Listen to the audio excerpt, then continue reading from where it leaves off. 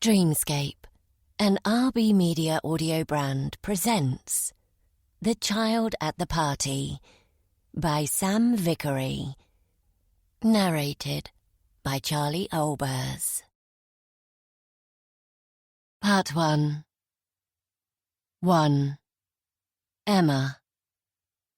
October 2026.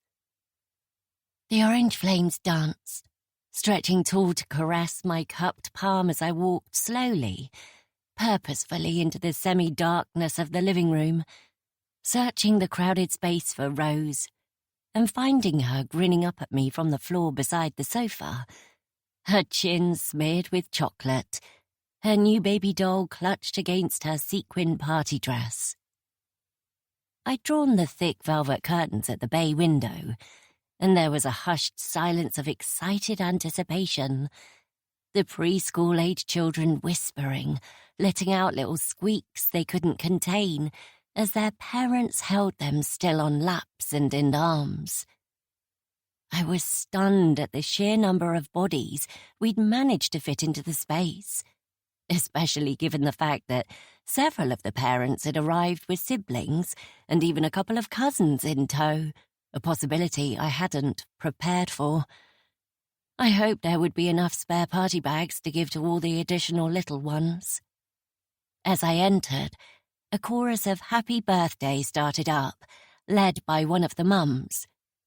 Rose's eyes widened in confusion, quickly transforming to wonder as she realized the singing was for her. My voice rang out loudest of all, and I was uncomfortably aware that I was overcompensating for the fact that her father hadn't managed to be here for the cake. Phil had rushed off just 20 minutes after the guests arrived, muttering something about covering a shift at the electronics store where he was assistant manager, and leaving before I could tell him to just say no for once in his life. It was starting to grate on me that he was constantly making excuses for why he needed to drop our plans, his own child, why his manager, Michaela, seemed to think she could call him up at a moment's notice and expect him to jump to action with no thought for what he might be doing with us. That he would do it today of all days was particularly hard for me to swallow. It was the first party we'd ever thrown for our little girl. The first year she'd really got the concept of having a birthday. It was supposed to be a shared memory we could hold on to as a family, could discuss and reminisce over for years to come. It had been made all the more special by the fact that her whole preschool class had turned up, making our new start in this lively city feel so much easier, like we belonged, were part of the community in a way we'd never managed before.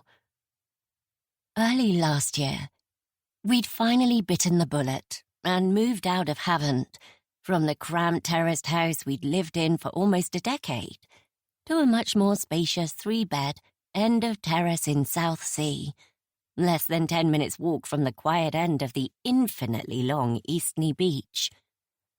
Our old house had been dated and damp, too far from Langstone Harbour to walk to the sea, too far to stroll into the town centre, and with a noisy railway track running behind the back garden, shaking the foundations of the house night and day. It had never felt like it belonged to me, always a temporary stopgap. But here, despite Portsmouth being the most densely populated city in the UK outside of London, it felt more peaceful than Havant ever had. I felt at peace. At least I had to begin with. I'd built connections, community.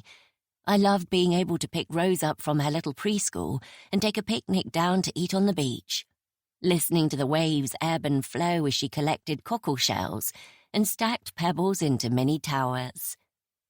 It had been almost a year since we made the move, and I still woke up every day grateful to find myself in this house, this place.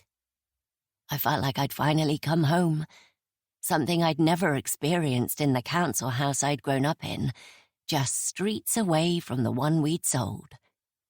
I just wished Phil would stick around long enough to be a part of it.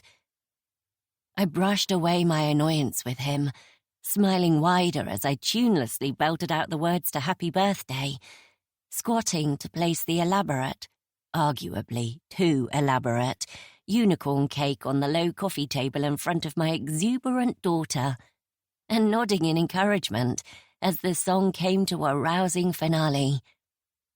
We'd practiced this part in the weeks leading up to the party, talked about how she'd play games with her friends, choose music to dance to, have presents to open and people to thank, and then we'd both puffed out our cheeks, pretending to blow out the candles and make a wish.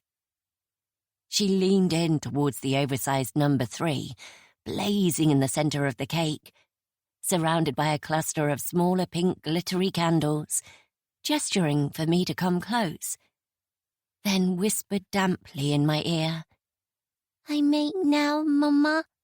I wish." I smiled at her words, her voice still so cautious, halting, seeing how much effort she was making to be understood in this important moment. "Yes, sweetheart, if you want to, you can make your wish now." I rocked back on my heels and blinked hard at the sting in my eyes, strangely overcome with emotion as she twisted her mouth, an expression that meant she was thinking hard, before blowing an explosive, somewhat dribbly blast of air over the cake. There was a cheer, and she looked up proudly, shy yet clearly pleased by the attention. I pressed a kiss to her forehead, wondering what she'd wished for, longing to know what went on in her mind, what she thought about when she was so often quiet. Straightening, the gold foil cake tray clutched in my hands, I looked over at my sister, who was sitting on the arm of the sofa, knees bent, her tanned bare feet no doubt leaving dirty marks on the cream velvet, a habit I'd given up trying to stop. Though she was in her 30s, she had the manners of a teenager. She was wearing a silver toe ring that looked bohemian and pretty, but I couldn't help but think how it would dig into her skin as she walked around. Could it really be comfortable? Maybe she just didn't care, was willing to sacrifice comfort in the name of style. "Mabel," I said, resisting the urge to crack my spine as I arched my back subtly. "There's just time for one more game of musical statues before we finish. Do you mind taking the lead on the music while I cut the cake for the party bags?" "Course," she grinned, tossing her waist-length light brown hair over one shoulder, then leaning to reach the laptop, her tight t-shirt rising up to display her tanned midriff. "I'm the queen of musical statues. Isn't that right, kids?" The obnoxious nursery rhyme compilation started back up, and I reminded myself that I could endure anything for a couple of hours. Monday, I'd be back at work, Rose at nursery, and the tinny sounds of Dingle-Dangle Scarecrow would be nothing but a fuzzy memory, one I'd actually cherish, as I remembered the sight of my daughter jumping up and down in excitement, the difficulties of the past few years forgotten for a precious day. Clutching the cake tray to my chest, I tried to focus on that. The happiness, the sound of laughing children. I forced myself to keep smiling, keep being the perfect host, the woman they thought they all knew. But beneath the smile, I couldn't manage to squash down the feelings of anger and fear that never seemed to go away. I could put on a show, but I couldn't fool myself. And that, I thought, gritting my teeth, as I placed the cake down on the kitchen counter, was down to Phil. Half an hour later, having thankfully managed to make enough party bags to give to all the uninvited children, bulked out with a packet of party rings I'd found in the back of the larder, I was standing at the front door, waving off the last of the parents. Mabel brushed past me, already slipping her jacket on, and I grabbed her wrist. "You don't want to stay a while? Phil's at work and Rose is going to be wrapped up in her new toys for the rest of the afternoon. I thought maybe we could have a catch-up. There's birthday cake left." She smiled apologetically, and I felt sure I knew what her answer would be before she spoke. I'd love to, but all those kids have worn me out. I need a power nap before I have to go out again tonight for another, more grown-up party. I wonder if tonight's crowd would appreciate Pin the Tail on the Donkey and musical bumps. She laughed, her hazel eyes twinkling. It's been lovely, Em. Rose is such a gorgeous soul. Maybe I can take her for a girls' day sometime? I nodded, though the idea of Mabel being fully responsible for my child was more than a little unsettling. I could just picture her getting distracted and leaving Rose behind in a cafe while she got chatting to a good-looking guy, or followed some harebrained idea she'd been struck by. It was one thing for her to babysit here at the house, but out in the world, with a willful toddler, I wasn't so sure. Even so, it was sweet that she'd thought to make the offer. Yeah, sure. Maybe, I said as she leaned in to air-kiss my cheek, clearly in a hurry to get back to the peace of her own flat. I watched as she dashed down the path, feeling suddenly drained, my face aching from having smiled too much. I always felt this way after parties, like the energy had been sapped out of me, and I wanted to retreat from the world. I suppose that was something my sister and I had in common, though she'd no doubt recharge much quicker than I would and be back out again by sunset. I closed the door, sighing. The house was blissfully quiet, and now that the party was over, and he'd missed it, I hoped Phil would be doing a long shift. I didn't have the energy for him to come back now, for the argument we would inevitably have. It was easier to clear up alone and bask in the success of the day, at least from my daughter's perspective. I padded up the hallway, peering in at the living room door to see Rose sitting on the rug, her blonde head bowed, her new doll lying beside her as she picked through a pile of accessories, brushes, doll-sized nappies, little boots and hats. She looked utterly absorbed in her play. I left the door open and went to the kitchen, knowing that the mess that was waiting for me needed tackling before my energy abandoned me entirely. The radio was on, some country song with an upbeat tune playing, and my eyes immediately went to a dark purple puddle on the herringbone flooring that I recognized instantly as blackcurrant squash. Groaning, sure that it would stain the light ash wood, I turned to grab a cloth and gave a start. There, at the kitchen table, beside the open patio doors, was a little girl. I'd been sure everyone had left. The girl was systematically working her way through a chunk of birthday cake, icing spread around her mouth, chewing methodically, seemingly unaware that she was being watched.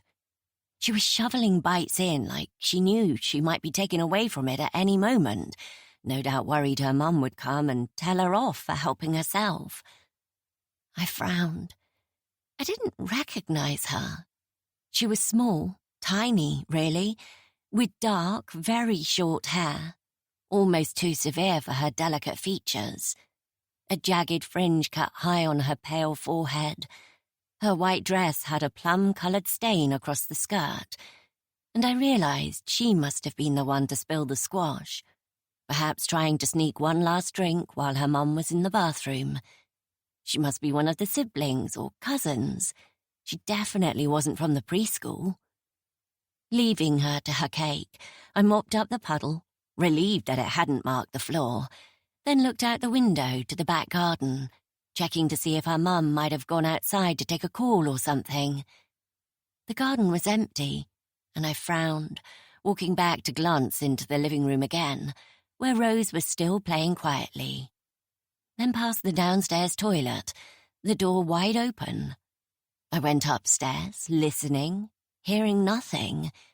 The bathroom was empty too, as were the bedrooms. Could someone have left without their child? Could they have been in such a rush that they forgot they had brought an extra one with them?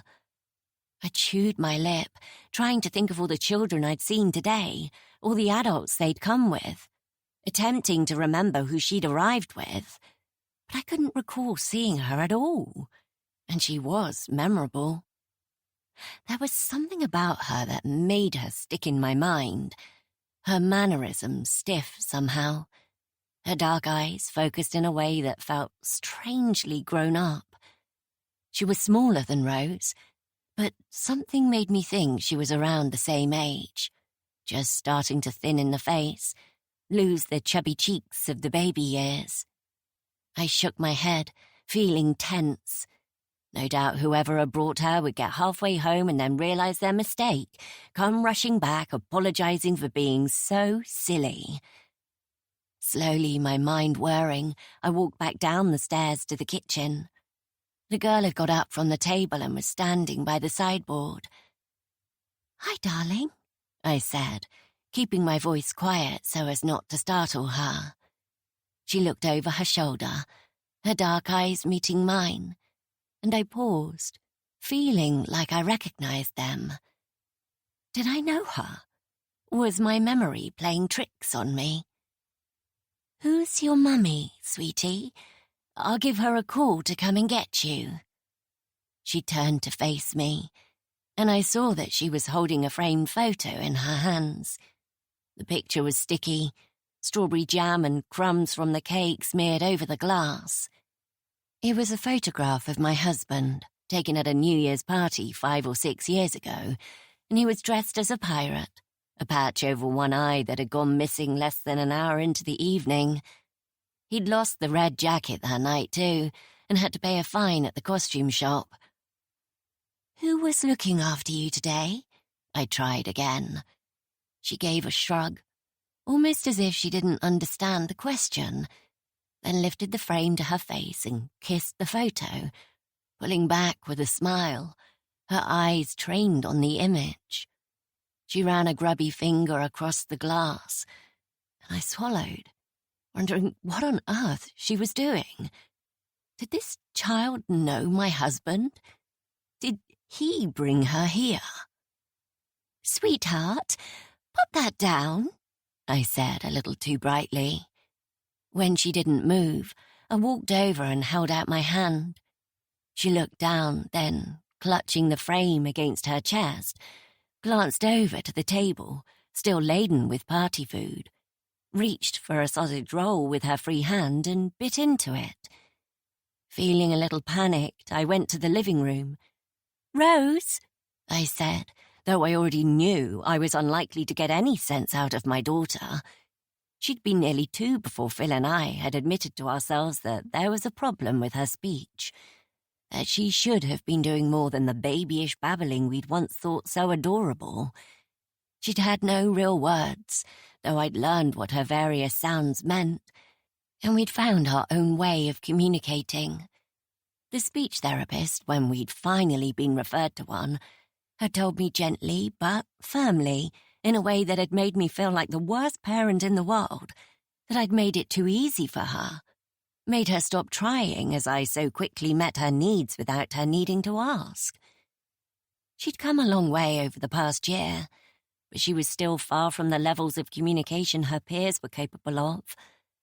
I knew she wasn't any less intelligent, that there was a lot going on behind those pretty blue eyes, and I was sure that in time she'd catch up, and it would be like she'd never struggled. But for now, we had to be patient, let her go at her own pace. Even so, I had to try. "Rose, darling," I said, waiting for her to look up from her play and give me her full attention before continuing. "There's a little girl in the kitchen. Can you come and see her and tell me if you know her name?" Nodding, she stood, dropping the doll on its head and taking my hand. I led her to the table where the girl was now eating a slice of cold pizza, the photo lying face down beside her. "Rose, do you know this little girl?" She pursed her lips, frowning as she appraised her, then finally shook her head. "Is she one of the children who come with their mummies to pick someone up from preschool?" I asked, seeing confusion in her eyes. She stared at her thoughtfully. Not... no. She looked up at me apologetically. That's okay. That's helpful, I said. She had to be a sibling then. A cousin. I would have to phone all the parents, or I could just post on the WhatsApp group to save time. I should have thought of that before. Smiling as the little girl wiped her hands on her stained dress and wondering if I should lend her one of Rose's, I pulled out my phone, typing in a quick, "Anyone forgotten something?" winky face, to the group I'd made for the party, hoping it would make someone think without alerting the rest of the parents to their monumental blunder, then put it back in my pocket. It was unsettling, somehow, her being here, the way she had looked at that photograph of Phil. It made my mind go to places it had no need to go to. Silly. I cleared my throat. "What's your name?" I asked, half expecting the question to go unanswered like the rest. "Billy," she whispered, and I nodded, sure I didn't recognize it. The only Billy I knew was an uncle of Phil's who died of a heart attack nearly 4 years ago. My mind whirred again, and I took a breath. "Right," I said, my voice high and tense. "Rose, why don't you and Billy go and look at your new toys in the living room? I'll just be a moment." I watched them go, silently eyeing each other up, and hoped they would at least play nicely until Billy was collected. As soon as they had disappeared into the living room, I strode over to the table and picked up the photograph of Phil, wiping the crumbs from the glass, thinking for the first time in years of his uncle and the close bond the two of them had shared. I suddenly remembered a snippet of conversation from not long after his funeral. Phil had told me that if he was ever lucky enough to have a son of his own, he would like to call him Billy, to honor his uncle and the important role he'd played in his life. I stared down at the photograph, unable to stop myself from searching for a resemblance between my husband and this child. They both had dark hair, pale skin, serious mouths, though Phil's eyes were light blue while Billy's were a deep brown. I stared harder, needing answers. Then, with a frustrated sigh, I snapped my gaze away. I was being ridiculous. It was simply a coincidence. Billy was a popular name these days, especially for little girls. Slowly, my palms coated in a sheen of sweat, I returned the framed photograph to its place on the sideboard and turned away. I was being silly.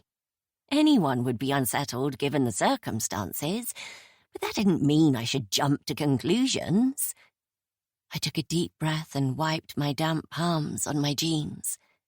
The sooner Billy's parents returned for her, the better. 2. Darkness had crept up on me.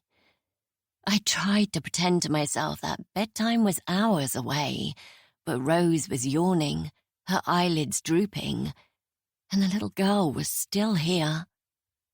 I'd fed them both sandwiches and eventually changed Billy into a pair of Rose's leggings and a fresh cotton t-shirt, wiping her hands and face with a flannel. Now I was inwardly panicking.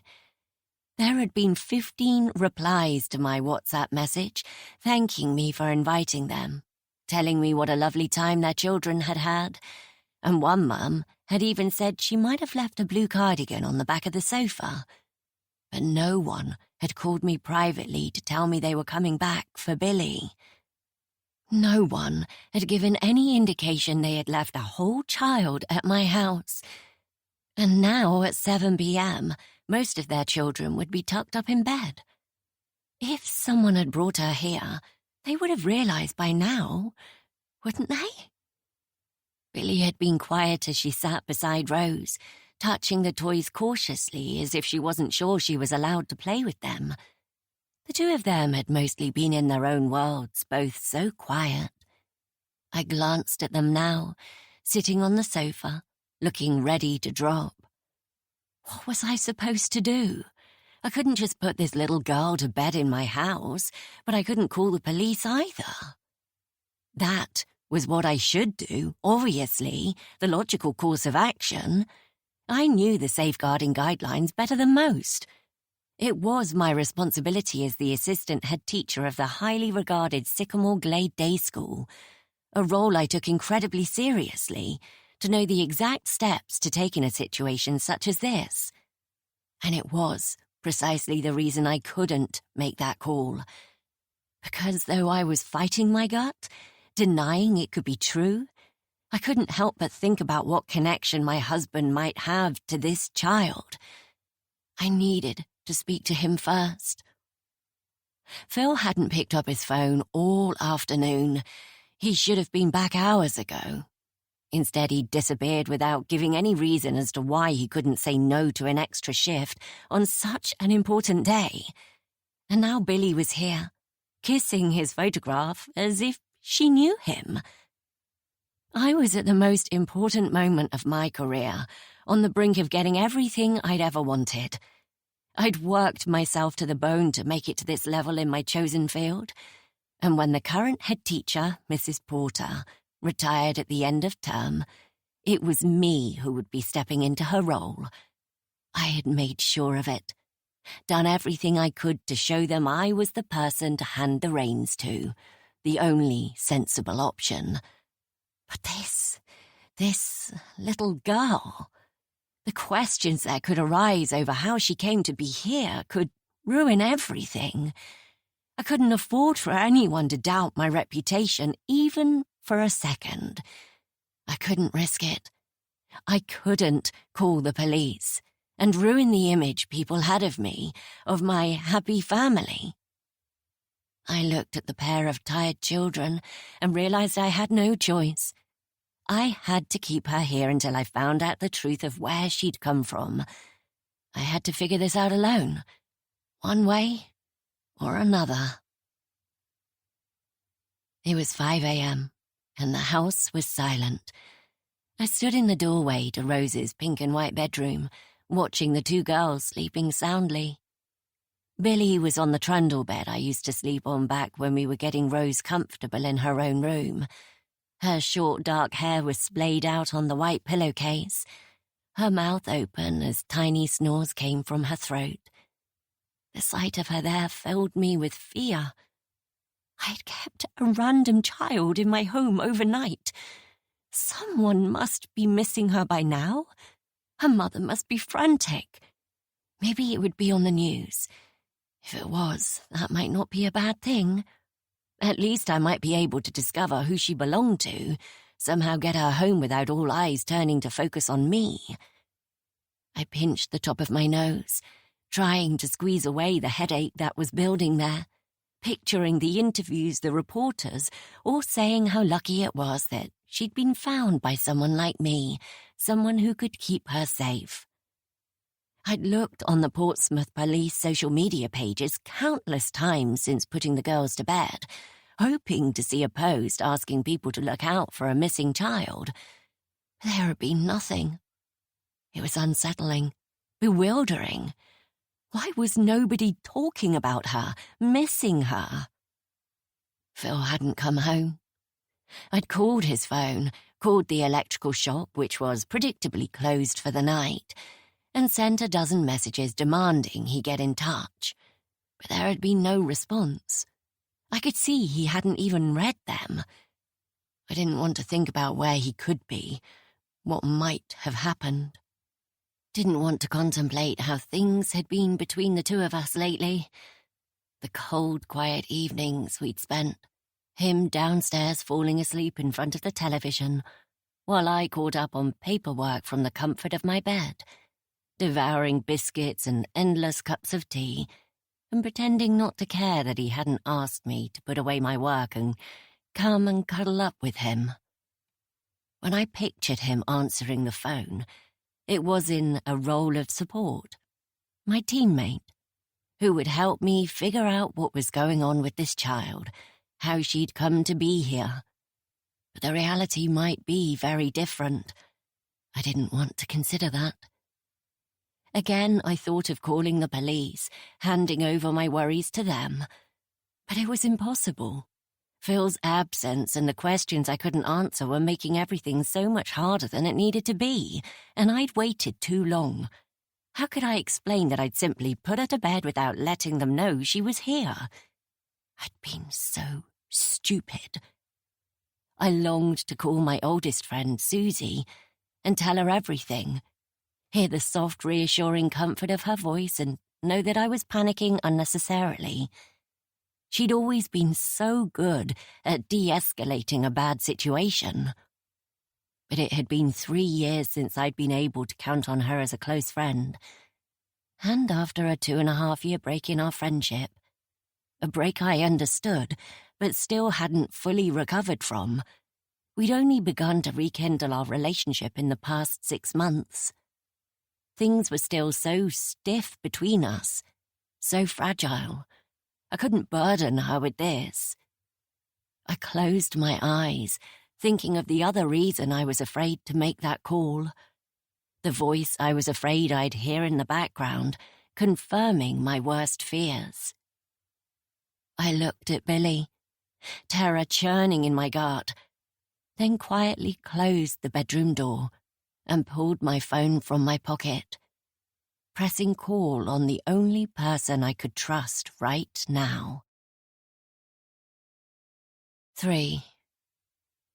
May 2026. 6 months earlier. I pushed the trolley through the aisle, quietly seething about the online food delivery that had failed to materialize this afternoon. On the advice of a colleague, I'd changed to a new supermarket this week, assured that it would be half the price for the same order. In reality, it had ended up being free. Phil had texted to say it hadn't arrived and he was heading out to work a late shift, so he couldn't do anything to help. They'd refunded my shop, sending some wishy-washy email about a broken-down van that I hadn't seen until I'd come out of a meeting with the mother of a student who was likely to be expelled if she didn't get her behavior on track. The mother had been condescending, seeming to believe that as long as she was paying her rather eye-watering tuition fees, her 15-year-old daughter could do whatever the hell she liked, and I had left the meeting feeling shaken and drained. I reflected now on what I could have done better, how I could have helped the woman to see that it was her daughter who would ultimately suffer if she didn't start taking her education seriously. I couldn't think of a better way than the no-nonsense path I'd gone down. I'd held my own despite her animosity, told her in no uncertain terms that her child would be asked to leave if we had another incident like the one we'd witnessed in the bathroom last week. And I was pleased that I hadn't backed down. Sometimes it took a harsh approach to make parents see sense. We had a reputation to uphold as a school, and with Mrs. Porter tied up in another meeting with the local planning officer about our intentions to build a new sports facility on site, I had been glad to take the reins, to prove I was more than capable of holding the fort in her absence. I'd been keen to pick Rose up and get home after a trying day, but I'd had to make a rush trip to the supermarket instead, and I would be lucky if I got to the nursery before closing now, earning a late fee, and no doubt getting a telling off of my own to boot. It couldn't be helped. I didn't have anything in for dinner tonight, let alone the next few days. So reluctantly, and for the first time in almost 3 years, since I'd been heavily pregnant and had discovered online ordering, I found myself fighting the unwieldy trolley and trying to remember where to find everything I needed. Distracted by a half-price offer on Toblerones, I manoeuvred to one side to grab a couple, hoping they would put Phil in a better mood. Years ago, when we'd enjoyed weekend city breaks in Paris and Prague, he'd always picked up a Toblerone or two at the airport. There was a part of me that hoped the taste of the chocolate would ignite some of those happier memories in his distracted mind, that he might look up and smile at me, warmth in his eyes. remember what we'd once been, what we could be again if only he'd make the effort. I sighed, turning into the next aisle and scanning the packed shelves. As I tossed a packet of penne into the trolley, a heady waft of vanilla and jasmine brought goosebumps to my arms, and I spun to look behind me. I'd been sure it was her from that familiar scent, the combination of body lotion and perfume she had always worn. But even so, it was a shock to see her standing no more than a metre from me now. She was poring over the nutritional label on a jar of bolognese sauce, and watching her unnoticed, I couldn't help but be taken aback by how different she looked, how much she had changed over the past 2.5 years. Her hair, once waist-length and glossy black, was chopped in a short, messy bob, a chunky fringe obscuring her pale, pinched face. She was wearing an unflattering dark grey tracksuit, a bleach stain on the back of the right knee, green and orange paint splattered on the hoodie, and her face, though still pretty, looked caved in and so much older than I remembered. It was startling to realize how much I'd missed, as if I'd woken from a coma to find I'd lost a chunk of time and nothing made sense. She put the jar of sauce back on the shelf, clearly unimpressed by its offerings. Then, as if she suddenly sensed she was being watched, snapped her head in my direction, her dark eyes widening in unwelcome recognition. I pretended not to notice her obvious discomfort. Instead, I chose to take the high road, be the bigger person. "Susie!" I exclaimed, as if I'd only just spotted her. "Oh my God, it is you!" I gushed, bridging the gap and pulling her into a hug. Her body remained stiff, though to my surprise she patted me awkwardly on the back before stepping away. "Hello, Emma." I bit back the unwelcome and powerful urge to quip, "Oh, so you do remember my name then?" It had been a long time since we'd been able to be sarcastic with each other, and I was sure she wouldn't take it well. She had to know how broken I'd felt at being ghosted by her. But if I let myself be swept up in the bitterness, the grief, I might miss my only chance to get her back in my life. I looked into her eyes, so guarded, closed, and despite my awareness that she was willing me to disappear, I smiled. "I've missed you," I said simply. The words seemed to land like a blow. She actually flinched. Continuing in a rush, I said, "Phil mentioned that Joe finally shaved off his beard." I grinned, thinking of how long we'd spent discussing it when she'd first begun dating him.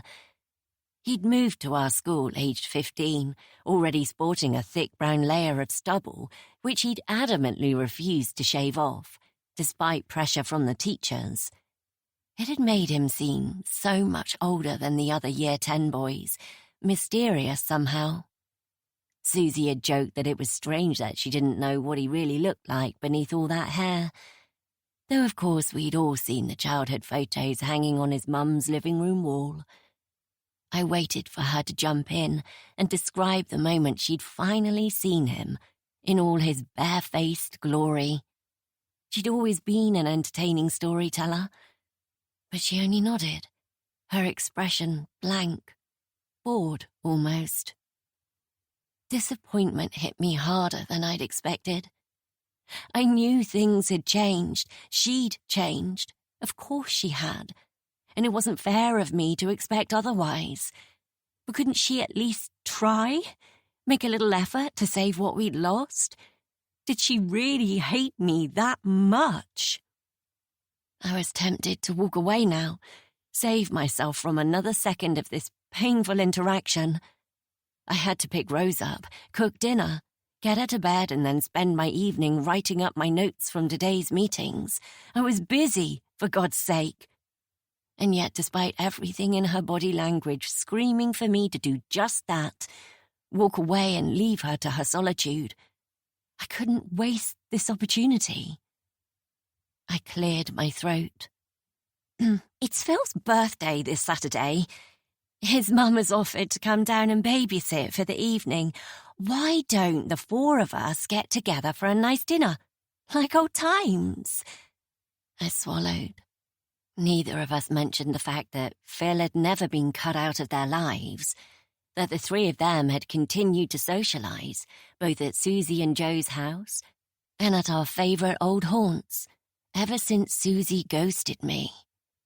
To begin with, I'd been so wrapped up in my newborn daughter, adjusting to motherhood, that I had barely registered it.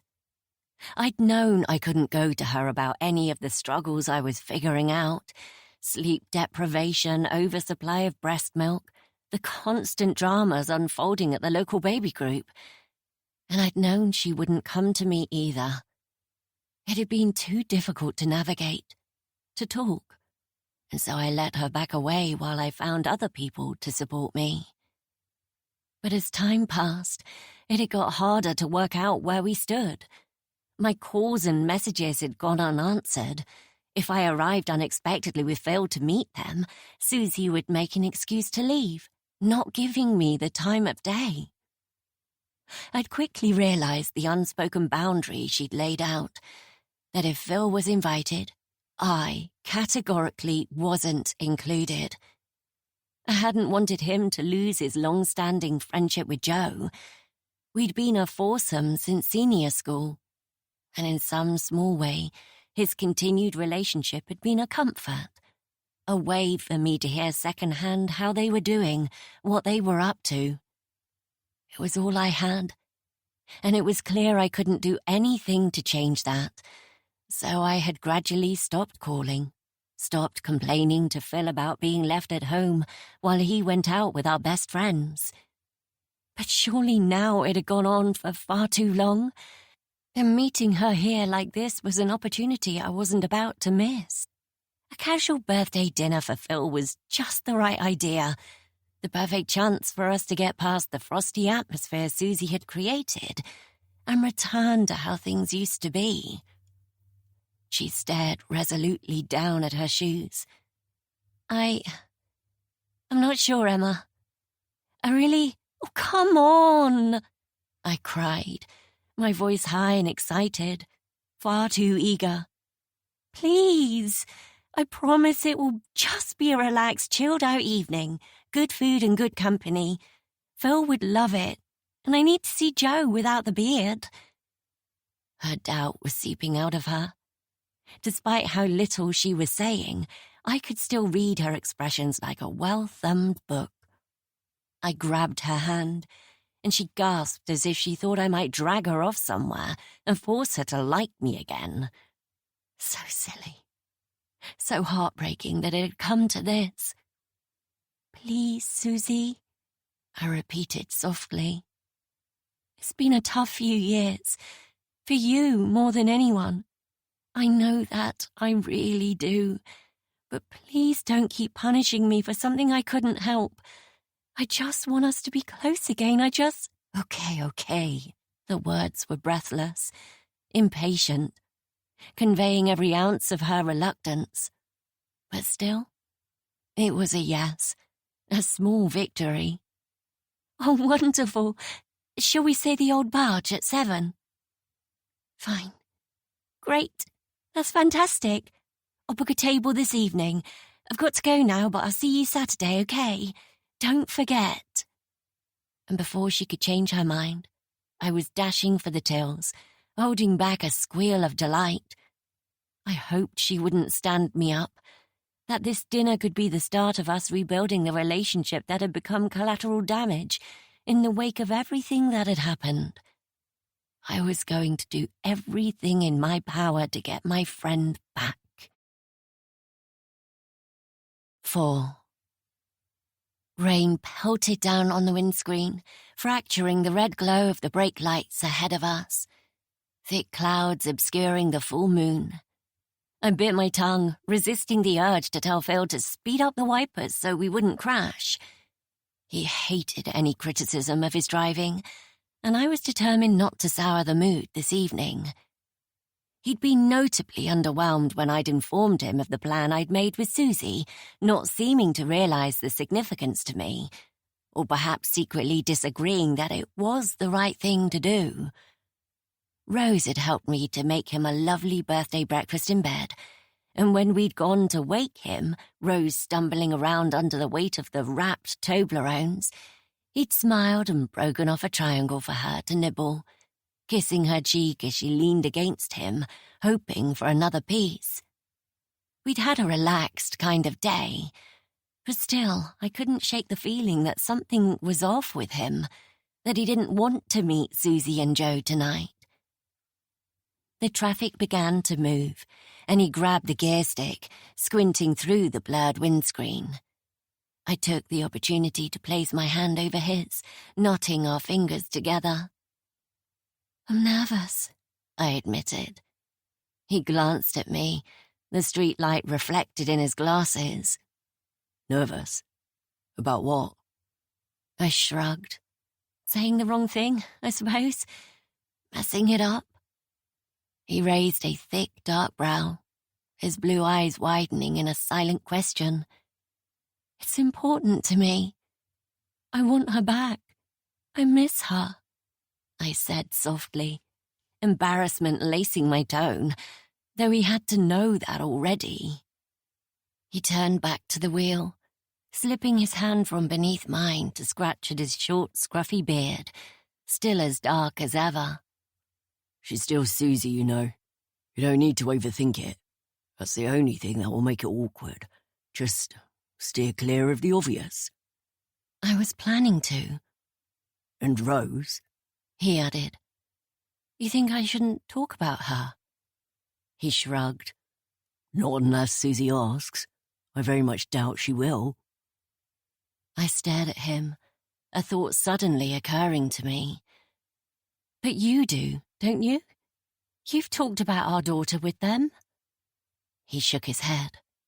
"Maybe a few comments when it's just me and Joe, but with Susie?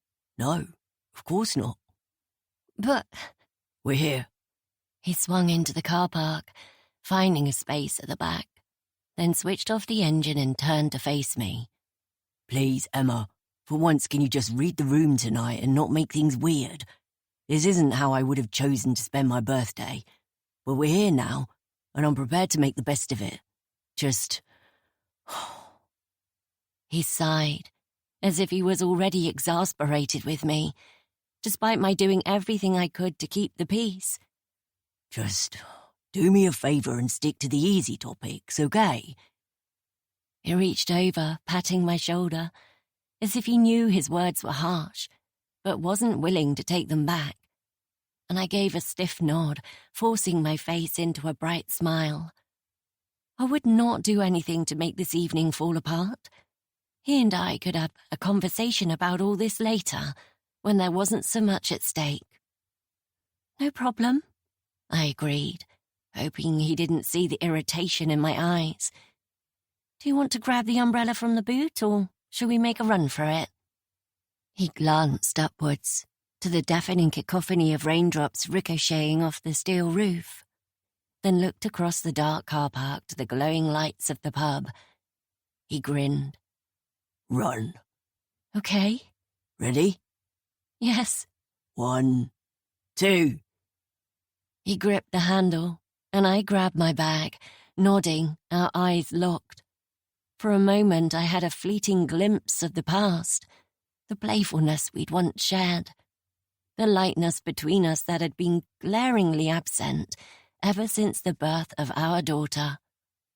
3, he shouted, and we both dived out of the car, dashing through the sheet of rain towards the safety of the pub.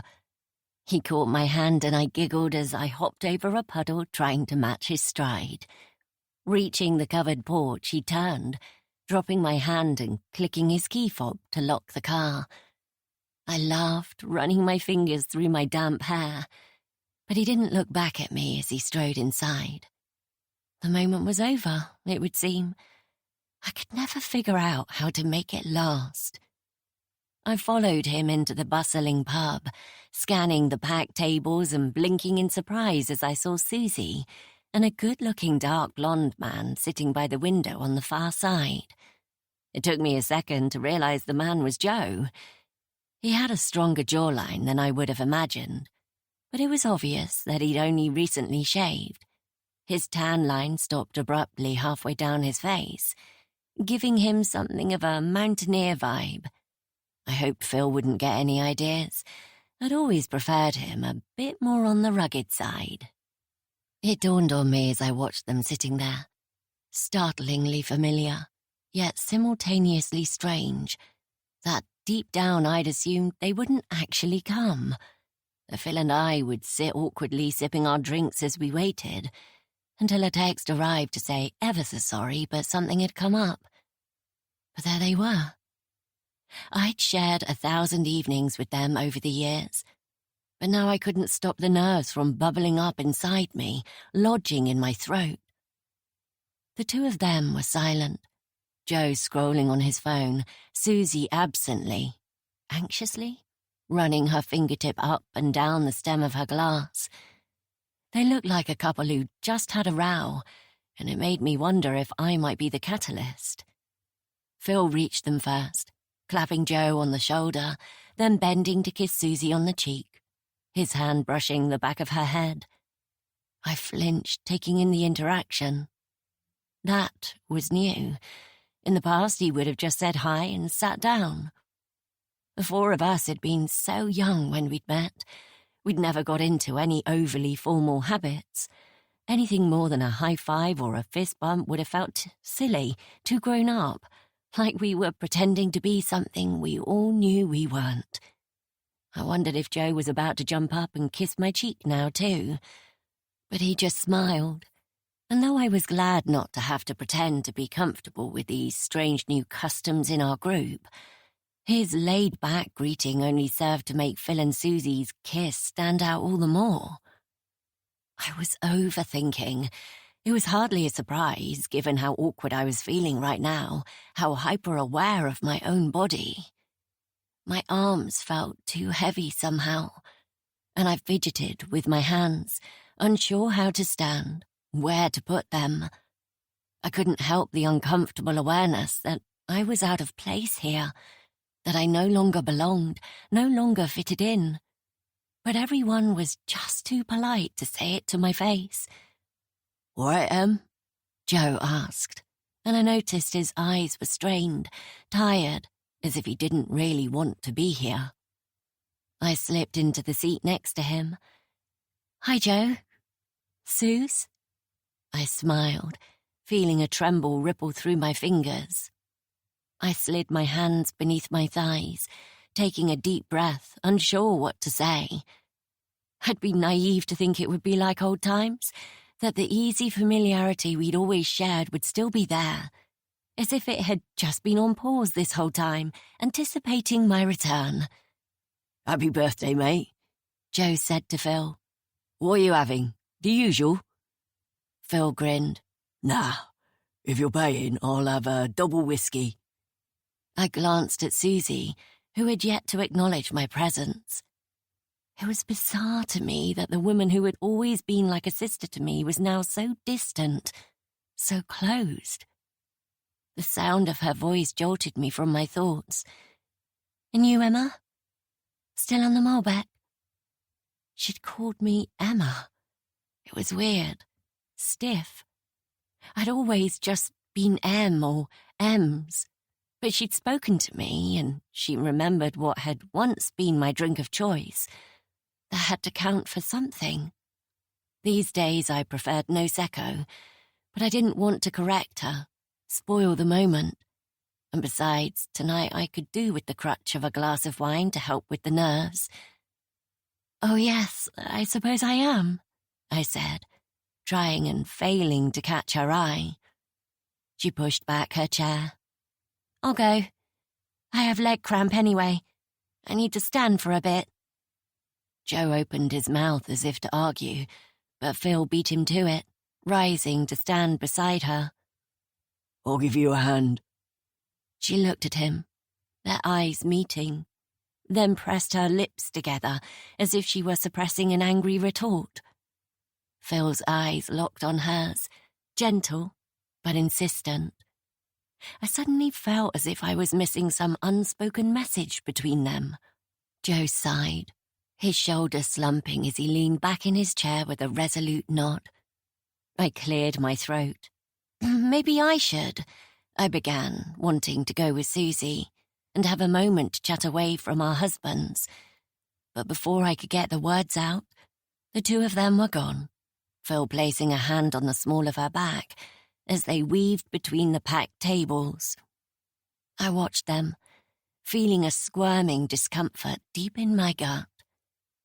There was something protective, tender in my husband's manner toward Susie that seemed to come from a deeply ingrained habit. They'd always been close, but it had been like they were siblings, always joking and laughing, obviously caring towards each other. But hands off. There had never been any of this touching, the silent interactions that were impossible to ignore now. When had things changed? Had it been this way since she ghosted me? Had what happened back then been the trigger? I glanced at Joe and found he was already watching me, as if he knew what I was seeing and was judging my reaction. It was hard to know what to say to him. Did we just brush over the past 2.5 years? The fact that he hadn't picked up the phone, had been willing to let me be pushed out of the group? Had he spoken up for me? Tried to reason with his wife? The silence stretched on, and I wondered if I'd made a mistake in coming here tonight, if there was anything left of our old bonds worth salvaging. I slipped my hands out from beneath my thighs, fiddling with the cardboard coaster in front of me. Joe's hand covered mine, warm and firm as he held my fingers still. I looked up, meeting his eyes. I guess a lot has changed, hasn't it? I said softly. He twisted his mouth, and I stared, fascinated by how he looked without the beard. He felt like a stranger to me. I suddenly thought of the day we'd known we were friends, the overconfident 15-year-old new boy at school who dared me and Susie to skinny dip on an unusually warm November night at a classmate's birthday party. We'd all got stomach bugs the following day, having been unaware that there had been a sewage discharge into the sea. But it had been worth it for the memory of that night, the adventure of it securing the friendship between the four of us. I guess so, he replied. But not everything. I waited for him to ask me something. Ask about Rose. It was what people did, wasn't it? The usual etiquette. And with Susie at the bar, this would have been the perfect chance for him to show some interest in the child he had never even met. I knew exactly why she wouldn't. But Joe. It hurt that he didn't take the opportunity, especially given what Phil had said earlier about them never even discussing her. He should want to know. In another life, he and Susie would have been known as auntie and uncle to Rose. They still could. Still might.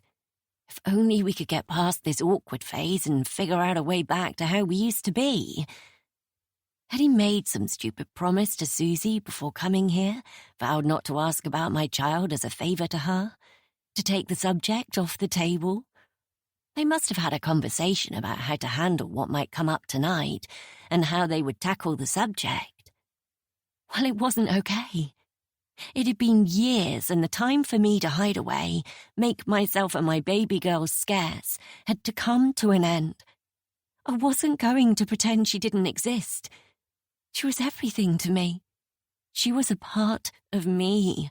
I couldn't wipe her existence from the world to save their feelings. I understood it was never going to be easy, but since when had the four of us been incapable of talking about the darkest corners of our minds, our deepest struggles? It was why we'd always been so close. When Joe's dad had died young, We'd rallied around, refused to let Joe go through it alone. When Phil had unexpectedly left his job as a teacher and we'd made that sudden decision to move to the other side of town, let go of the lease on the flat near my mum and buy the only house within our meagre budget in order to have a fresh start, all through that nasty business. Yes, I suppose there had been details we had chosen not to share with anyone, Susie and Joe included. But still, they'd been so supportive. We'd been family to each other, and we had only stayed in the area because we'd assumed the two of them would be there with us. Had we known they were planning to move to Southsea, we'd have left too.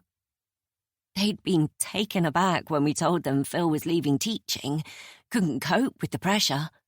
But they'd never tried to talk him into changing his mind, never pushed him to go back, seeming to understand that there was more to the story than we were willing to divulge. I suddenly thought of another secret, the one only Susie and I knew, the one that had both fractured and cemented our bond. I'd done everything I could to protect her, knowing how she felt about what she'd done. Neither of us could have comprehended how one night, one terrible, shocking night would change everything.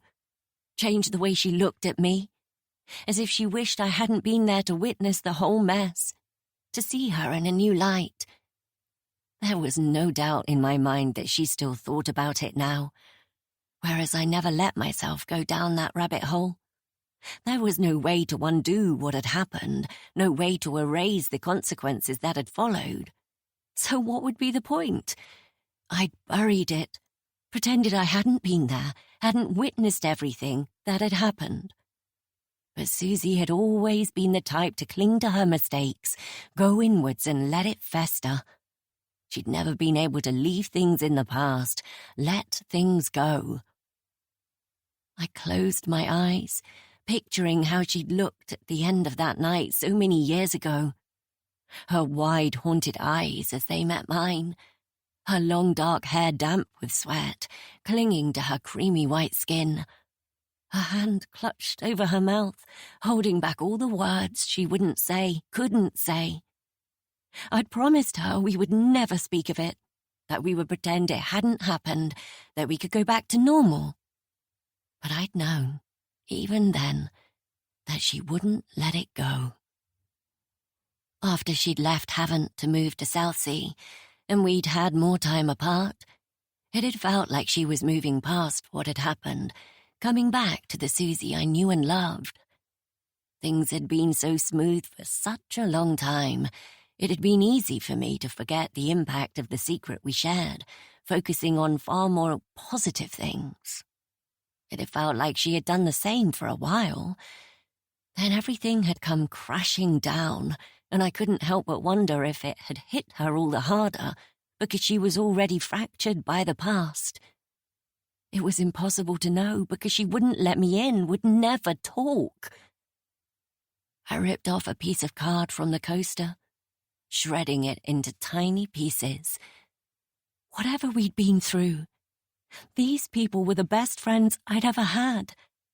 I wasn't going to make small talk with Joe now about his work, his mum's retirement, when he couldn't bring himself to show me the courtesy I deserved and ask about my child, the most important person in my life.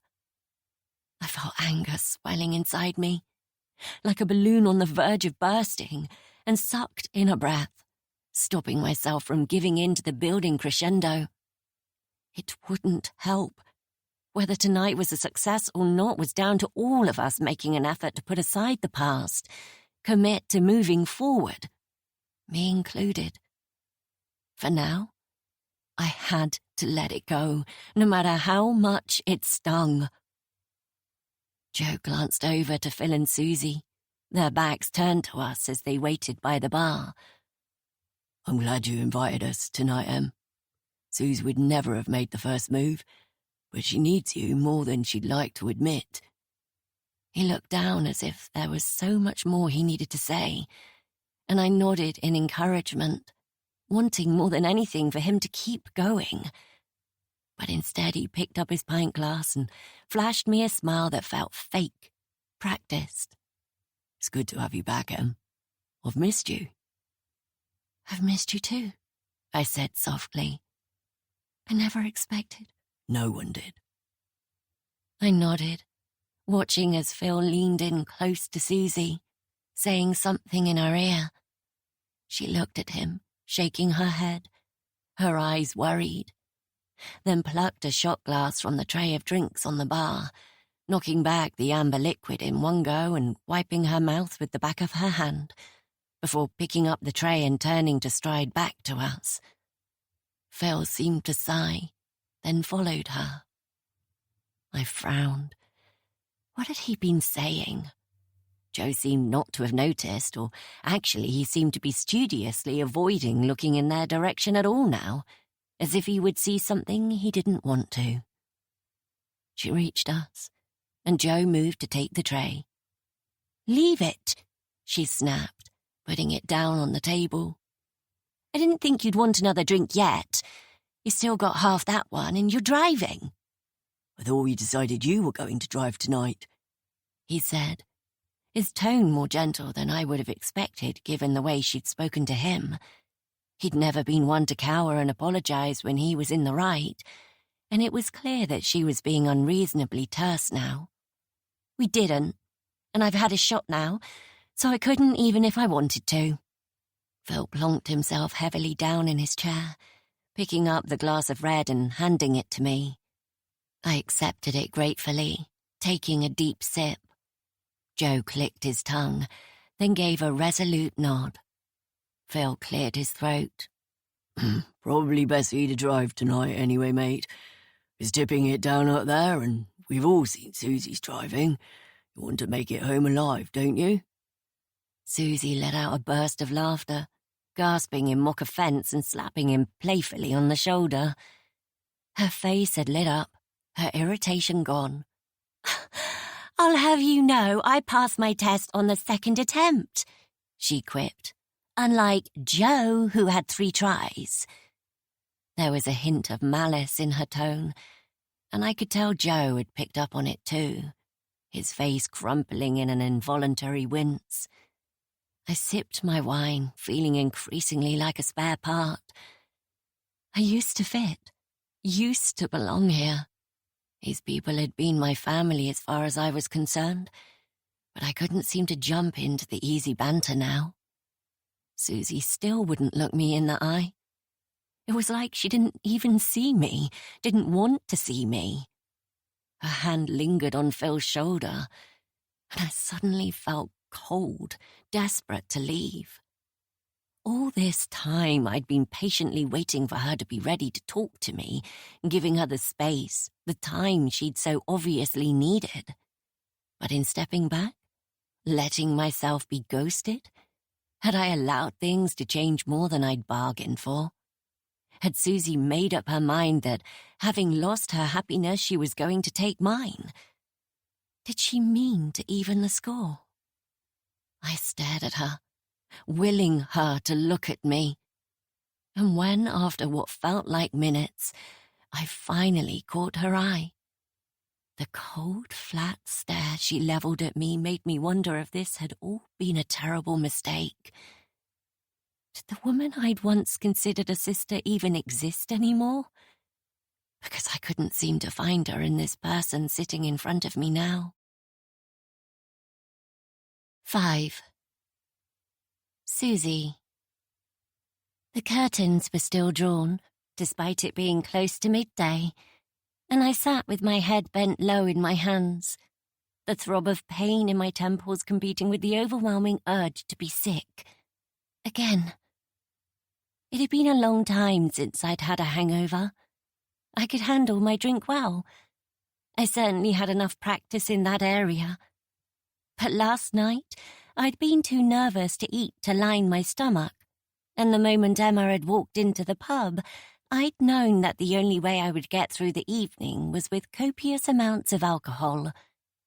I'd drunk to excess, even for me. I'd hoped it would make the evening go quickly so we could all leave and say that we'd tried, but that it wasn't an experience worth repeating. Close the book once and for all on that chapter of our lives. I wasn't oblivious to the look she'd given me, the way she'd tried again and again to catch my eye. The hurt in her expression had been impossible to ignore. Her face was as familiar as my own, even now after so long apart. I knew the tiny tells, the way her eyes creased, the tug in her brows.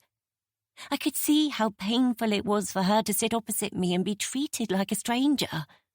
Or worse, a polite acquaintance. It wasn't as if I was ignorant to the pain I had caused her when I'd blocked her number from my phone without so much as a conversation. I'd known exactly what I was doing. But just as I could see every emotion playing out on her face, she knew me equally as well. Well enough that I'd been certain she would instantly grasp my reasons for being unable to look her in the eye again. Though knowing Emma as I did, she would likely have 1,000 reasons for why I'd been wrong, why I should have done things her way. It was precisely why I'd felt the need to block her in the first place. She had never been one for accepting no at face value. I'd survived the evening, somehow, squashing down the bubbling vat of emotions roiling in my belly, dousing my own longing for it to be different, to hug her and talk to her properly, with a hearty dose of strong alcohol. As cruel as it was to admit to myself, I had no intention whatsoever of reigniting our friendship. How could we ever find our way back to who we'd been before? It was impossible. Better to show her now that there was no hope for us, that the sisterly bond we'd once held so dear had been severed beyond repair.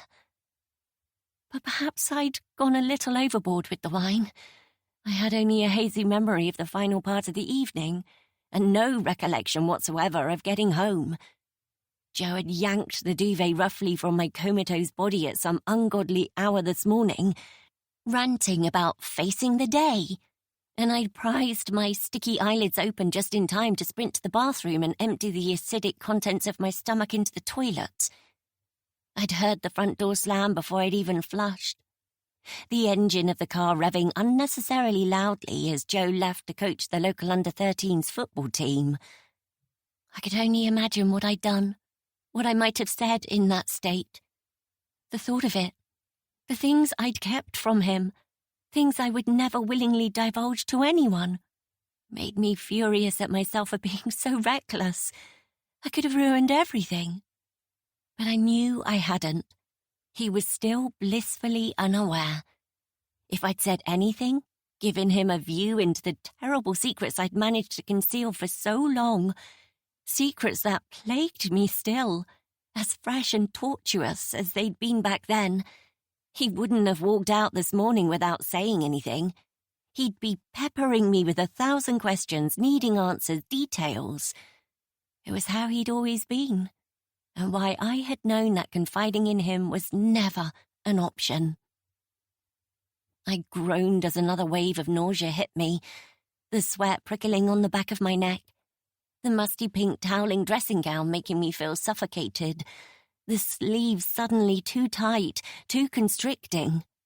I stumbled to my feet, stripping it off and leaving it pulled on the living room carpet, dragging myself up the stairs by sheer force and heading into the bathroom. The pipes creaked as I turned the shower over the bath to hot, waiting for the steam to billow around me before clambering over the side and leaning my head against the cool, damp tile as the jet of water cascaded almost painfully down my back, scalding, searing away my sins. I let out a laugh. If only it was so simple. If only I could punish myself enough to change things, go back, do any of it differently. I was angry at Joe for having pushed me into going last night. He'd insisted that seeing Emma might not be the worst idea. "Let's just give it a chance, Suze," he'd said when I'd blurted out that I'd bumped into her in the supermarket. "It's been a really hard time for all of us, but it might do you good." He'd taken my hand, forcing me to stop pacing, frantically reprimanding myself for agreeing to go out with them, and said, his tone gentle, placating, "The child is 3 now.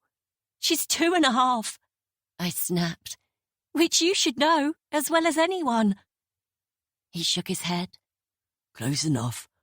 My point is, she's not a baby anymore, and you don't even need to see her if it's too hard. You know I haven't.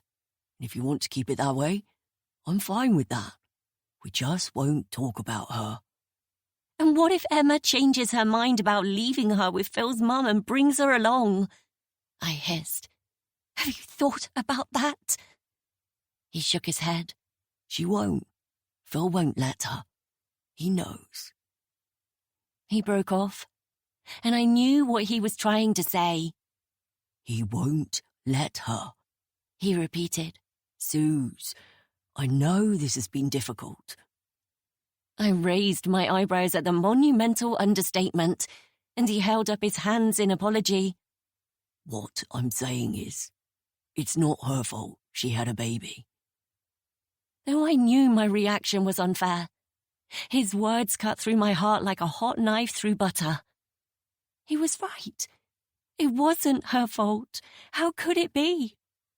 And it wasn't the child's fault either. I did know that. But that didn't stop me from hating Emma, as unfair as that might be. Didn't prevent me from thinking of her child, the baby I'd never even laid eyes on, as a symbol of everything that I'd lost. I stood under the scalding water, suddenly aware that tears were streaming down my cheeks, mingling with the flow, blinding me. All I could hope was that I'd done enough last night to burn any remaining bridges she might be clinging onto. But I had an awful feeling that Joe wouldn't let me close that door without a fight. And I thought, as I tilted my face up to the shower, choking back a sob, I had so little fight left in me. 6. Emma. October 2026. The kitchen was shrouded in silence as Rose and Billy ate a mismatched breakfast at the table. Rose had been grumpy since waking at 7, the novelty of having another little girl here to play with having long since passed. The come down after her party clearly settling in. She'd refused to let me take off her PJs, then thrown her new doll down the stairs when I suggested she might like to play with it. She was rarely in a bad mood, so I'd put it down to tiredness, overstimulation, and tried not to let it push my buttons. Billy, on the other hand, seemed chipper. She'd surprised me by staying dry overnight, taking herself to the toilet the moment she woke up, though I'd had to remind her to wash her hands afterwards. I'd found a spare toothbrush in the medicine cabinet, and she'd taken it decisively from my hand, not allowing me to touch her as she brushed her own teeth. I was certain that young as this child looked, she had to be at least 3 years old. She was small, but already so much more independent than Rose. I sipped my second mug of strong black coffee, sweetened with 3 sugars in an attempt to trick my body. The adrenaline was coming and going, keeping me alert, but my eyes were itching and bloodshot. It felt like someone had poked little shards of glass beneath the lids. I should have tried to sleep a little, but I just couldn't. I hadn't even bothered to get undressed, hadn't gone near my bed all night long. I'd called Mabel at 5 a.m., leaving a voicemail asking her to come straight over, needing someone else here, another adult who could share the problem, the worry. But I'd remembered too late that she'd said she was going out after Rose's party. She would have been comatose at home, no doubt entangled with some 20-year-old philosophy student who appreciated her cougar qualities. I wouldn't hear from her for hours yet. I couldn't stop my gaze from flicking to the dark-haired child sitting with my daughter, her small fingers tearing apart the muffin I'd given her, left over from the party, shoveling chunks of it into her mouth. I couldn't believe what I'd done. I'd kept a lost child here overnight. How many of those fucking safeguarding courses had I attended? Countless. So many that I could easily run one of my own at this point. So why, the first time I was presented with a situation where I needed to act with haste, had I made the wrong choice, gone against everything I'd been taught? Why had I failed in my duty as a parent, an educator? If the school board caught wind of this, I would lose the promotion. I might even lose my current position. The consequences of making this stupid mistake would be dire. Another burst of adrenaline fizzed through my frayed nerves, panic igniting in my chest, making me want to run, to get away from here. What if I left with Rose now? Took her to the shops, making sure I was caught on CCTV, spoke to as many people as possible to make sure I had witnesses to attest that the two of us had been out alone. Then I could come home and find Billy and call the police, saying I had no idea how she'd come to be here. I could claim she'd been wandering in the front garden and I was a concerned citizen. She'd be okay if I left her in front of the TV for a little while, wouldn't she? Just half an hour, no longer than that. I glanced at her, knowing already how bad an idea that was. What if she hurt herself, set the kitchen on fire, got into the knife drawer somehow? What if Phil came home? What if Billy told them I was lying and that she'd spent the night here? Her speech was so much clearer than Rose's.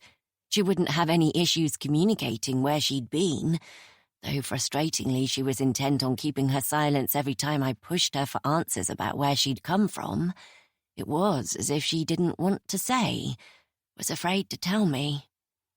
But I couldn't risk her telling the police that she'd slept in Rose's room with her, that I'd kept her here in secret, not to mention the big fear that had been pressing down on my chest since the party, since nobody had called to claim her.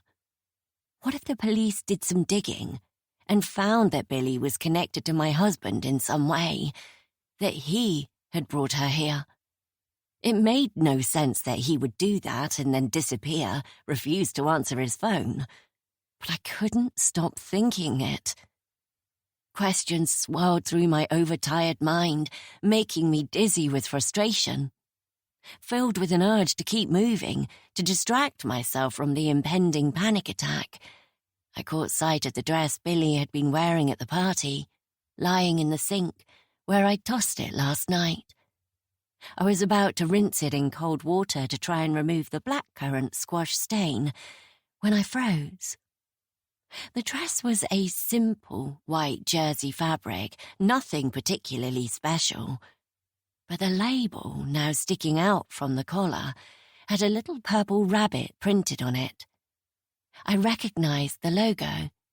It was a shop I'd been to several times, a little independent place in Brighton that specialized in organic, handmade children's clothes. My heart began to race. Surely not, I whispered, turning the label over, already anticipating what I'd find. Even so, I couldn't stop myself from gasping. There, on the underside, written on the plain white satin, were two words.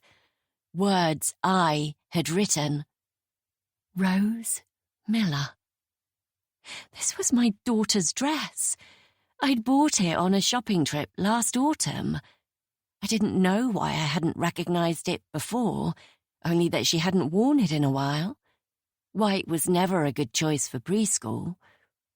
How had this little girl come to be wearing my daughter's dress? It didn't make sense. My heart was in my throat as I turned to her, my voice strangled. Billy, where did you get this dress? For the party, she answered through a mouthful of banana. I wear it for the party. I shook my head. But who put it on you? She shrugged, reaching for her cup of milk, gulping it noisily. I put it.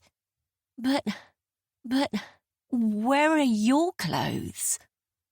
She looked down at Rose's leggings. I'm wearing them. She frowned, clearly overwhelmed by my questions. I shook my head, opening my mouth to ask another before changing my mind. "I'll be right back, okay? Stay at the table, both of you." Rose nodded, playing with her clementine segments, stacking them in a pile on her plate rather than eating them. I dashed upstairs. If Billy had been wearing Rose's dress when I'd found her here yesterday, she had to have come in another set of clothes. But who had changed her? And why? If I could find the clothes, they might hold the key to where she'd come from. Perhaps some other woman had written her name in them for preschool, but that still didn't answer the question as to why no one had called to claim her. I rushed into Rose's room, opening her drawers one by one, hoping to see something unfamiliar. There was nothing. No screwed-up leggings under the bed or behind the doll's house. Nothing. I went into the bathroom next, and there, in the bottom of the tub, obscured by the shower curtain, was a tiny pair of faded pink jeans and a long-sleeved green t-shirt. They were dirty, food smeared down the front of the t-shirt, muddy knees and rips on the jeans, and they most definitely weren't Rose's. I picked up the t-shirt, fingers shaking as I checked the label, disappointment crushing me as I found it blank. Then the jeans. Again, there was no name written inside, no clue. I wanted to scream. This wasn't fair. This couldn't be happening. Not now. Not to me. I was about to toss the jeans back into the bath when I realized they had pockets. Not those fake ones sewn into so many children's clothes these days, but real deep pockets. The first contained half a rich tea biscuit and a shriveled-up buttercup, the petals brown and drooping. The second had something heavy and hard inside it. I reached in, feeling smooth, cool metal, and pulled out a ring. I fell back against the tiled wall, eyes wide, my breath coming in short, sharp bursts. The ring was a yellow gold band, Celtic twists holding a large pale blue sapphire solitaire, surrounded by 6 tiny, perfectly round diamonds. Expensive and distinctive. Which was why I remembered it. Why I knew I'd seen it before. Why I knew now with absolute certainty that this little girl and my husband were connected. 7. Emma. May 2026. And I want you to know how proud the whole school is of this huge achievement, James. I held open the door to my office for the Year 11 student to walk through, back into the wide, bright corridor lined with trophy cabinets and class photographs. A letter will go out to your parents today, inviting them to the awards assembly, as we discussed. You can head back to class for your last period now. The boy nodded, his youthful cheeks flushed with pride. "Thank you, Mrs. Miller," he replied, his voice ringing with a confidence he'd earned. "It wouldn't have been possible without the support and guidance I've received here." His comment made me beam. It was a constant source of pleasure to me to watch the tiny, timid 11- and 12-year-old students transform into bright, confident butterflies who would refuse to dim their light for anybody. They would join Year 7 a bundle of nerves, uncertain of their place in the school and the wider world, and over the course of their time here, we as educators would build them up to realize their true potential. It was what made our school stand out from the rest, what made parents choose us, made our waiting list grow, while other fee-paying day schools were having to close their doors due to dwindling applications. When James had first walked into Sycamore Glade 4 years ago, he'd been too shy to raise his hand in class. Now he had just been awarded the gold trophy for the National Teen Debating Competition. His arguments well thought out and articulated more clearly than most adults were capable of. He'd worked hard, and it was good to hear that he understood how big a part we had played in his success, how different his life could have been had his parents chosen another path for him. I gave him a warm smile, nodding as I closed the door to my office and headed back to my desk. There was a brown A4 envelope already opened lying there, and I glared at it. It was impossible not to feel insulted by the letter inside. The insinuation that I was anything but ready to step into Mrs. Porter's shoes when she took retirement next year. I was the obvious choice for the role, having spent 8 years at the school, climbing the ranks from teacher to head of Year 9 to head of Year 11, and now assistant head of the whole damn school. I'd been single-minded in my career goals for as long as I could remember. I had a master's in education, was working evenings and weekends on my PhD, despite having a 2-year-old daughter to tend to, and had made more sacrifices than most to get where I was today. But lately, I'd heard gossip, whispers, that the school board were considering bringing in someone new, fresh blood, someone more experienced, apparently. I knew what they were getting at, what they were trying to insinuate, that at 36 I was too young for the role, wouldn't garner the necessary respect from the students and parents. I'd done some digging and found out that the primary suggestion being bandied around was a man in his late 50s, his PhD already under his belt, Dr. Ethan Woods. He had been the head of a boys' boarding school in Sussex that had recently closed its doors, and I couldn't understand why anyone would consider giving the headmaster of a failed school the reins on everything I had achieved, strived for here. He would run Sycamore Glade into the ground given half the chance. I would never allow it, never stomach it. Since starting in the role of assistant head 2 years ago, I had incrementally taken on more and more of Mrs. Porter's responsibilities. I was already doing her job, in actions if not in name. I was the reason for the success of the school. So why had I come in this morning to find an application form for the job that was supposed to be handed to me and a letter asking me to apply to interview for the role I was destined for? It made me furious to think that they would overlook the work I'd put in, the many positive changes I'd made here. But if they thought it would put me off, make me cut off my nose to spite my face, they were wrong. This was my school, my world. I would never stand aside and see it handed over to someone who had no right to be here. Ethan Woods had a reputation for expecting old-fashioned compliance, whereas I like to encourage students to think for themselves and come to their own conclusions. His methods were dated, prescriptive, and a certain path to misery and failure. Mine produced happy, successful students who thrived in their ongoing studies and careers. I would win this fight, for their sakes as much as mine. I smiled, knowing I had to keep my reputation impeccable, all the while finding something, anything, to ensure I came out ahead of this so-called Dr. Woods. I would find a way to make the parents support me, refusing to let this man take my rightful place.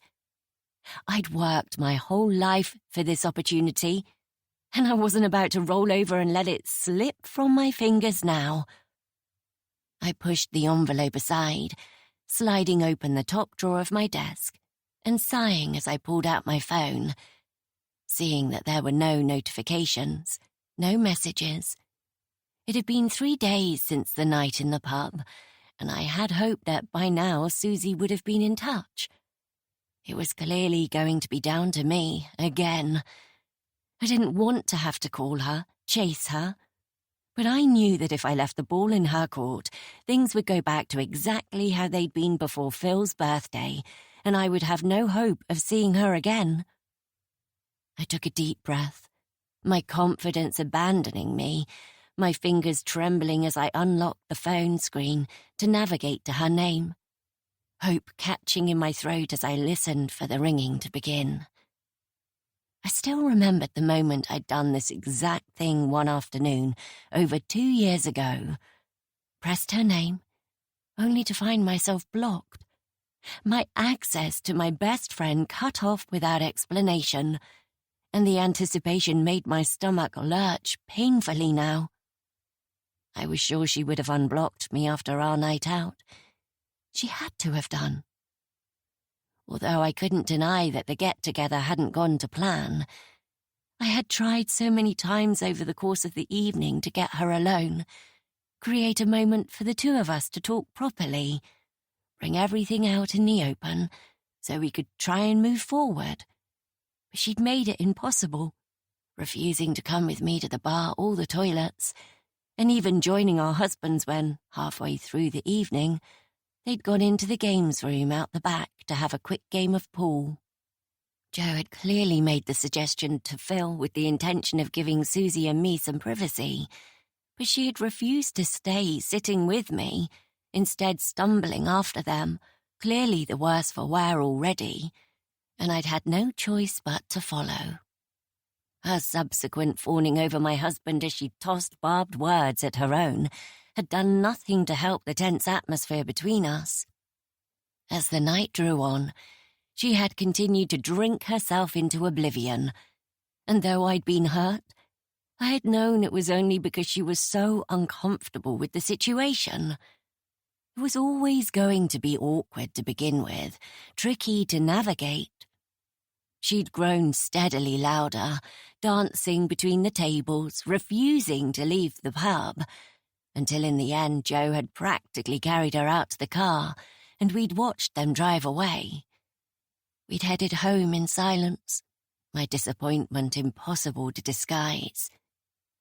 I was certain she'd have woken the following morning filled with embarrassment and shame, so I'd waited to get in touch, though a part of me had second-guessed my decision, wondering if I should send a light-hearted text to let her know I wasn't angry, that I still had every hope that we could get back to normal again if we both made the effort. Something had stopped me from sending a message, though, knowing instinctively that she would need time to prepare herself mentally. Susie had always been introspective, had needed longer to process events and emotions than I did. Now, I gripped my phone, the silence stretching on. It rang once before diverting to voicemail, just as it had every single time I'd tried it over the past 2.5 years. My mouth dropped open, the tension in my jaw giving way to shock and crushing rejection. She hadn't unblocked me. How could she come to the night out I'd arranged, spend hours of her time with me, and still not make the slightest effort to let me back into her life? She had spent Saturday evening blatantly flirting with my husband, touching him like she had the right, choosing to sit beside him, stand with him at the pool table, go to the bar with him, the two of them whispering surreptitiously when they thought I wasn't watching. Did she think she could shun me and yet keep up this inappropriate behavior? I wouldn't have it. Wouldn't accept it. I imagined telling Phil he needed to step back from her, only see Joe one-on-one going forward. Imagined telling him that if Susie wouldn't let me be a part of the group, then he could no longer keep up his friendship with her. There'd been a time when he would have agreed to a request like that, when he would have done anything I asked to keep me happy, choosing to protect us, our marriage, our relationship at all costs. But now, I wasn't so sure. An uneasy worry had been building in my mind for the past year. The nights he'd come home late without explanation, the unexpected shifts he supposedly couldn't turn down at work, the dwindling of our sex life. I didn't want to think about what it might mean, what secrets he was keeping. I had to believe that this was simply a rough patch, an inevitable part of raising a young child. I closed my eyes, thinking of how he'd said something to Susie at the bar, their eyes meeting in a silent message that had made me squirm. No. No matter what we'd been through, what anger she might feel towards me, she wouldn't stoop so low as to try and take my husband from me. She just wouldn't. Still, I didn't like the idea of the two of them being so close while I was pushed aside. Would he agree to walk away from her if I asked? I couldn't predict what he would say, but I could just imagine him dismissing my fears, arguing that the three of them had continued their friendship without me for so long. Why should anything need to change now? But that was exactly the issue. I hadn't seen them together since having Rose, hadn't been aware that while I sat at home, breastfeeding and pacing the floor with a restless toddler, Susie had been pushing boundaries, getting closer to Phil and further from Joe than I'd ever have thought possible. Had she and Phil been talking about what happened? Just the two of them? Had she confided in him when she wouldn't speak to me? It burned to think that might have been the case. I was a logical person. I always had been. I could see the situation laid out before me, my choices clear. If Phil wouldn't put an end to the friendship, and Susie intended not to try and repair ours, then it was down to me to put things back in the proper order. Make the effort. And when I got a goal in my sights, I was unstoppable. If she wouldn't answer my calls, wouldn't unblock my number, I would go one step further. After all, I knew where she lived. Looking at the clock on my office wall, seeing I still had 3 hours until I had to collect Rose from nursery, I stood up from my desk, switching off my computer and slipping my bag over my shoulder, then walked out into the corridor, calling to Sharon, the office manager, that I was heading out to a family emergency. Sharon would hold the fort, cover for me with Mrs. Porter if she bothered to show her face. And it wasn't like I did this kind of thing as a rule, which was precisely why it would pay off. Susie would never expect me to leave work early. I'd been the only one of the 4 of us who had never played truant at school, never missed a lesson, even if I was ill. She knew how dedicated I was, how much these things mattered to me, and that fact would more than likely catch her off guard, just enough that she might open the door today. I had to try. 8. Susie. I smashed my fist into the lump of slippery clay, destroying the piece I'd been working on for the past 6 hours, disgusted at how it had turned out. Frustrated tears burned my eyes as I thought of the wasted day, the disappointment that I simply didn't have the talent to bring my vision to life. The urge to sink my fingers into the wet, porous medium had pulled me from sleep this morning. The vision of the finished sculpture already consuming my every thought, the urgency to begin making my heart pound erratically, creative energy pulsing through my veins.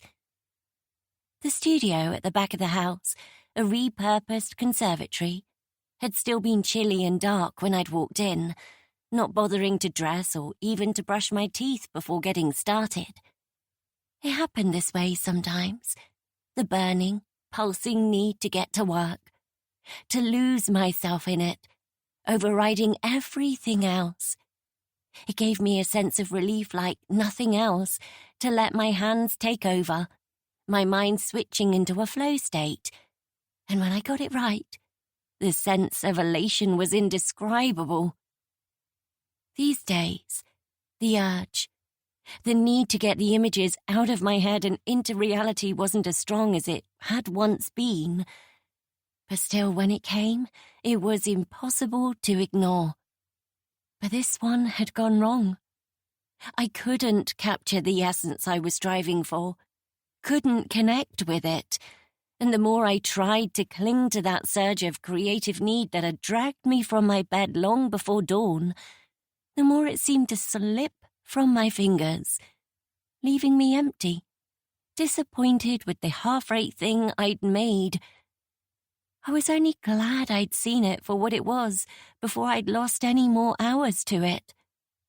I pressed my fingers into the clay, reforming it into a smooth ball and covering it in cling film, a familiar sense of loss, grief, and self-hatred settling in the pit of my stomach.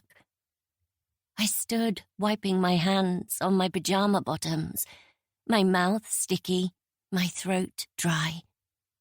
I hadn't eaten or drunk anything, hadn't thought to, and now that I listened, I was sure Joe must have gone to work this morning without saying goodbye. I didn't feel surprised. He never came into the studio.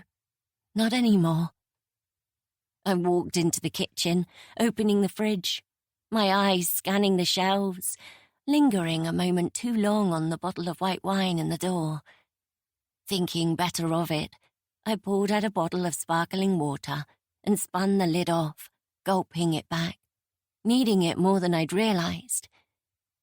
There had been a time when Joe had been my biggest fan, when he would come out to the conservatory just to watch me work.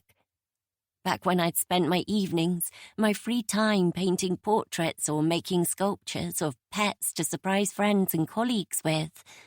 He'd been fascinated by each process, wanting me to talk him through every brush stroke, how I could manipulate a lump of clay or a sheet of fiberglass, combining mediums to create something that looked lifelike, personality radiating from it. After finishing my art degree, I'd chosen to take a job at the tax office, a choice made from a craving for stability. Life as an artist was far too unpredictable. I wanted something more reliable, more normal. And besides, I enjoyed art far too much to make it into work. So I had kept it as my hobby, my downtime. And it had been something Joe had supported, though he had often said I should sell my finished creations, that they were too good to give away for free. These days, though, things were different. He no longer visited my studio, no longer cared to watch me at work. He didn't like the new pieces I was so obsessed by, couldn't stand them, in fact. That was what he'd said the first time he saw them, that they made him sick, that he thought I should stop, that they were a sign that something was wrong with me, that I should seek help. He couldn't seem to grasp that this work, this art, was my therapy, my way of taking some of the darkness from the depths of my mind and releasing it so that it didn't build up to a climax that would surely shatter me. He couldn't see that. Without it, I would have no reason to keep going, no purpose whatsoever. I broke off a piece of bread from the loaf that was on the counter, chewing it, tasting nothing. As I swallowed it down, the doorbell rang and I went to answer it. The bottom dropped out of my stomach the moment I saw who was standing outside. "Suze, I'm glad you're home. I brought pastries and coffee." Emma smiled, oblivious to my blank expression. "A little afternoon pick-me-up?" I stared at her, horrified. What the hell was she doing here at my house? Could she really not read between the lines and stop this nonsense? "Sorry, but I'm not in the mood for company," I replied tersely, pushing the door to close it. I felt resistance and saw that she was holding it open with the same hand that clutched the bag of pastries. Her eyes met mine and I looked away. She sighed. "We aren't going to get anywhere like this. Look, I know it's uncomfortable and it's not a conversation you want to have, but the longer we leave it to fester, the worse it becomes. We have to talk, Suze. I was willing to back off while you needed it. But I mean, come on. It's been 2.5 years. Are we seriously just going to let this go on forever? I felt my eyes widen. You think the amount of time that's passed makes a difference? I asked, my words soft, dangerous. You think it's just going to suddenly get better because you're ready for it too? I don't know what to think, she cried. I have no fucking idea what it's like, what you've been going through, how you're coping because you won't let me in, you won't tell me. She gasped, as if she was shocked by her own outburst, angry at herself for losing control, and shook her head. Please. It won't be pretty, and I don't expect it to be easy. But can we just have a proper conversation? Please, Susie. I stared at her, knowing that as much as she had phrased it as a request, a plea even, it was anything but. She would never accept no for an answer. Not now she'd got the bit between her teeth. If I sent her away today, she'd be back tomorrow, next week, hounding me in no end of creative ways until she broke my will and forced me to spill my pain for her. I knew her too well to think any differently. Well, fine. But I wasn't going to sugarcoat it for her, protect her feelings. Tightening the belt on my dressing gown, aware that it was late in the day and I looked like a scarecrow, my short dark hair matted and wild, I stepped back wordlessly. She didn't hesitate, her eyes widening as she muttered her thanks, walking into my home. I could see her appraising the space, looking to see what had changed since she last set foot in here. I'd heard from Phil that they'd moved this year into a 3-bed semi with a south-facing garden and a short walk to the beach. I'd always liked knowing they were living outside the city, that the likelihood of bumping into her was low, especially during the week, when she barely set foot outside that school she loved so much. Why wasn't she there now? Up until this year, she'd lived in a small terrace in Havant, a stone's throw from where we'd grown up. Her house had been small, damp, seemingly slotted together in a series of haphazard extensions and poorly planned spaces. No different from mine. So why was she looking so disapproving of my home now? It was as if she'd gone up in the world, so felt as if I should have too, as if I was letting down the team somehow by not striving to meet her at her level. She handed me a coffee and I took it, placing it on the table without drinking any, unable to face it. She took a sip of hers, gesturing to the sofa. Shall we sit? I glanced at the squashy green cushions, remembering all the times the two of us had stretched out on them, watching some rom-com on the TV or discussing our plans for the future.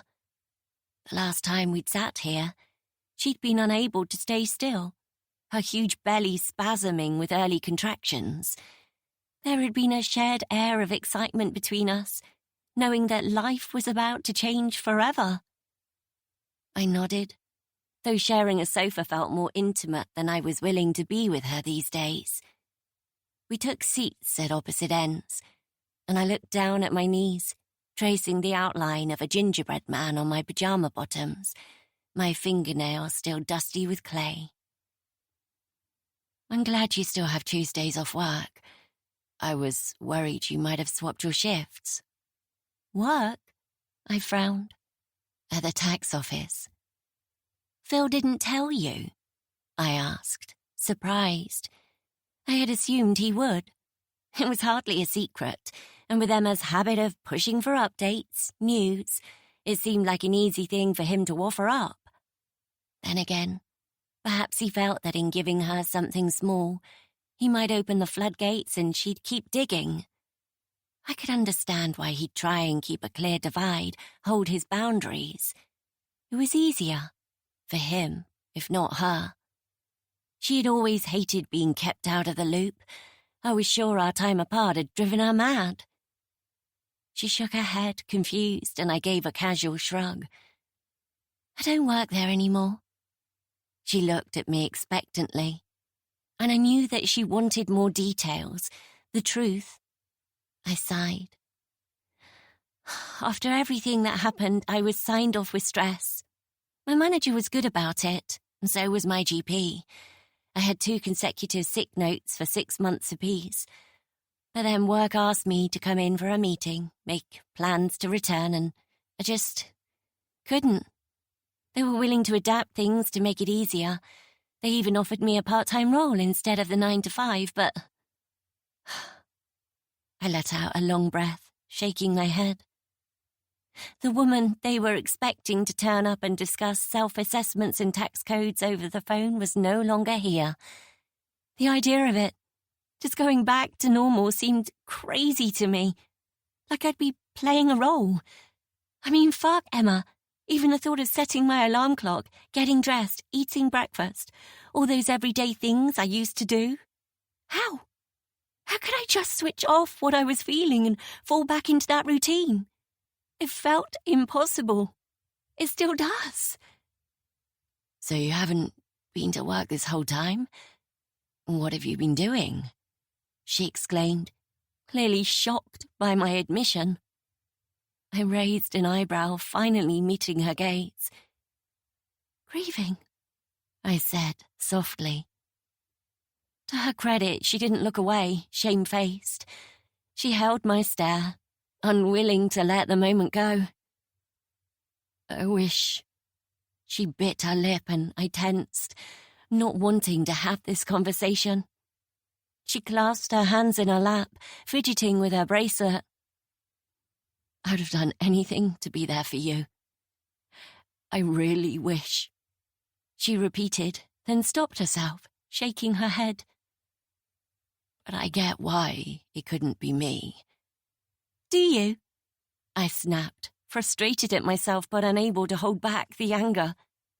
It wasn't her fault, but it almost didn't matter. Of course I do. She put her coffee on the table, and I instinctively knew she meant to reach for my hand. I leaned forward, grasping my own cup to make it impossible. It was supposed to be different, she said softly. Stop! No. She shook her head. If you won't say it out loud, then I will. You can't keep hiding from this, letting yourself fade away. It was a terrible thing that happened to you, Susie. I know it broke your heart, and you might not believe it, but it broke mine too. We were supposed to raise our babies together. That was the plan. That was what we dreamed of and talked about for so long. We were supposed to learn all of it together. How to be mothers, how to take care of a baby. But in the end, I went home with my daughter while you... Stop! I cried, holding my hands to my ears, wanting to scream just to drown out her words. She had never shied away from saying the hard things. It was something I'd once admired about her. But not this. Some things weren't up for discussion. Some things needed to stay buried forever. Suze. I snapped my head up to stare at her, hating her for forcing this. Fine. You want me to slice myself open and lay it all bare for you? You want me to say that you got to go home with everything we'd ever dreamed of, everything we wanted, while I had to bury my baby? Is that what you want to hear? Do you think that by saying it out loud, I'll magically feel better? That you can fix me by making me talk? I sneered, hatred and jealousy pouring from me, every last drop of it directed at the woman who had once been my best friend in the world. You want to know all the details.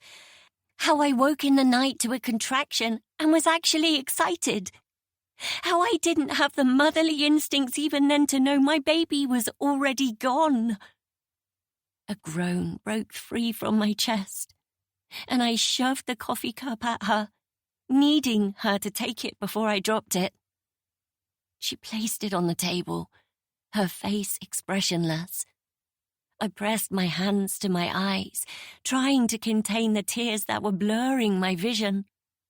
My voice felt alien when I spoke again. I went through 14 hours of natural labor because that was what we'd both planned. We'd decided to have drug-free water births, no interventions that might distress the baby. And you managed so well. Like you always do, I thought spitefully. I felt every single contraction ripping through my body because I knew it was what was best for my child. I shook my head, meeting her wide eyes. And it was all for nothing. They said that. I swallowed, not wanting to admit the truth out loud, to confess to just how unaware I'd been. The midwives had offered to check the baby's heart rate multiple times over the course of the night, but I'd refused, even when I could see it was making them tense. I had felt an overwhelming sense that I couldn't let them check. Had there been some part of me that had known but was in denial? I didn't think so. But even that would have been preferable to sheer ignorance. Wouldn't a real mother know? Be able to feel the severed connection with her baby? They said it had been days.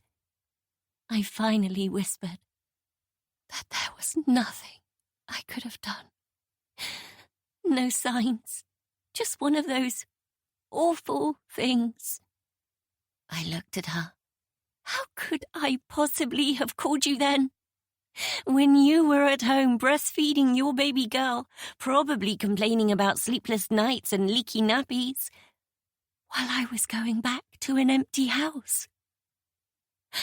How could I ever have confided any of it to you while you were sitting there holding the one thing I craved more than anything? It would have broken me even more to see it in reality. The dream we'd had. They were due within days of each other.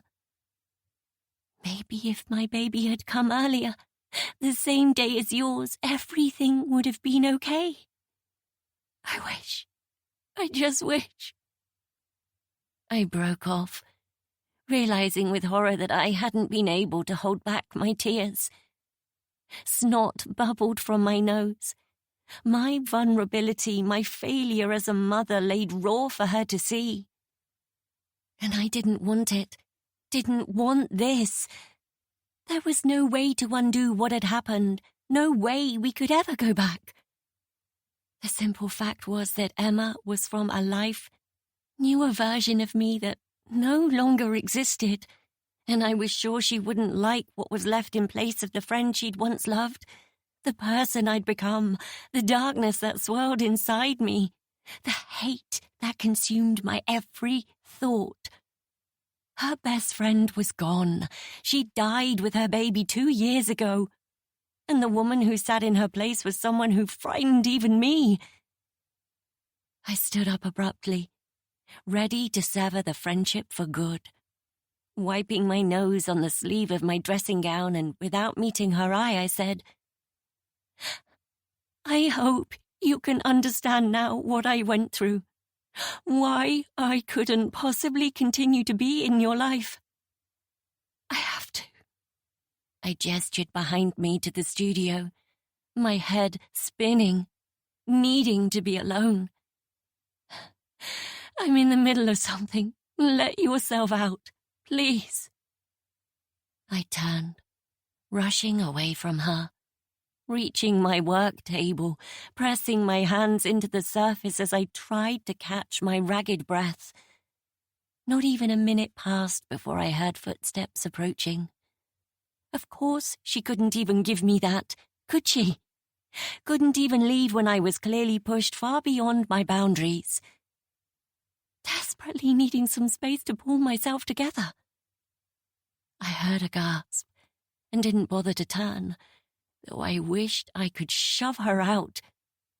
This room, this art was not for her eyes. It was mine, private.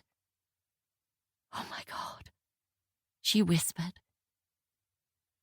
"Susie, they're all—" I glanced over my shoulder, watching her eyes rove around the space, pausing on every painting, every sculpture.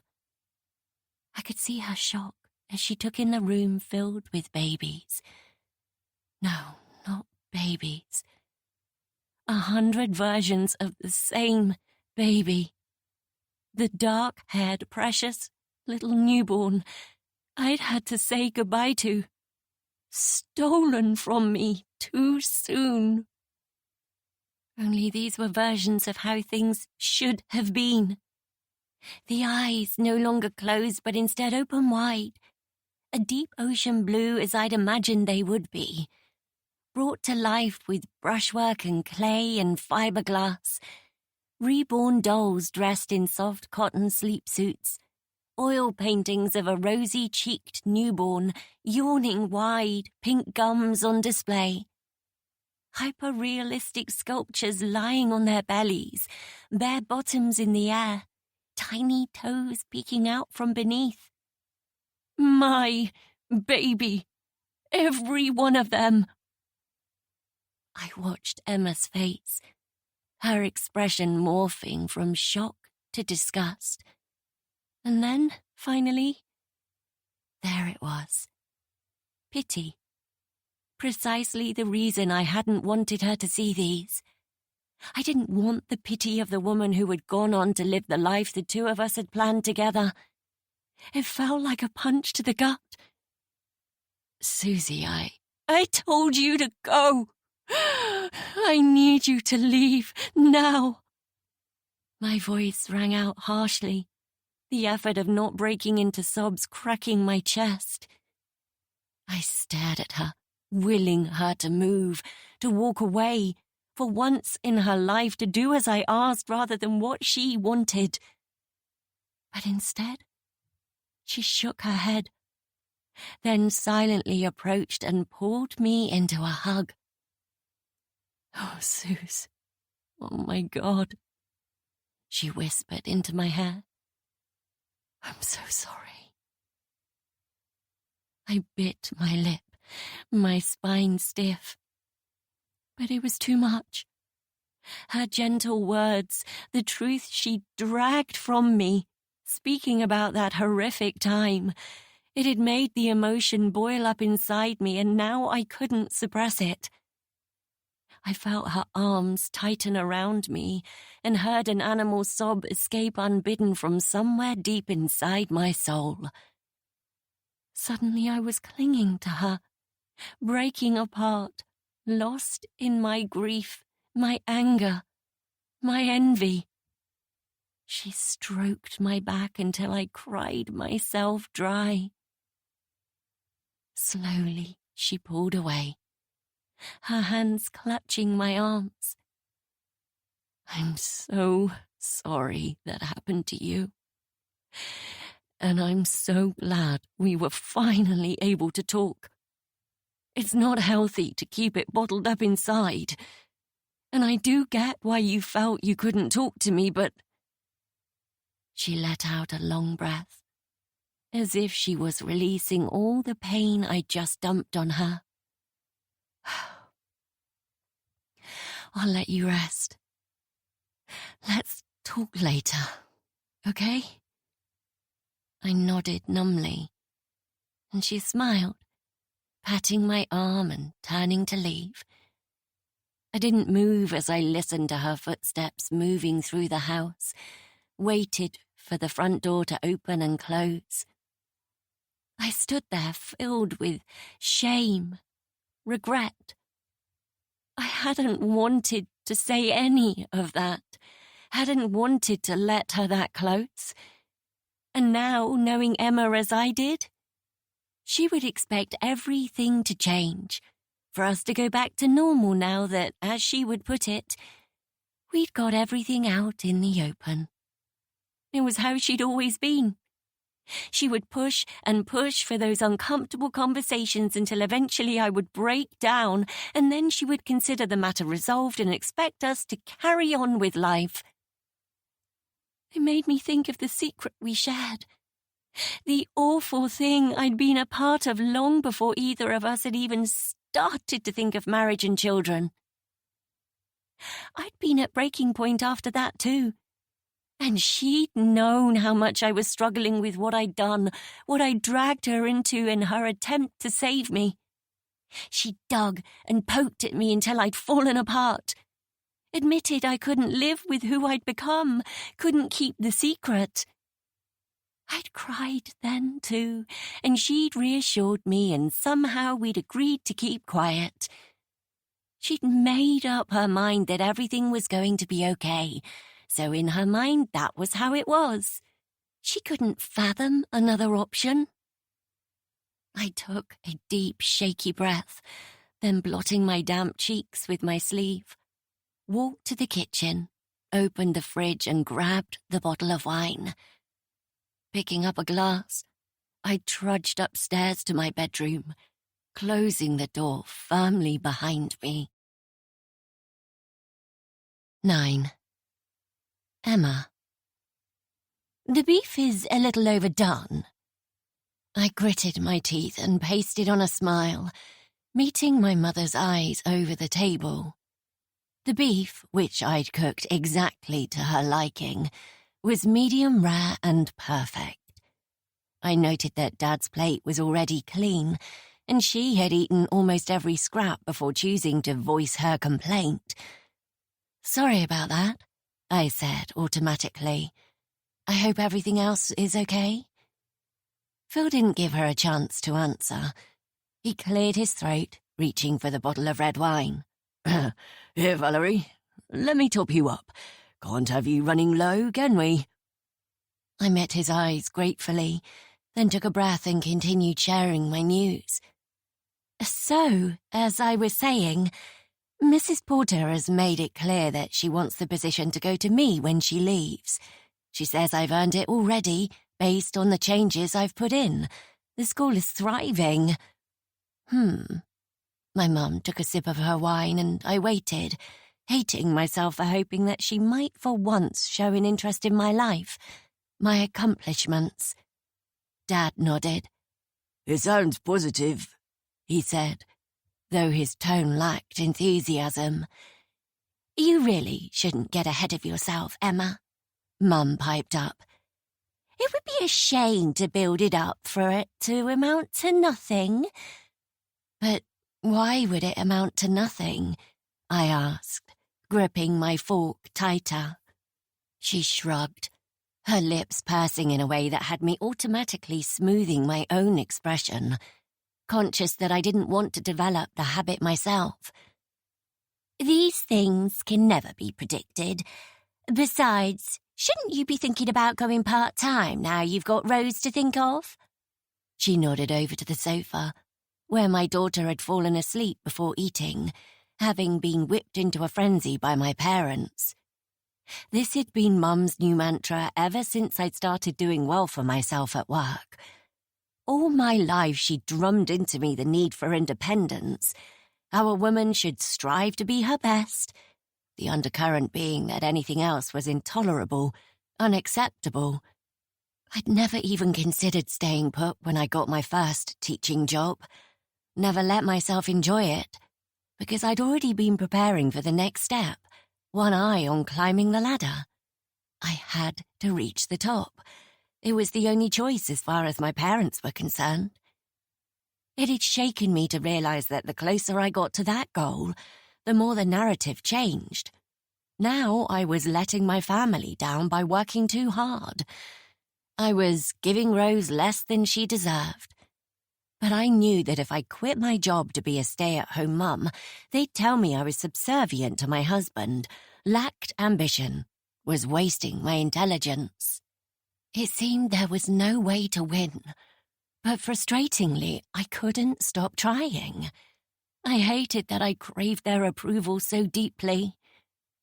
And one more next year, perhaps, Mum added, giving Phil a wink across the table. I shook my head, picking up my glass. No more babies. We're quite happy with one, aren't we, Phil? I said, willing him to back me up. He reached for the dish of roast potatoes, refilling his plate as he answered. Oh, who knows? Maybe we could try again in a year or two. I choked on my wine, coughing vigorously. We most certainly will not, I replied, trying to keep my tone light, jokey even, but sensing I wasn't pulling it off. Where was this coming from? Hadn't we agreed that we were both far too exhausted by parenting one to ever consider adding a second child to the mix? The thought of being pregnant again, going through morning sickness, those crippling sleepless nights when I'd barely been able to function was horrifying to me. Not to mention the elephant in the room, Susie. I couldn't deny that I'd been horribly shaken by her losing her baby. We were supposed to raise our little girls together. We'd taken the tests at the same time, giggling in her bathroom, her a week late for her period, while I'd been too. Neither of us had been able to believe our good fortune. We'd been talking about it for a year, more maybe, wondering what it would be like becoming mothers, entering that new chapter of our lives. Neither of us had spent much time with infants, though of course I had plenty of experience with older children through my work. But the newborn stage was a world we couldn't wait to explore. I'd never anticipated it would happen so quickly. There had been a part of me that had even wondered how I'd cope if Susie fell pregnant first. If she sailed through it while Phil and I had to keep trying, watching her do all the things I wanted for myself, smiling through gritted teeth while pretending we weren't riddled with jealousy. I hated to admit it to myself, but there was almost a touch of competition I hadn't anticipated, the need to make sure I wasn't left behind. The relief at discovering that wouldn't happen, that we were due within a week of each other, had taken a weight off my mind, and we'd instantly become hyper-focused on all things baby. We had read the books on pregnancy, birth, parenting, discarding the outdated ones, and though Susie leaned more towards ideas like full-term breastfeeding and co-sleeping, while I wanted to wean by a year and move the baby into her own room by then too, it was clear that we agreed on the bulk of things. They would be as close as we were, as good as sisters, and watching their joy, their bond, would only cement ours further. It had felt so perfect, until it wasn't. Until the story went off course and Susie lost her baby, and I lost her in the process. I'd grieved too, though Phil had warned me not to say that to Susie. He'd argued that it wasn't right that I share my pain when hers was so much greater. But I had lost the future I'd been dreaming of too, along with my best friend. I had fallen apart too. Instead of tag-teaming nappies and lamenting over bitchy baby groups together, I'd taken my daughter home and held on to her tightly, knowing how easily it could have been me who'd left the hospital empty-handed. And now Phil was suggesting we'd try again? I couldn't fathom how he could even consider risking it. We weren't exactly getting any younger. It felt reckless. Our marriage was holding on by a thread, though I was too afraid of what he might admit to voice it out loud.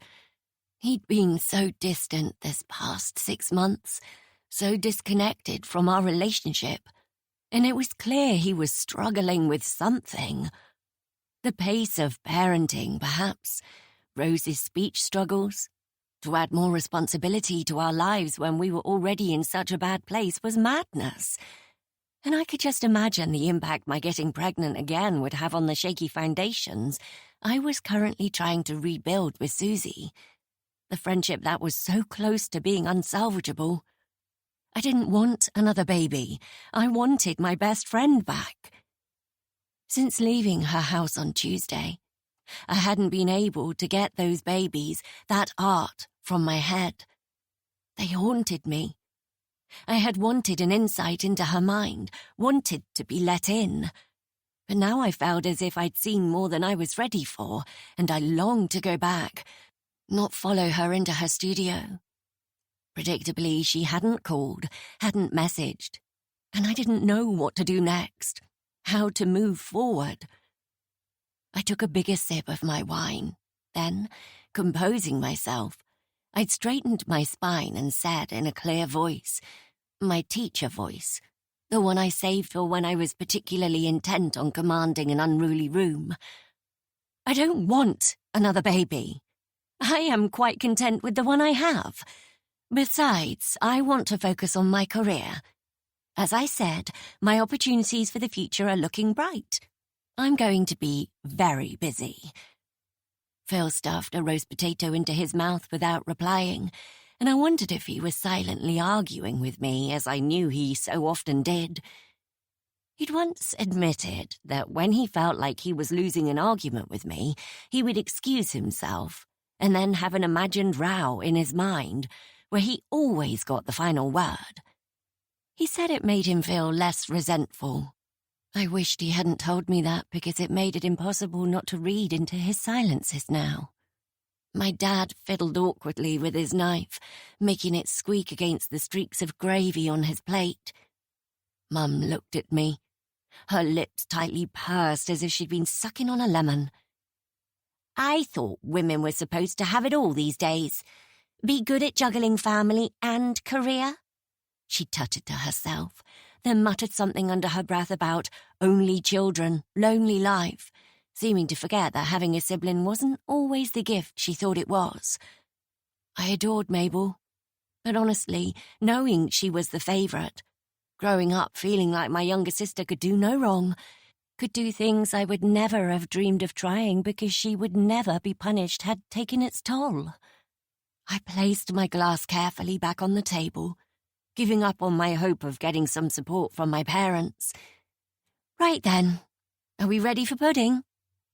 Mum placed her napkin down, shaking her head, her eyes lighting up as if she'd remembered something that had cancelled out her sour mood. Oh, we can't have it yet. We need to wait until 6 o'clock. I raised an eyebrow. What? Why? It was still only 5:30, and I was itching to get the dinner over with and send them on their way, so I could enjoy the last few hours of my weekend in peace, without her constant sniping. She grinned, and I suddenly got a terrible feeling in the pit of my stomach. I knew that smile. It was the one that appeared when she was excited about some secret she was about to admit to. We might have a surprise guest joining us for dessert. I shook my head in confusion. What are you talking about? Dad looked down, a flush rising on his cheeks, as if he knew he'd been caught out. He always went along with Mum's so-called surprises, even though he knew I hated them. Mum clasped her hands beneath her chin, and I suddenly knew exactly what she was about to say. Your sister is coming. Mabel? What? She can't be. Last time I heard from her, she was working at some surf school in Thailand. She didn't mention any plans to come back. Ever since Mabel had initially left a decade ago, she'd been bitten by the travel bug. She'd stayed away for 3 solid years the first time, but even now, 10 years on, she'd think nothing of disappearing on a whim, jumping on a last-minute flight for a week, a month, or sometimes, like now, 5 long months, leaving us with no clue when we might see her again. I missed her terribly when she left, and wished she would at least tell me when she was coming back so I didn't feel like such an emotional pendulum. Mum tapped her fingertips together, her expression filled with smug glee. Oh, she quit that job a while back. She was teaching yoga over the winter, but she flew home last week, and you'll never guess what she's done. She's rented a flat. I frowned. I wish she'd called. Where is she moving to? South Sea? just a few roads from here as it happens. She said she'd love to move to the city rather than coming back to Haven now that you and Phil have upped sticks and left us behind. She didn't bother to veil her disapproval that we were no longer on hand to jump at their every whim. And, she continued, she's such a social butterfly, it just makes sense, doesn't it? Being close to the nightlife, more people for her to meet, and of course with the beach so close, she'll have the best of both worlds. Hey, who knows? Maybe your dad and I will see if there are any house swaps and come this way too. I felt my mouth morph into the cat's bottom again at the idea, hoping it wouldn't come to anything. One of the best parts of the move, other than being so close to the beach and the lovely friends I'd made, was the fact that we were further away from my parents. If you give up your house, I doubt you'll get another one the same size, I said, fumbling for a reason why they shouldn't consider it. I think it's more likely you'll be in a flat. I'd keep the bigger place if I were you. She ignored me, clearly not interested in what I thought. Anyway, she got back a week ago. She wanted to tell you she was coming, but I told her to keep quiet until today. Make it a nice surprise. Isn't it wonderful? It wasn't as if it was the first time Mabel had rented a place. It didn't mean she was putting down roots. But I was glad she was here. I leaned back in my chair, feeling suddenly emotional at the thought of seeing her again. Was she really planning to stay? Maybe she's finally come to her senses, Mum added, more to herself than the rest of us. She leaned back in her seat, picking up her glass and swirling the red wine inside it. Maybe she's finally got the travel bug out of her system and she can pick up where she left off. She was so close to finishing medical school, she added wistfully. And I was reminded of how devastated Mum had been when Mabel had left before getting the qualification she'd worked so hard for, calling from a crackly line in India to tell her that she didn't want that life any longer. That was a long time ago, Mum, and she still had 2 years left before she would have qualified. It's not as easy as just jumping back into it. It had been 10 years since I'd picked up the phone to my hysterical mother to hear that Mabel had gone off the rails and left her life behind. I don't think she's interested in pursuing a career in medicine now, I reminded her. Mum tapped her fingers rapidly on the tabletop, as if she hadn't heard me, and I can tell she was excited to plan Mabel's future for her. She's still young enough, Dad agreed. Plenty of women in their 30s are getting degrees nowadays, and she was practically at the end of it when she left. Exactly, Mum smiled. There's time for her to get back on track.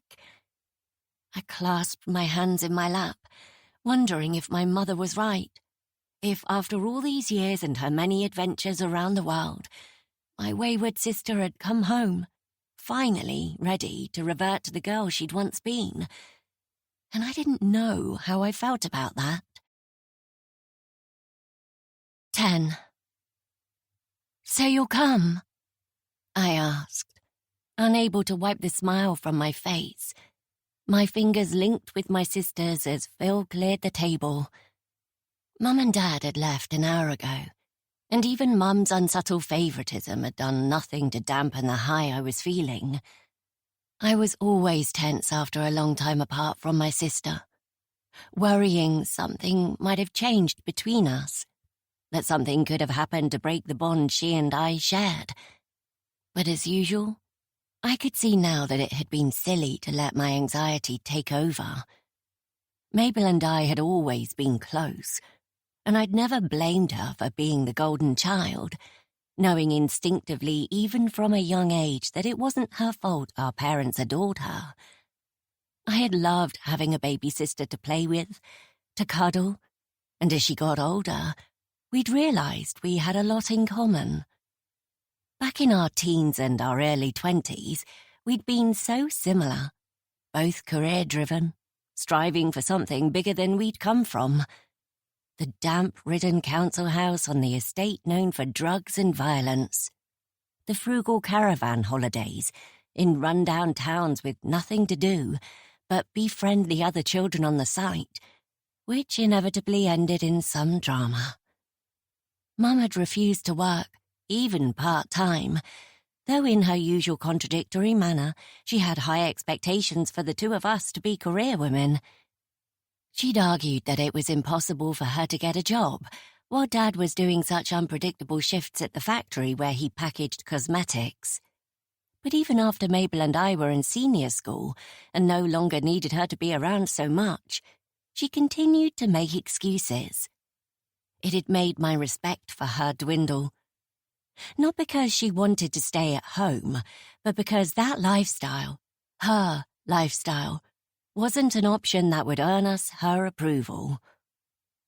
Dad had echoed Mum's words, telling us at every chance he got that we needed to grab opportunity by the horns. He'd once overslept for an interview at a small business that had since grown into a multi-million earning enterprise, and to this day, he maintained that if he'd turned up, he'd be practically running the show by now. I'd once braved asking if he'd gone on to apply for other similar roles after missing out on that job, and he'd shaken his head as if I didn't get it, and then gone on a long rant about once-in-a-lifetime chance, akin to throwing away a winning lottery ticket. It drove me mad that he couldn't seem to see that he was a victim of his own making. Mabel had been living up to every hope and aspiration they had for us when she left so suddenly, shocking us all. She'd been engaged to be married, a shy, introspective academic teen who'd grown into a workaholic adult who had little time for frivolity. And then she'd disappeared into the night without a word, not wanting anyone to try and sway her decision, she'd later told us. She'd been just 21 then, and I hadn't set eyes on her again until she was almost 24. I could still remember the storm of emotions I'd experienced going to meet her that first time, after so long apart. I'd felt afraid, tense, worried that there might be something she had been holding on to that she wanted to get off her chest in person, as if my staying and continuing down the path we'd both started on was a judgment on her somehow. But the meeting had gone without a hitch, and we'd quickly found our way back to the closeness we'd once shared. Since then, she'd been back and forth, home and away, and though there had been times we'd drifted, talked less, in the past few years since Rose was born, we'd grown exponentially closer. It had been a blessing to have her, especially with Susie shutting me out of her life. I grinned at her now, and not for the first time wondered if escaping our parents' expectations had been exactly what she'd needed. Her face was radiant, tanned and smile-lined from so many days surfing and sunbathing on tropical sands. Her hazel eyes were shining with life, and she hadn't stopped hugging me since she walked in, telling stories of her latest adventures, laughing with her whole body, her head tipped back unself-consciously, her silver nose ring sparkling in the evening sun, streaming through the window. Gone was the girl who was focused on her studies, goal-driven, willing to work herself to exhaustion for accolades. The mirror of myself. We were so different now. And yet she was still Mabel, still the baby sister I had always adored. She glanced across at Rose, who was fast asleep on the sofa. She honestly gets more beautiful every time I see her, Emma. Yes, I'll be back tomorrow to spend some time with my lovely niece. I'd forgotten that children fall asleep so early. I meant to surprise her too.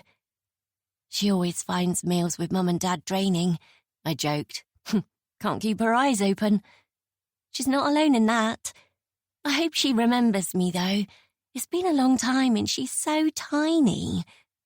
I smiled. Oh, she does. And she's really started to talk. She has. Her speech therapist is wonderful. It hasn't been easy, and she's got a long way to go before she catches up to her peers. But her little voice is well worth the wait, and she tries so hard. Mabel nodded. From what I hear, speech delays are pretty common. But I'm glad she's talking a bit now. I want to hear how she says my name.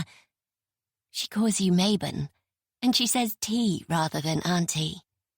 T. Mabon. I like it. Very unique, she said, her tinkly laugh warming my bones. God, I'd missed her so much. It was hard to let her go so soon, but she'd said she had plans. I had to remind myself not to smother her, not to make her feel that familiar itch to pack her bags and escape. See you tomorrow, sis, I said, releasing her hand, fighting the urge to cling on to her. I walked her to the door, anxiety fizzing through my veins at the thought of watching her leave. I couldn't shake the feeling that this was temporary, that I'd wake up to a text from Peru or out to Mongolia and wouldn't see her for months on end again. You're really back? I asked for the 1000th time. For a while this time. She sighed. I can't promise that this is forever, but for the foreseeable future, I'm staying put. I'm enjoying being in England again. I haven't had a decent roast in far too long. If you'd told me you were coming, I'd have invited you for dinner too. Next time. She hugged me tightly, and I caught a whiff of sandalwood in her long, light brown hair. Bye, Phil, she called over my shoulder, and from down the hall came a half-hearted farewell. She stepped back, blowing me a kiss, and I watched her hips swinging as she walked down the road, her legs long and tanned beneath the brown peasant skirt hanging low on her slender waist. It was a look I would never have dreamed of trying out, but it seemed right for her. It was hard to picture the neat, preppy girl I'd once known. This version of Mabel seemed so much more authentic. Sighing happily, I went back inside, heading into the dining room, seeing Rose still sprawled on the sofa by the French windows. I should probably take her up to bed now. The wall between the dining room and the kitchen made it feel a little too snug in here for my liking, and I was looking forward to the builders arriving next week to take it down, opening up the space. It would feel so much bigger and brighter without it there. I'd always resented spending money on our last house, knowing it was just a stopgap for us. But this felt like a proper home, somewhere worth investing time and money in. I could hear Phil loading the dishwasher. He'd been off with me since his birthday last week, and I couldn't help but feel he was still annoyed that I'd made him come on an awkward night out with Susie and Joe. It was partly why I had yet to mention that I'd dropped in to see her on Tuesday afternoon.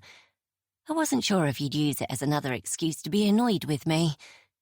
He'd been perfectly polite to my parents this evening, and to Mabel too when she'd arrived, asking about her travels and showing an interest, despite never having shown any desire to go beyond Europe himself. But with me, he'd been quieter, answering my questions, making occasional small talk when it would have been churlish to say nothing. But I could feel a distance still. It was undeniable, a constant source of tension that neither of us seemed keen to address. I began to move towards Rose, then stopped. Phil's phone was lying on the table beside his half-empty wine glass. I stared at it, deliberating. How long had it been since he'd even left it unattended? Months? Longer? I couldn't remember a time in recent memory when it hadn't been either clamped in his hand or wedged in his pocket. I had a right to know, didn't I? He'd been so closed off. There had been no affection between us for months, and he wasn't confiding in me. I'd had so much anxiety over it, afraid to address our issues, hoping and hoping that things would improve. But then watching the way he and Susie had interacted on his birthday had ignited a spark in my mind that couldn't be doused. Ever since the night at the pub, I hadn't been able to shake the uncomfortable thought that something was happening, something bad. If he was seeing her behind my back... I closed my eyes, trying to steady myself. Things hadn't been right since we'd had Rose. 2.5 years of distance. It had been like a switch. The moment we became parents, at a time when we should have been closer than ever, united in our love for our daughter, I'd felt him pull away. And if it wasn't because of Susie, then perhaps there was someone else. Michaela, his manager. I'd seen her a couple of times. She was older than him by a few years, but I could imagine he would find her attractive. Dyed bright red curly hair that always looked unruly. A thick hourglass figure she knew how to dress to her advantage. He always complained about her. But was that a tactic, to make me think he had no interest in her? All I knew was that he rarely slept with me, and not once had he voiced having an issue with that. And for a man with a sex drive as high as Phil's, that set off alarm bells in my mind. I swallowed, staring at his phone. Knowledge was power, right? And I couldn't put a stop to any nonsense if I didn't know exactly what it was I was up against, could I? It made perfect sense to check. I was his wife. There should be no secrets between us. Making up my mind, I stepped towards the table, hoping he hadn't changed his passcode. Then, hearing his footsteps, I hastily jumped back, shoving my hands into my pockets just as he walked into the room. "That was a nice surprise, wasn't it?" I said, turning away so as to hide how flustered I was. "Mabel, I mean." Oh, I suppose, yes. I doubt she'll stay long, though. Don't get your hopes up. "We'll see. It'll be nice to have her around, and for Rose to spend more time with her." I watched as he glanced at the table, his eyes homing in on his phone. He reached for it, checking the screen, and I was certain from his silence that he was reading a message. "I forgot to mention, I dropped in on Susie earlier this week." I hadn't intended to admit it just yet, somehow knowing he would think it a bad idea, but the words had come out in a rush and now it was too late to backtrack. "Dropped in?" I nodded. "To check on her. She was a little the worse for wear on Saturday, wasn't she? I wanted to make sure she was okay and, keep the momentum going between us. It still feels awkward." He looked at me. "And was she okay?" I wrinkled my nose. "Not really, no. We spoke a bit about the baby and I saw her studio, her latest projects." The colour seemed to drain from his face, and I knew he understood what I meant, that he must have seen them or, at the very least, heard about them from Joe. He was silent, his jaw stiffening as if he were holding back what he really wanted to say. "It was pretty shocking," I admitted.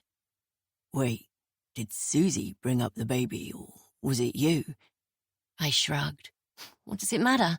It needed to come out, and it's not like—" "Em, for goodness sake, the woman is fragile. You need to back off and wait for her to decide what she wants to talk about, what she wants to share." "She's my best friend. I deserve to know." He pinched the bridge of his nose between his fingers. "She was your best friend. She hasn't been for several years now. You think you can just force things back to how you want them to be, but it doesn't work like that. Life doesn't work like that. People don't work like that." I stared at him, shocked at how defensive he was being, how incensed he'd become on her behalf. I didn't like it. He looked back down at his phone, a breath hissing between his teeth. "Shit," he muttered, and for some reason, I felt it was for effect, an act. "What?" I asked cautiously. "It's Michaela.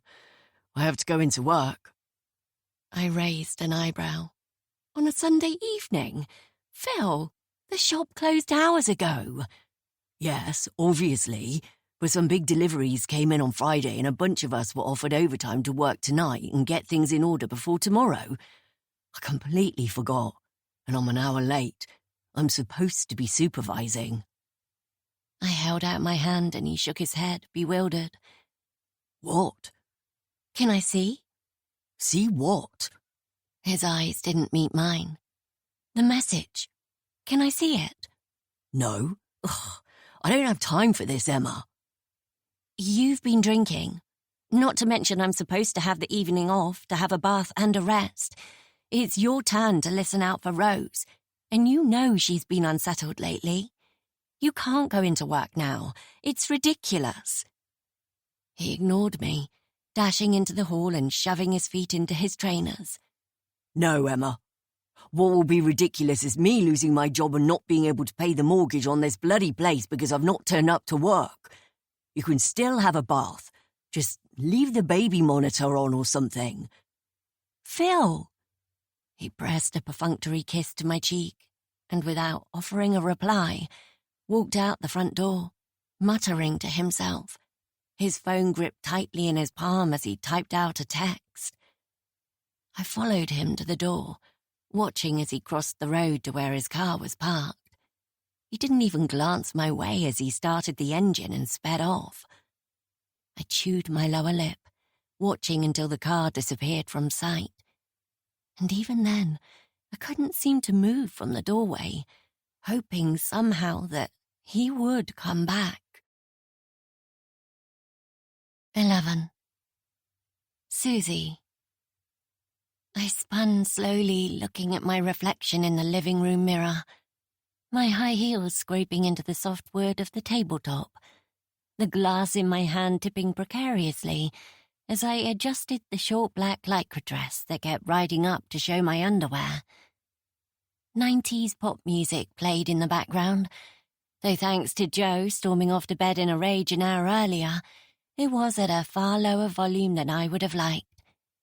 He should be happy that I'd showered, made it out of my stinking pajamas and into fresh clothes after the shitty week I'd had.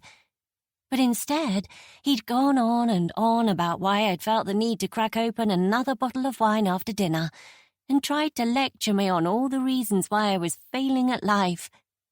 I couldn't win with him. Probably why I rarely bothered even trying. I took another glug of wine, my body moving with the music, my gaze travelling over my reflection, everywhere but my eyes. I could never seem to meet them. On the rare occasion I did, I saw the truth in them, glaringly obvious, and couldn't help but wonder why nobody else seemed to notice it there too. It burned, a confession, my guilt, the awful things I'd done, hidden. I couldn't bear to look at my reflection and see the monster staring back, so I just didn't. There was a knock at the front door, and I broke into a grin. It would be the delivery. I'd ordered another few bottles of wine after realising I was down to my last one. I was certain there'd be more in the cupboard, but maybe Joe had moved them, and I wasn't about to wake him now to ask. Either that or I'd drunk them. I couldn't remember. Clambering down from the table onto a chair, I yanked the hem of my dress down again and went to answer the door. I blinked when I saw Phil waiting on the other side. "Hello, you," I said, smiling as I opened the door wider to welcome him in. He let his gaze linger on the half-empty wine glass clutched in my hand, his mouth twisting in disapproval. I wasn't interested in another lecture now, not from him. "Do you like my dress?" I asked, not giving him a chance to speak first. "You might recognize it from Adam Green's 20th birthday party. Remember? We were all dancing and it rode up so high my whole bum was on display and I hadn't even noticed." I laughed, the buzz of alcohol warming my veins and making the world softer, easier. I let go of the door and spun slowly in a circle. Phil watched me, his expression unreadable, and I laughed again, stumbling to push the door closed before leading him into the living room. He followed silently, his gaze raking over the messy room, my discarded array of dresses from the huge bag I'd dragged out of the cupboard in the spare room. They smelled of dust and mildew from years of being in storage, but that hardly mattered. It wasn't as if I was going anywhere tonight, just playing pretend, imagining a different time, another life, one where I might be happy. Phil seemed to sigh before turning to me. "Is Joe around?" I shook my head, kicking some of the dresses into a pile. "In bed. Ages ago. Speaking of which, isn't it a bit late for you to be dropping by on a Sunday night? Does she know you're here? I poured him a glass of wine and handed it to him, then topped up my own. No. She thinks I'm at work. I did have to pop in, but... He let the sentence drift off, as if he assumed I'd fill in the blanks. I smiled, gesturing to the sofa, a worn, squashy thing we'd found on FreeCycle the week we moved in here. He sat, his shoulders stiffer than usual, and I plonked myself down beside him, stretching my bare legs over his and meeting his gaze expectantly. "So," I said, feeling giggly, the wine loosening every muscle in my body as I wiggled my painted toes in the strappy open-toed stilettos. He leaned his head against the back of the sofa, then took a sip of his wine without looking at me. He smelled of roasted garlic and aftershave, and I couldn't help but picture him at the table with Emma's family, eating lunch as they had every Sunday since they'd rented their first flat after university, keeping up appearances for the sake of tradition. Emma loved that, getting things just so when the rest of us could no longer be bothered, no longer cared. I had once asked her if she yearned for a break in the routine, to wake up one Sunday and say, "Fuck it, I'm going for a massage," or to order greasy Chinese noodles and eat them on the living room floor while watching old movies, leaving the tidying up for another day. She'd looked at me like I was crazy, like the very idea of it was absurd. After all, if she wanted to be a head teacher, she had to play the part, step into the shoes of the person everyone expected her to be. Perfect. From the smell of Phil, her routines and traditions were still going as strong as ever. For a long moment he was silent. I knew him well enough to wait. It was obvious he had something he wanted to say. Finally, he licked his lips and said, She told me she came here on Tuesday. He didn't say her name. Neither of us did anymore. Not when it was just the two of us.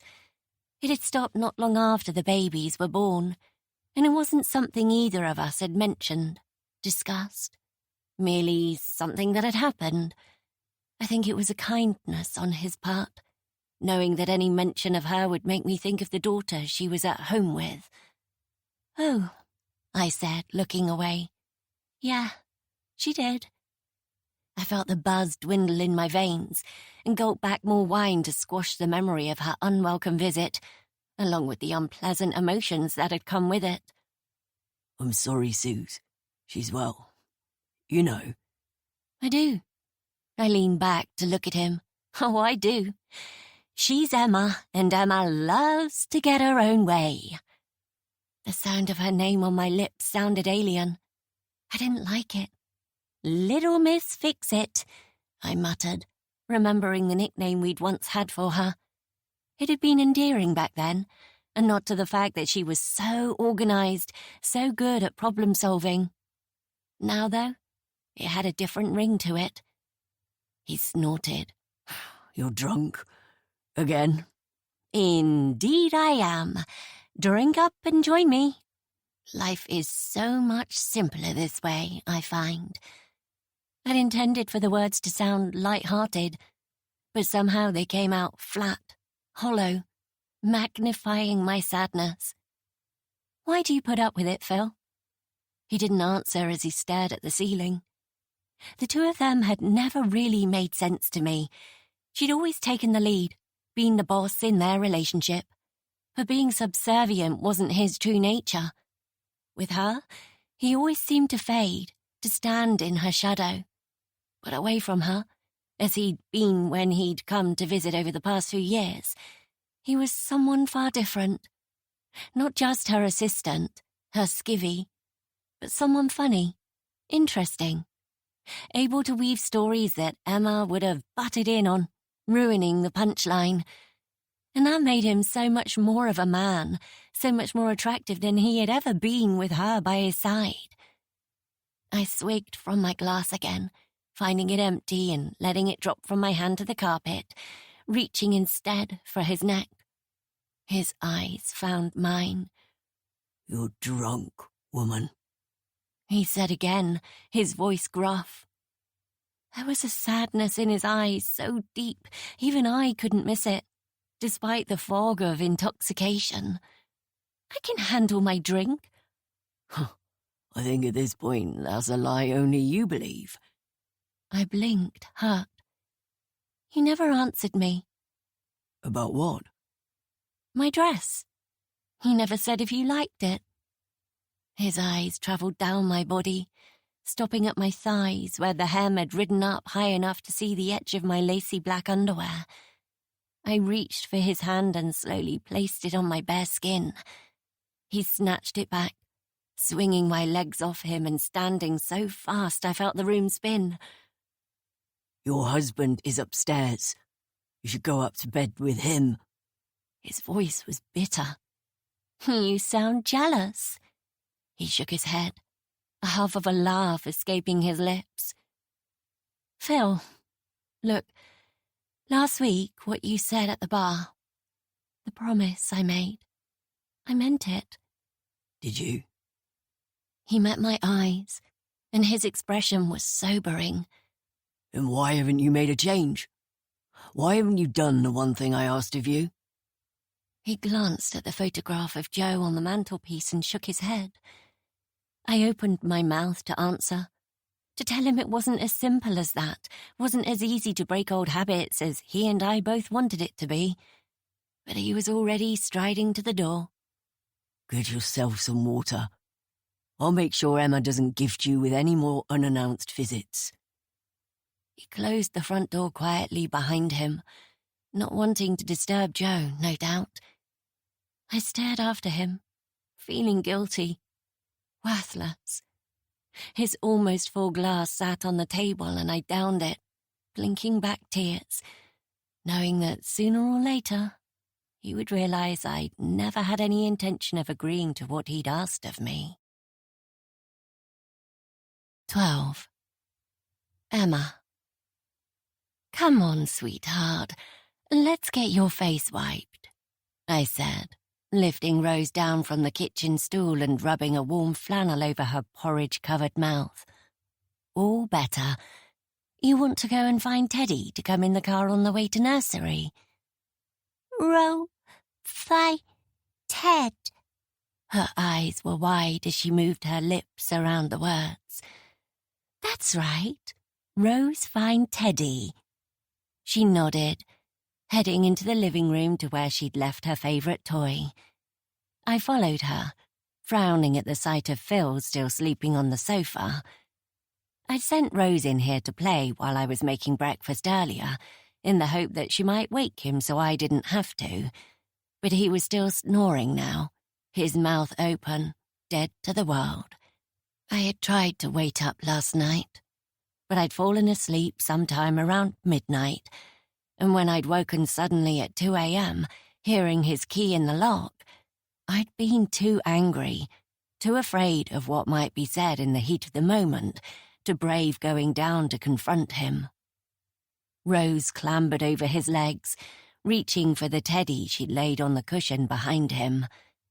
He woke with a start, sitting up, instinctively grabbing her to stop her from being tipped onto the floor, even through the veil of sleep. What time is it? He asked, his voice thick, groggy, as he glanced around, as if trying to work out why he was there. 7:30? Oh, God. He groaned, lowering Rose to the carpet and pressing his hands to his face, scrubbing at his bloodshot eyes with his fingertips. Rose tucked her teddy under her chin and walked out to the hallway. Through the open door, I could see her taking all the shoes off the shoe rack before laying a blanket on top of it to make a house for her teddy, a game she played at least twice a day. I didn't mind the mess so long as she was occupied. I turned back to my husband, trying to keep my expression neutral. You didn't come to bed? I watched him, waiting for a response, an excuse, My anger at him for having left without warning last night still simmering beneath the surface. I didn't believe the story he'd fed me, didn't buy that he'd been expected at work and had simply forgotten to tell me.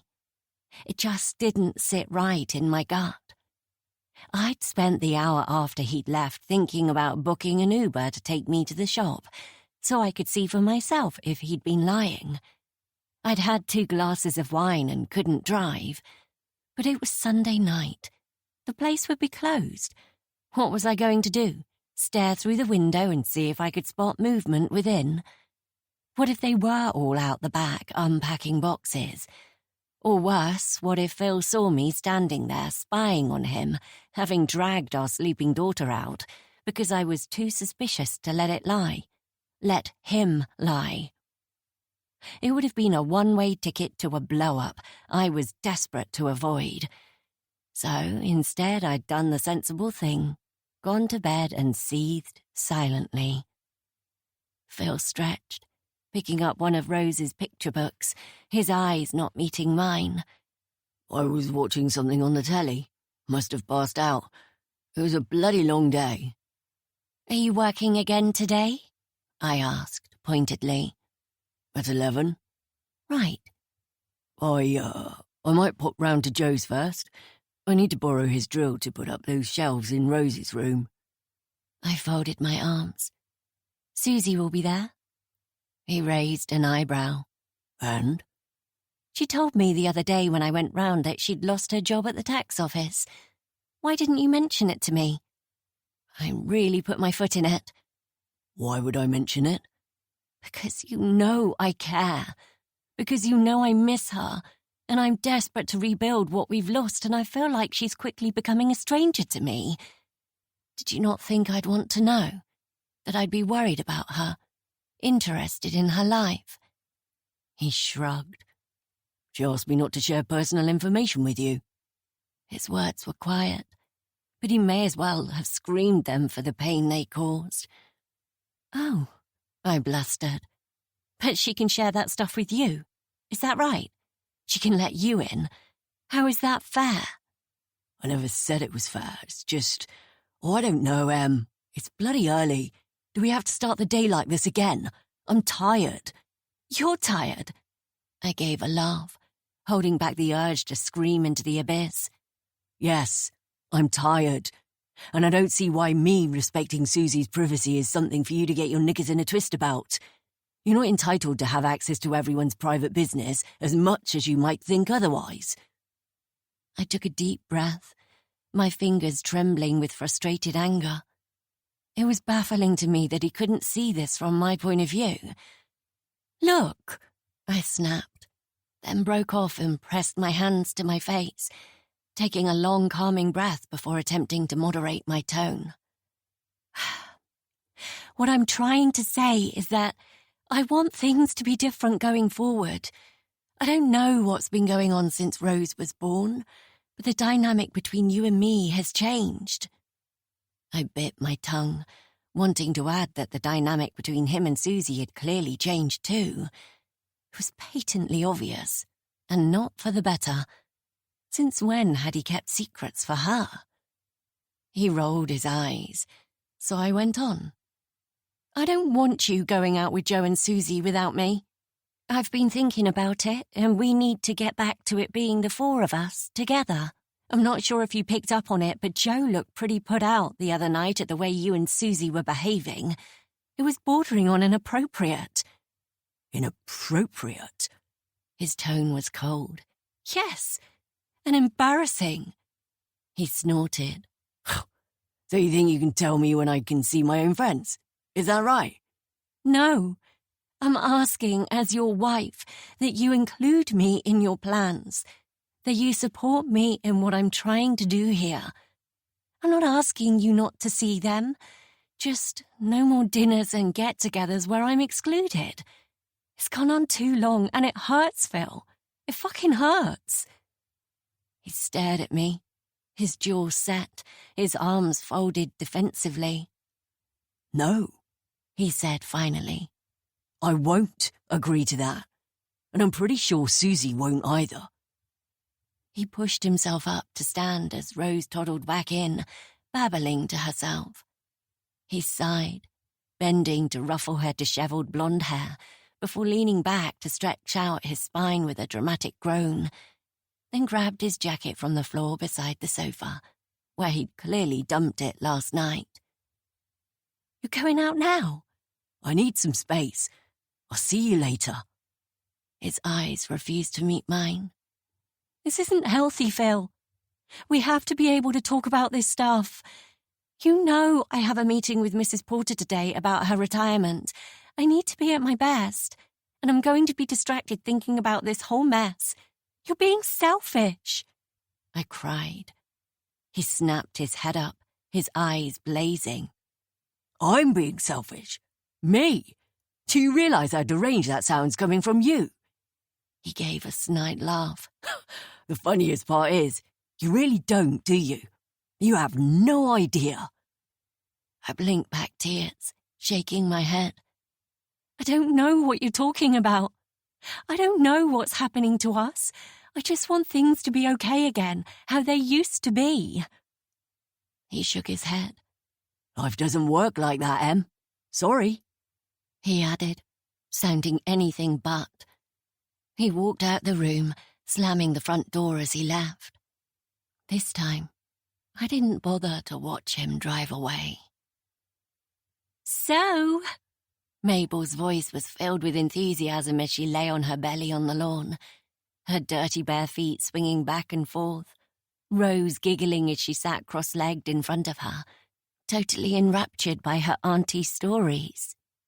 I smiled, watching the two of them fondly, propping my feet up on the smooth wooden bench, the late afternoon sun warming the back of my neck, an ice-cold glass of Long Island iced tea on the patio table in front of me.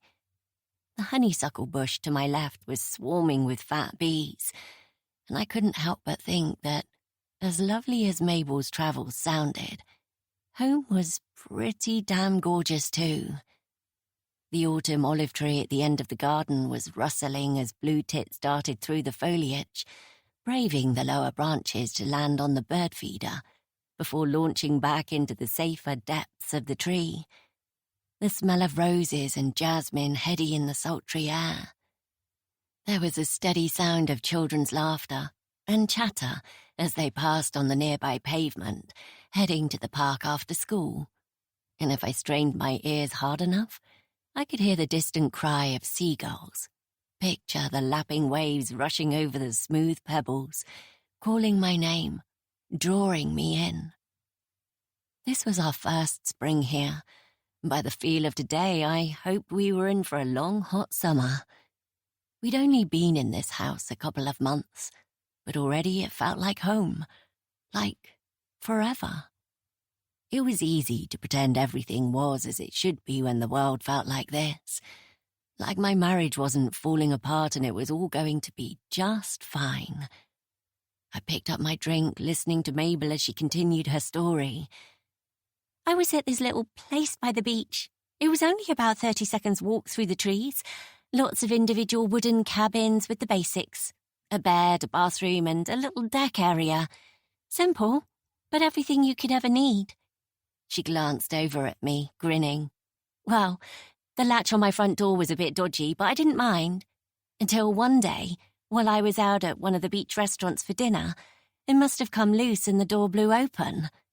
She looked at Rose, the two of them smiling at each other.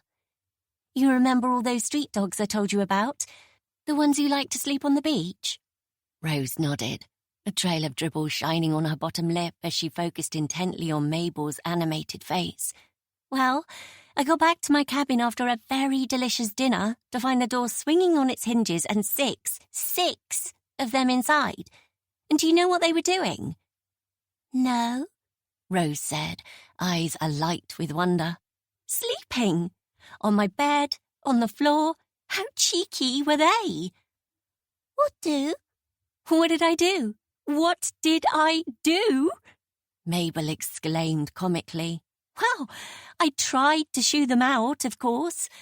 I was stuffed full of Thai red curry and ready for a nice long sleep, but they wouldn't budge. So I went to try and find someone to help me, but everyone had gone to bed. She sighed dramatically. Ah, do you know what I had to do in the end, Rosie Posy? Rose shook her head, her eyes as wide as saucers.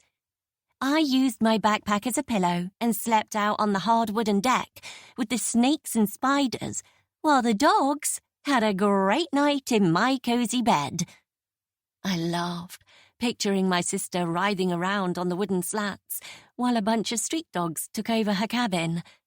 It was just like her to do something so crazy. I would have been in a taxi and straight to the nearest proper hotel the moment I saw the broken latch. She'd never had such a reckless attitude to her safety before she left to travel all those years ago. She'd been cautious, sensible. A part of me wondered if that sense of self-preservation had been erased, if there was something deep inside her that dared the world to try her, hurt her, just to test if it was even possible, to find out if that part of her still functioned, or if she was just too numb to care. Rose hugged Mabel, then headed over to the sandpit, picking up her spade. Mabel stretched and came to join me on the patio, falling into a canvas chair and reaching for her drink. She's so bloody lovely, Em. I love being able to spend time with her. I took a sip of my own drink, enjoying the cool, sweet taste. I love the way you talk to her, how you don't dumb things down. She's a clever little thing. I nodded. I know that, but people hear the way she struggles to get her words out and assume that just because they can't understand her, she must not be able to understand them. But she picks up so much, and the more we talk to her, just normal fun stories like that, the more she tries to speak. She's come so far, considering she hadn't said a word before her second birthday, but I trailed off, feeling suddenly deflated. Mabel frowned, sitting forward. What is it? Phil, I sighed. He doesn't seem to see her progress, only what she can't do. His manager, Michaela, has a little one, apparently, and he's always saying how chatty she is, how much smarter than Rose. It isn't a reflection on her intelligence, Emma. You know that, and Phil should too. He's really struggled with how to react since her speech delay was picked up, and the referral to the speech therapist. To me, it was the best thing we could have asked for. But to him, I shook my head. He sees it as a failure. It's like he thinks it reflects badly on him, somehow.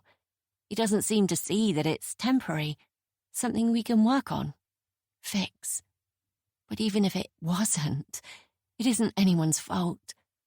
Sometimes these things just happen. Mabel looked taken aback, her eyes wide as if she didn't quite believe what I was saying. Surely he doesn't think that way. I know it's been a long while since he worked in education, but he's been around enough children to understand how ridiculous that is.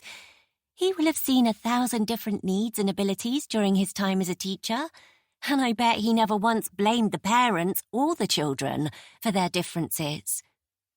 I don't think he did, but he acts as if we've brought these struggles on ourselves, like I've made the wrong choices, been too soft on Rose or something. The speech therapist said herself that I'd enabled her by jumping to give her what she wanted, without pushing her to say the words. But how could I have known the impact of that? I only ever did my best, wanted the best for her. I bit my lip. I hate how he looks at her sometimes, like he thinks she's defective somehow. Mabel's mouth dropped open. He said that? I shook my head. No, not in so many words. But I know him. It's written all over his face when he talks about it. Whenever another appointment letter arrives, he wants to pretend it isn't happening, act like it's all in my head. I heard him talking to his mum on the phone after Rose's first session, and he didn't even tell her we'd been. He just went on about work, the house. He didn't even mention her. It's like he's embarrassed. You remember when he got braces when we were in school, and any time anyone brought it up, he would walk away? It's like that, Mabes. It makes me so sad. Mabel looked across the garden to Rose, now picking daisies from the lawn. The stems far too short to be of any use. I hope he would never think that about her. She's perfect, and her speech is so much better than it was the last time I was here. She's making a lot of sense, and some of her words are so clear. She'll get there, Em. She will. She's still very little, and you've picked it up early. She's going to be fine. I nodded. I hadn't wanted to admit how much the comments about it being my fault had got to me. Hearing Mabel's calm reassurance made everything seem more manageable. She wiped her eyes, and I raised an eyebrow, surprised. Are you crying? No, she sniffed, her eyes glassy. And I smiled, feeling my belly fill with warmth at how much she cared. She'd always been such an empath, so in touch with her emotions. I was glad that part of her hadn't changed, though so much else had. My phone rang, and I reached into the pocket of my skirt, pulling it out. "Oh my God," I gasped. "What?" "It's Susie." Mabel watched as I answered, my fingers trembling as I pressed the phone to my ear. I hadn't expected her to call. I thought I would have to do all the work, all the chasing, if I had any hope of hearing from her again. "Hello?" Hi. It's me. "Hi. How are you?" I asked, unable to hide the enthusiasm in my voice. I'm okay. Look, I'm sorry about what happened last week. I wasn't expecting you to come round. It was a bad time and you caught me off guard. But I was rude. I shouldn't have been like that. I listened, my heart racing, not wanting to say anything that might derail her. She continued, her voice soft, uncertain. Do you want to go for a coffee sometime this week? Just us, not Joe and Phil? Yeah, I replied, stunned that she'd made the offer. Yes, I do. Thursday Phil has the afternoon off work. He's picking Rose up from nursery, so I could get out of school early. Actually, my last meeting is at 11 that day, so maybe we could have lunch somewhere. I could work late to make up for a longer lunch than usual. I rarely left my desk during the day, so it was about time I took a break. And weekends were no good. Phil tended to work Saturdays, and I was on mummy duty. I instinctively knew I shouldn't bring Rose to meet her. Not yet. It would only rub salt in her still-open wounds. Okay. Text me the night before to let me know where and when. Bye, Em. The line went dead. "Well," I said, dropping the phone in my lap and meeting Mabel's expectant gaze. That was a surprise. 13. Susie. Joe slammed his suitcase closed on the table, zipping it shut as I watched from the doorway, my dressing gown hanging loose on my shoulders. "You can't cancel now," he said, not bothering to look at me as he sat down, pulling on his trainers. "You know full well she'll have taken time off work, especially for this. And that's a big deal for Emma. It takes a lot for her to leave that place. I've never known a work ethic like it." If I call now, she won't have left. There's still time. "No, don't you dare, Susie. You invited her, and now you need to pull yourself together and get on with it." Pull myself together? You mean brush my grief under the rug because it's starting to get on everyone's nerves? Because I've had my quota and it's time to get back to real life? Is that it? He pursed his lips, looking up at me. "You know that's not what I mean. But I think you underestimate how important having your friend's support can be." I have Phil. "Yeah." He huffed out a breath, and I balled my hands into fists. What? He shook his head, yanking angrily at his laces. You can't keep cutting her out. None of this is her fault. Did I say it was? You didn't have to. He let out a groan of frustration, scrubbing his hands over his chin, a habit he'd held onto from his bearded days.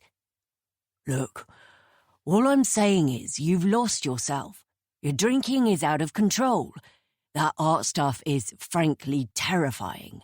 And the more time you spend cooped up in this house with a bottle of wine for company, making your freakish little babies, the harder you're going to find it to get back to normal. Seeing Emma today is a step in the right direction, and I want you to go. I raised an eyebrow, incredulous at his assumption that it was all so simple. It was as if he thought I was being difficult on purpose, as if I got some sort of a kick out of living this way. Do you honestly think things will ever be normal again? I asked, my voice coming out more shrill than intended. We've lost a baby, Joe. Do you think I don't know that? That I don't care? He cried. It breaks my heart too. But people lose babies all the time. It's just one of the shitty parts of life.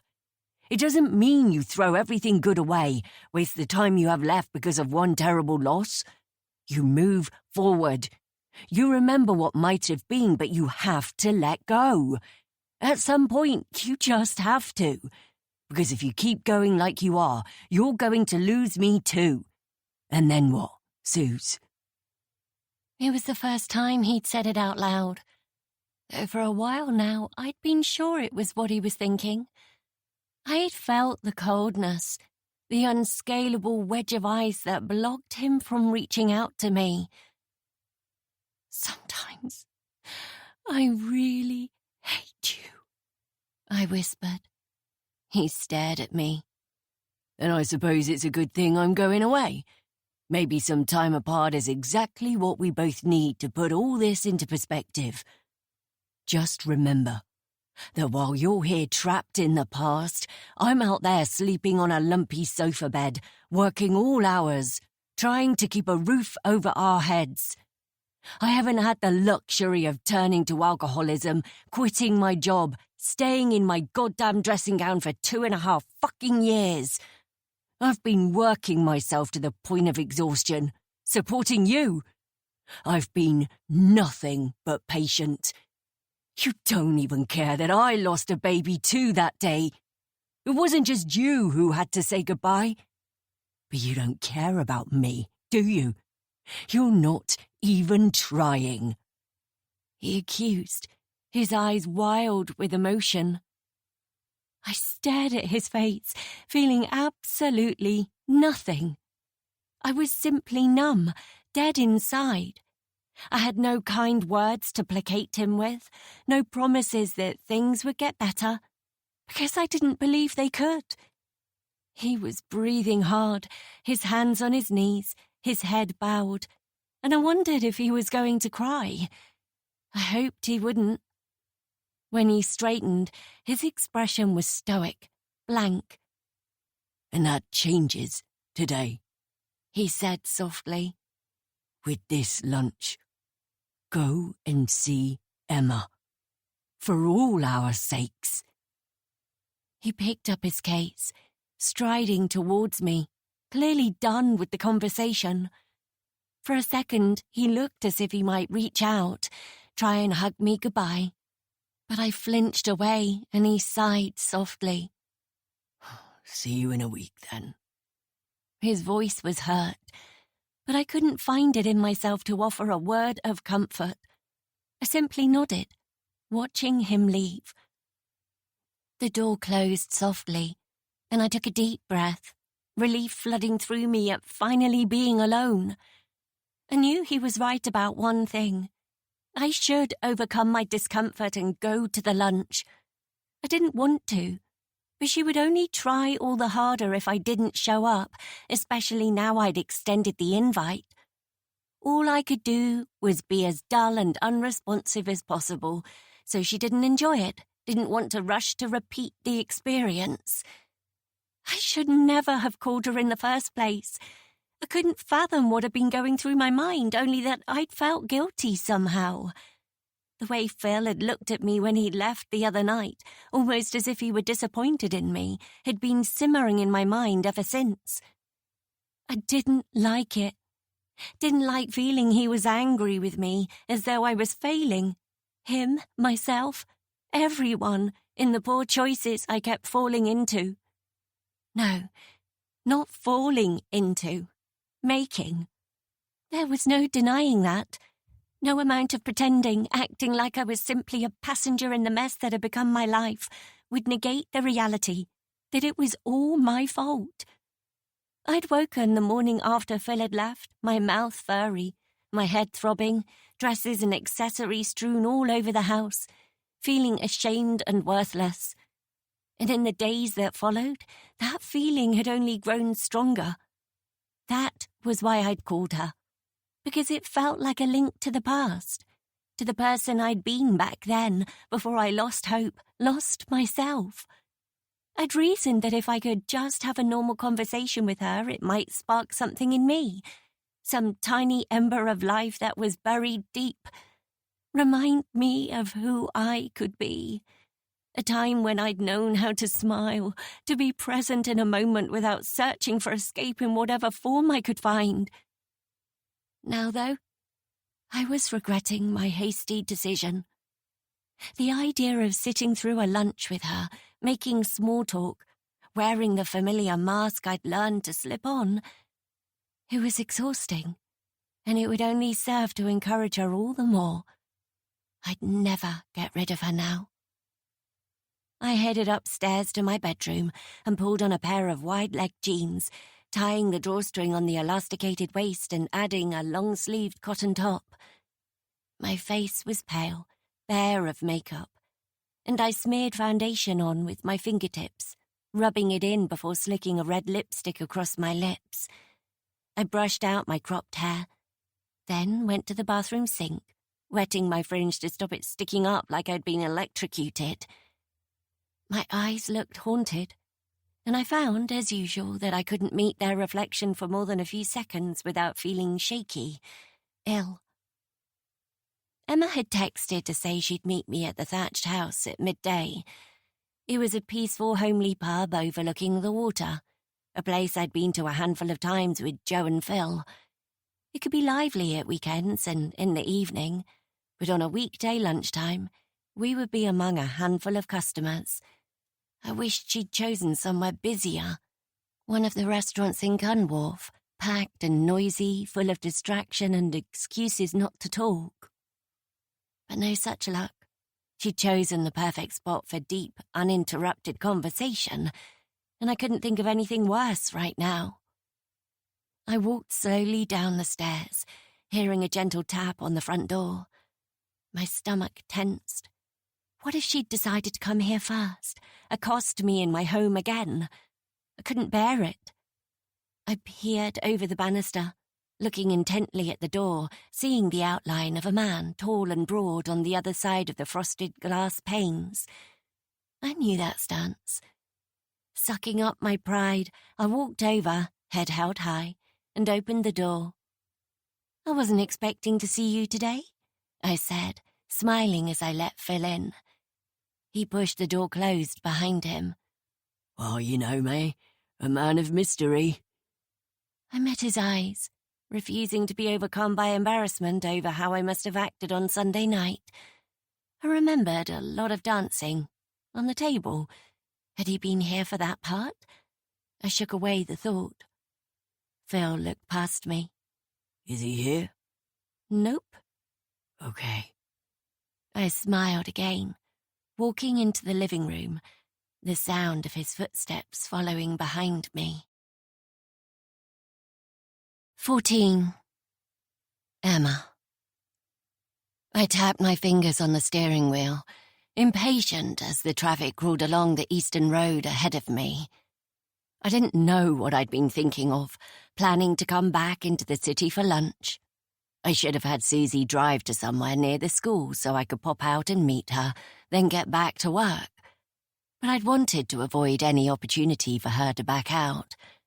Car trouble, roadworks, 1,000 excuses I knew she'd try and make, when the moment arrived to come and meet me, despite it being her suggestion.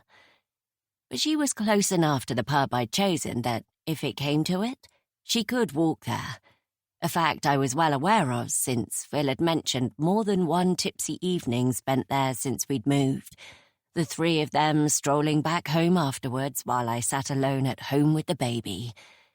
I intended to drive past her house on the way to the pub, to see if I could spot her car, and if, for some reason, she failed to arrive, I'd just go to her. I'd had enough of the games. I hadn't given up an afternoon of work to be stood up. My fingernails dug into the soft rubber of the steering wheel as I seethed at the very thought of it. I deserved better, and none of this was fair. I sucked in a breath, aware that my mood was anything but ideal for this lunch. I was tense, fizzing with anger, and I had to rein it in if I was going to manage to avoid scaring Susie off again. Mrs. Porter had unexpectedly cancelled our meeting on Monday afternoon to discuss future plans for the school, and since then she'd been so hard to pin down, I almost wondered if she was avoiding me. I'd gone to her office first thing this morning, hoping to finally reschedule and to discuss the rather insulting application form that had been dropped on my desk last week, only to find her door closed, Sharon explaining that she was in a meeting with the school governors and the dreaded Dr. Ethan Woods, and she wouldn't have time to see me today. Sharon wouldn't give me any indication what the meeting was about, but I could well guess.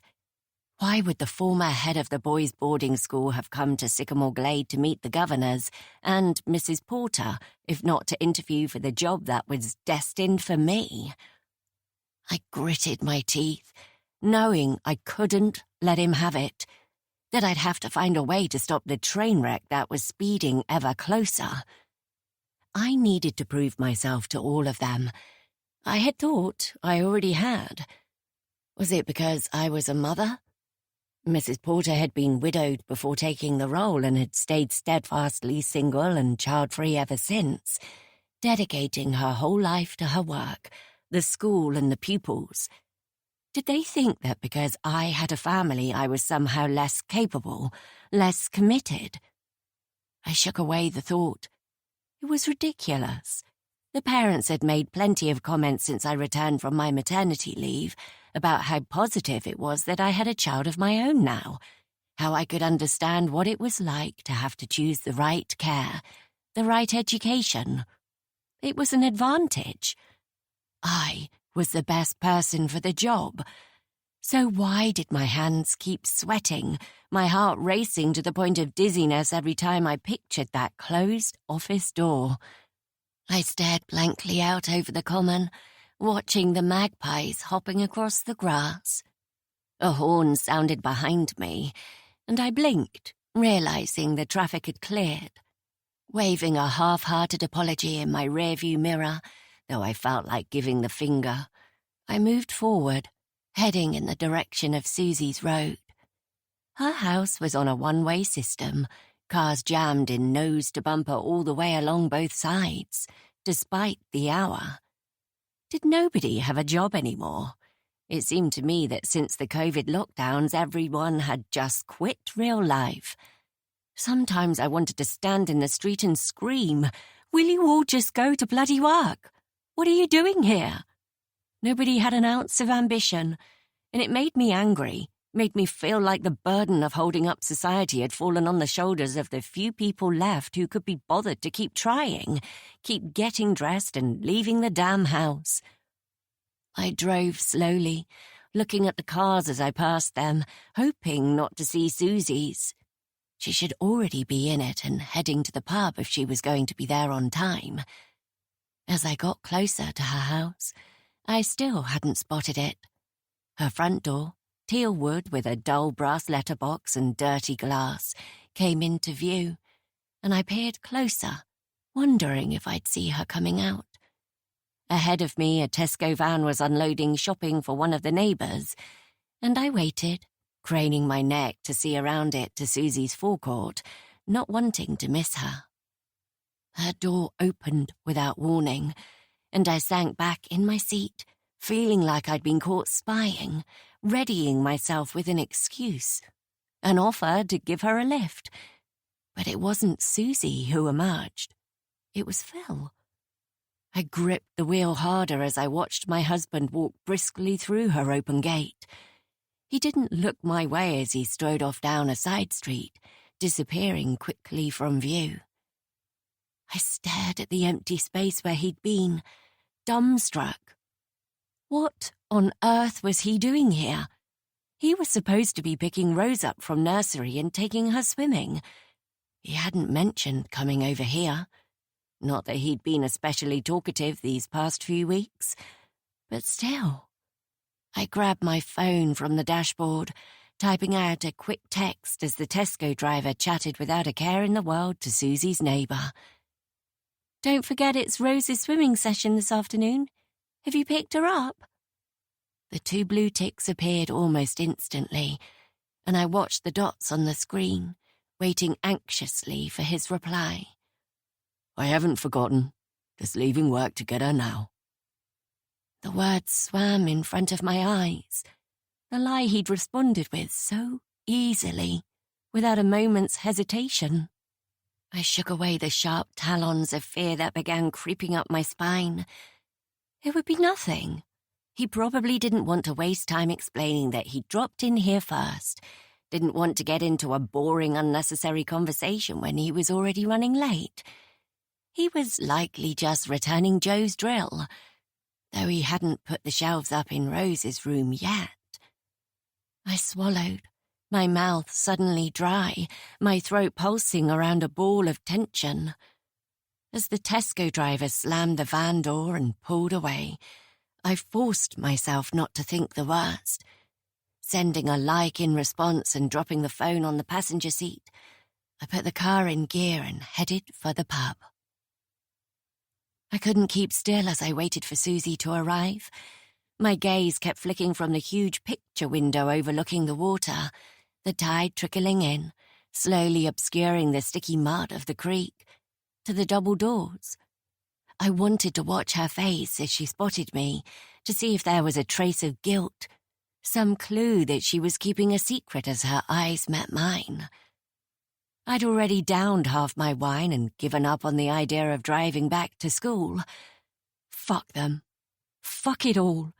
I was due an afternoon off, and after the way Mrs. Porter and the school governess had disrespected me this morning, I was hardly going to head back in to pretend I was unaware of what they were all up to behind my back. Besides, I had more than enough work for my PhD to be getting on with at home. It wasn't as if I wouldn't make good use of my time. My hands were shaking, and I wasn't sure if the trembling was fueled by anger, nerves, or a combination of both.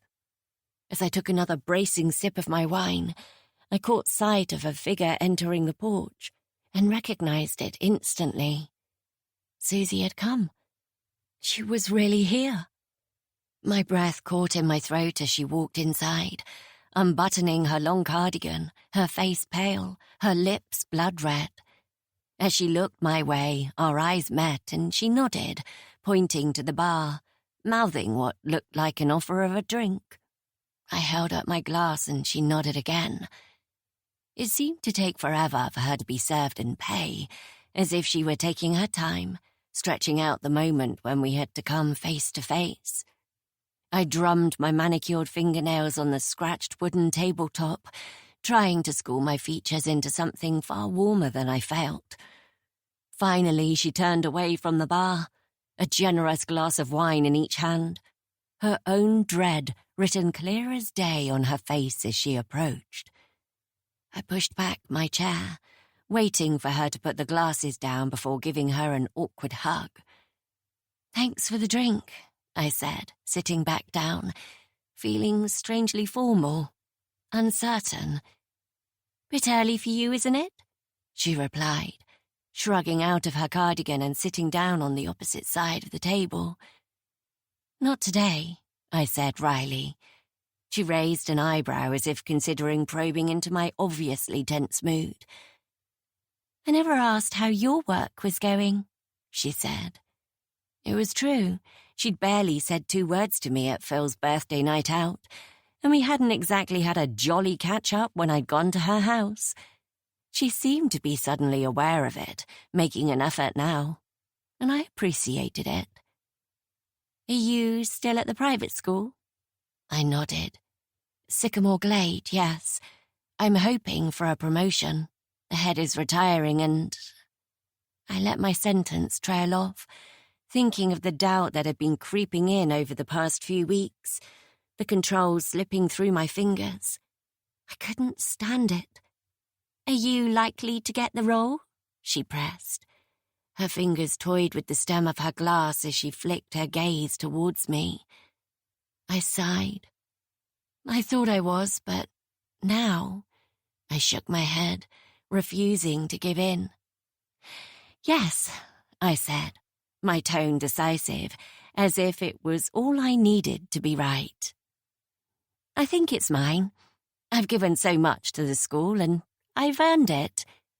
She nodded, and I wondered why she didn't voice her own agreement, give a few words of support, as she would have done in the past. I'd been working towards this goal for as long as she'd known me, single-minded in my vision of my future. It was finally within reach, and even us losing contact over the past 2 years wouldn't have made her forget what it had taken for me to get to this point. She'd seen how tirelessly I'd worked. It felt almost cruel of her to hold back now, as if she didn't agree I was the right choice for the job. Or was it that she simply didn't care, didn't have the mental capacity for any level of emotional investment in my struggles, my dreams? An uncomfortable silence shrouded the two of us, and I glanced out the window, watching a dog walker pass, a damp tennis ball clutched in her hand, her muddy golden retriever focused intently on it. I was surprised to get your call, I said softly. I looked back at her and she dipped her head. Yeah, things haven't been easy for me these past couple of years. A lot has changed. With me, with us. You and I have gone down 2 very different paths. I know it's hard to hear, Emma, but we're so different now. I'm not sure we share any common ground anymore. Did you ever consider that perhaps there isn't much of a friendship left to salvage? I mean, what do we have? You're a mother, you have a career, and I'm not. I don't, she said with a shrug of acceptance, as if there was nothing she could do about it. But you could. I reached for her hand, but she slid it onto her lap beneath the table. You used to want those things. She gave a little laugh, and it sounded bitter, pained. See, just the fact that you think that you assume it's as easy as trying again, it shows how little you understand. I've changed. I'm not the woman you knew. I can never be her again. There are parts of me that have simply died, been shaved away until there's nothing but a pile of dust remaining. Parts I can't rebuild even if I wanted to. I stared at her, shocked that she truly believed that. It was crazy to me that she could just let go of everything she had ever wanted because she was too afraid to stick her neck out and try again. I couldn't imagine giving up like that. But telling her that would only make her feel vindicated in her opinion of me. Bossy old Emma, always trying to get involved. I'd heard the name she and Phil had for me, Little Miss Fix-It. It frustrated me that they couldn't see I was only ever trying to help, to support the people I loved in reaching their goals, have the lives they deserved. It hurt that they turned what I considered one of my best attributes into something to poke fun at, a quality I should be ashamed of somehow. What was wrong with trying to find solutions to the complications life liked to throw your way? What would happen if we all just gave up because something was hard or emotionally draining? I thought about what I would have done if I'd been in Susie's shoes, if it had been Rose who hadn't survived. The idea was painful to contemplate, but I would have grieved, then tried again. I wouldn't have allowed myself to become stuck the way she had. But she didn't want to be pushed right now, and I didn't want to risk her leaving before we'd had a conversation. And I knew when to bite my tongue. I'd had enough practice with my parents. Suze, if that's truly how you feel, then I'm really sorry to hear it. But you have to remember this is all new to me. I haven't had an opportunity to hear your thoughts since you lost your baby, or to understand the changes you're talking about now. But that doesn't mean I can't accept you as my friend, or that I'll try and make you be something other than yourself. I don't care that we're on different paths. You're still the woman I have 1,000 shared experiences with. I waited for her to look me in the eye, but she didn't. You're still my best friend, I added, my voice soft, hopeful. Please, let's just take it slow and see if we can find a way to make this work. I miss you. Don't you miss me? She gave a deep, shuddering sigh as if she didn't have the strength to argue anymore, and I was filled with relief as I recognized her letting go, accepting the inevitable. I do, she admitted softly. I smiled. There you go. That's something we have in common. She gave a weak nod, reaching for her wine. So, I continued, determined to change the subject and just have a bit of normal conversation for a change. Did Phil tell you and Joe that Mabel is back from her travels again? She was actually at my house when you called the other day. She told me to say hi from her, by the way. Susie leaned back in her seat. He didn't mention it. Oh, really? I watched her expression, wondering what was going on, what I must be missing. Had Phil been at their house to see Joe rather than her? Why wasn't she bringing up the fact that she'd seen him today? Is she staying? Susie asked. Apparently so. She's rented a flat in Eastney. It's been really lovely, actually, to have her 5 minutes walk away. She's been popping round and spending time with... I broke off. I hadn't mentioned my daughter to Susie yet, and I was sure she wasn't ready for me to start now. I swallowed. With us, I finished, polishing off the first glass of wine and reaching for the one Susie had bought me. She looked at me, assessing, questioning. So, you're seeing a lot of her then? Making the most of her before she jets off again? What? It's just I'm surprised to hear that. Why? I raised an eyebrow, confused. Well, given everything that happened. Her eyes met mine, and I knew exactly what she was trying to say. Her expression hard, judgmental, anger simmering beneath the surface. She's my sister.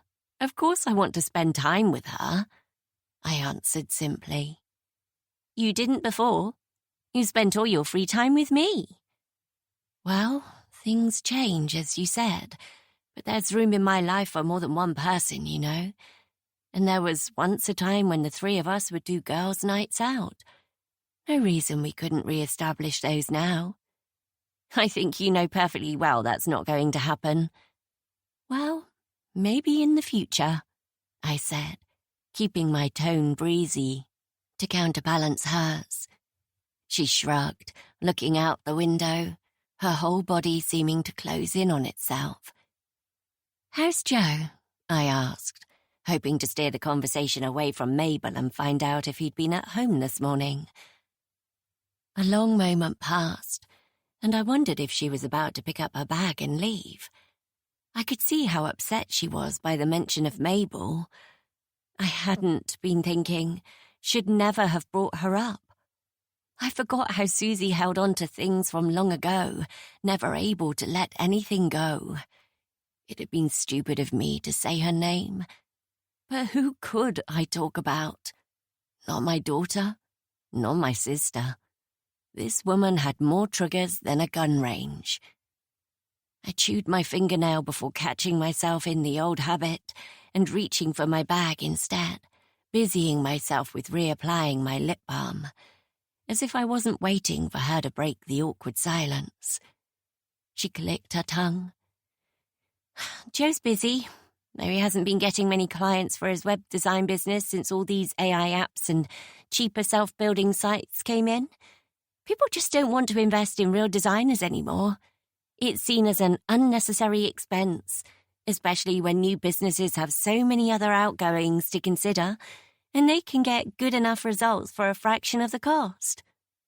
Oh no, poor Joe, I said, thinking of Susie having lost her job and now him. That must be a real worry for you both. She nodded. He's been taking any agency work he can get to tide us over, but it's so random and not always close to home. He's in Salisbury this week doing security stuff for an industrial site, but the traffic is awful, and he's putting in such long hours he doesn't bother coming home. Luckily, he has an old colleague who lets him crash on his sofa bed for the week when he's working there, so he doesn't have to commute back and forth. So he just stays away for a whole week? I asked, thinking how strange it was that Phil had never mentioned that to me. Does he do that often? Pretty often these days, at least half the month. He wasn't home today then. He was first thing, but he left pretty early. He has to work over the weekend, but the pay is better, so that's something. Right. That has to be hard on the two of you. She laughed. We're pretty much used to things being hard at this point. I waited a beat, my palms beginning to sweat as I thought of Phil leaving her house just now, the text he'd sent that had made no mention of seeing her. It must be lonely, though. She shook her head. No, not really. I like the solitude, having the house to myself. It's easier, somehow. The urge to confront her, to ask directly if Phil had visited her today, to see if she would admit it or if she would lie right to my face was overwhelming. The words were fizzing on my lips, but I couldn't bring myself to say them. I'd worked so hard, so fucking hard, to make my life fit the plan I'd had in my mind. I knew how important my strong marriage was, how it made people view me as someone who could resolve issues, work through struggles. The school, as much as I tried to bring it into the modern age with the way we approached behaviour and education, was still very traditional in so many respects. My being married, my husband being beyond reproach, was more important than anyone would ever admit. These aspects of my personal life gave the mothers a sense of security that I wasn't going after their husbands, made them look at me as someone safe, harmless. And as much as I rejected the idea, it would have been naive of me to think otherwise. I'd seen how some of the parents had responded when a female head of year in my previous school had got divorced.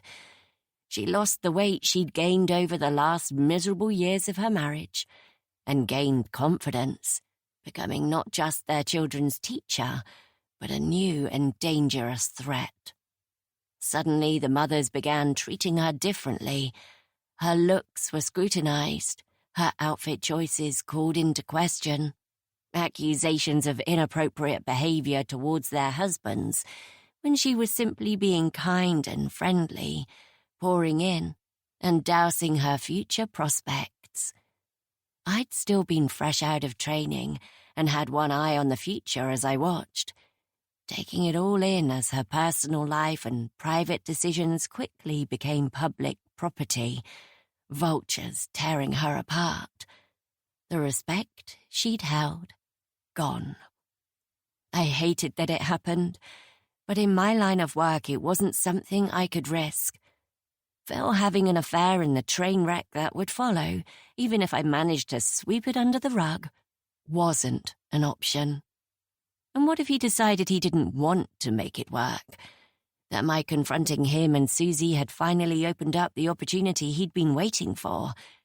The chance to leave me. No, I could never let that happen. I had to be clever about it.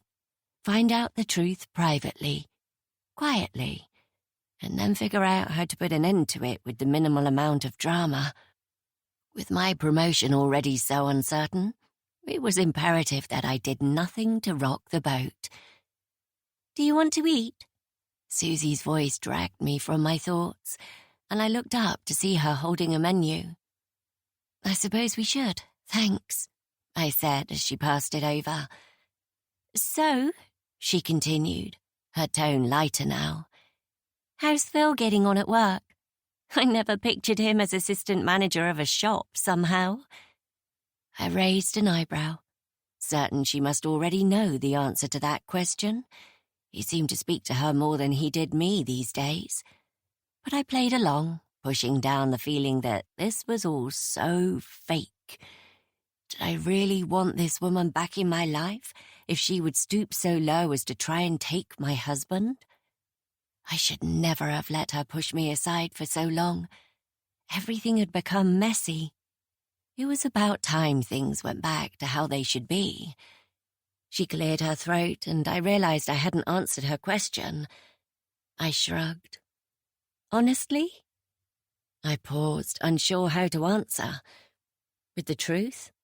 He hates it. His boss is always on his case, demanding he come in at all hours to unload boxes, and I know he feels stifled by the work.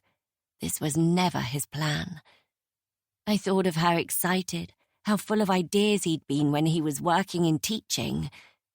The academic, nerdy side of his character had been what had attracted me to him back in senior school.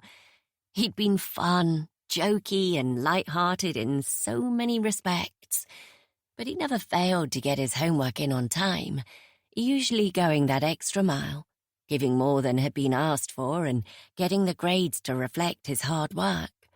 It had felt serendipitous that he had wanted to go down the same career path and work in education too.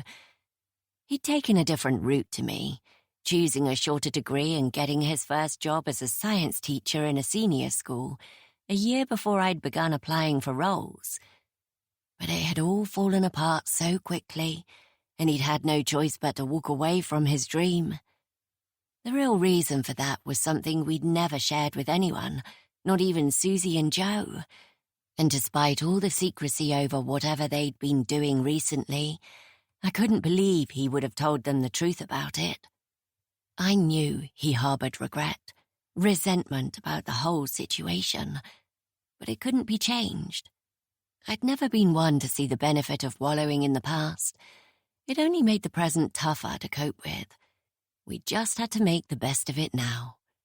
He would have to find a way to enjoy his new work, as uninspiring as he might find it.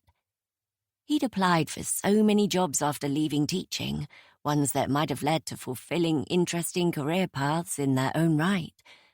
But without him being willing to ask for a reference from the school, none had come to fruition. So he'd fallen into the retail world, and I'd hoped he would settle. For a long time it had seemed that he had accepted it. But a year after Rose was born, he'd come home from a late shift, exhausted and miserable, and told me that he wanted to try again, that he had made a mistake in walking away without a fight, and that he intended to put in an application for a teaching job he'd seen advertised in a local primary school, that he planned to contact the head teacher of his previous school and ask for a reference, asking that he omit his reason for leaving. The anger, the absolute fear that had swept over me as the words left his mouth had been so visceral, I'd nearly dropped Rose. I'd been sick to my stomach at the idea that he would even suggest it, risk it. Didn't he realize how lucky we'd been that what had happened had been kept so quiet? Didn't he see how dangerous a game he was playing? How our whole lives would be upended if what he'd been accused of came out, because he went prodding old wounds that hadn't healed. If anyone from his old school got wind of what he was trying to do, it would all come tumbling out, and I would be taken down with it, tarred with the same brush. We'd have our faces splashed all over the newspapers, and no matter how much I protested my innocence, his innocence, it would be too late. It was impossible to come back from some things, and this was most definitely one of them. I wouldn't allow him to ruin what I'd worked for, dedicated my entire life to achieving. So I told him no, there would be no discussion. It was impossible, stupid, reckless. He most certainly did not have my support in trying again. What he needed was to face up to reality. Teaching was no longer an option for him. It wasn't a choice. That path would never reopen, no matter how much time passed. Now I tapped my fingertip on the menu, forcing a smile as I looked up at Susie's expectant expression. "He's getting on great," I answered, a lie rolling off my tongue as I straightened my spine, silently challenging her to say otherwise. "I think I'm going to have the tikka masala." I handed her the menu, reaching for my wine again. I'm in the mood for something spicy. 15. February 2023. I dropped the dirty plate into the sink, watching it slip beneath the bubbles. I made no move to reach for the dishcloth. Everything was going wrong, and I didn't know what I could do to fix it. Didn't know how I'd ended up in a place I'd never imagined being. Susie and I had spent the whole of Saturday giggling like a couple of schoolgirls with a secret, planning what we were going to say to our husbands, how to tell them we were ready to start a family. I'd had nerves. Of course I had. But they'd been over the things I'd already contemplated. What if Susie fell pregnant more quickly than I did? What if we had fertility struggles we hadn't bargained for? I'd never anticipated that the thing that would stand in the way of me becoming a mother would be my own husband. I'd wasted no time in broaching the subject with Phil as soon as I came home from seeing Susie on Saturday evening. I'd brought a takeaway with me, intending for it to be our last for the foreseeable future, seeing as we needed to focus on good nutrition going forward. I hadn't even finished serving up before the words had burst out of me, my excitement too great to contain. "I'm ready to have a baby. Can we start trying now?"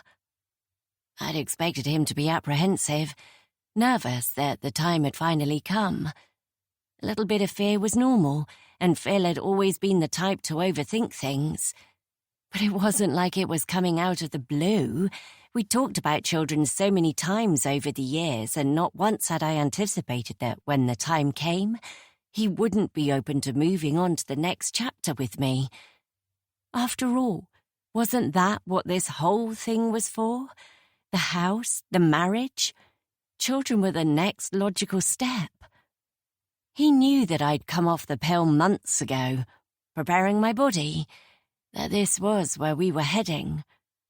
All I was asking was that we toss out the condoms and wait to see what might happen. No schedules, no pressure, but his reaction had been shocking. The stiff, unbending refusal he'd responded with, as if my asking to have a baby with my husband was the most outrageous thing in the world, had caught me completely off guard. He'd left his sweet and sour chicken and chili beef untouched, walking out without even deigning to talk about it.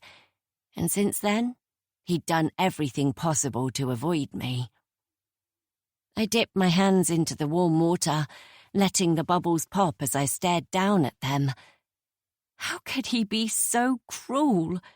We'd always talked about having a family, and there had never been a single moment when I doubted that we were on the same page. The fact that he wouldn't even discuss it was the most painful part. How was I supposed to know what was going through his mind? If this was just a moment of fear as the reality of being a grown-up set in, or, as I was beginning to fear, a far bigger issue. A genuine resistance to becoming a father. I wanted this so much. I had planned it out in my mind. The idea of Susie forging ahead, having her own baby while I was left behind to try and twist Phil's arm into something he should have wanted to do, broke my heart. The iridescent bubbles blurred in front of my eyes as the tears I'd been holding back all week began to force their way through the barriers I'd erected. It wasn't fair that he got to take this from me, that he wouldn't talk to me. The doorbell rang, startling me, and I dried my hands on a towel, rushing through the house to open the front door. Blinking into the orange glow of the setting sun, I wiped at my damp eyes with my sleeve, surprised to find Joe standing on the threshold. "Hey, he said. His mouth formed a smile, but it didn't reach his eyes. "What's wrong?" I asked, frowning, my own worries fading momentarily. Just," he shrugged, his expression turning bleak. "One of those days. Is Phil ready?" "Ready for what?" I asked, confused. It had been a long time since Joe had come over to our house in the evening. Since he and Susie moved to Southsea, they'd refused to tackle the weekday traffic, so we mostly saw the two of them on weekends now. I missed the days when we were constantly in and out of each other's houses, when one of us would offer to cook or pick up a takeaway, and we'd all collapse in a tired heap after work. The silence is easy, the laughter and conversation familiar and safe. I missed that life, that connection, more than I could express. "He is here, isn't he?" Joe asked, looking suddenly panicked. "Sorry, no. One of his workmates got tickets for some gig in Southampton. They caught the train about an hour ago. They're planning to stay the night in a Premier Inn. Was he expecting you?" His shoulders slumped. "I called him a few days ago asking if we could have a drink. Chat a bit." He shook his head. "Not to worry," he added, pasting on a smile. "I'll give him a call tomorrow." He turned as if to leave, and I grabbed him by the wrist. "Seriously? Look, I may not be able to talk football and Formula One or whatever it is you two go on about, but I'm your friend, aren't I? And it's obvious you need to get something off your chest. Won't I do?" He screwed up his face teasingly. "Well..." I slapped his arm playfully. "Come on, you idiot. I'm sure I'll be a decent substitute for my disorganized husband. I would never invite you over, then leave for a better offer." "A better offer? You think going to a gig is preferable to listening to me moan about my life?" Huh. He grinned, and I smiled. "That's better. Now get in here."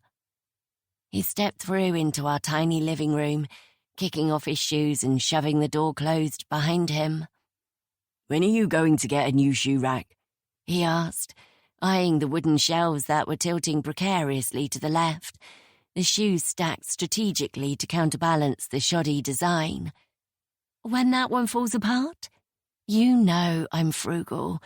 I can't bear to get rid of anything with a little life left in it." I nudged it straight with my foot. "There. Perfect." "If you say so," he murmured, clearly disagreeing. "Got any beer?" "I'm sure there's some in the fridge. Have you had dinner already?" "Susie made some salmon pasta thing." I nodded, picturing the two of them talking over their plates, cozy after a long day at work. Susie had always been an experimental cook, but somehow her creations always turned out to be delicious. It was annoying, especially when I could follow a recipe to the letter, and still my food came out bland and unappetizing. He followed me into the kitchen, and I pulled 2 bottles of Phil's Peroni from the fridge, opening them and handing one to Joe. He regarded me over the bottle, unsmiling. "You've been crying?" I shook my head, leading him back to the living room. "Allergies. They cut the grass on the school field today," I lied, not wanting to get into my issues right now. It wasn't always easy to talk candidly when I knew he might filter my words back to Phil. After all, they were best friends, and it wasn't like Susie and I didn't share snippets of what we'd heard via them from time to time. He took a sip of his beer, plopping down on the sofa beside me. "So, what's on your mind?" I asked, turning towards him, my legs curled beneath me. It was nice to have him here, like old times. I could almost imagine Susie and Phil chatting in the kitchen, a pack of dog-eared playing cards spread out over the coffee table, the smell of good food lingering in the air. "I'm guessing you already know. Susie wants to have a baby." And? I tilted my head, wondering if he'd had the same reaction as Phil. For some reason, the idea made me feel less alone. "You don't want to?" I asked. He shook his head. "It's not that I don't want to. Actually, truth be told, I'd love to be a dad. But..." He broke off and took another swig of his drink, then sighed, his eyes meeting mine, full of emotion. "How the hell am I supposed to know what to do? Most men have their own father to look up to, don't they? Someone to turn to for advice. I don't have that." "Oh," I bowed my head, understanding. Joe had been devastated when his dad had died. They'd been so close, called each other daily, always laughing, but sharing a deep bond too. It would make sense that now, with the prospect of becoming a father himself, he'd miss his dad more than ever. "I get it," I said softly. "You'll never meet my children," he said, his voice cracking. "Never get to be a grandpa. And I'll have to figure it all out without his support." "And you're going to do fine. More than fine. You got 20 years with an incredible father, Joe. That will stay with you." He shook his head. I keep thinking about that moment when my baby is born, and how the only person I would want to call won't be waiting at the other end of the phone to hear the good news. It fucking sucks." I squeezed his hand. "Yeah, it really does. But believe me when I tell you, you are going to be the most wonderful father. And maybe it will make you understand your own dad more too, following in his footsteps, seeing the other side." I met his eyes. "You've every right to be going through all these emotions, but it really just comes down to the fact that you care, and that tells me everything I need to know. You can do this, sweetie. You can."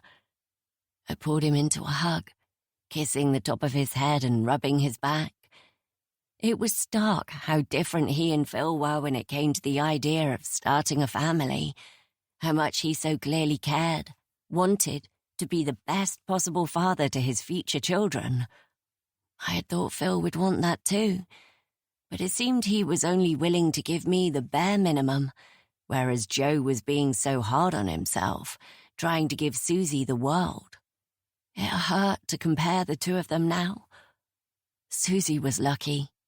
She had a husband who was going to drink his beer, go home and get her pregnant. She'd be jumping up and down, clutching a positive test in a matter of weeks. I felt it in my bones. And I would be left behind, trying to reason with Phil over a decision that should never have been in question. Panic filled me as I let the truth wash over me. He wasn't going to change his mind. Not ever. I knew Phil. For the most part, he was easygoing, happy to let me make the big choices in our lives. Rarely had he given a definitive no to anything I requested, suggested. But the few times he had, he'd been unmovable in his certainty. And this, I knew in my heart, was one of those times. I wouldn't change his mind. He would never give me a child, and I wasn't willing to sacrifice him, my marriage, to get around that. He had me over a barrel, and there was nothing I could do but smile and pretend it wasn't going to destroy me. Joe pulled free from the hug. Thanks, Em. You're always so logical. I apologize for doubting you. I should have known you'd make me feel better. I looked at him, his handsome tanned face, the wiry blonde beard and deep blue eyes that had always made him look like a wild man, a Viking who'd wandered into suburbia. I can make you feel better in other ways too, I said quietly. He raised an eyebrow, as if he was sure he'd misheard me, and before he could stop me, before I'd had a chance to think it through, I found myself straddling his lap, my fingers looping around the back of his neck. His cheeks turned instantly pink, his eyes widening in surprise, his hands resolutely by his sides, palms flat against the sofa. Emma, what are you... You've only ever been with Susie, and I've only ever been with Phil. Aren't you curious? Haven't you ever wondered what it's like with another woman? I leaned closer, my breath falling on his cheek. He gave a gruff laugh, unclasping my hands from his neck, arching back to create as much space as possible between us. No, I haven't, he said. Liar, I whispered, pulling my hands free and trailing them over his chest. You know you've thought about this. I have. His mouth dropped open at the admission, then he shook his head again. This is ridiculous. I should go. Susie will be waiting up. No, she won't. She'll think you're with Phil. And if she's painting, she won't even notice you're gone. That's really not the point, is it? I'm just saying. You're sad. I'm sad. Life is about to get really serious. What if we just kept it as one night, a memory between the two of us, a last bite of freedom before we get bogged down by being grown up? He glanced past me to the door, his escape, and I could see the refusal already on his tongue, see him trying to figure out how to navigate through this without offending me, without hurting my feelings. In one swift movement, I grabbed his hand, moving it under my top to cut my breast over my lacy bra, the heat of my palm pressing into the back of his hand. My nipples tightened, and in that same moment, I felt his body awaken beneath me, the firm length of him responding instinctively. His eyes met mine. We can't do this. I sank lower, moving my hips, hearing the hitch in his breath. This is a bad idea. I should go. Nobody will ever know, I whispered. Don't you want to see what it's like? Just once. I reached behind me, sliding my hands up my top, unclasping my bra, letting it fall low.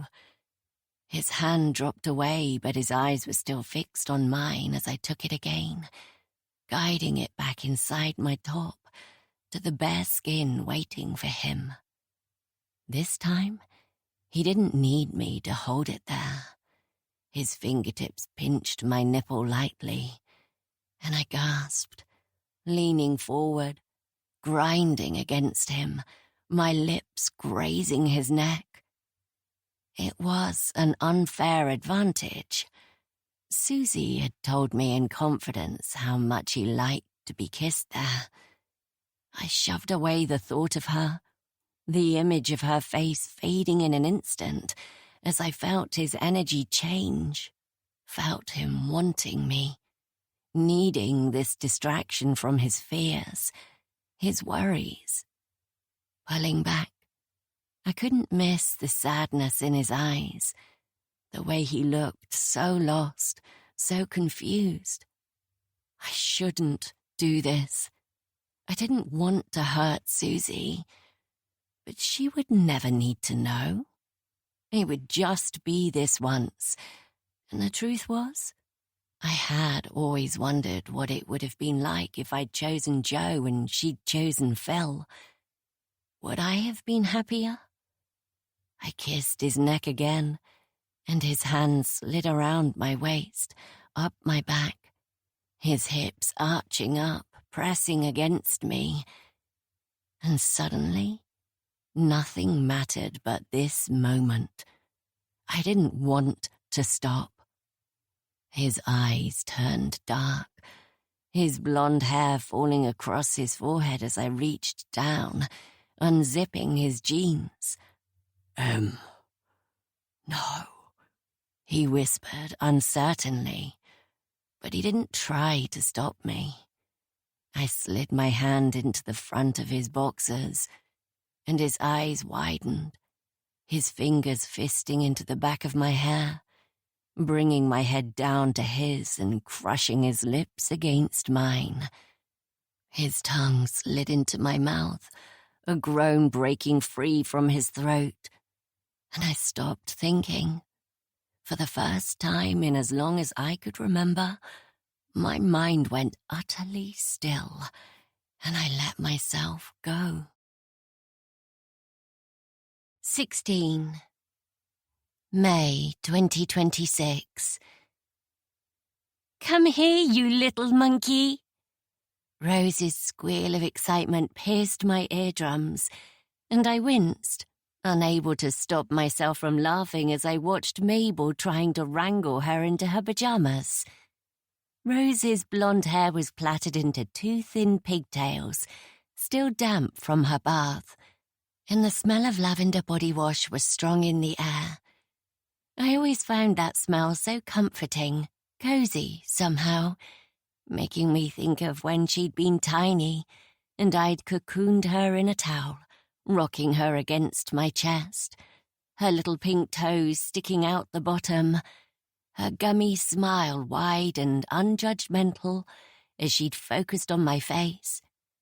It was hard to believe how quickly the time had passed, how soon she would be 3.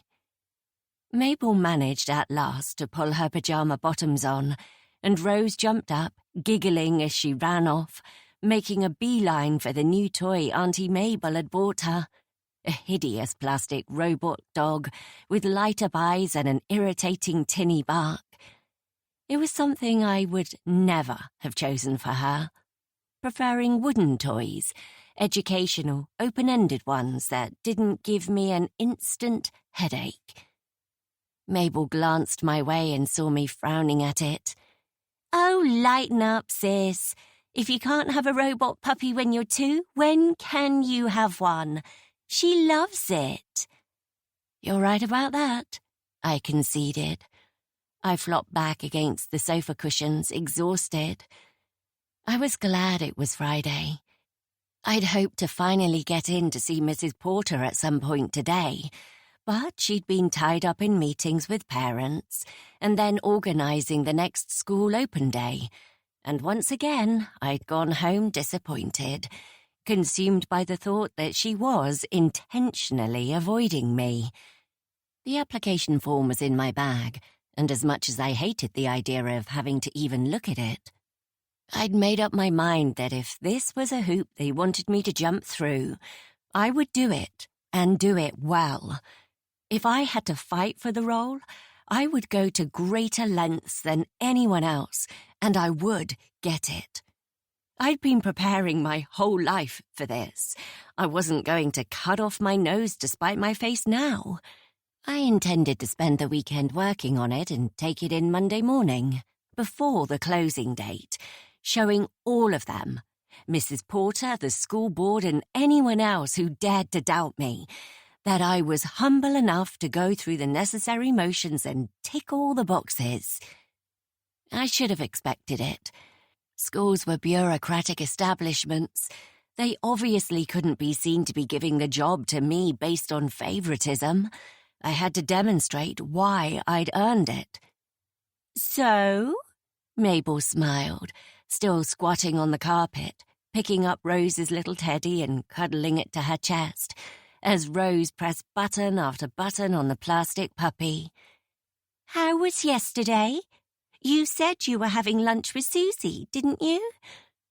Actually, it went better than I expected, I admitted. In what way? I shrugged. She was surprisingly chatty. It took her a while to get there, and at the start it was blatantly obvious she was trying to give me the brush off. I felt like I was being dumped. I laughed wryly. But after we cleared the air, she seemed to thaw a little, and I saw a glimpse of the Suze I know, the friend I lost. I don't think it's going to be a quick fix, but she was warmer than she's been in a long time, and we left on pretty good terms. Mabel rocked back on her heels, her bare toes wriggling into the thick carpet. I'm so happy to hear that, Em. I know how much you've missed her. I have. With you gallivanting around the globe and her ghosting me, it's been pretty lonely, actually. She dipped her head. Sorry. Don't be. You have a life to live. I would never want to stop you doing what you love. Still, I know it's selfish of me to just up and leave so often, but you always have Phil. Yeah, I suppose. She tilted her head to one side, frowning as she regarded me. Mabel always seemed to look that little bit closer than anyone else in my life, see past my words and pick up on things I hadn't intended to divulge. What do you mean by that? She asked gently. I shook my head. Nothing. Just new parent woes, I guess. It's been tricky to navigate who we are as a couple now that we're parents too. It's only natural that the romantic side of things would take a back seat while we're struggling through the early years, surviving on less sleep. But Rose is pretty easygoing for the most part, and, well, nothing is improving. I feel like he's avoiding me most of the time. I wondered if I could possibly confide in her about my fears over him and Susie. The sound of Phil's key in the front door had me tensing, wishing I hadn't said anything, and I realised I was glad he'd saved me from admitting something I couldn't take back. Once something like that was out of the box, it couldn't be shoved back inside. And I still wanted to find another reason for his behaviour that would explain everything, erase all my fears and make them look utterly ridiculous. I hadn't given up hope yet. Not completely. Mabel looked at me quizzically, and I shook my head, silently warning her not to bring our conversation up. He wouldn't take well to hearing that we'd been talking about him behind his back, even the little I'd said. The last thing I wanted was another reason for him to be in a foul mood. He pushed open the living room door, freezing when he saw Mabel kneeling on the carpet. Oh, I didn't know we were expecting company. His tone made it abundantly clear that he didn't consider it a good thing. I couldn't help but wonder if he'd been intending to come home and have a proper conversation with me, and was annoyed that it would have to wait. Mabel laughed. I'm hardly company, Phil. How was work? Tedious. Draining. He looked at Rose, still absorbed with the novelty of the battery-operated toy. Not going to say hello to me, Rosie? She glanced up, waving a chubby hand at him, but not attempting to speak. I'd noticed her doing that a lot around him lately, regressing almost, and I couldn't help but think it was due to her picking up on his judgment on her progress. If I could sense how desperate he was for her to catch up with her speech and no longer need therapy, I was sure she could too. He didn't seem to understand he was actively denting her confidence and making it harder for her to try. That it was quickly becoming a battle of wills that he was never going to win. He didn't even bother to hide his disappointment, his shoulders slumping in defeat. "Sorry you had a long day," I said. "I made a curry. We ate with Rose, but there's still plenty left on the stove. There's naan, too." "You couldn't have waited for me." "I was starving. I worked through lunch. Sorry." Mabel got to her feet, her body unfolding like a dancer's, clasping her hands under her chin. "Do you know what you two need?" she announced exuberantly. Phil folded his arms, unsmiling. "To be able to sit on my sofa and chill out after a bloody long week at a job I hate?" She raised an eyebrow, but refused to be derailed by his obvious bad mood. "No, a break. A date night. You need to get dressed up and go and drink and dance and just have some fun. Reconnect. And you're in luck because Auntie Mabel is here, ready and willing to put that scrummy little girl to bed and watch Love Island on your television for as long as you need." "Really?" I asked, suddenly feeling energized at the unexpected suggestion. We hadn't been out together as a couple even once since Rose was born. It hadn't felt right to celebrate in the early days, when Susie was freshly grieving. And then, as time had passed, it had become a habit for Phil to go off with our friends, and for me to stay home. I looked up at him, hoping he'd see how much we needed this. "Sounds good to me. You could eat quickly, then get changed," I suggested. "Shall I order an Uber?" He didn't meet my eyes.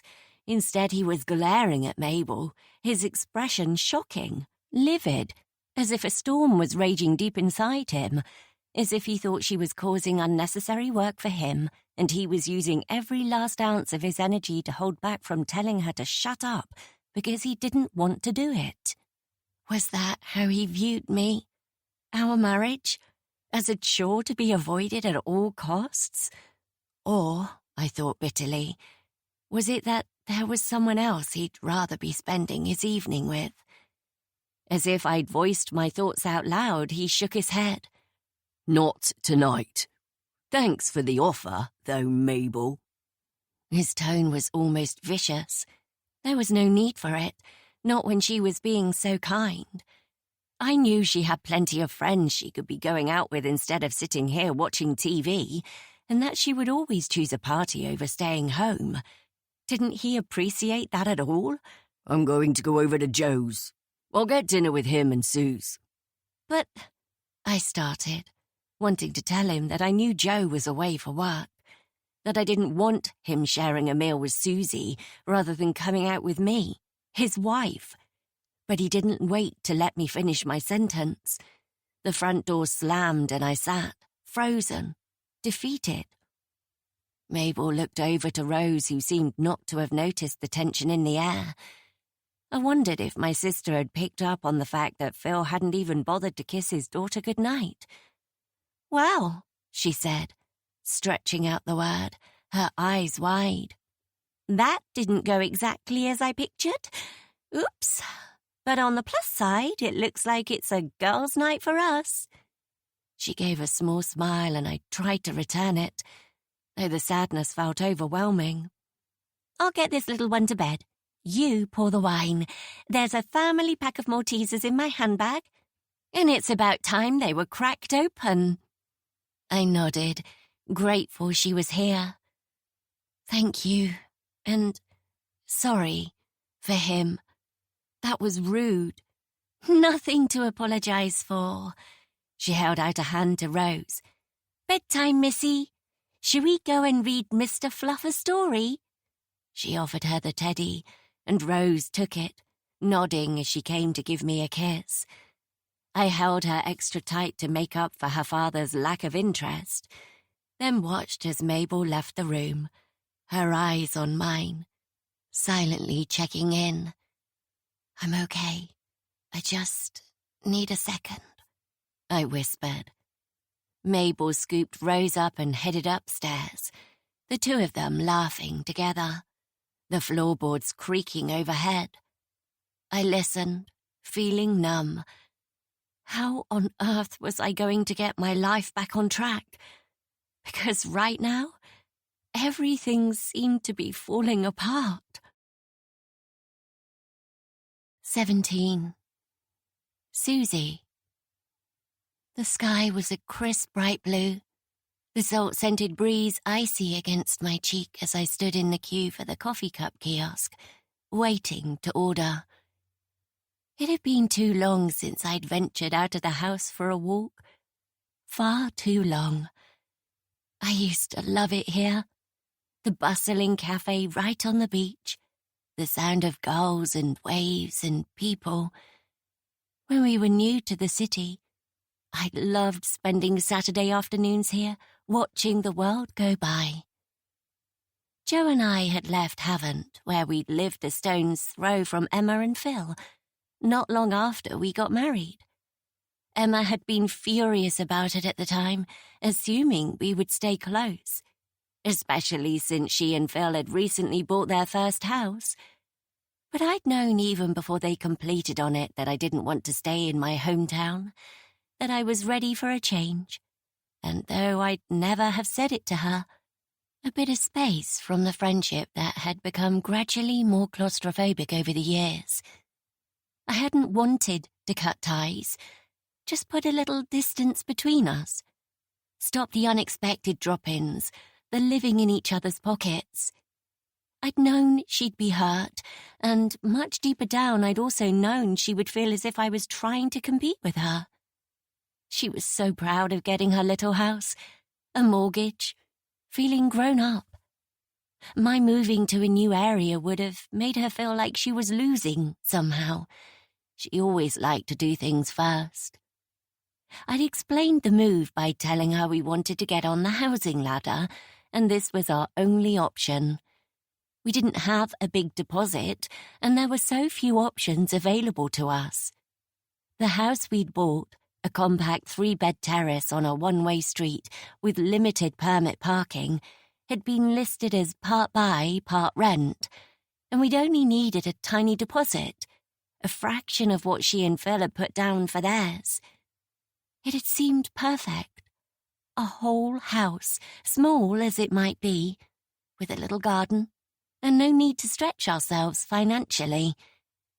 The intention had been to pay off the mortgage on the 25% of the house we owned, then slowly buy more until it was fully ours. We'd made a good start, though there had been a lot of work we hadn't budgeted for. The leaking roof that had needed replacing, the frankly terrifying electrics, and slowly over time we'd managed to make a dent in the mortgage. Now, though, with me out of work and Joe struggling to find clients for his web design business, money was tight, and the dream of owning the full share felt more out of reach than ever. And now, with things the way they were, I knew it was only a matter of time before I would have to let it go. I'd already begun emotionally detaching myself from it. Lately, it had felt less of a sanctuary to me. I knew a big part of that was that Emma was now living so close. I should have known she would make the move sooner or later. I'd honestly been surprised she'd waited so long. But knowing she was nearby was a constant source of stress since she'd had her child. The worry of bumping into them if I went out, even now we were back on speaking terms, was always there. I was sure it would only be a matter of time before she reverted to how we'd been in our hometown, turning up at my door whenever she felt like it, expecting us to re-establish that strange codependent foursome we'd once had. I didn't know how I was going to stop it, how to lay down boundaries without rocking the boat. I wished she hadn't moved here. When she'd still been living in Havant and had been too busy during the week to come into the city, we'd had the perfect balance to our friendship. She'd driven over to my house every Saturday during our pregnancies. We'd walked to the promenade, then alternated between the shingle and the zigzag paving stones, all the way to the coffee cup, where we would reward ourselves with giant paninis and hot chocolate. I'd loved it. catching up with the sound of the waves curling over the shore, no longer stifled by her company. The atmosphere, the opportunities for people watching, seeing the brave, adventurous swimmers out in all weathers, lying to myself that one day I might be up for that. It was easy to pretend from the cozy confines of the cafe, easy to believe I could be that kind of woman, the kind who grabbed life by the horns rather than cowering in the shadows. I'd loved that for the first time since Emma and I were teens. I didn't feel like I was drowning in my friendship with her. I'd felt like I could finally be myself. What can I get you? I looked up, seeing the teenage boy waiting, his mouth curled into a polite smile, though his eyes screamed, Hurry up. "A flat white, please." No probs. Anything else? I shook my head, tapping my card to pay and taking a plastic lid from the stack piled haphazardly on the counter, attaching it to the takeaway cup he handed to me. Walking round to the side of the kiosk, I headed to the outdoor tables at the back of the decking. Opportunistic wrens hopping close, made confident by years of success. I clambered inelegantly onto a bench, glancing around. It was 11 a.m. on a chilly Tuesday, but there were still plenty of people nearby braving the icy breeze, walking, riding bikes, throwing balls for dogs to chase across the shingle, their barking setting my nerves on edge. The outdoor seating area was still blessedly empty, though, most of the patrons having chosen to huddle up in the indoor section instead. The past few days had been glorious, warm and sunny, but it seemed May was as unpredictable as ever when it came to the weather. I turned my back on the road, facing the beach. The sea stretched out like a steel blanket, the yellow and brown stones peppered with hardy green shrubs and bushes. I placed the cardboard cup down on the bench against my thigh, flipping off the lid, then reached into my coat pocket and pulled out a miniature bottle of whiskey. Half obscured by my sleeve, I tipped the contents into the cup, willing it to hurry as it glugged out through the narrow opening. Glancing over my shoulder, I hastily placed the lid back on the cup, then stood, striding over to the bin and chucking the empty bottle into it, my shoulders instantly relaxing with the knowledge I'd got away with it, hadn't been caught this time. Slipping back onto the cold, hard bench, I wrapped my hands around the warm cup, bringing it to my lips. The first sip was always the best.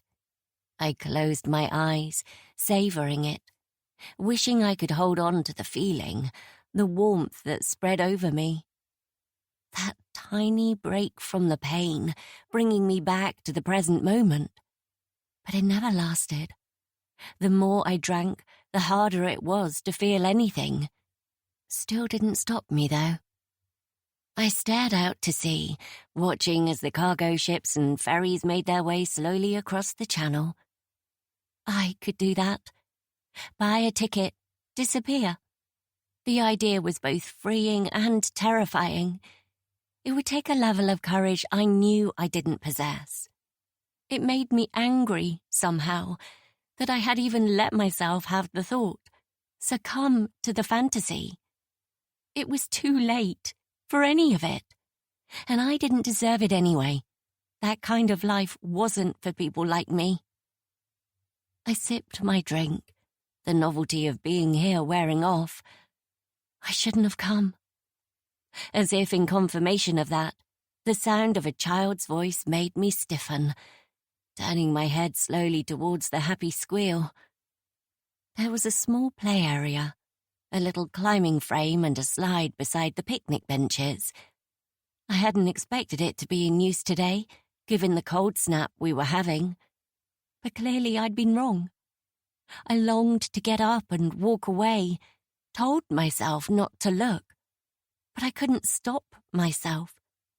I watched hungrily as the tiny dark-haired child dressed in a red jacket, green bobble hat and red wellies attempted to climb up the slide, squealing again in fright or excitement. I wasn't sure which, as their wellies slipped on the metal and the child slid down to the bottom. It was only a small slide, but to a toddler, I suppose, climbing it felt as brave as getting on a ferry, allowing myself to live rather than exist might to me. Hey, you? I looked up, knowing the voice before I saw him. Phil was stepping onto the decking from the beach, dressed in faded blue jeans and a crew-necked cream sweater, contrasting with his dark beard, a navy jacket slung over his arm. He looked strong, intense, his blue eyes piercing into mine, his dark hair in need of a cut, beginning to curl over his ears. Not for the first time I thought about how different he and Joe were. Joe had always been an open book, funny, warm, and delightfully simple to understand. But Phil, he brooded. When it came to dealing with his wife, he went with the flow, so much so that an outsider might think he was a lapdog, always jumping to her whims. But I knew differently, saw deeper. There was always a feeling that he knew more than he let on, said less than he was thinking. Cogs turning behind those steely blue eyes. It made me wonder how many secrets he had yet to share with me. "Hey, yourself," I replied, breaking into a smile. He leaned down, pulling me into a hug. "You getting a coffee?" I asked. Not yet. I've had 2 already. Might get a sandwich, though. His gaze flicked to the promenade, as if he was considering joining the kiosk queue. But then he perched on the bench beside me, his back against the table, arms stretched wide, forcing me to pick up my cup before he knocked it over. Nice to see you're having a coffee, though. Can't remember the last time I saw you with something non-alcoholic in your hand. I glanced his way, no longer smiling. "Don't start that." He pressed his lips together, eyes meeting mine with a knowing look. I'm just saying. I raised an eyebrow, angling my body away from his, hoping he wouldn't smell the whiskey on my breath. I didn't want to have to explain myself. I did enough of that with Joe. Anyway, He said, touching my knee briefly, a silent apology. He knew how draining I found these conversations about my drinking habits, and to his credit, he was far better about letting it go than Joe had ever been. Surely I'd earned the right to drink myself into oblivion after everything I'd been through. And the worst part was, the baby was just the tip of the iceberg. If people knew the whole mess, they'd be putting the bottle in my hand themselves. He cleared his throat, then glanced over my shoulder to check we were alone. I was relieved to see that the family with the toddler and the green bobble hat had walked off down the beach, and we had the patio to ourselves. So, He said, lowering his voice, his fingers scraping at the dark beard on his jaw. did you see her? I met his eye, swallowing, and gave a silent nod. And? I sighed, then took another gulp of the makeshift Irish coffee. It was... I looked out over the grey sea before letting the words emerge from my lips. Exactly what I expected. I tried not to look at his face, but I couldn't seem to drag my gaze away. His cheeks were taut, lips pale, the strain of holding a cocktail of emotions tight enough to snap evident in every muscle. Suze, He breathed. I shook my head. Don't. Please. I can't. He let out a long, shaky breath, and I looked down to find his warm hand clamped firmly around mine. I could feel his pulse racing against the back of my wrist. I wish you would let me come. What would have been the point? To see her, talk to her. to support you. I gave a hollow laugh. It wouldn't change anything. Some things are set in stone. They just are. They don't have to be. His hand tightened around mine, pain shooting through my knuckles, crushed beneath his grip. But I made no move to shake him off. Oh, fuck, Suze. He gave a low groan, restraining himself, holding back his pain. I had felt it too, once. I had reacted like a normal human being. But now I was simply numb.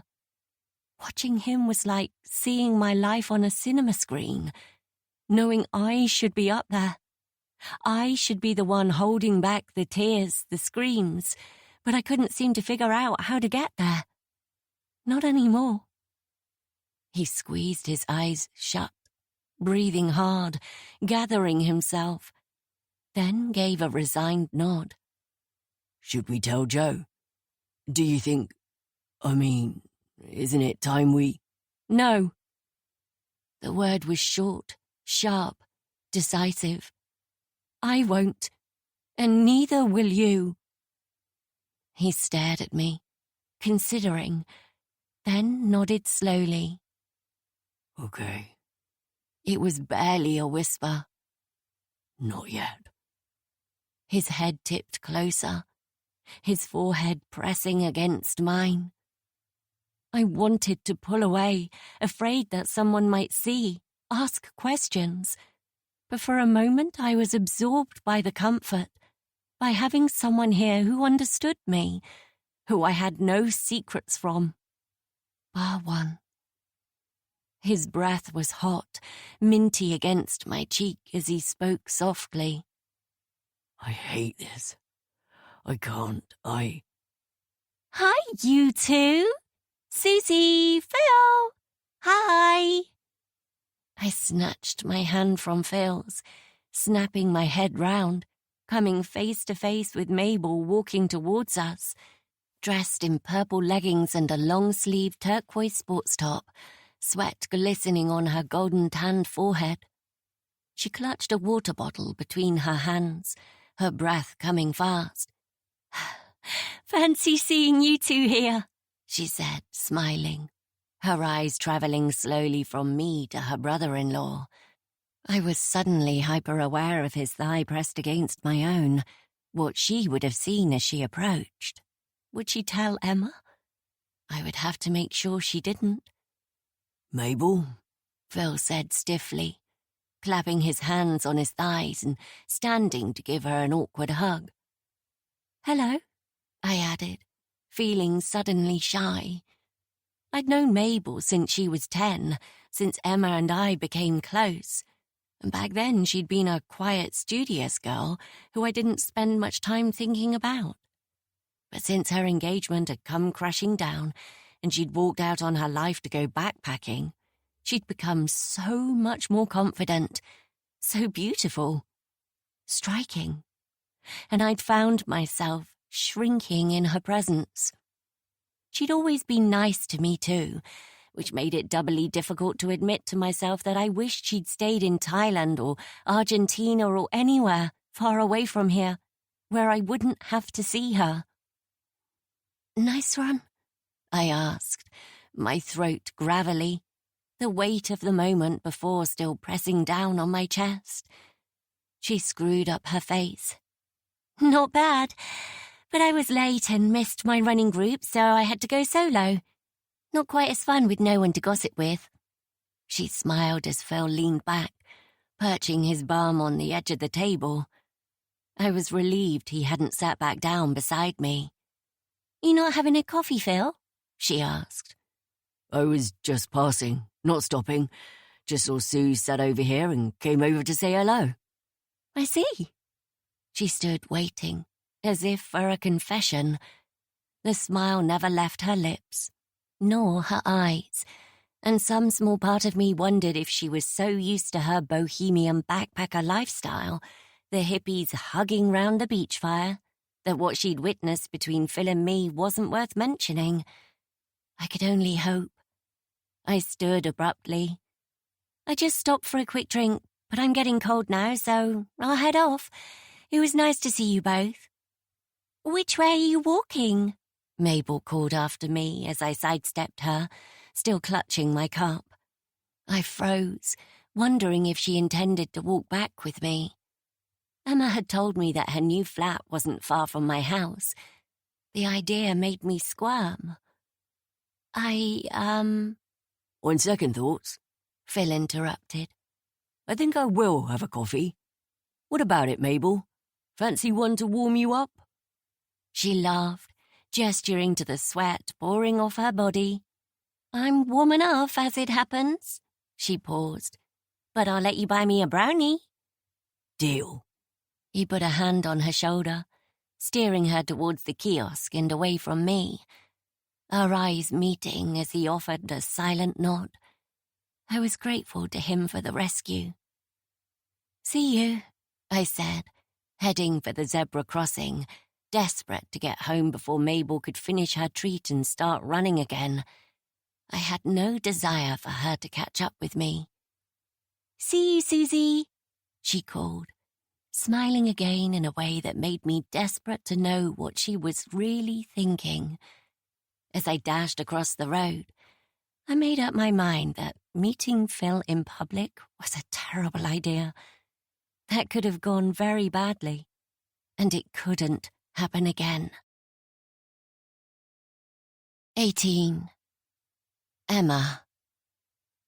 I held Rose's hand as she tossed handfuls of birdseed into the air, watching it scatter on the ground, the pigeons landing in a swoosh of wings, picking up as much as they could manage before the seagulls came to dominate the space. A swan, hopeful and curious, swam to the edge of the lake, exiting onto the path and coming to stand intimidatingly close to us. "Shoo!" I said, angling my daughter behind my body. "We don't have any bread for you, Mr. Swan." It walked closer, stretching out its wings. I'd never liked swans, not since a cygnet had clamped its beak around my finger at Langstone Harbour when I was 6. Rose waved her chubby hand. "Shoo!" she yelled, her little voice imitating mine. "Yes, that's right, sweetie. You tell him," I said, delighted by the clarity in the word. I grabbed a handful of seed from the paper bag, tossing it into the water, watching in relief as the swan waddled over to it, several more changing tack to go and investigate.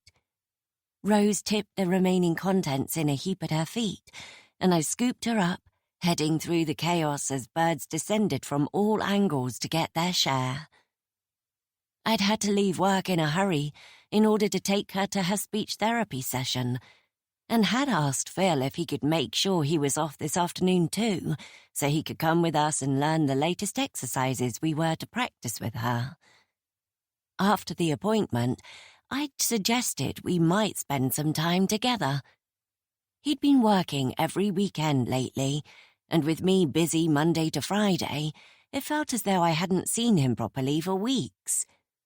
I was still confused and upset that he'd been so rude to my sister, and that he'd wasted a perfectly good opportunity for us to spend some quality time together when she'd offered to babysit the other night. It wasn't like we were inundated with offers to give us a break. He'd turned up at the appointment, his mood flat as we were guided through the tasks, asking no questions, showing little interest, which had irritated me. But when I'd suggested we drive down to Canoe Lake to feed the birds and get some chips to eat on the beach, he'd said he didn't have time. I'd watched him driving away, trying to pretend I was fine, that it wasn't becoming a regular pattern. We'd always felt so solid. He'd always been so reliable, so perfect. I wouldn't have chosen to marry him otherwise. I wasn't the kind of person who made rash decisions. Every aspect of my life was down to my meticulous planning, thinking, preparing. which was why I suddenly felt completely out of my depth.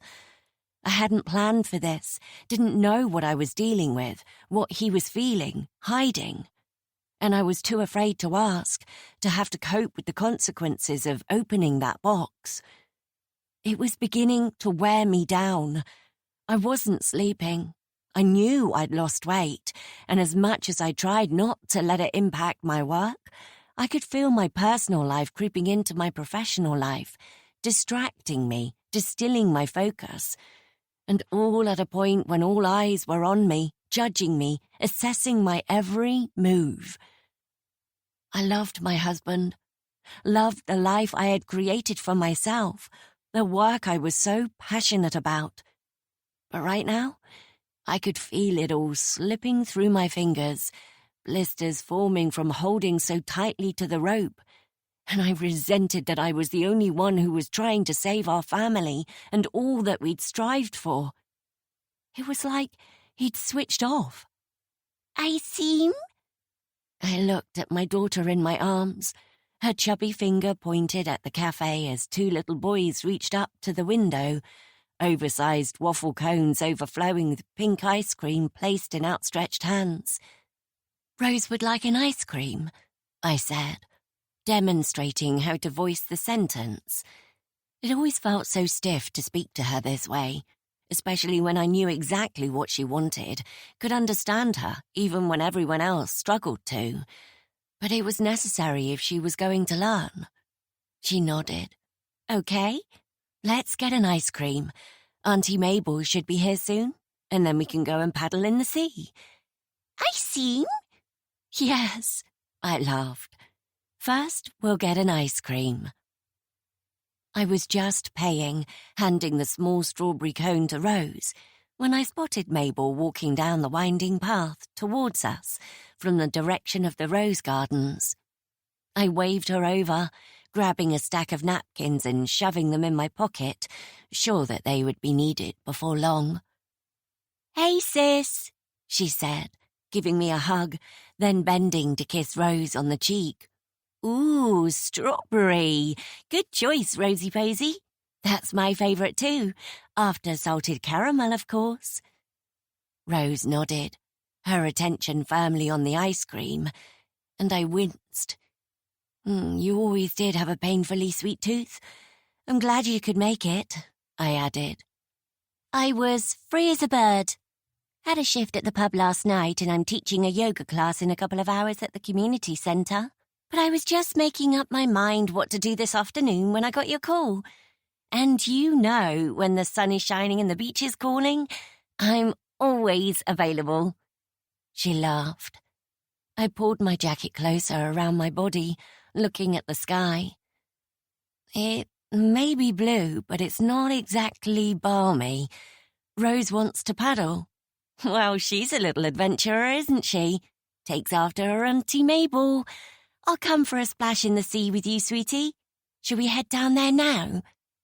"Sure," I agreed, taking Rose's sticky hand and falling into step beside my sister. "How have you been this week?" I asked. "Pretty good. Been working random shifts, so I don't know whether I'm coming or going, but I'm meeting lots of interesting people, making new friends. I like it here." "In Southsea?" She nodded. "Me too." Our eyes met, and I knew we were both thinking of our childhood, the damp, unloved house we'd grown up in that had never truly felt like a home. Neither one of us had been back there in a long time. Mabel might have been the favourite, the golden child, but I didn't fool myself into thinking she'd had it easy. It had just been a different kind of struggle, a constant need to keep up with our parents' impossible expectations, a knowledge that there was no end goal, that you could never complete the challenge, because when you did, they'd just increase the stakes, the expectations. "Do you ever wish you'd kept going with the medicine thing?" I asked. The words, as I asked them, took me by surprise. I hadn't intended to say them, to prod at those old wounds. It wasn't something we'd ever really discussed. Her leaving her entire life behind, disappearing to travel the world all alone, becoming this new version of herself. I could tell my question had caught her off guard too. "Can you picture Mum's face if I told her I was going back to it?" she replied, a laugh humming in the back of her throat. God, she was broken by that, wasn't she? Her little girl, about to be a doctor, engaged to a man she approved of, living their dream. She broke off, and I caught a flicker of emotion in her eyes before she looked away. We crossed the main road, heading down onto the beach, the shingle crunching beneath our feet. I pulled a napkin from my pocket, dabbing at the pink dribble on Rose's sticky chin. Mabel sighed. "I don't," she said softly. "No regrets. Those doors closed a long time ago. And I know this isn't the life I planned, but honestly, I am happy." I wanted to nod, to switch to a lighter topic, but something stopped me. "Are you?" My words were a soft push, and her hazel eyes met mine, understanding. "You think I'm avoiding real life? No stable job, no relationship, no commitment?" I shrugged. It was something I hadn't liked to think about. But now, hearing her say it out loud, it was impossible not to wonder if there was some truth in it. Was she too afraid of being hurt to do what she really wanted? Was she keeping herself separate, flitting off when things got too heavy because the alternative left her vulnerable, exposed? She sat down on the pebbles, pulling Rose onto her lap. "Yeah, I suppose I am. Or at least, I was. But who wouldn't? I was ghosted by the man I was supposed to marry, Em. One day he was there, the next." She made a gesture like a star exploding. "Poof, gone.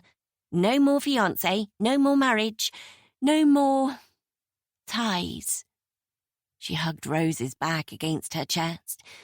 "And yeah, for a while I felt like I was falling, like I couldn't stay still, couldn't keep living any part of my old life because it would just remind me of the missing piece, you know. So I moved, I travelled, and I let a lot of stuff go. And I was sad, really fucking broken, actually." She looked out to sea, and I felt my stomach drop at the confession. "But now," she went on, taking my hand, "you don't need to worry about me.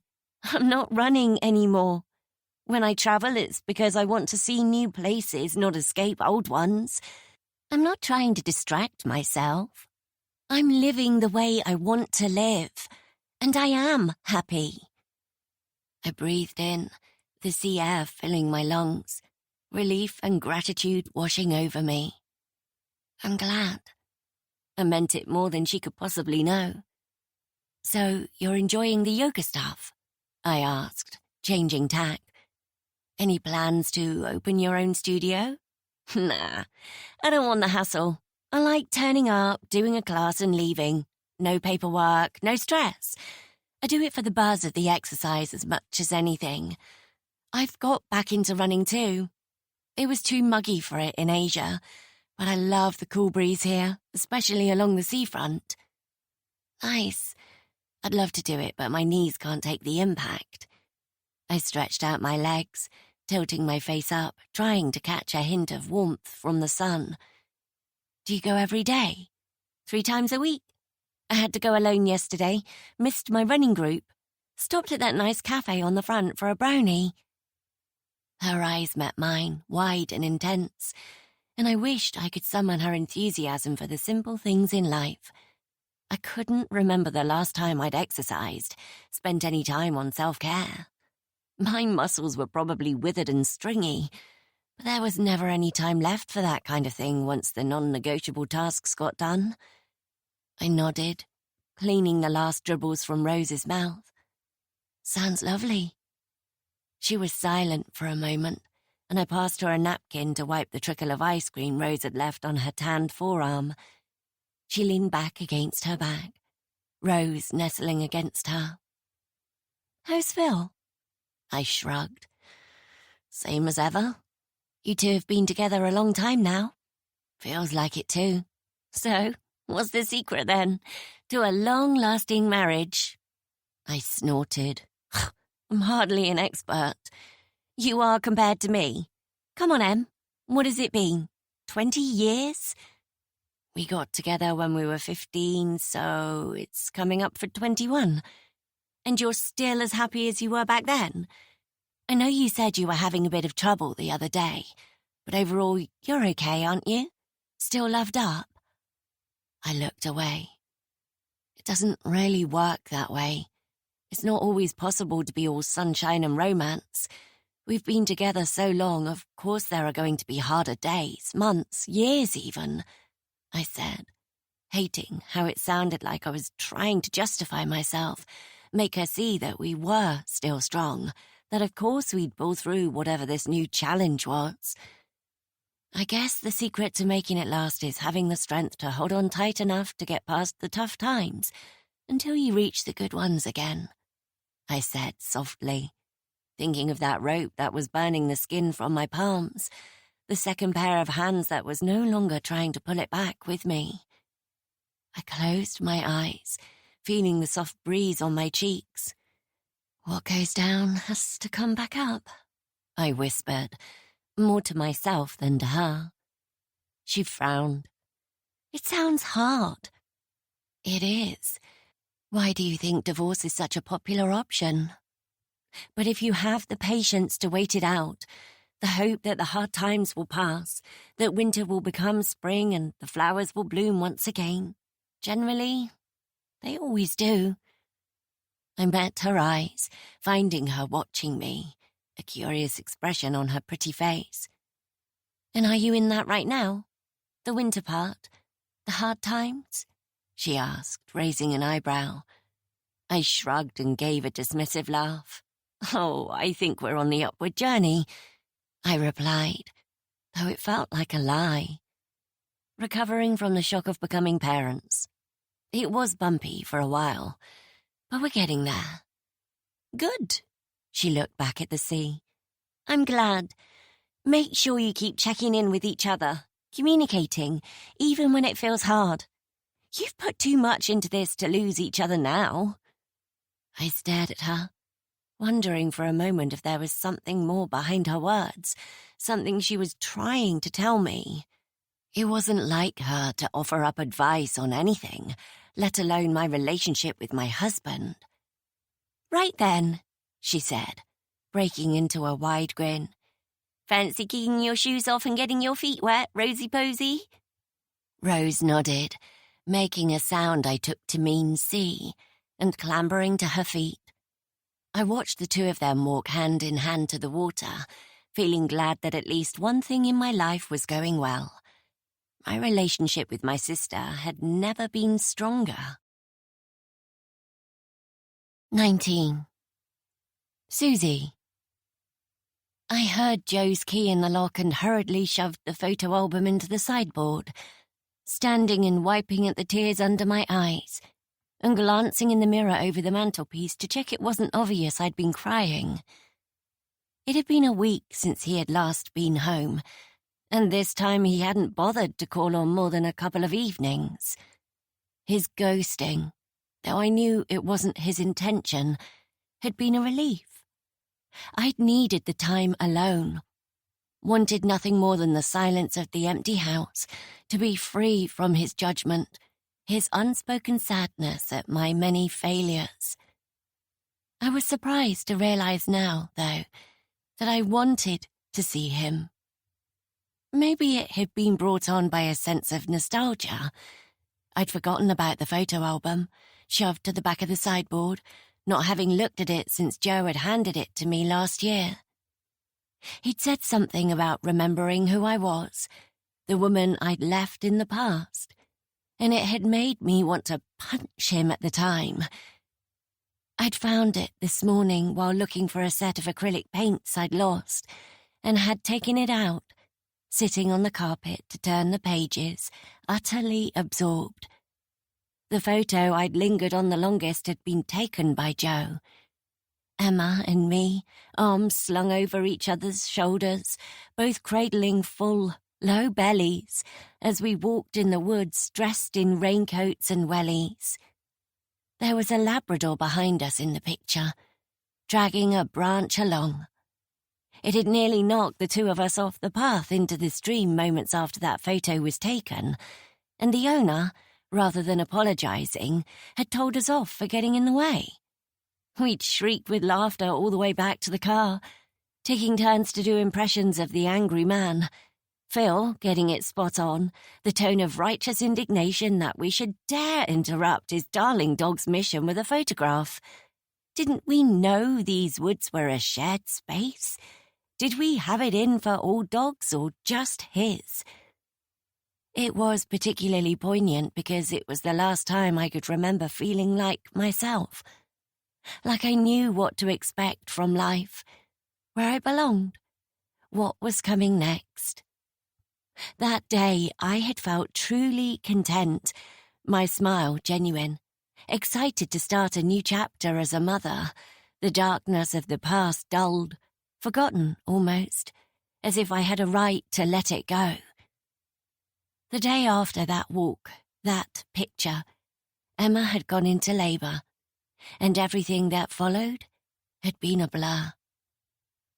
Joe pushed the front door open now, and I watched his reflection in the mirror as he stepped inside, his face creased, wary, as if he didn't know what he was walking into. He looked exhausted, utterly shattered, and for the first time in a long while, I found myself really taking him in. A crash of sorrow for everything I'd put him through, not to mention the pain I'd yet to dish out to him, hit me firmly in the stomach. Regret and grief fighting to break free. Swallowing, straightening my spine, I turned to face him, clasping my hands tightly in front of my waist. "Hi," I said, meeting his eyes. "Good journey?" He shrugged, dropping his bag on the carpet by the door. Lots of traffic. Roadworks. I nodded, feeling awkward. It always felt weird when he came back, like we didn't remember how to do this, exist in the same space. Couldn't jump back into the patterns we'd formed over so many years together. 21 years this summer. But we wouldn't make 22. "Sit down. You look done in." He tilted his head, watching as I lowered myself onto the sofa, gesturing for him to sit beside me. He was guarded, expecting something awful. I could tell by the way he moved, like he was approaching a coiled snake, like he didn't understand what was happening. Even so, he sat closer than I deserved. I shuffled over, bridging the gap, and leaned into him, savouring the warmth of his body, the familiar smell of his skin, the way I seemed to fit perfectly into the space beneath his chin. So, how was your week?" He asked softly, cautiously, as if he was afraid of the response he might trigger. His arm snaked around my waist, his hand hovering uncertainly above mine, not quite touching. "Same old. I'm glad you're home." I heard his breath catch, felt his body stiffen, as if he was thinking of challenging my statement, throwing doubt on such an unexpected claim. But he said nothing, just held me. "Joe, do you ever wonder what it would have been like if we hadn't lost the baby?" The question emerged as barely a whisper, my lips against his chest, my head bowed. But I knew he'd heard me. "Do you ever think about what kind of parents we would have been? Where we'd lived now?" I swallowed, keeping my face down. "I'd have liked to move somewhere more rural," I murmured. "A secluded sandy beach. Spend our afternoons building sandcastles and flying kites, heading home for a slow-cooked curry, reading stories together by lamplight, eating chocolate cookies in bed. Peaceful, you know. simple pleasures. He didn't answer. His chest rose and fell faster, but he didn't reply, didn't say a word. After a moment, I couldn't stand the silence anymore. I sat up, shocked to see tears streaming down his face. "Oh," I exclaimed, taken aback. He shook his head, his eyes on mine. "Why now?" he asked, his voice thick with emotion. "Why finally talk about this now, after all this time?" He didn't wait for me to speak as he held up one hand as if to compose himself. Buy more time. "Babe, that's what I want too. The dream we always talked about." He reached for my cheek, cupping it, and I felt myself stiffen, yet couldn't seem to pull away. "We can still do all of it. Loads of people have their first baby at our age. You can stop drinking, we can reclaim our lives. There's time, Suze. So much time if we want it. And we both do, don't we? We both want more than this misery we've been living." His expression was wild with excitement. He wasn't even trying to mask his feelings as he spoke. "I know you've had it rough since the pregnancy. You've been deep in grief. And that was where you needed to be. It was how you were able to survive. I get that. But listening to you talk, hearing those words..." He shook his head. "It's time to be brave. We can move forward together, create something new, a family." I felt my mouth drop open, a scream swelling in my lungs, burning my throat. "No!" I gasped. I shook my head. "No! We can't. We really can't. It's too late. Too much has changed." "So?" His hand was tight around mine, and I could feel the desperation in his grip, see the plea in his eyes. "Things are different, yes, of course they are. I understand that.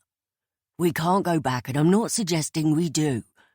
But that doesn't mean we can't create something new, something good. We don't have to spend the rest of our lives in this fucking limbo, this hell we've been dragged down to, tearing ourselves apart over something we can't change. We can do this, Susie. Please, say we can try." "I don't want to have a baby with you, Joe." The words were quiet but unwavering, and I tried not to flinch at how callous they sounded. "You don't want to have a baby with me?" "No." I bowed my head. "I don't. I didn't mean for the conversation to take that direction. I'm sorry if you misunderstood. I was just having a moment of nostalgia, I suppose. A what if. We won't be trying again." My tone was icy, leaving no room for argument. His hand slipped from mine, his body cringing away. I could read the hurt, the shock in his expression, but couldn't bring myself to say anything to placate him. I couldn't risk him taking it as a sign of my being open to persuasion. There could be no doubt in his mind. It was never going to happen for us. Rather rip the plaster off now than peel it back slowly. He stood up, the movement jagged, unsteady, as if he'd been electrocuted. Something desolate and almost feral in his expression, like a cornered animal trapped in a situation he couldn't find an escape from. His mouth formed around words that would not come. I turned my face away. I could feel him standing there watching me as if he'd only just realized there was no hope. I had known he felt differently to me, but not that it was as deep as this, that he was so keen to put us through it all again. It was hard to fathom how we could have started out so intertwined, and yet found ourselves here, unable to comprehend the other's point of view. I didn't look up, didn't apologize, simply sat, arms folded, head bowed, stiff, unyielding. Finally, he turned, his footsteps retreating. I heard the front door open and close, my shoulders sinking in relief. I rose from the sofa, then walked out to my studio, sliding open the door to my supply cupboard and reaching over the stack of canvases to the bottle of wine hidden in the back, before taking it to the kitchen. I sloshed the liquid into the biggest glass I could find, shaking my head at how badly that had gone. It wasn't what I'd wanted. He had no idea what he was asking of me, how little I deserved his kindness, his promises, his willingness to jump into it all over again with me. I knocked back a full glass of Shiraz, barely tasting it, refilling the moment I set it on the counter, wondering if Emma knew that this mess, the fucking disaster that was my life, was her fault. Did she even realize how much I hated her? Could she possibly comprehend the dark thoughts that wandered through my mind when I pictured her pretty smiling face? How had we gone from being the best of friends, practically sisters, to this? How had she managed to have everything we talked about wanting, while I was left with nothing? Crumbs, the dirt that flaked from her designer boots. She had the house, the career, the husband, and the child. And me? The difference between us these days was laughable. And all because of that one stupid night, that one terrible mistake I could never undo. I should never have been there in the first place. Even now I couldn't comprehend what I'd done, why I'd made that choice. I longed to travel back to that moment, not pick up that drink, not let Emma protect me even after I'd refused to listen to her advice. I should have known she would be right. But she had always been so sensible, so straight-laced. I had become the fun one by default. It had been habit back then, pushing the boundaries, doing the crazy things I knew she would never do herself. It had made me feel like the brave one, the adventurous one, while she was the clever one. Made me feel like I wasn't merely her sidekick, that I had my own thing. But she'd been right that night. If I could go back and take her advice now, I would, in a heartbeat. She had acted on autopilot when she'd seen what I'd done, frighteningly efficient, unflustered. Her clever mind working fast to cover my tracks, save me from the consequences I should have faced. I should have felt grateful to her. She had saved me, stuck her neck on the line, lied to the people she loved, sworn loyalty and silence to me. And yet I despised her for it. Couldn't stand that she had fixed it, concealed it, rather than letting me face retribution. And now? Now life had found a way to inflict revenge, pay me back. Karma had sought me out and evened the score. It would only get worse, and it was nothing I didn't deserve. I swallowed, bile burning the back of my throat, my heart heavy as a rock, and shook my head, laughing bitterly. I would stake my life that Emma didn't have a clue how I felt about her, didn't give her good fortune a second thought, didn't know that I hated her for not letting me stand up and admit the terrible thing I'd done. I should have faced jail, should be rotting in a cell right now. Then I could have paid my dues, repented, apologized to everyone who mattered. I wanted that, longed for it, but Emma wouldn't let me, said she couldn't see me throw my life away for one stupid mistake. And now I was too much of a coward to stand up and admit the truth. Too much time had passed. I was responsible for the man who was supposed to marry Emma's sister disappearing without a trace, and I couldn't even explain why. I saw his face every time I closed my eyes, and knew he would never stop haunting me as long as I kept the truth locked inside myself. Jake, Jake, Jake. I whispered his name to myself when I was alone, unable to hold it in. I'd taken his life, and then watched from the shadows as Mabel threw away everything she'd worked for. Her dream of being a doctor, the accolades, her whole fucking life. To run away to the other side of the world and escape the pain I'd inflicted on her.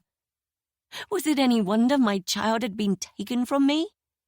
I was a monster. I didn't deserve happiness. I wished I could be like Emma. Pretend it hadn't happened. Move forward. Living a lie. Continue to look at my best friend in the same loving light. But I couldn't do that. Couldn't forgive her for being able to. I had never been the kind of woman who could let things go. Part 2. 20. Susie. October 2026. I sat silently in the passenger seat, a sense of deep melancholy settling over me as Phil pulled the car into a space right outside my house. Habit made me glance up at the bedroom window, looking for some sign of Joe, though I knew he wouldn't be there, wouldn't be waiting inside for my return. Phil turned the engine off, his hand finding mine, our fingers knotting tightly together as I stared straight ahead through the windscreen. Shall I come in? I shook my head. You should get back. Emma will be missing you. From the pocket of the jacket I was wearing, his jacket, came the opening credit music from Formula One. Phil reached over, pulling his phone from the pocket and holding it up for me to see the picture of Emma on the screen. He flipped it around, silencing her call, and dropped it on the dashboard. See? I said, as if she'd proved my point. She'll be annoyed with me. I told her I'd been called into the shop, but I don't think she believed me. We had people over. Shit. Sorry. It's fine. Where does she think you spent last night? No idea. Knowing Emma, she'll have been too wrapped up in being the perfect host to notice my absence. Don't worry about it. We sat in silence for a moment. Nothing important, was it? I asked. The guests, I mean. He shook his head. Nothing that trumped this. He smiled, his hand tightening around mine. I wished I had the energy to feel guilty that he was lying to his wife, walking out on her without explanation, but I couldn't summon it right now. He glanced at the house. Will he be there? No, he nodded. Well, when he comes back... He scratched at his beard, clearly uncomfortable. I think you should tell him. I think it's time, Suze. I can be there with you if you want. We'll do it together. His blue eyes pierced into mine, filled with apprehension, and I knew he was picturing the horrible moment, the way we would have to break Joe's heart. I'll think about it, I lied, knowing Phil would never go behind my back and have that conversation without my consent. It was hurting him, this whole situation, tearing him in two. The lies, the secrets. But he had proved his loyalty to me, and I knew he wouldn't let me down now. He seemed to know the conversation was over, for the time being at least. Come on then, he said softly. Or get your bag out the boot. I clambered out onto the road, walking round to meet him at the back of the car. His eyes met mine, and I saw them glistening. The emotion he was trying so hard to rein in somehow managing to spill free. Suze, he whispered, and I knew exactly what he meant to say, what he was going to ask of me. The same thing he'd been begging me to agree to for the past year. Please. His voice cracked, and I pressed my finger to his lips, silencing his words, not wanting to hear them, not wanting to let him down again. Thank you for today, for being with me, I said softly, glad that I knew none of my neighbours, that nobody would care what we were doing, report back to Joe or Emma. It was the best thing about living in a city, the anonymity, the way my neighbours were still strangers to me after all these years. I took my bag from his hand, our fingertips brushing as I turned for the gate before he could say anything else. I didn't hesitate as I let myself in, the house cold, the emptiness seeming to hit me the moment I shut the door. I headed up the stairs, dropping my bag on the carpet by my bed, and walked to the window. Phil was leaning against the car, his head in his hands. No shame, no sense of embarrassment as he fell apart right there on the street for anyone to witness. Everything inside me screamed to go back down there, wrap my arms around his shaking shoulders, and make all the promises he'd asked of me. I desperately wanted to wipe away his pain, along with my own. None of this had been easy for me either, as much as I was good at hiding how I really felt. I stared at him down there, a deep ache in my gut, my bones heavy with exhaustion. Then, after a moment, I drew the curtains, casting the room into darkness, and, without bothering to undress, climbed into bed and closed my eyes. 21. Emma. I paced up and down the kitchen, wringing my hands, scratching at the red, irritated skin as I flicked my gaze back and forth between rows, kneeling on the floor with a colouring book, and my sister, who was sitting at the table, Billy fast asleep on her lap.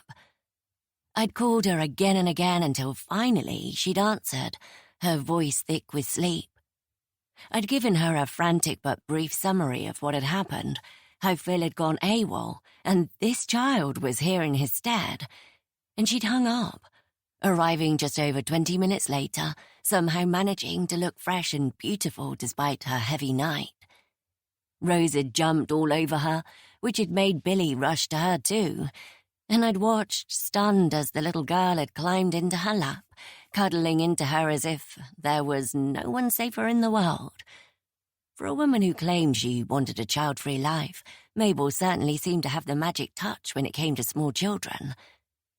Now she stroked the sleeping child's back absently, reaching with her free hand for the cup of milky coffee I'd placed on the table in front of her. So, where do you think she came from? She asked, taking a sip, then dipping her hand into the biscuit tin, crunching one of the few remaining hobnobs. Billy had devoured half the tin while my back was turned, clearing up the breakfast things. No wonder she needed to sleep after all that food. I really have no idea. I wish I did. Mabel frowned down at her. She wasn't involved in the party games yesterday. I'd remember her sweet little face, that funky fringe. It looks like it was done with gardening shears, she quipped, touching a finger to one of the spiky tendrils of dark hair. In her arms, Billy looked tiny, like a china doll. None of the preschool parents have called. Not one? She asked, incredulous. I shook my head. It's been, 16 hours? And nothing. No police knocking at the door, canvassing the area, no calls. And Phil? He's just disappeared. He said he had to go into work, but why would he have agreed to that on his daughter's birthday when we had guests? It makes no sense. And he never came home. He hasn't called you? Nope. That's worrying. You have tried calling him, I presume? I gave her a look that silenced her. Okay. Just checking. I'll try, just in case. We don't want to jump to conclusions, do we? She pulled her phone from her pocket and held it to her ear, adjusting Billy against her body. Flip, she said, using the nickname she'd bestowed upon him when she was 11, having declared Phil far too unoriginal. No, I'm at your house. Emma's worried sick. Where are you? I stared. Relief that he was okay, an irritation that he'd answered my sister when he'd failed to call me back swirling in my mind, making my hands sweat. She hung up and put the phone on the table. He's on his way here. But where has he been all night? Why didn't he call me? She shrugged, reaching for her coffee. He didn't say. He sounded off. Maybe he only just got a signal or something. I'm sure there's a perfectly reasonable explanation. You didn't ask about Billy. I thought it would be better to get him here and have a conversation in person. I don't understand why you think he would know anything about her, though. I mean, he left at the start of the party, And he's not going to have a clue about which child came with which parent, is he? It's not the kind of thing he would notice. I folded my arms, lowering my voice so that Rose wouldn't pay attention. I think she might be linked to him in some way. What? Mabel put down her mug, frowning in my direction. How? I swallowed, thinking of the ring I'd found in Billy's pocket. The way she'd reached for the photo of him yesterday, touching his face as if she knew him. How she came to be wearing Rose's dress to the party. I bit my lower lip. You'll think I'm crazy. Tell me. I swallowed. What if Susie never lost her baby? What if this child is hers? Susie's daughter? Mabel raised an eyebrow in disbelief. Susie's and Phil's. She stared at me as if I'd lost the plot. Why on earth would you think that? Look at her face, Mabel. Don't you see the similarities between this child and Susie? The pale skin, the dark eyes, dark hair. The way she looks fragile somehow, like she's going to be petite even as an adult. Susie's tiny. She's always been small. And look at Billy's neck. She has a little mole there. Just like Rose. Just like Phil, I added quietly. I'd noticed it earlier but not wanted to acknowledge what it could mean. But wasn't the simplest explanation the most likely? Mabel looked down at the sleeping child in her arms. Her mole is on the right. Huh? Phil's is on the left. So is Rose's. It's just a coincidence. I don't think it is. You know Phil's a terrible coward when it comes to broaching difficult topics with me. He always bows out, caves, finds an easy road. Maybe this is his way of telling me what he's been doing. Why else would she be here? Phil, Joe, Susie. They cut me out of their circle the moment she gave birth. I wasn't even allowed to visit her at the hospital. I was erased, but Phil wasn't. Perhaps this is why. Maybe they knew I'd realised the truth when I saw them together. Maybe Phil found it impossible to pretend he wasn't the baby's father. You've got this wrong, Emma. Have I? She gave a laugh, though it sounded forced somehow, too high-pitched. Of course you have. Do you think Joe would have hung around if he'd known Susie and Phil were going behind his back? That Phil was the father of her child? Do you really think any of them would stoop so low as to pretend she'd lost the baby, all to keep it hidden from you? I flung my hands up, knowing it sounded crazy. But something inside me screamed that if I kept pulling at this thread, I was going to unravel my whole life. Phil was keeping something from me. I knew it deep in my bones, as much as I tried to brush it under the rug. And Susie, even after the past 6 months trying everything to get our friendship back on track, she still continued to hold me at bay, refusing to get into anything deep, to acknowledge that there had been a time in our lives when the very idea of having secrets from each other was unfathomable. Now, she was a stranger to me, and anything seemed possible. Look at her, I pushed. Really look. And then tell me I'm mad. Nobody is calling for her.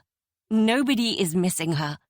There's nothing on the Portsmouth or Hampshire police page, nothing on the news. Nobody is looking for this girl, Mabel. Which can only mean that he brought her here. And if it's not because she's his, then there is only one other possibility. And I don't even want to think about that. What do you mean, one other? She broke off at the sound of Phil's key in the door. 22. The two of us waited. Mabel's eyes bright, alert, her fingers tapping in agitation on the tabletop.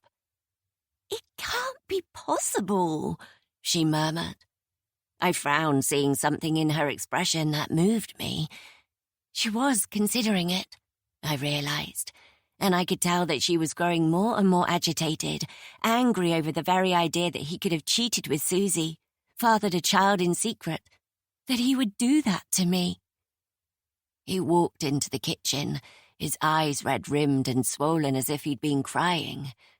His gaze passed over me, straight to Mabel, who tilted her chin towards Billy. "Rose, go and put the television on, sweetie," I said, disregarding the speech therapist's advice to keep screen time to a minimum. I didn't want her here for this.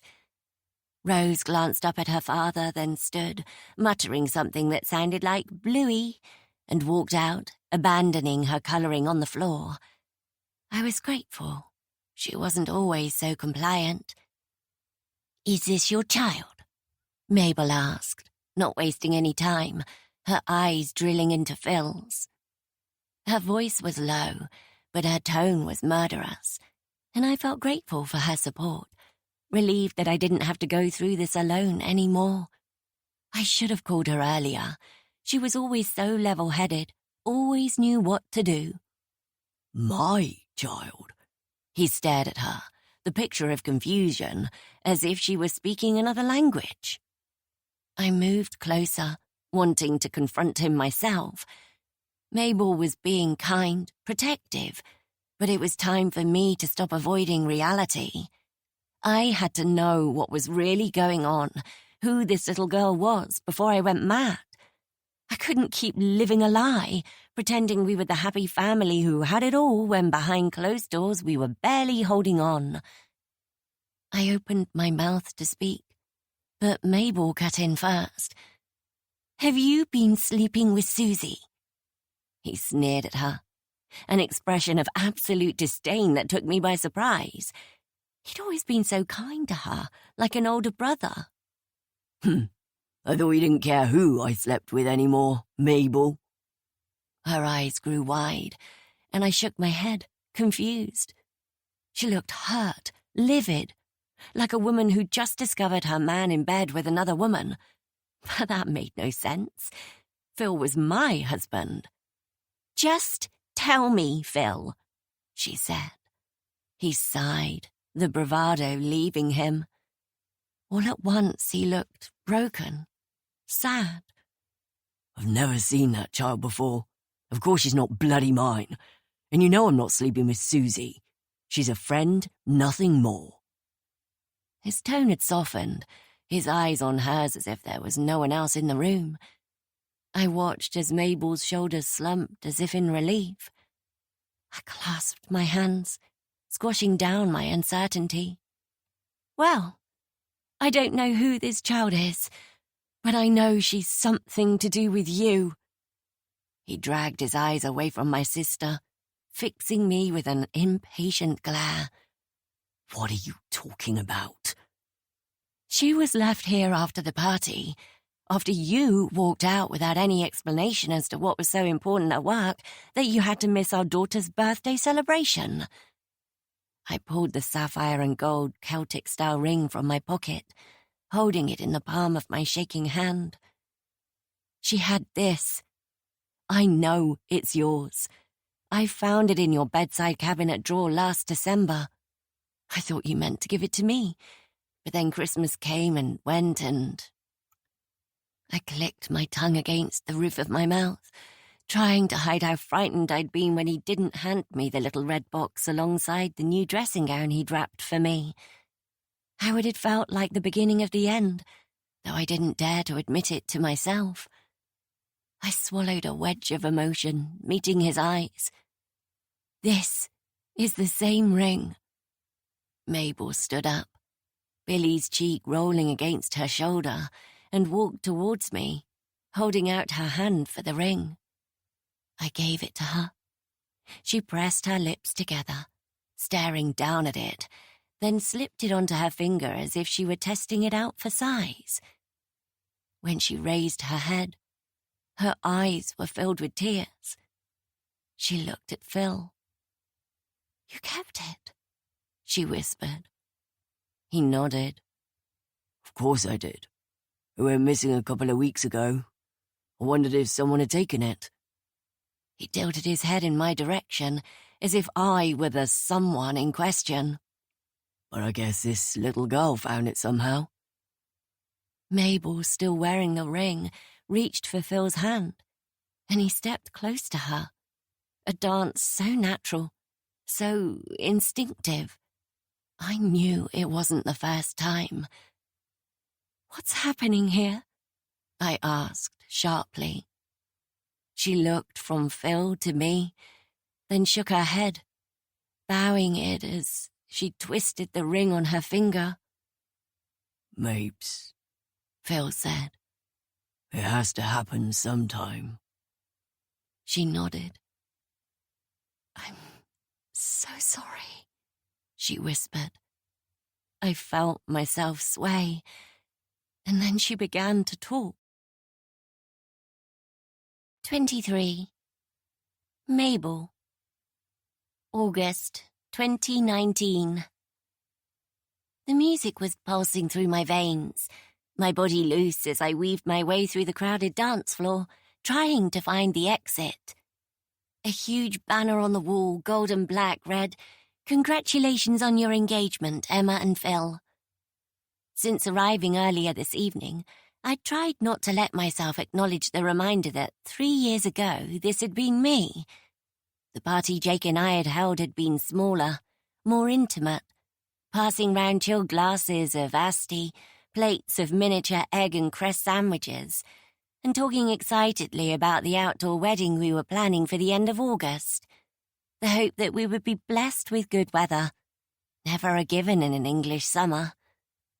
Jake had wanted a band at the reception, and I'd thought it extravagant, considering we were doing the whole thing on a shoestring, both of us with a mountain of student debt that only seemed to grow larger with each passing year. We'd both been at Southampton University when we met, him in his first year studying architecture, having started from scratch after 2 years of law, me in my first year of medicine. Both of us taking the same train every morning.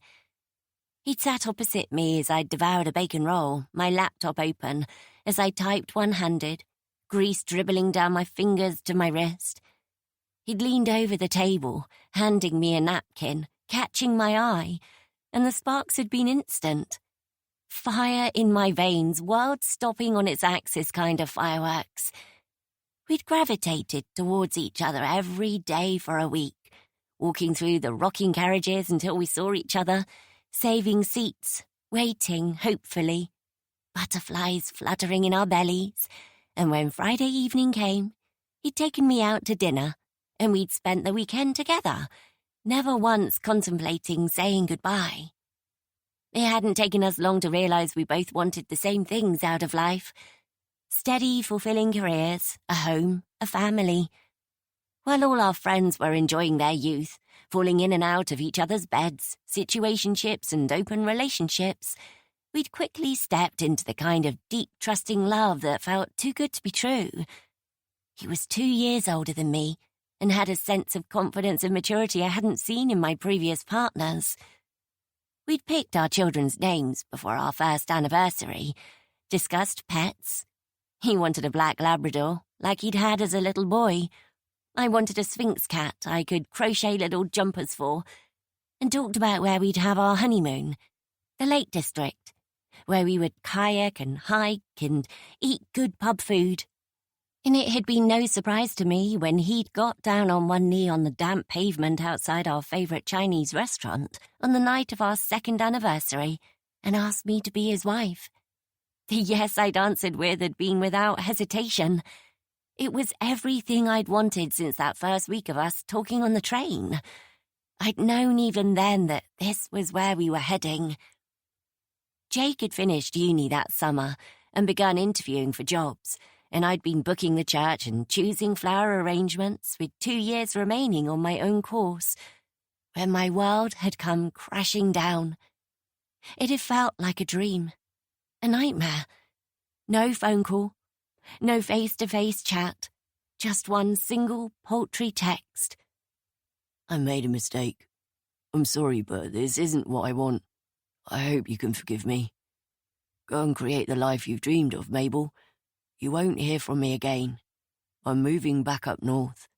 It's where I belong, and I need to be selfish now. I'm too young to get married, and so are you. I know this will hurt, but it's for the best. I really am sorry. Jake. And then nothing. His number was cut off, his clothes left hanging in our wardrobe, aside from a couple of bits and pieces he must have grabbed in a hurry. The architecture firms he'd interviewed for hadn't heard from him when I called them to ask, including the one that he was on the verge of landing his dream role with, something he'd told me he would snap their hand off for. He just left it all behind. I'd needed closure, an explanation, but he'd given me nothing. I'd heard of it happening before, to friends of friends, strangers on the internet, the horrific stories that hadn't felt possible, of long-term partners suddenly deciding to walk away from everything they'd promised. I'd never believed it could happen to us, not in a million years. That kind of thing was for people who flitted through life without care and responsibility, hopping from one shiny new thing to the next. We'd never been like that. We'd been solid, strong, besotted. Or so I'd stupidly believed. How could he end a 2.5-year relationship with a text? I'd felt as if my heart was being crushed in my chest. I'd forgotten how to breathe, how to live, how to exist without him. As if gravity had released me and I was simply floating deeper and deeper into an inescapable abyss. In that moment, I hadn't just lost him. I'd lost everything. Lost the person I thought I was, the life I'd expected to have. I glanced away from the banner now, refusing to think about that, to think of him tonight. This was Phil and Emma's celebration. I wouldn't spoil it by getting caught up in the pain of my past. I slipped out of the heaving party into the foyer, heading up the stairs to the little room where Emma, Susie, and I had got ready for the evening. I just needed a moment to gather myself. Then I would rejoin the party, all smiles. I pushed open the door, slipping inside, closing it softly behind me and turning around. "Oh, hey," I said, seeing Phil perched on the edge of a squashy grey sofa, a glass of something amber clutched in his hands. "Sorry, I didn't realise you were in here." He shook his head. It's fine. His face was creased, shoulders hunched. "You okay?" He knocked back the drink, then gave a short nod. Yep. I'd known Phil since I was 11 years old and he and Emma had first started dating. We'd always got on when he came to the house, and having had no brothers or male cousins around growing up, I'd enjoyed his energy, his banter and light-hearted teasing. As time went by, I'd watched him change from a playful teenager to a man, and it had fascinated me. The dark beard that contrasted with his startling blue eyes, the broad shoulders that seemed to arrive overnight. Back then, I'd seen him and Emma as my mentors when it came to relationships, admiring how their commitment for each other had never wavered, despite being practically children when they got together. It was what I had wanted too. What I'd thought I wanted, at least. And though it hadn't worked out for me, wasn't something I would ever seek out again, it didn't take away how glad I was that my sister had found her person. But right now, Phil looked on the verge of tears. I'd never seen him cry before, and I didn't like it. "You're not okay," I said, going to sit beside him on the low sofa. His glass was still clutched in his hands, and I took it, sniffing it and raising an eyebrow. "Since when are you a whiskey drinker?"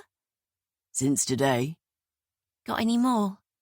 He grinned, though it didn't reach his eyes, leaning back over the arm of the sofa and producing a bottle. He topped up the glass, handing it to me, watching as I sipped, my eyes half closed. He shook his head, smiling to himself like he wanted to say something but was holding back. "What?" I demanded. He shrugged. It's still strange seeing you like this. You're so different now from the little goody two-shoes I once knew. Who is this tanned bohemian, whiskey-swilling woman? And what have you done with sweet little Maybear? I shrugged, smiling at the nickname, knowing exactly what he was talking about. The old me had barely touched a glass of wine, let alone enjoyed spirits. I'd been far too focused on my work, my studies, to want to dull my thoughts with alcohol. A lot has changed over the past 3 years, Flip, I teased, hitting him with his own nickname. Not just me. I took another sip, handing the glass back to him and fixing him with a look. What? He asked. Tell me what's going through that mind of yours. He shook his head. Nothing. Phil? He sighed. I don't think you're the right person to discuss this with, Mabel. I felt my spine tingle, a shudder of fear at what he might be hiding chasing through my veins, but schooled my features into neutral. Well, I'm here and you're clearly in a state, so you're going to have to. He took another deep swig, then passed the glass back to me. I drank slowly, letting the whiskey calm my nerves. He swallowed and I waited. I don't think... he whispered, his gaze trained on his lap. I don't know if I can do this. I clutched the glass tighter in my palms, holding my breath, unable to fathom how it could be happening again. Do what? I choked, though I knew what he was trying to say. I needed to hear the words. Marry her, he admitted, his eyes filled with agony as they met mine. I don't think I want this. Want her. The air in the room suddenly felt heavy, suffocating. But why? My words were a plea, desperate, begging. I couldn't understand what could have happened to make him feel this way. Why now, after all these years, all this planning, was he prepared to back out? Just like Jake had done to me. Was that his intention? To disappear in the night, to ghost my sister? I couldn't allow it. Couldn't stand for it, not when I'd lived that pain. I loved her too much to ever see her go through the same agony, have the rug pulled out from her at this late stage. I'd do anything to make him change his mind. Phil, this is just pre-wedding nerves. It's getting real, that's all. You and Em are incredible together. You're so happy. Why would you want to back out now? You wouldn't understand. Try me. You'd made a good point earlier. I was different now. I'd seen things, experienced the world, met so many people with so many stories. I no longer lived in the sheltered, protected little town I'd come from. I had more understanding than he might realize about how complex these things were, the challenges life could throw at you. I'd only been back from Asia for a month, having not seen either him or Emma in person for 3 years. Who was I to say what was happening in their relationship? What might have gone on between them during that time while I'd been travelling? I wasn't about to shut him down. Not when he was so obviously wrestling with some pretty dark thoughts, on the precipice of throwing away his future. His nostrils flared as he took a deep, steadying breath, nodding decisively. I'm not living the life I planned. I'm living her dreams, not mine. I never wanted to leave teaching. I worked so hard for it. It was all I'd ever wanted to do. So why did you leave? I never understood that.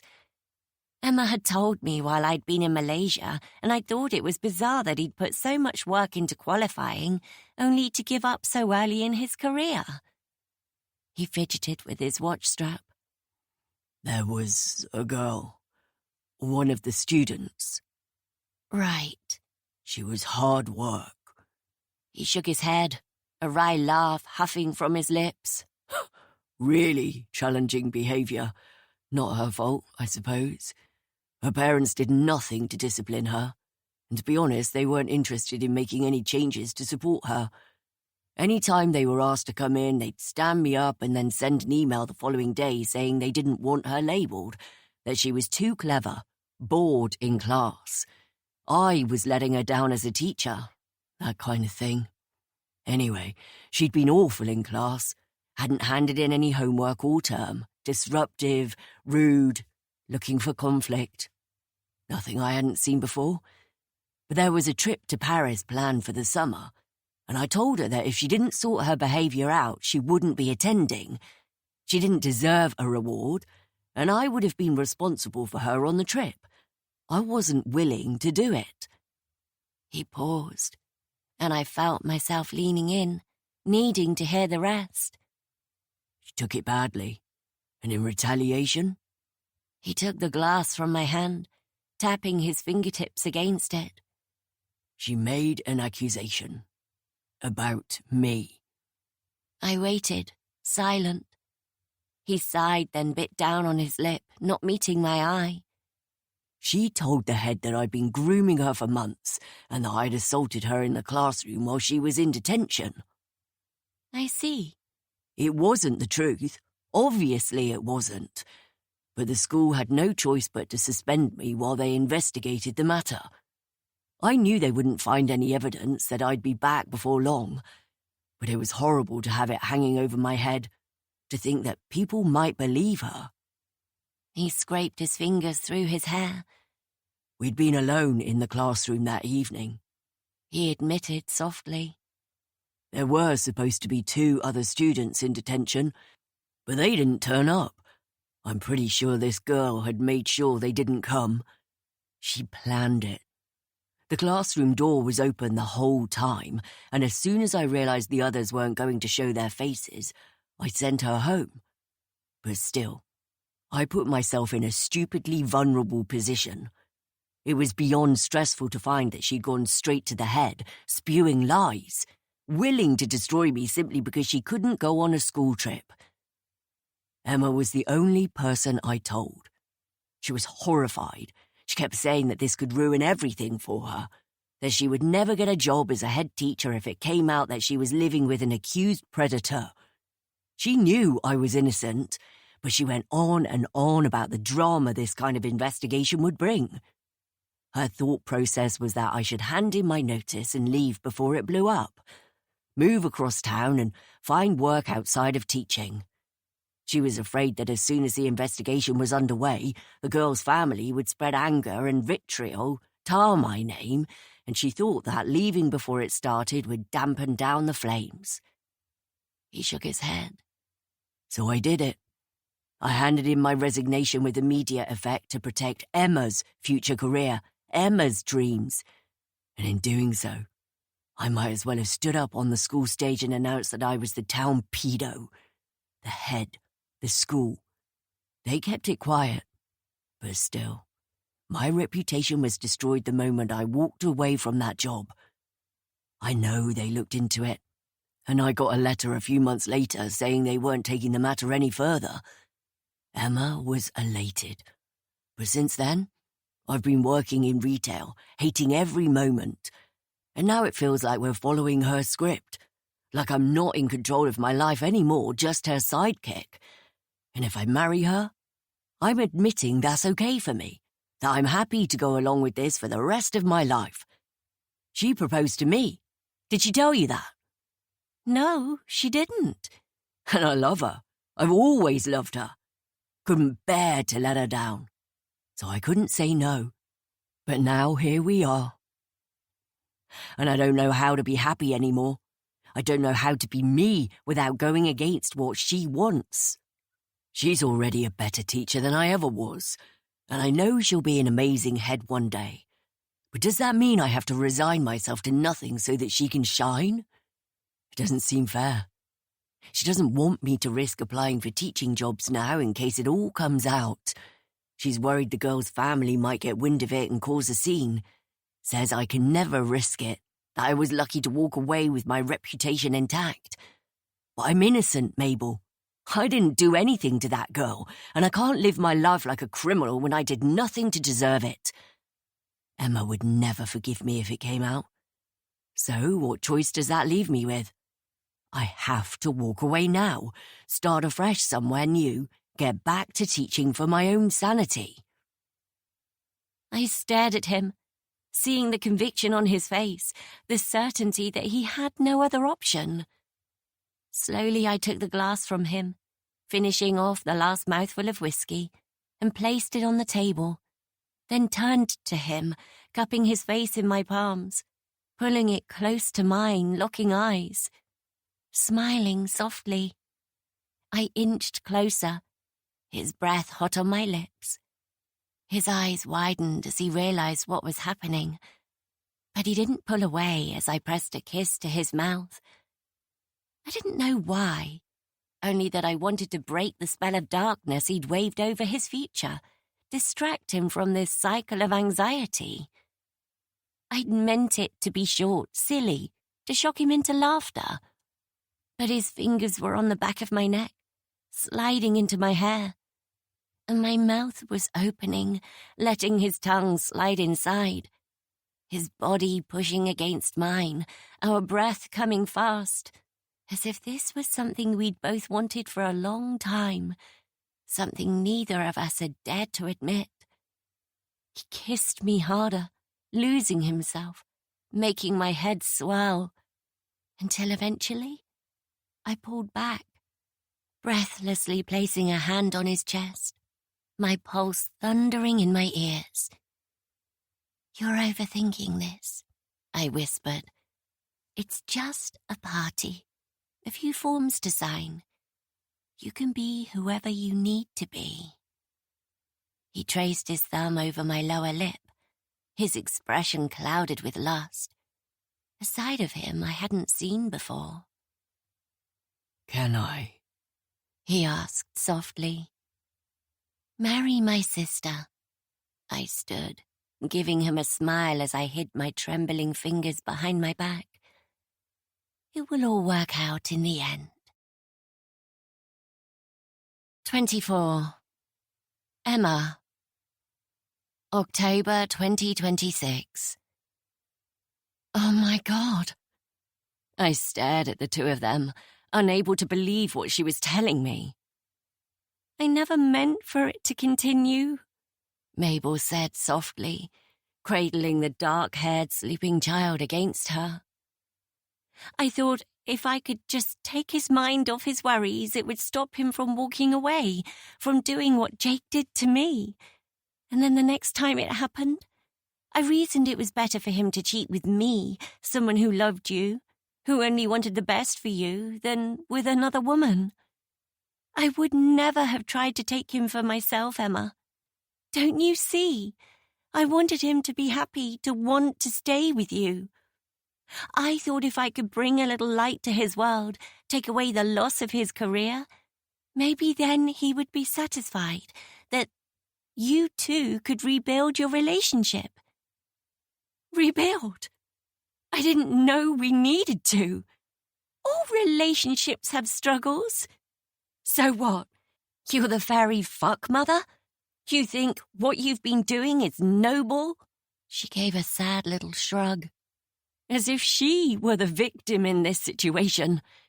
As if it wasn't her choices that had led to this happening. I never meant for it to continue this long. This long, I repeated softly, awareness dawning on me. It's still going on now, isn't it? The two of them shared a look I didn't miss, then Phil glanced down. My heart plummeted. Mabel pressed her lips together and gave a tiny nod. It is and it isn't. Oh, God. She lifted a hand to her neck, wrapping her fingers around her long hair and tugging at it hard, an anxious habit I hadn't seen since she was doing her A-levels and thought she'd made a mistake on her maths paper. She looked fraught, childlike somehow, but I wasn't going to rescue her. Look, when I left for Thailand, it was because... She broke off, and Phil took over. Because I told Mabel I wanted more. I didn't want to live a lie any longer. I asked her to be with me, told her I was going to leave you, That ring. I proposed with it just before she left. She said no, but I promised her I would keep it, that I would wait until she was ready to accept it. Be my wife. You... What? I breathed, though now looking back I could remember how withdrawn he'd been at the time, how it had felt like I had lost him along with her.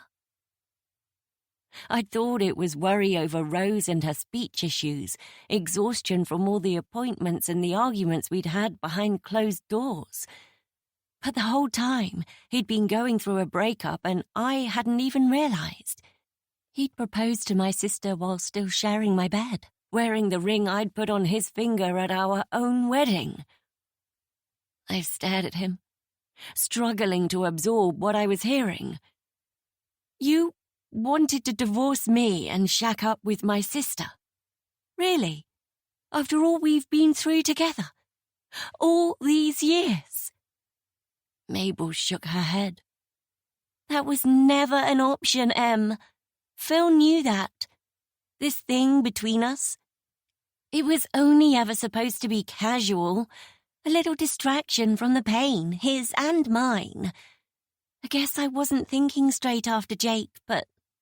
She sighed. We developed feelings. I didn't expect to, but we couldn't help it. Ignoring her, I looked at Phil. You love her? Yes. The word was said with such certainty, such conviction, it left no doubt. When had he last told me he loved me? I couldn't recall. I felt a pain in my chest so sharp it took my breath away. How could this be happening to me? He had kissed my sister, my sweet baby sister at our fucking engagement party, and then continued to cheat on me throughout the entirety of our marriage. A flash of guilt passed through me as I thought about that one reckless night with Joe. It had never been repeated, never been discussed, not even when we'd been alone. But I couldn't deny to myself that it had happened. I had betrayed my husband. I could still recall the look of horror on Phil's face when a few weeks after our conversation about trying for a baby, I'd woken him in the middle of the night and told him that the argument was over, the discussion irrelevant because, as it turned out, I was already pregnant. I'd hoped it would be the end of the animosity we'd both been carrying, that the decision had been taken out of our hands. But his reaction had been worse than I could have imagined. He'd cried, begged me to have an abortion, to consider his wishes. Of course I'd refused. He'd always promised we'd have children. I was simply getting him to uphold his end of the bargain. I'd been sure that in time he would adapt to the idea, that he would hold our baby in his arms and fall instantly in love, and there would be no further cause for conflict. He would tell me I'd been right all along, that he didn't know what he'd been afraid of. But it hadn't happened that way.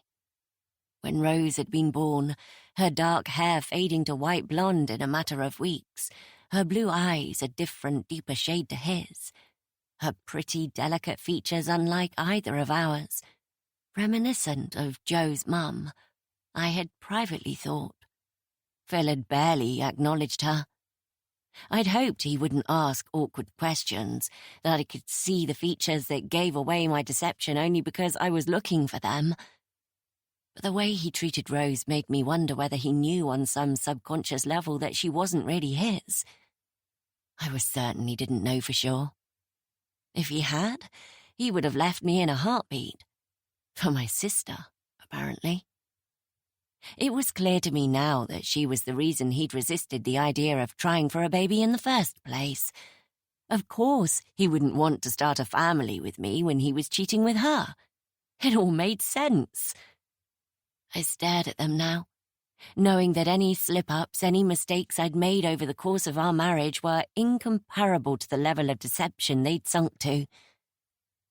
I can't understand why you'd let it go on for so long, I said, my voice filled with vitriol. Why keep lying? Why not just leave me? Because I don't want that, Mabel cried, shielding Billy's tiny ear with her palm. I couldn't believe the little girl was sleeping through all of this. Rose had never slept so deeply. I never wanted to be the reason you got hurt. I don't want to take your husband from you. It was all going fine. We had our thing and you were happy. It was working. It's been working ever since your engagement. It's what has saved your marriage, Emma. My jaw dropped at the audacity of her claim. How can you possibly believe you were doing me a favor by fucking my husband? On what planet does that make sense to you? Because it doesn't to me. You went behind my back. For years. You're my sister and you did this to me. You made that choice. Nobody forced you to do it. She bowed her head, tears streaming down her cheeks. Phil was staring at her like it was causing him physical pain to see her this way, and it made me feel like I was going to throw up from the poison of my jealousy. The pain of how deeply I'd been betrayed by the two people I loved and trusted most. Anger swiftly replaced both emotions, numbing my heart as I stared at the woman who had taken everything from me. So, let me get this straight. You went away for 5 months, and then something made you come back. Rent a flat round the corner from us. Why did you do that, huh? Were you planning on restarting the affair? I can't think why else you decided to return. The look on her face, guilt and shame, made me certain that was exactly what she had planned. I thought he'd have had time to cool off and we could be friends or something. I missed him. I missed all of you. You two have a daughter. You're a unit. I didn't want to spoil that, but I couldn't stay away from him. I'm sorry, Em. I really am. I never meant for it to get so deep between us. I never meant to love him.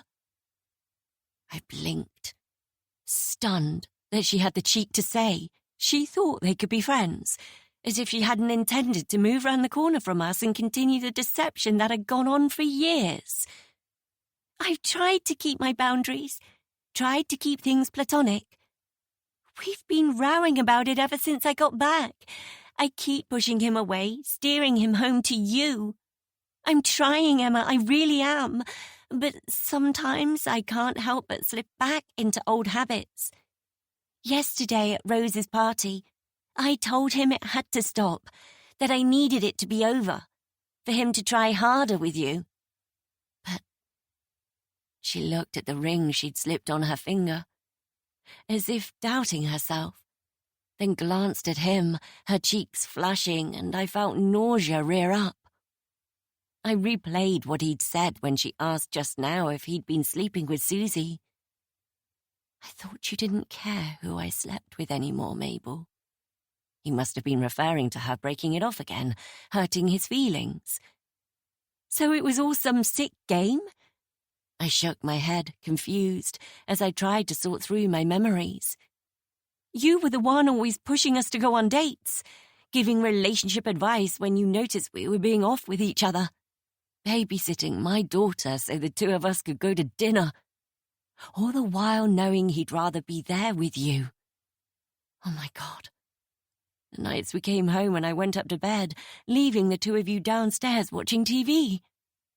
I cringed at the thought of what they'd been doing while I'd fallen asleep after a long day of working, parenting, trying to be the wife he wanted me to be. I trusted you. And Phil, it wasn't that long ago that you were talking about wanting another baby, trying again. What the hell was that about? Even though I'd recoiled at the idea, it had given me hope that he still saw a future with me. He chewed his lip, then said, I suppose there's no point in keeping it from you now. That was when your parents invited Mabel to surprise you after lunch, wasn't it? She had actually been back in the country a couple of weeks by then, and we'd met a few times to discuss how our relationship might look going forward. He smiled at Mabel, and she glanced down at Billy, clearly embarrassed. She'd said that maybe I should consider another baby to make me feel more connected to you. I never wanted that. But I guess I was trying to consider her request. Be more flexible. I knew that she would only start things up again with me if it didn't feel like she was a threat to our marriage. I understand how her mind works, how selfless she is. Selfless? I raised an eyebrow, disgusted by the way he'd phrased the admission, with no consideration for me whatsoever, like I was just a pawn in his grand plan. I'd always thought I was in control of this relationship, that I knew exactly what the future held. It spun everything on its head for me, to realize what had been discussed between the two of them. You wanted him to be more connected to me? I shook my head. How does that even play out in your mind, Mabel? She looked up at me, her eyes shining with unspilled tears. I always hoped that he'd break it off with me, that he'd realize that what he had with you was too good to risk losing. I wasn't strong enough to walk away. Fuck knows I tried enough times.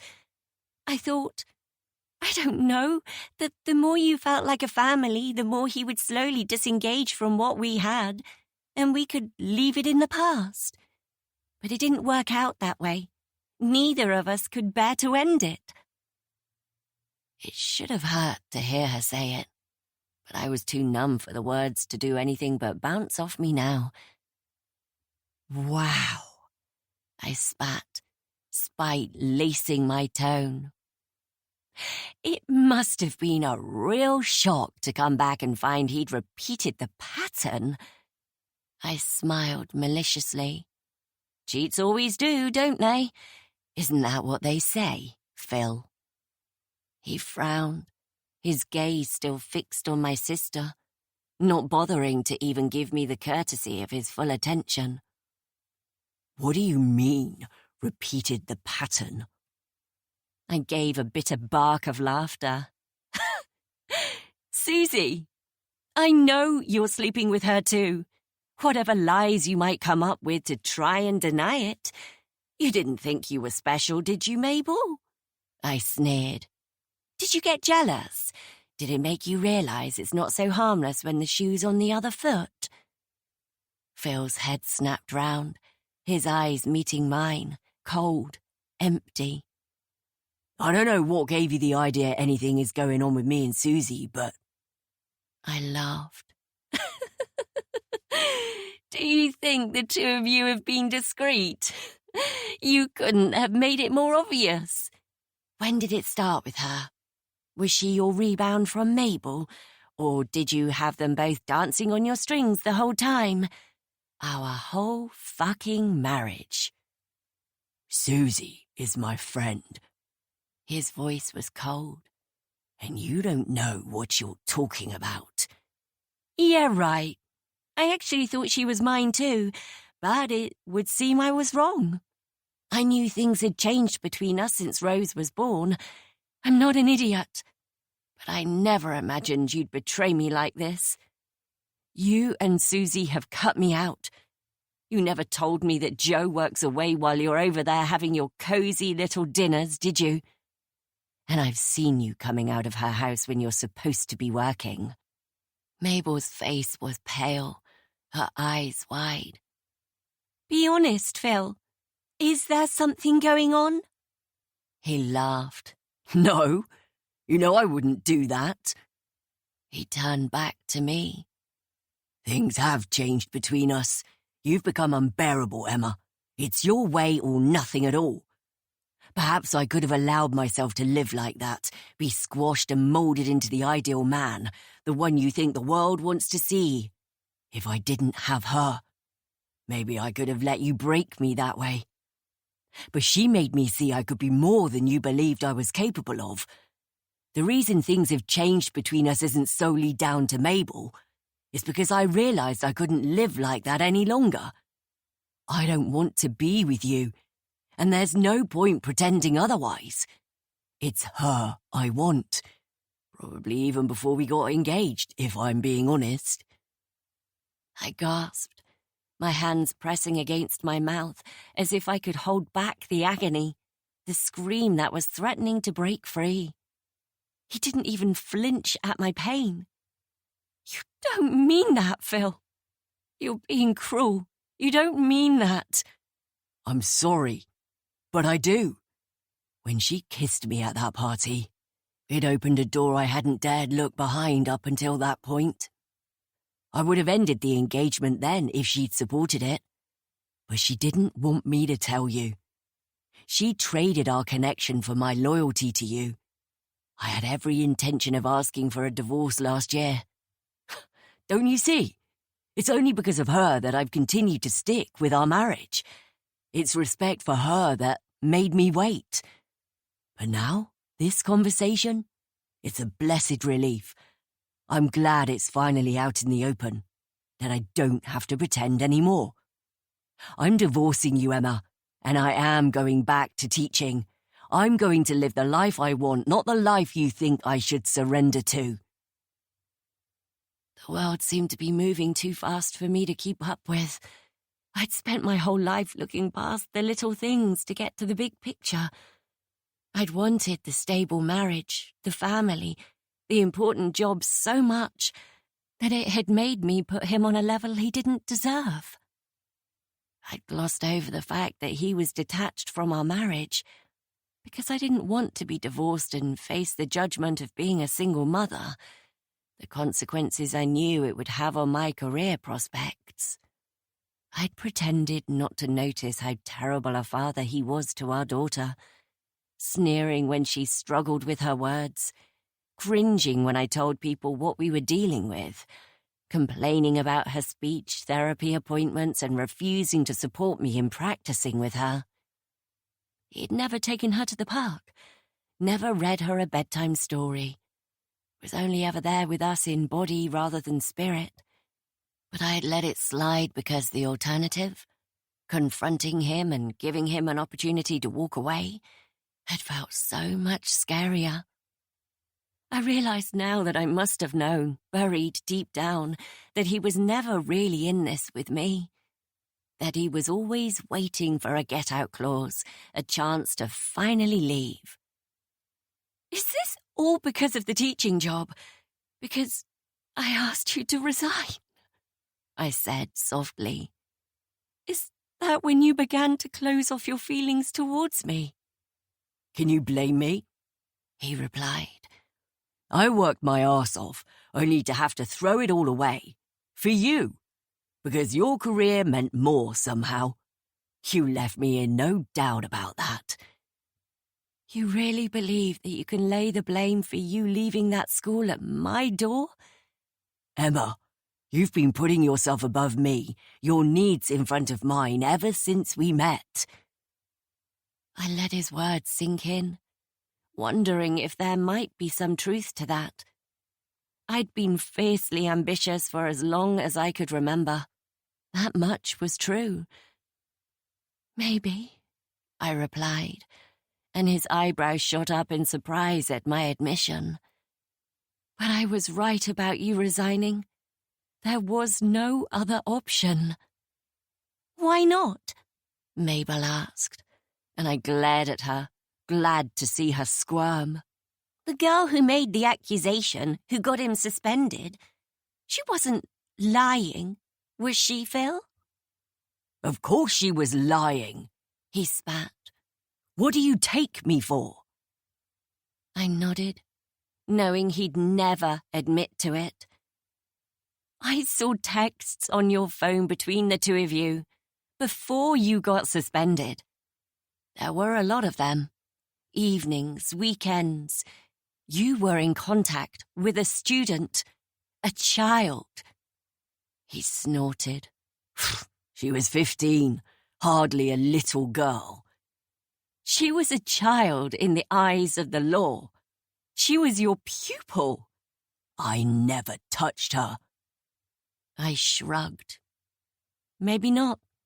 Only you and she know that for sure. But who's to say you wouldn't have with the next one? It was right for you to leave. I was right to make you walk away. You've clearly never been able to resist temptation, have you, Phil?" I said. looking Mabel up and down with disgust.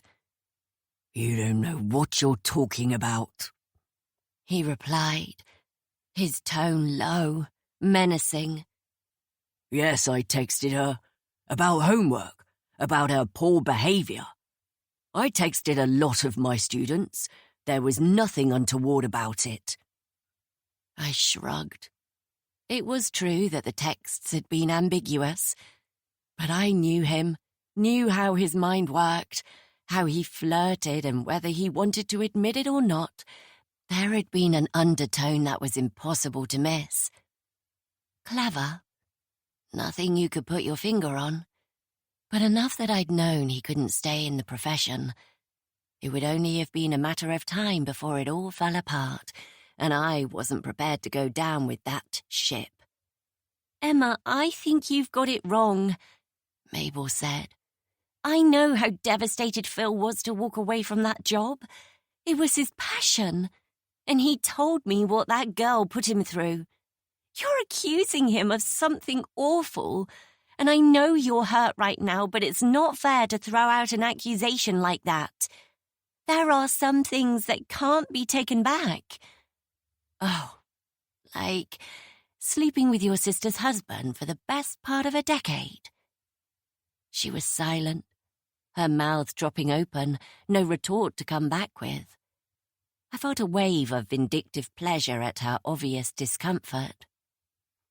"So," I shook my head, my thoughts spinning, my need for order making me turn analytical, rejecting the emotions that were too great to process right now.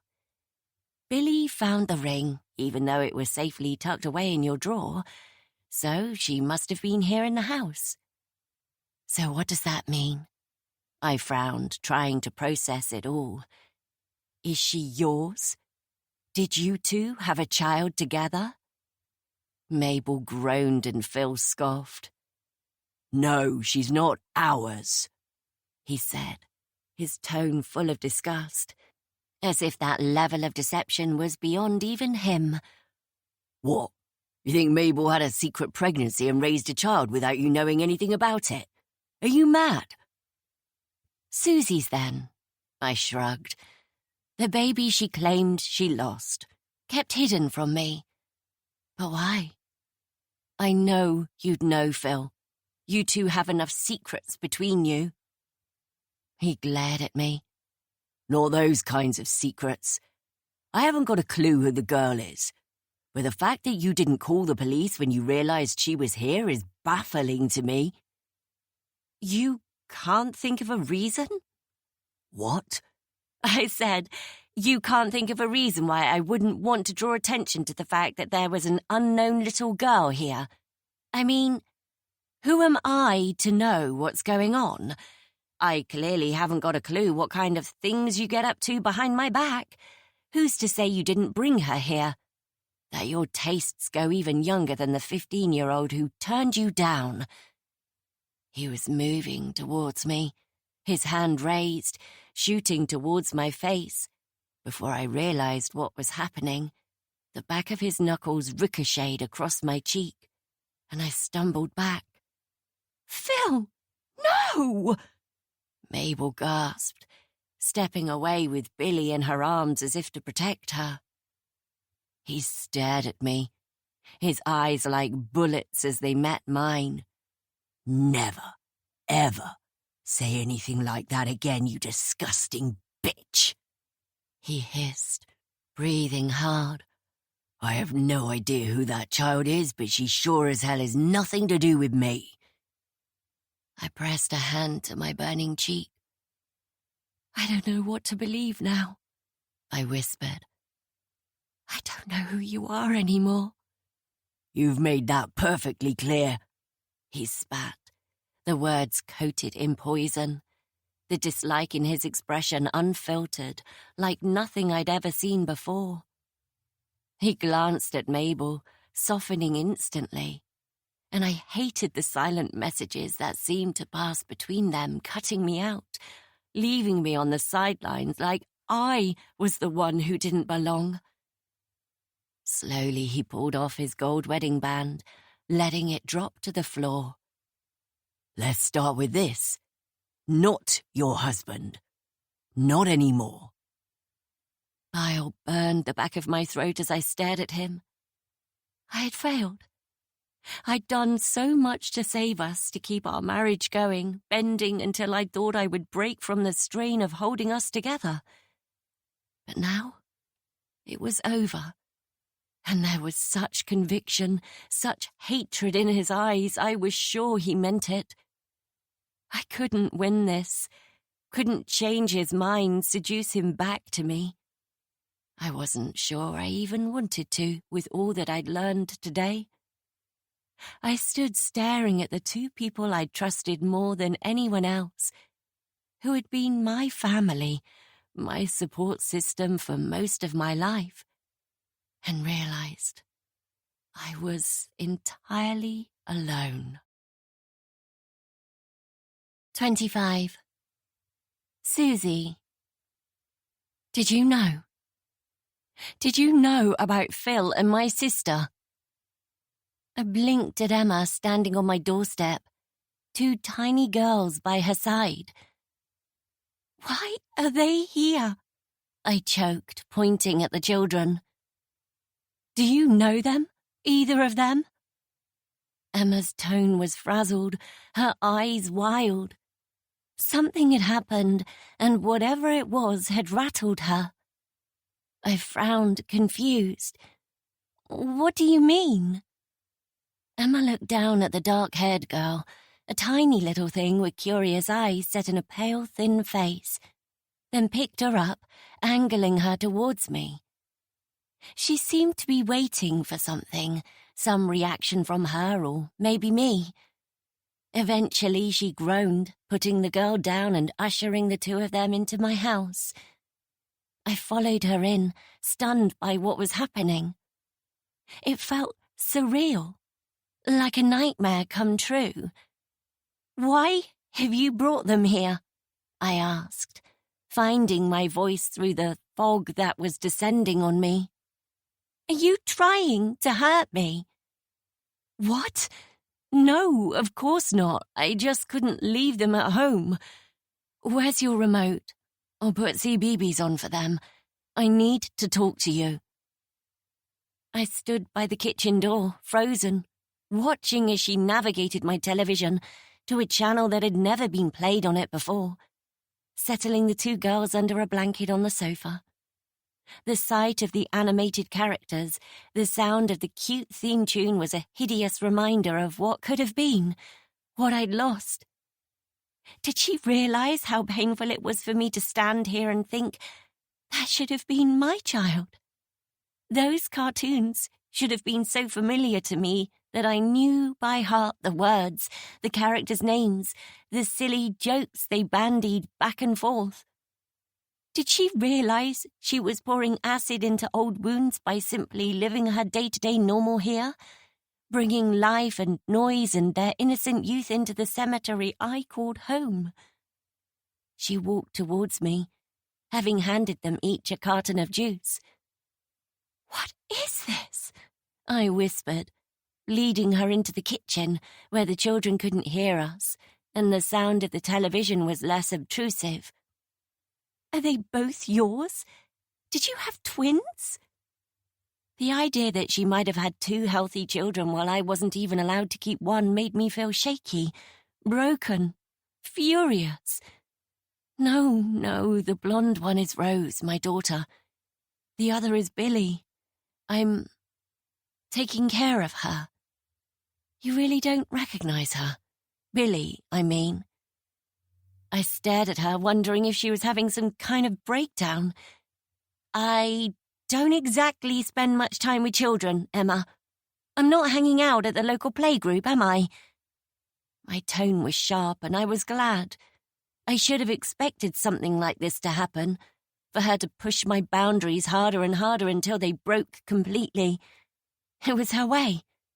But still, I was shocked. Her lack of empathy was astounding.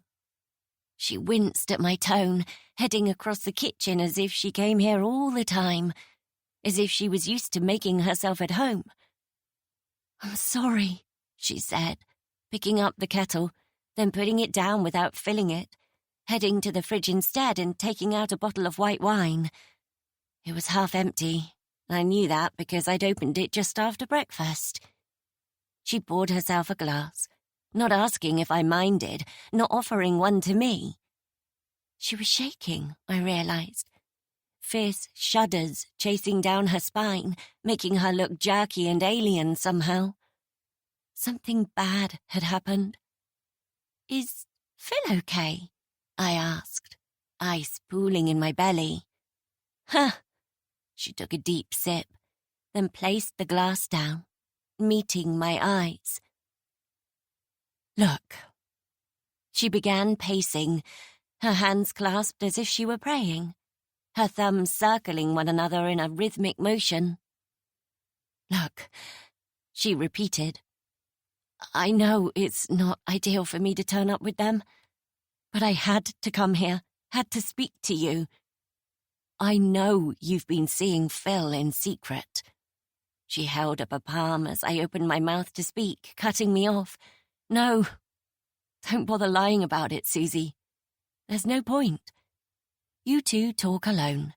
That much is plain fact, whatever else might be going on between the two of you. She paused, tapping her fingertips together, then took a deep breath. Did you know? She whispered. She looked up at me and I was surprised to see tears streaming down her cheeks. I shook my head. No, what? That he was fucking Mabel. No, not fucking her. In love with her. I stared, taking in what she was saying, what she was accusing him of. No, I answered finally. He never said a word. Susie, I swear. I held my hands up. I was perfectly aware he was unhappy in his marriage, that being married to Emma was a constant struggle for him, made him feel like he could never meet her standards. But an affair? I'd had no idea. I suddenly remembered the day we'd met at the coffee cup. Mabel had turned up, said she'd been jogging, and he'd asked her to stay for a drink. I thought he was trying to save me from an uncomfortable walk home with her, but had it really been that the two of them wanted to be alone? I frowned, thinking of the little smiles they'd shared that at the time I'd taken for polite manners, while I'd been absorbed with bigger things, my own life. It made me feel sad that he'd been unable to confide in me. I thought we were closer than that, but perhaps he'd been trying to protect me from more stress, more secrets. Whatever his reasons, it didn't really matter. Not now. Emma gave a bitter laugh. I thought something was off. I knew it. For months I've been worried he had someone else. I thought it was you, she admitted, and the idea was so ridiculous that I laughed. Me and Phil. What would make you think that? She didn't bother to answer, pacing over to the kitchen door to peek out and check on the children, then turning back. She paused, suddenly seeming to notice the packing boxes stacked up against the wall. What is this? She asked, pointing to them. Where's Joe? Joe's gone, I replied simply. There was no point in lying. We're selling the house. My tone was flat, reflecting how I felt.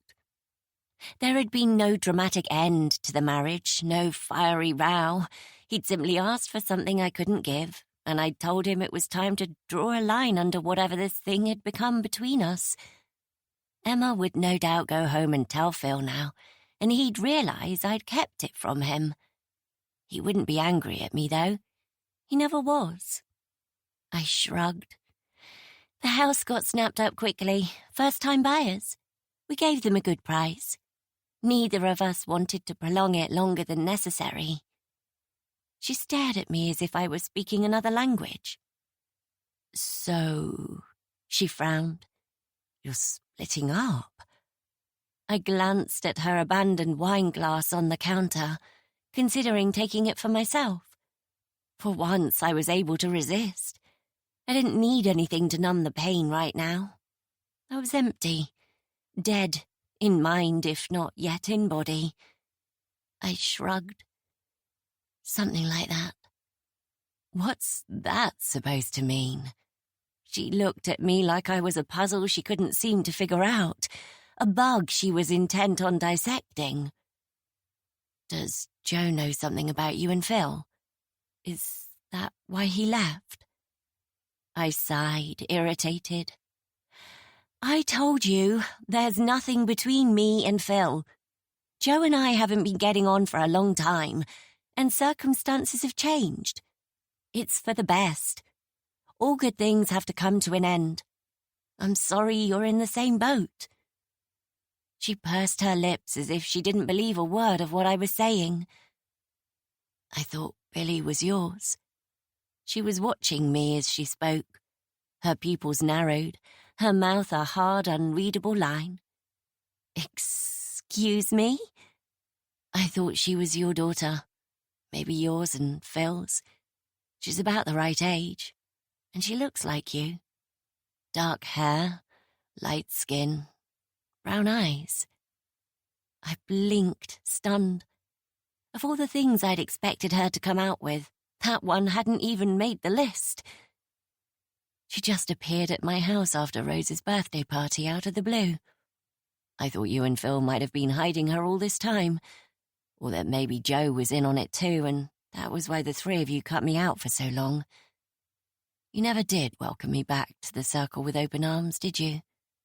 In fact, you did everything in your power to discourage me, keep me at arm's length.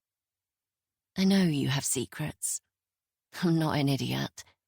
So you thought that you lied about losing your baby to protect me in case she turned out to look like Phil, or maybe in case he couldn't hide how he felt about her, couldn't keep away from her, preferred her to Rose. Is that crazy? She gave a laugh that sounded empty, unhinged. Yes. It's a horrible thing to think, let alone voice.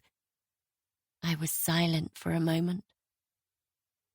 My baby was a boy, I whispered. I was at your scan, Suze. It was a girl. No, they got it wrong. I pictured the moment I'd seen his beautiful cherubic face, his closed eyelids, his tiny moon-shaped fingernails. How surprised I'd been after imagining a baby girl after the scan. The truth was, I'd secretly wished for a son from the start. Not that I wouldn't have loved a girl too, but I suppose I had always dreamed of a sweet little boy. And when I realized they'd got it wrong, it had felt as if I'd been robbed of my time with him.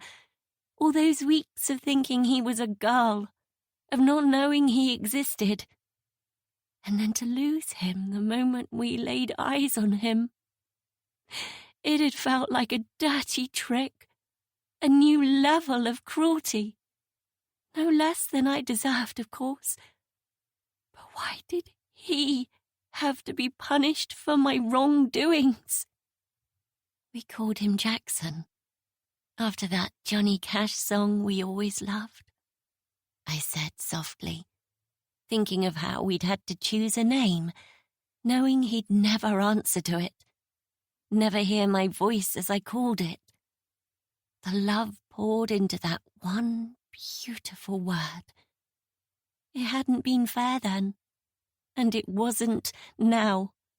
For Emma to turn up at my house, accuse me of carrying on with her husband, lying about my baby. It was unforgivable. I never knew that. Why would you? I never told you. I didn't want to get into the past with her now. There was no point. It would only hurt us both. Look, you should go. I have a lot to be getting on with. And in case I haven't made myself clear, I haven't been sleeping with Phil. I haven't had a secret child with your husband, and I think it's probably for the best if we take a break from this friendship, if you think I would do that to you. I've just told you my husband is sleeping with my sister. He's asked me for a divorce. Are you really going to kick me out? I need you, Susie. Why? I cried, my patience running out. I can't change it, can I? I can't fix it. Emma shook her head, eyes wide. I'd never stood up for myself like this in the past, but I'd reached my limit now, it seemed. I didn't know why I hadn't put a stop to this before.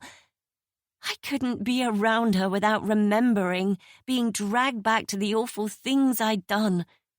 I couldn't look her in the eye without seeing the truth reflected back at me. She was the one person in the world who knew who I really was, knew that I was capable of killing a man, concealing a murder. And the painful reality was that that would never change. I could lie to myself when she was gone. I could dull the pain with drink and distraction.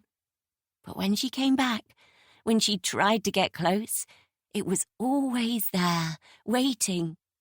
And I couldn't stand it. Couldn't bear that she knew. Couldn't cope with the self-disgust that seemed to bubble endlessly through my veins. Maybe you can't fix it, she said. But you can tell me the truth. Help me figure out what's been going on behind my back. Tell me what the two of you have been doing together, what you've been talking about, why he's chosen to do this. Break our marriage and our family for her. He didn't even come home last night. And Mabel was still out at a party, so I don't understand who. Phil was with me last night. Her eyes narrowed, and I met her stare defiantly. So you are sleeping with him, she exclaimed. No! He came to pick me up from somewhere, and there were some delays. He was doing me a favor. I don't believe you. What did he say about me? We don't talk about you, I yelled, surprising myself. Why was she so good at getting under my skin, pushing my buttons until I snapped? Then what do you talk about? Because none of this makes any sense. Oh, for Christ's sake! You can't understand it, can you? You can't grasp that something might be about someone other than you. Phil has been taking me to hospital, meeting me to discuss my test results. He's been trying to help me. I pictured how he'd begged me to make the changes the doctors had advised, how I'd refused time and time again over the past year until the chance to make a difference had slipped through my fingers, and it was no longer up to me. The way he cried, asked me to reconsider, fight for a life I no longer valued until, in my desperation to placate him, I'd lied to his face, sworn I would do what he asked, even when I had no intention of following through. It had broken me to see him so hurt, so afraid of what I was doing to myself, of losing me, the friendship we'd built. It had been the hardest thing in the world to hear him cry, and yet continue to refuse to do the only thing he'd ever asked. I blinked, finding Emma still staring at me inside. I had to spend a few days as an inpatient at a hospital in London, and they told me yesterday afternoon I was being discharged. He came up to get me, but I was delayed, some issue with my blood tests. So instead of driving back, he spent the night at a hotel near the hospital, and we came home together first thing this morning. We haven't spoken about you, ever. You really aren't that interesting, Emma, I added spitefully. I knew it was unkind, especially given all she'd learned about her marriage today. But she was so thick-skinned, I had to go to extremes for my message to sink in, for her to grasp that the whole world didn't revolve around her. My words didn't seem to have the impact I'd anticipated, though. I thought she might calm down, take a moment to absorb my meaning, but no. Instead, she seemed to grow even more agitated. "Hospital?" she repeated, incredulous. "Tests?" Her tone was dismissive, irritable, as if she was sure I was making excuses, lying to her. For what? I bit my lip, hating that I was being forced to share my private business with her. I didn't want to. My guilt was my own, mine to bear.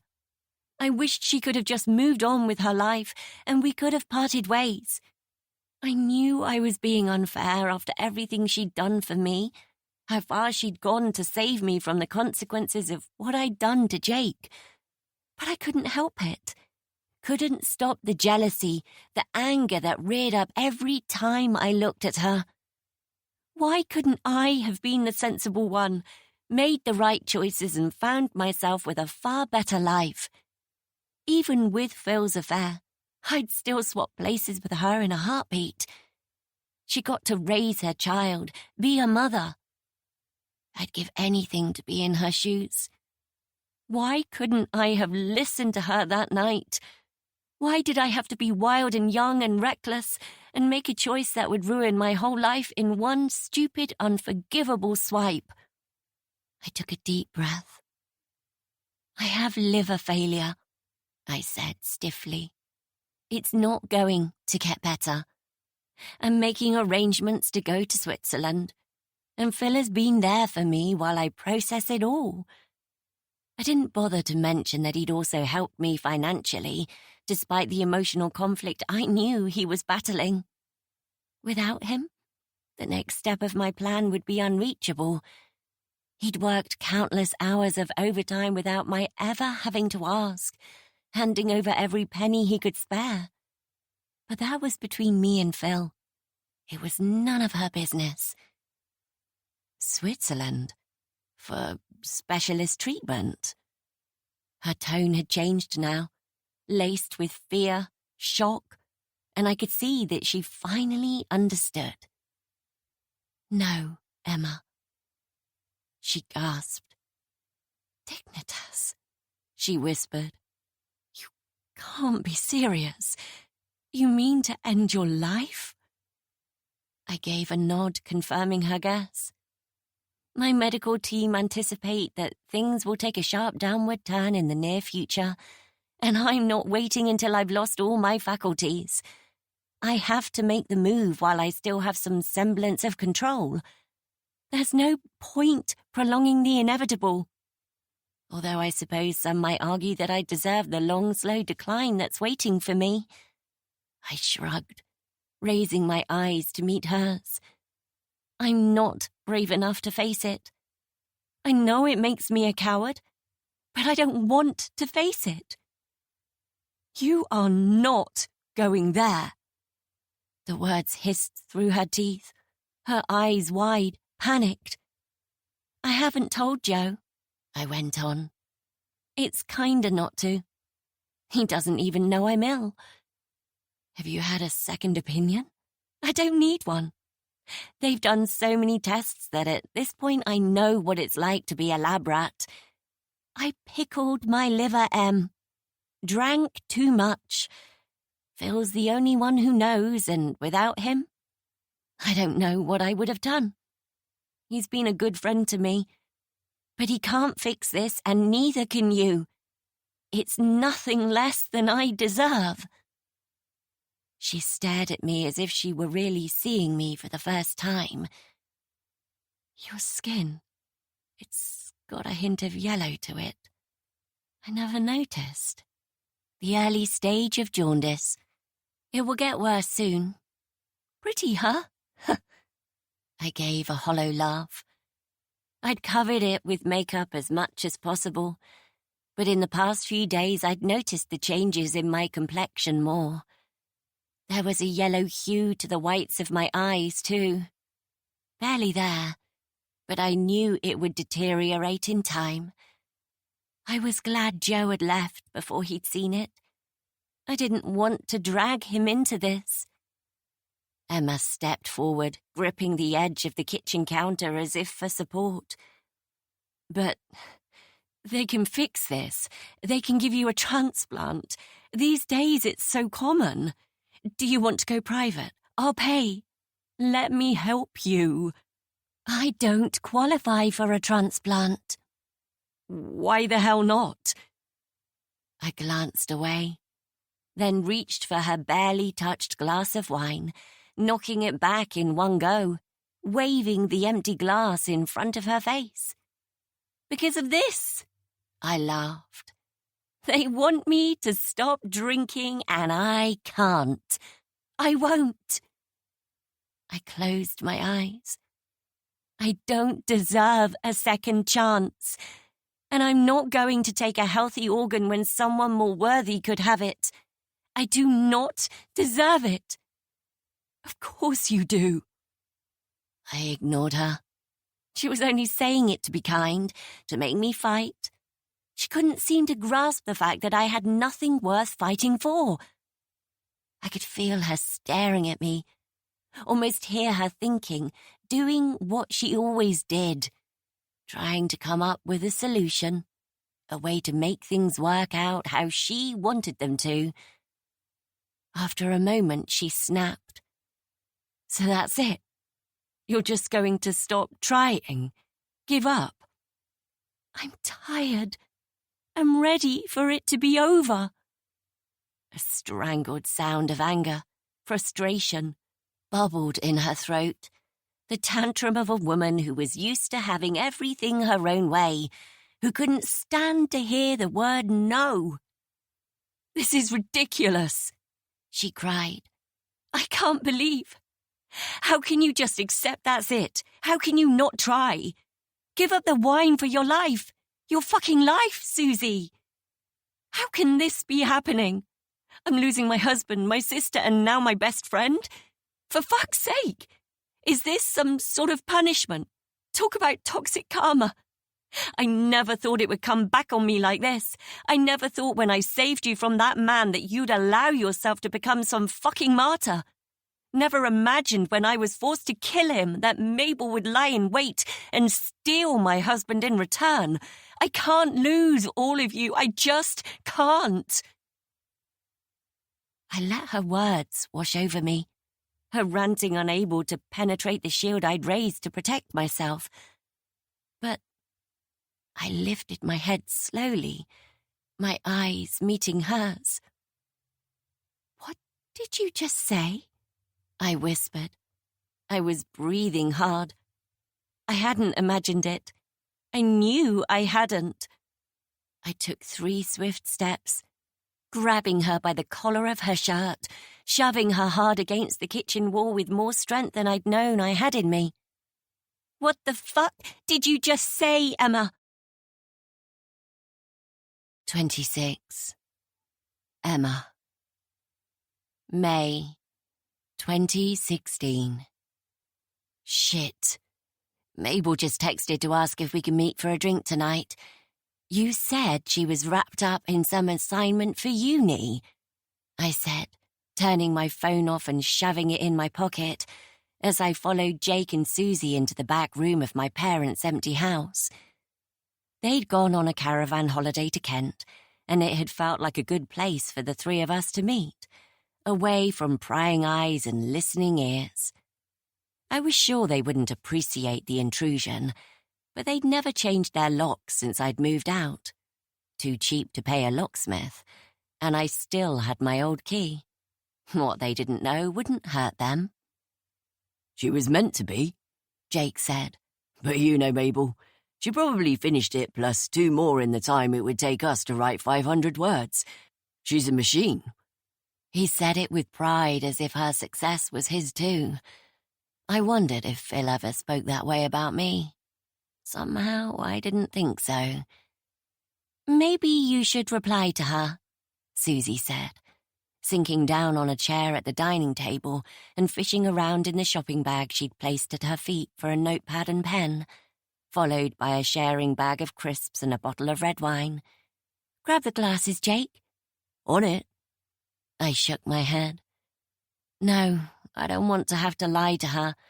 Let's all just switch off our phones. She thinks Jake is out with the boys, and I'm sure she's not going to try and latch on to his night out. And if she can't get hold of me, she'll just call one of her uni friends to meet up with. We'll be fine. Besides, it's the only time the three of us can do this in the next month. We've put it off long enough already. It's going to be tough getting it organised in time as it is. Her birthday is in 3 weeks, guys. Agreed. Jake grinned, switching his phone off and dumping it on the table. Susie shrugged, her long silky hair swishing in a dark curtain down her spine as she reached for the glasses Jake passed her, pouring a meagre dash of wine into the bottom of each. Are we on rations tonight? He teased. Or could I possibly ask for more than a sniff? She laughed, passing him the bottle, and he topped up the glasses to his satisfaction. She raised an eyebrow at the generous measures, but said nothing. Right, I said, slipping out of my jacket and taking a seat at the head of the table. Ooh, Jake said, laughing. This feels formal. Be good for the teacher, everyone. Please, miss, I need a wee. Shut up, I grinned. So, what do we know so far? Not much, Jake said, still leaning against the sideboard. Are you sure she'll even like this? I mean, if you threw a surprise party for me, I'd run a mile. No, you wouldn't. You'd be gracious and polite, Susie said. I'd hate it too, I admitted. But Mabel had one for her 16th birthday, and I still remember how blown away she was by it. She told me it made her feel really special, and she loved that everyone had gone to so much trouble to keep it a secret from her. And this is a big birthday. 21 is worth going all out for. Especially since she has the wedding coming up. It's a year worth celebrating. She'll love it, I'm certain. You're probably right, he agreed. I'm terrible at keeping secrets, though. Well, you're going to keep this one. Both of you. Let's start with the food, shall we? Susie, you're on notes. 2 hours and 2 bottles of wine later, we had nailed down a fairly solid plan for Mabel's birthday party, and the mood was merry. Susie was drunk, having always been a total lightweight, and Jake kept teasing her for slurring her words. I'd barely had half a glass, but then again, I never did. Never allowed myself to lose control, create any possibility for me to make a spectacle of myself, even among friends. Safe from prying eyes, within the walls of my family home. It just wasn't worth the risk. My aspirations to be head teacher of a highly regarded school somewhere like Ditcham Park or Bedales meant that my reputation had to be clean as a whistle. I couldn't be arrested for taking a drunken wee in an alley or be filmed singing Tom Jones ballads while stripping my clothes off. I had never got into that state, but I'd seen firsthand during my uni years how some of the students had reacted to a few too many, and I didn't want any part of it. Susie, though, was hilarious tonight. Right, now that business is concluded, Jake announced, standing glass in hand as if he was going to make a speech. Susie spluttered out a laugh, clambering up from her seat at the table, only to sink into an old greying beanbag in the corner of the room. I have something special. Not singing. Please don't let it be singing, I cried. Ah! He wagged a finger, then pulled a little brown bag from the pocket of his jeans. So, ladies, as you know, I've been doing a placement at the architecture firm where I'm hoping to be offered a role. Right, I said, eyeing the bag confused. Well, Marcus, the assistant company director, has proven to be very insightful. We went out for lunch the other day, and he explained to me how he climbed the ranks so quickly. He's only 5 years older than I am now. How amazing is that? I raised an eyebrow. You've lost me. Shocking, He teased. Have you heard about using mushrooms to enhance your productivity? Marcus said it gives you the most hyper-focused clarity imaginable, that it takes your creativity to a whole new level. It's how he got up the ladder so damn fast. Innovative ideas, accessing parts of the mind that are dormant for everyone else. Are you talking about drugs? Susie asked, her long hair splayed out over the back of the beanbag, her cheeks flushed with happiness. Oh, not really. It's hardly crack. It's a fucking vegetable. One that changes the chemistry of your mind, I pointed out, already knowing I hated the idea. Actually, Susie chimed in, I have heard a lot about people microdosing them for things like anxiety and depression. There's some science to it. It's not like taking ecstasy or something man-made. It's like herbal medicine or something. Exactly, Jake agreed. And here we are. 3 young, vibrant minds ready to take the world by storm. I have a second interview for the firm on Monday, and if I turn up with some out-of-the-box ideas, something they couldn't have dreamed up themselves, who do you think will be walking away with the role? Me! He grinned like the Cheshire Cat, and I shook my head incredulously. And you, Emma, you're about to begin work on your master's, not to mention the head-of-year position you said you were planning to apply for. Yeah, I don't think they want me thinking outside the box. They want me to do the job well, not come in and try and change the school to something it's not. Perhaps not this time, but still, clarity, focus, awareness, it's all helpful in the grand scheme of things. It'll put you above the other candidates. I'll try it, Susie said. I always feel down after I've been drinking. Maybe this will balance out the mood. And I like the idea of going home and painting all night, getting so deep into my flow state I create magic. I want to tap into that part of my mind. Yes, your understanding, Jake said, knocking back the last of his wine and placing the glass decisively on the table. Suze, you're drunk as it is, I warned, watching as she clambered up from the beanbag and walked round the table to stand next to Jake. Both of you are? What's the dose? She asked, ignoring me. With a groan of frustration, I pressed my hands to my face, and not for the first time wondered why nobody but me seemed to have a modicum of sense. I didn't like this. It had been 4 hours since they'd taken the mushrooms, and I wanted more than anything to leave, go home, and climb into bed beside Phil, hold him and pretend I hadn't seen any of the things that had happened tonight. Susie was frightening me. To begin with, for the first 15 minutes or so after the effects had kicked in, it had been entertaining. She'd repeated song lyrics over and over, her arms moving as she danced with some invisible partner. Jake had been mostly whispering under his breath, murmuring about letting go of his ego, seeing beyond the walls. We'd moved from the dining room to the conservatory, the thick floral curtains drawn against the cloudy night outside, both of them needing more space. I'd followed, uneasy, wanting to stay close, keep an eye on them, yet desperate to leave, for the night to be over.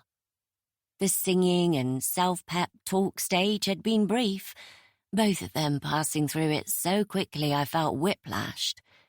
And soon after, things had become darker somehow. Now, having watched them for hours, unable to make them respond to me, do anything I asked of them, The situation had become unsettling.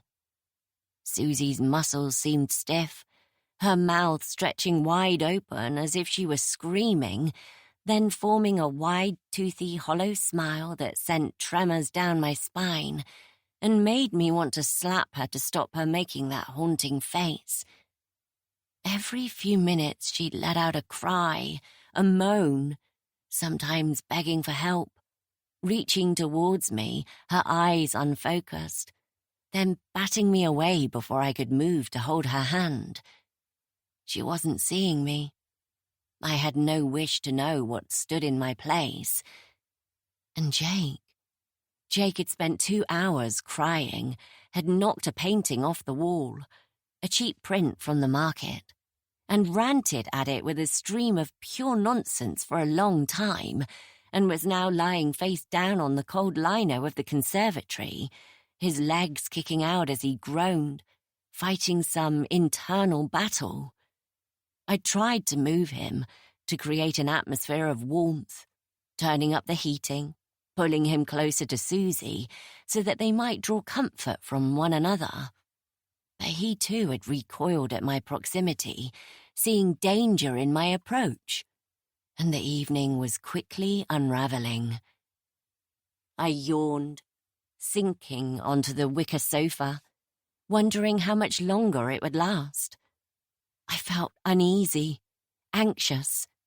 Movement caught my eye and I looked round, seeing Jake, having jumped to his feet, now waving his hand in Susie's direction. She was still doing that awful stretched-out smile, her right hand patting the wall beside the window, fingernails running up and down as if she were looking for a hidden catch, a secret door. He finally seemed aware that he wasn't alone, but the look in his eyes made me certain he wasn't seeing his friend in front of him. "Easy, Jake. It's okay," I said, trying not to let my irritation seep into my tone. He didn't react, didn't seem to notice I'd spoken at all. Susie gave another of her silent screams, throwing her head back, her spine curving like a gymnast's, hair grazing the floor behind her, making me wince at how much her body was going to ache in the morning.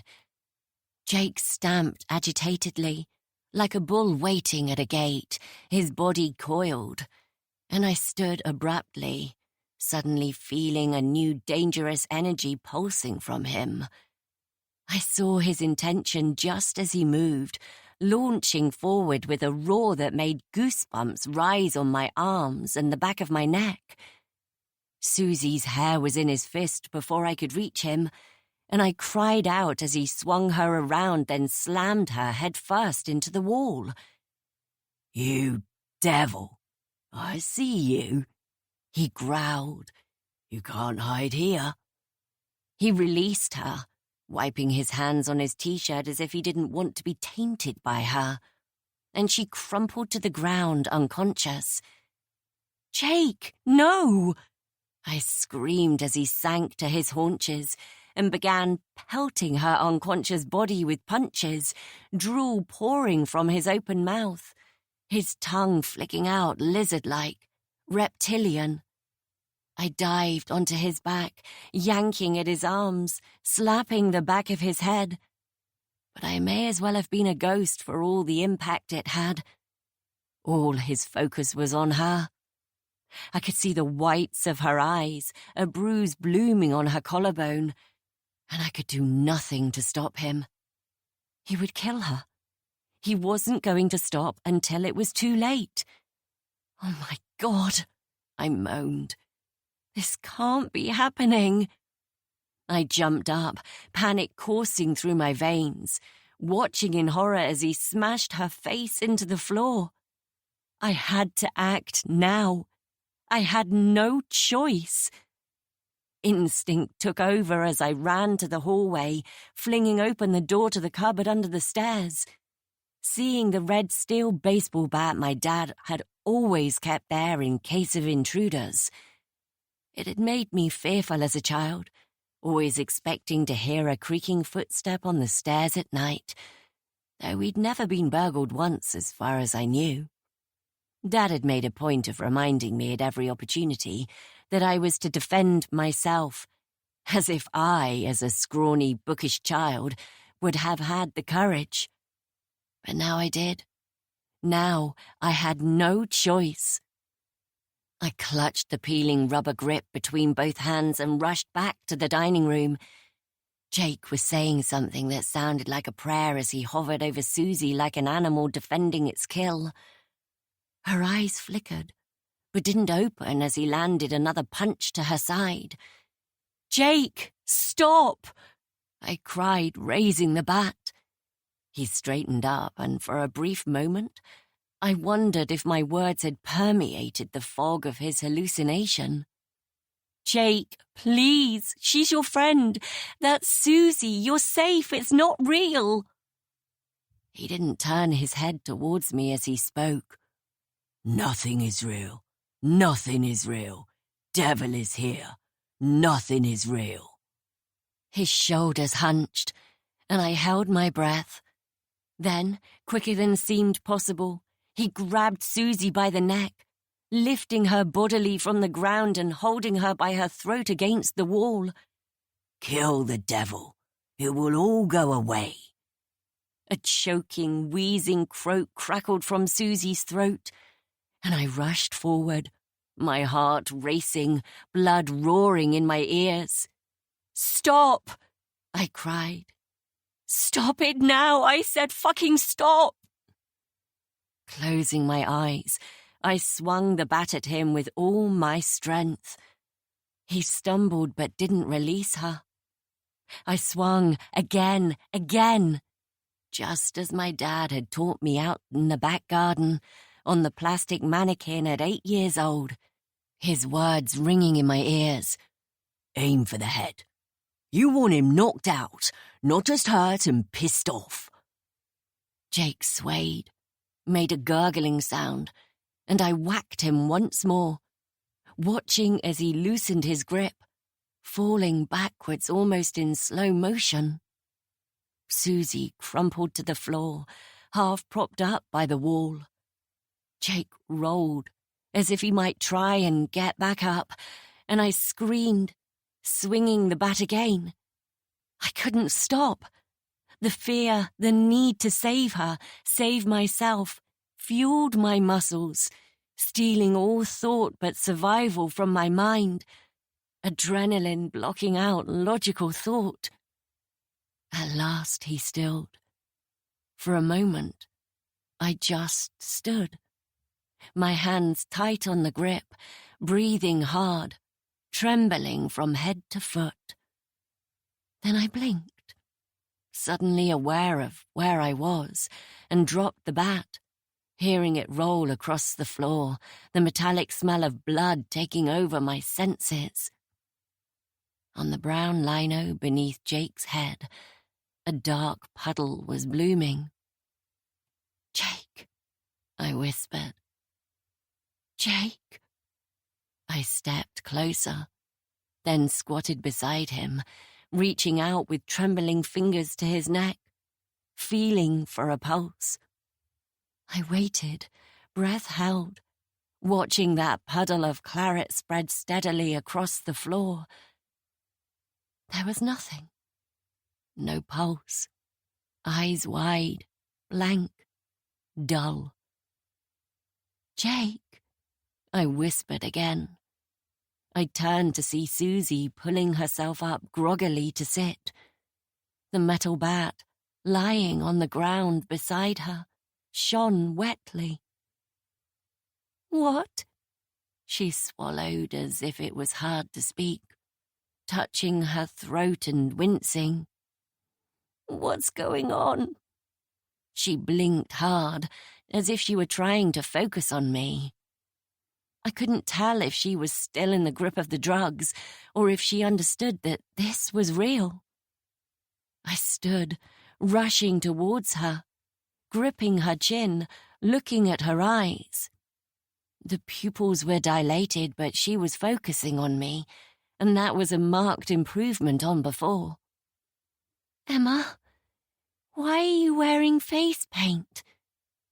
I touched my cheek, my fingers coming away red, a splash of blood. I shook my head. I'm not. You're still tripping.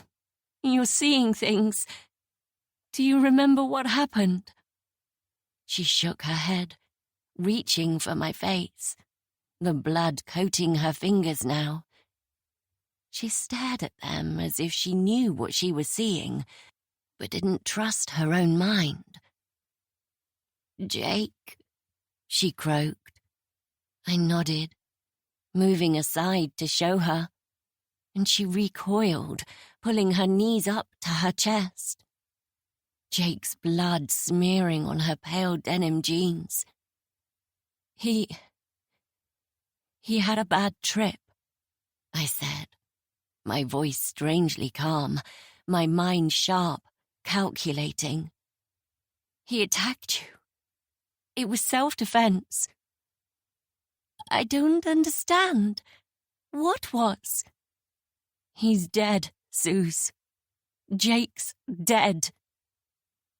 Her eyes widened, and I saw the clarity, the sobering effect my words had created. She looked from the bat at her side to the blood on her hands, as if it were the first time she was seeing it, and finally to the dead man in the middle of the room. I did this. I killed him, she whispered.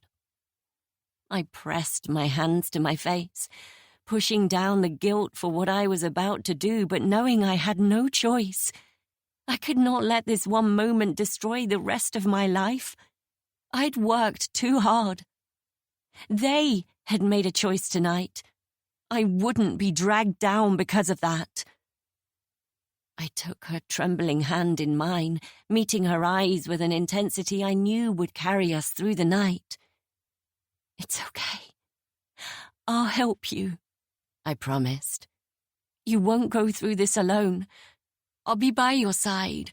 We're going to clean this up. We have his phone. We can hide this, fix this, I swear. Hide it! She shook her head, fear clouding her features, her dark eyes wide, terrified. She was going to panic, and I couldn't let that happen. I had to stay in control or this would become a hideous mess, for both of us. I pulled her up to stand, not giving her a chance to consider another option, to question what I was pushing her into. I'm going to make everything okay, and I will never, ever tell anyone what you did. I swear it, Susie.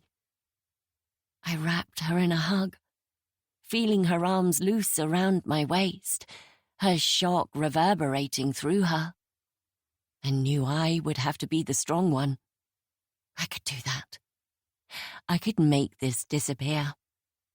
I pressed my lips to her hair and whispered, to myself as much as her, everything is going to be okay.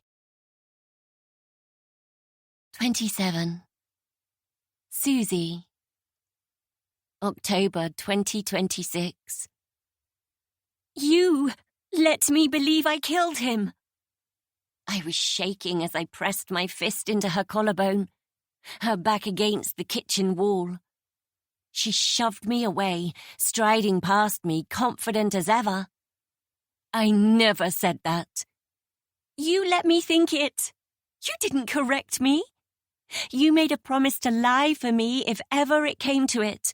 You told me it would ruin my life and yours. No. She folded her arms. You assumed you'd killed him. I just didn't correct you. I tried to remember her exact words that night. I'd been delirious with panic, the colours and images flashing randomly in my vision, voices echoing through my mind. It had been impossible to distinguish what was real and what wasn't, but by the morning, after we'd buried him, after we'd burned our clothes, bleached the conservatory, I had been entirely sober. I had been disgustingly aware of the soil and blood beneath my fingernails, I'd been more present than I'd ever been. The memories like CGI as they played across my mind. Even now, I couldn't rid myself of them. The feeling of his stiff, cold arm as I'd helped Emma to drag him across the back garden beneath the inky night sky. The sound of his body thudding into the shallow grave. I couldn't erase those memories if I tried. Emma had been silent through it all, working meticulously, sending that text to Mabel and then switching off the phone, tossing it into the pit beside the fiancé who would never return to her. And afterwards, when we'd left, having strewn her father's pansies across the garden, making it look like a fox had dug them up, she'd taken my hand and sworn to be there for me. And I'd felt like I didn't deserve her, felt rotten with guilt at the thought of what I'd done, what I'd dragged her into. She had been so magnanimous, so generous. I'd sobbed, knowing I couldn't have coped without her, that I was too weak to go through it alone. I gasped at the memory. I'd believed she was the most selfless person on the planet. All these years I'd thought of her as someone who would go to the ends of the earth for me. It was why I resented her so much, because I had let her do just that, with no regard for the consequences it would have on her mental health, her own life. Her kindness served as a contrast for our characters, the darkness I was certain I carried within me. But it wasn't the truth. None of it was true. You let me think you were helping me, lying for me. I shook my head, venom pulsing through me at the realization of how she'd betrayed me, how she'd let me believe I was capable of killing Jake, when all along it had been her doing.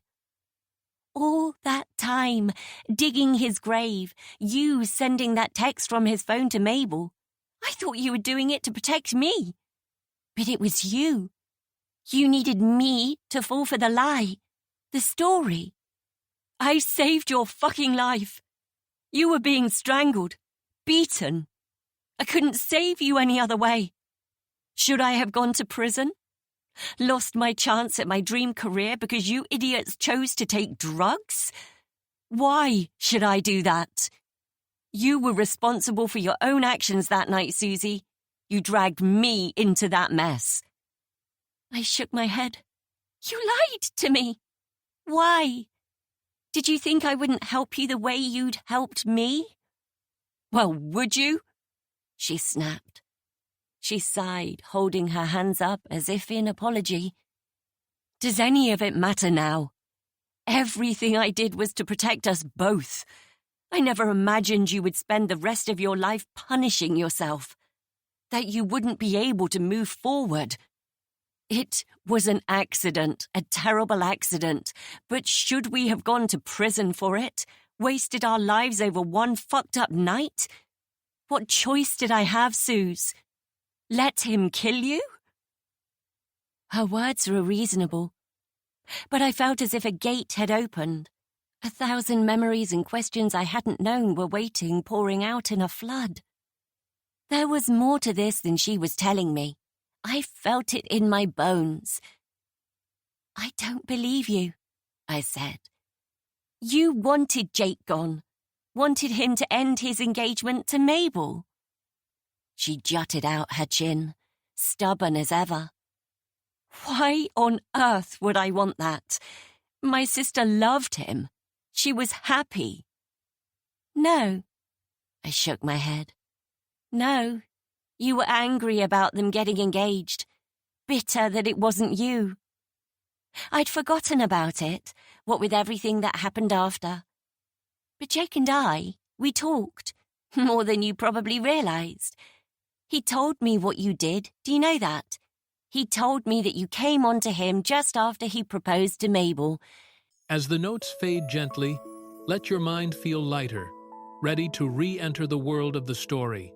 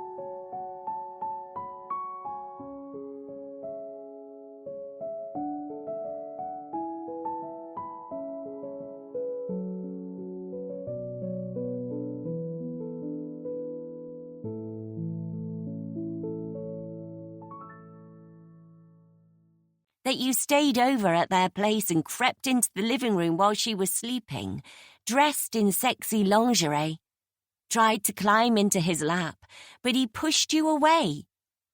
I shook my head, picturing how he'd blushed when he'd confided in me, asking me to give Emma some extra support, make sure she was coping okay. You know, Jake, I went on. He was kind about it, said you were under a lot of stress and he thought you were feeling a bit put out that he and Mabel were engaged before you and Phil. He said he wasn't going to tell Mabel what you'd done, but you would have, wouldn't you? You'd have told her all the details to break them up if he'd gone along with your attempt to seduce him. This is ridiculous. I never came on to him. Why would I want to do something that was guaranteed to hurt Mabel? I met her eyes, and it was as if I was seeing her for the first time. Because you were jealous, because she was doing so well, had the better career prospects, the man, the upcoming wedding, your parents' approval. You hated it. I know you did. You wanted him to fall for it and leave her, wanted to ruin what she had so you didn't lag behind your little sister. So that you could be the winner for once. I finished, feeling more certain than I could ever recall.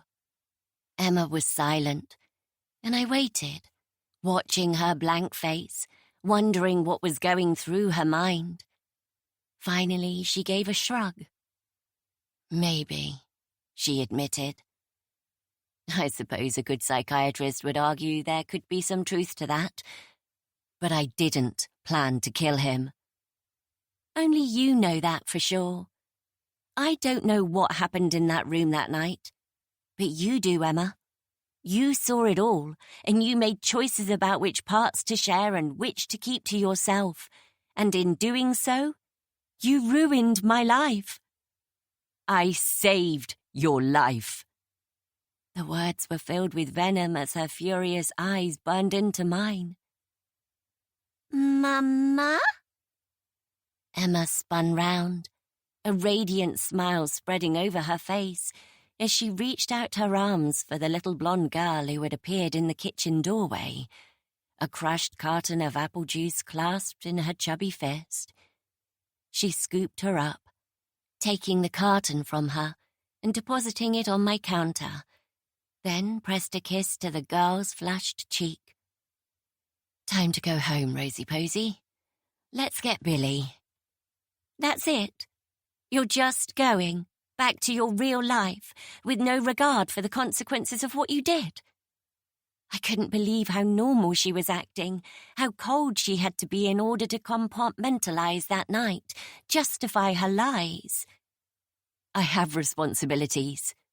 I don't have time to wallow in what-ifs, Susie. She pursed her lips, and by the sound of it, neither do you. No, I don't have the luxury of time, but there are benefits to that, it would seem. I gave a little laugh. I don't have anything to lose anymore. The thought had crossed my mind before. Hand myself in, admit what I'd done. But I'd wanted to protect her, believing she'd put aside her own moral compass to save me. But now it was apparent that she'd been saving herself. She paused in the doorway, turning towards me, her eyes blazing. And what is that supposed to mean? I smiled. Just don't reach too high, Emma. She opened her mouth as if to offer a retort, then pasted on a smile. I wish you luck, Susie. But whatever comes your way, your treatment, Switzerland. I'm sorry, but I don't think it's a good idea that we remain friends. Let's both move on, shall we? I smiled, feeling for the first time in my life that I had the power, that she was at my mercy. Tell me why, I said, keeping my tone light, not wanting to frighten the little girl she was holding. Why lie? If it was to protect me, if you really had no other choice, couldn't disable him some other way, why not just tell me? I would have understood. I was bruised for weeks afterwards. I would never have doubted the danger I was in that night. She let out a long breath. I suppose I felt that you'd be more likely to keep quiet if you felt you were the one who, you know. I nodded, gripping hold of the counter, needing to distill my anger into something solid. I stared as my fingertips turned white against the cheap wood effect laminate, then looked back up. A few years ago, long before the babies, I came to you. Do you remember? I told you I was going to hand myself in, that I couldn't live with what I'd done. I don't remember. Yes, you do. I was going to go home and tell Joe everything and then go straight to the police, and you told me I couldn't admit the truth without casting doubt on you, even when I promised to bend the facts, protect you as you had me. Tell them you'd gone home early that night, that you weren't even a witness. You wouldn't allow it. You became hysterical. Do you remember? And I felt so indebted to you that I swore I wouldn't ever speak of it again. But you weren't worried about being merely associated with that night, were you? You weren't afraid you might be arrested for failing to report what I'd done, or even that they might call you to give evidence against me. No. You knew that if they looked into it, your DNA would be all over him. Your fingerprints would be on his phone. The ashes of your burned clothes would be right there alongside mine in his grave. Do you think they could determine the identity of the killer from the height you swung from? Forensics are so clever these days, aren't they? And you're a good 5 inches taller than me. Do you think they could tell that whoever hit him was left-handed? Emma winced, instinctively tucking her hands beneath her daughter's bottom. That fake smile still plastered on her face, even as her eyes shot daggers my way. Does your dad still keep that bat under the stairs, Emma? Does he still grow those lovely pansies? I mused. You made choices. Calculated, selfish choices that made me believe I was something I wasn't. Made me spend the last decade crawling in my own skin, unable to accept myself, live with myself. You stole something from me, a chunk of my soul, made me think of myself in a whole new light, and not a positive one. Do you understand that? The drinking, the fact that Joe and I never tried for another baby after we lost Jackson, the breakdown of my marriage, the fact that my liver is pickled and I've turned my face against the only chance I have of saving myself, refused to stop drinking, and tried to qualify for a transplant because I didn't feel I deserved a second chance. All of it stems from that night. The lie you told. I laughed again, feeling like I was floating, like the heaviness of the past decade had evaporated, leaving me flying into a helium sky. I stepped closer. One word from me, Emma. I clicked my fingers, and I can take it all away, punish you the way you have me. Her arm tightened around her daughter, and I felt a sharp stab of envy that she had someone to protect, someone worth fighting for. I might have had that too if she had told me the truth. Perhaps it wasn't too late for me to turn the tide. The thought felt reckless, unsteady. But it wasn't impossible. I have to go. I have to... She broke off. Don't do anything stupid, Susie. It was all a long time ago. And Rose needs me. Now, more than ever. Don't do that. I shook my head. It's true. Everything I did, everything I hid, it was to protect us both. Deep down, you know that.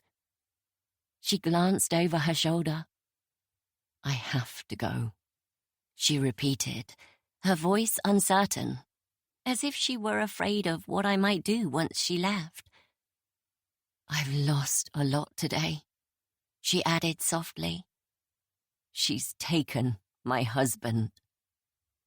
I raised an eyebrow, wondering if in her mind it was really as simple as that. Swapsies, even Stevens, all fucking square. Good luck, Susie. I mean that. I've always cared about you.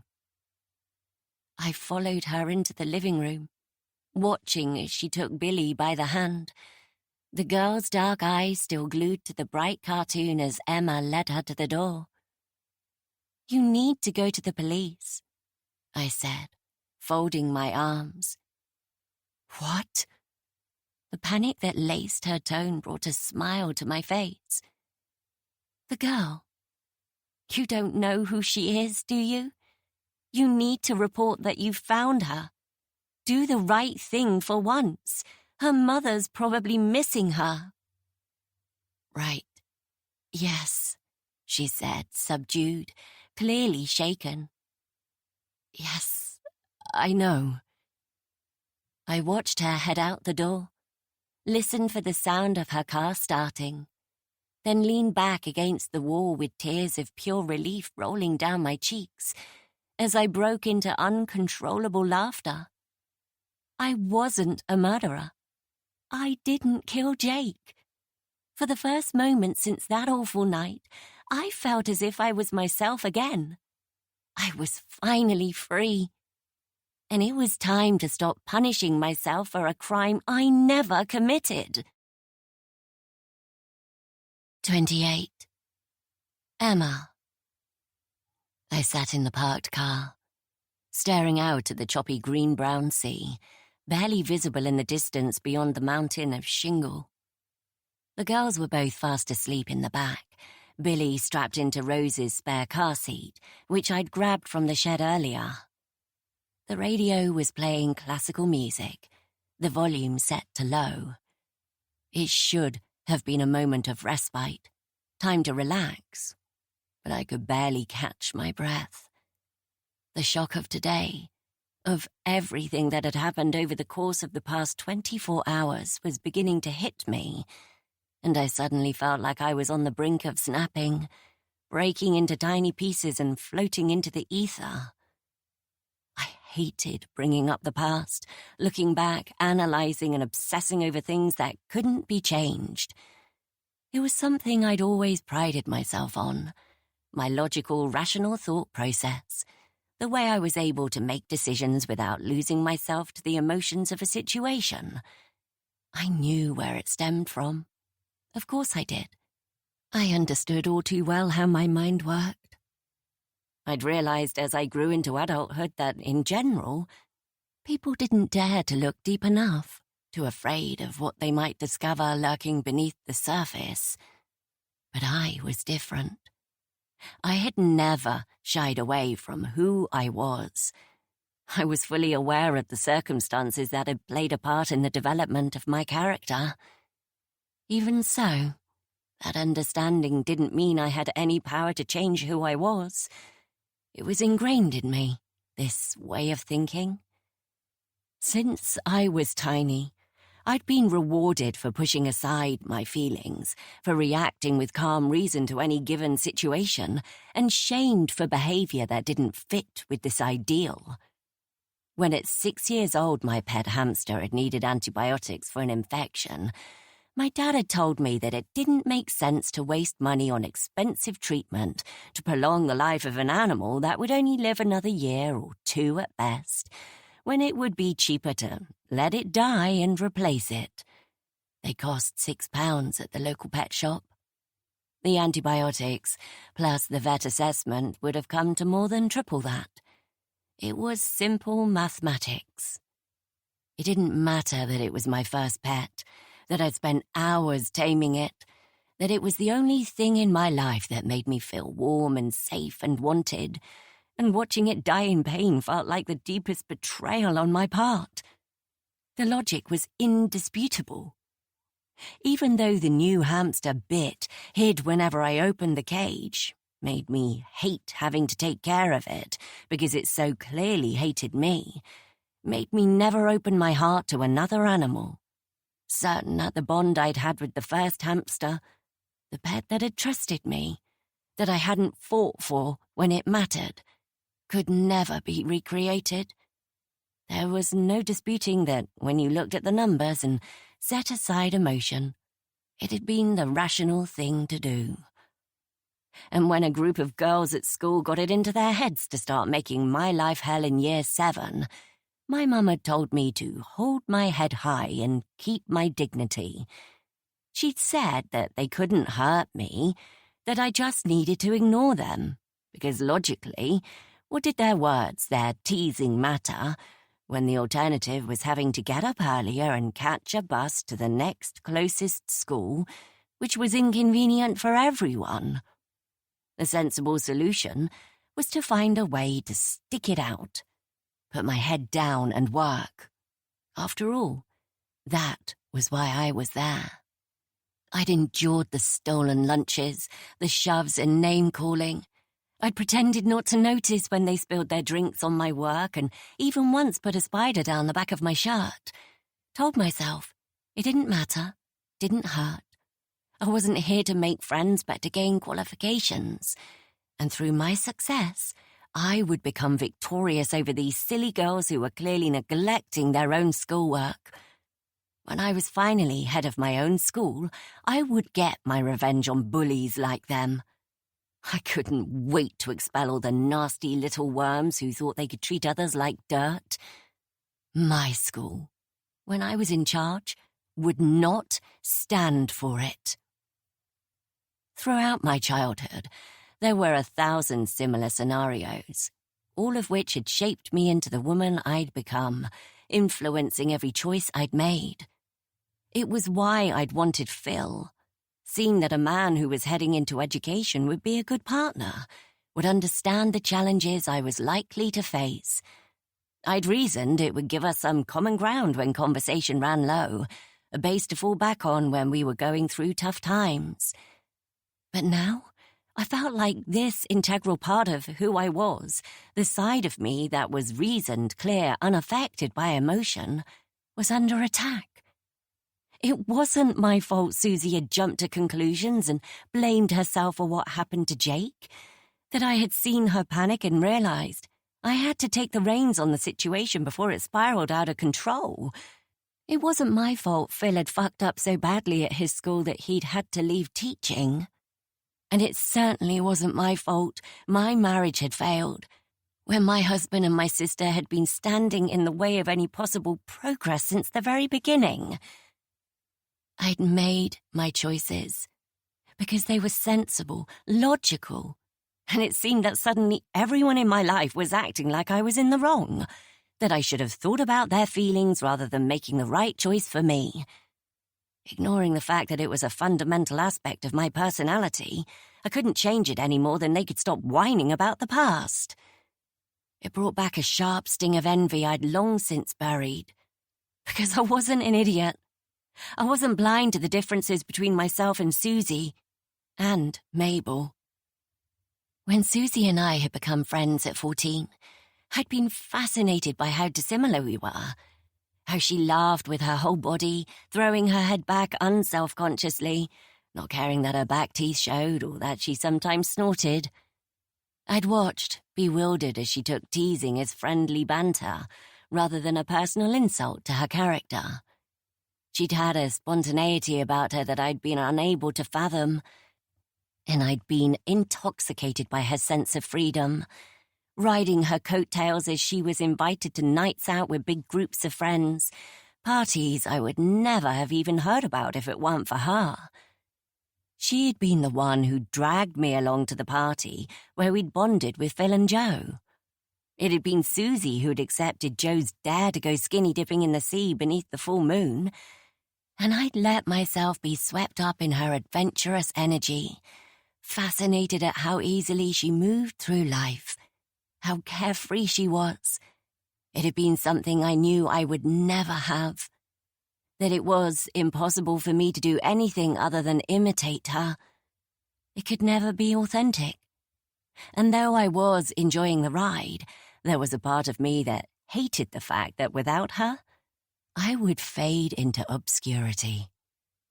As we grew older, I'd shamed her, perhaps unconsciously, at least to begin with, for being reckless with her life, her goals. I'd tried to mold her to be more like me, subtly influenced her into taking a career at the tax office rather than pursuing art, because I had recognized her talent, known she would be discovered, become more successful than me, and leave me for dust. She had so much. Life seemed to be abundant with gifts for her, seemed to come so naturally to her, while I worked my arse off and never seemed to reach the summit.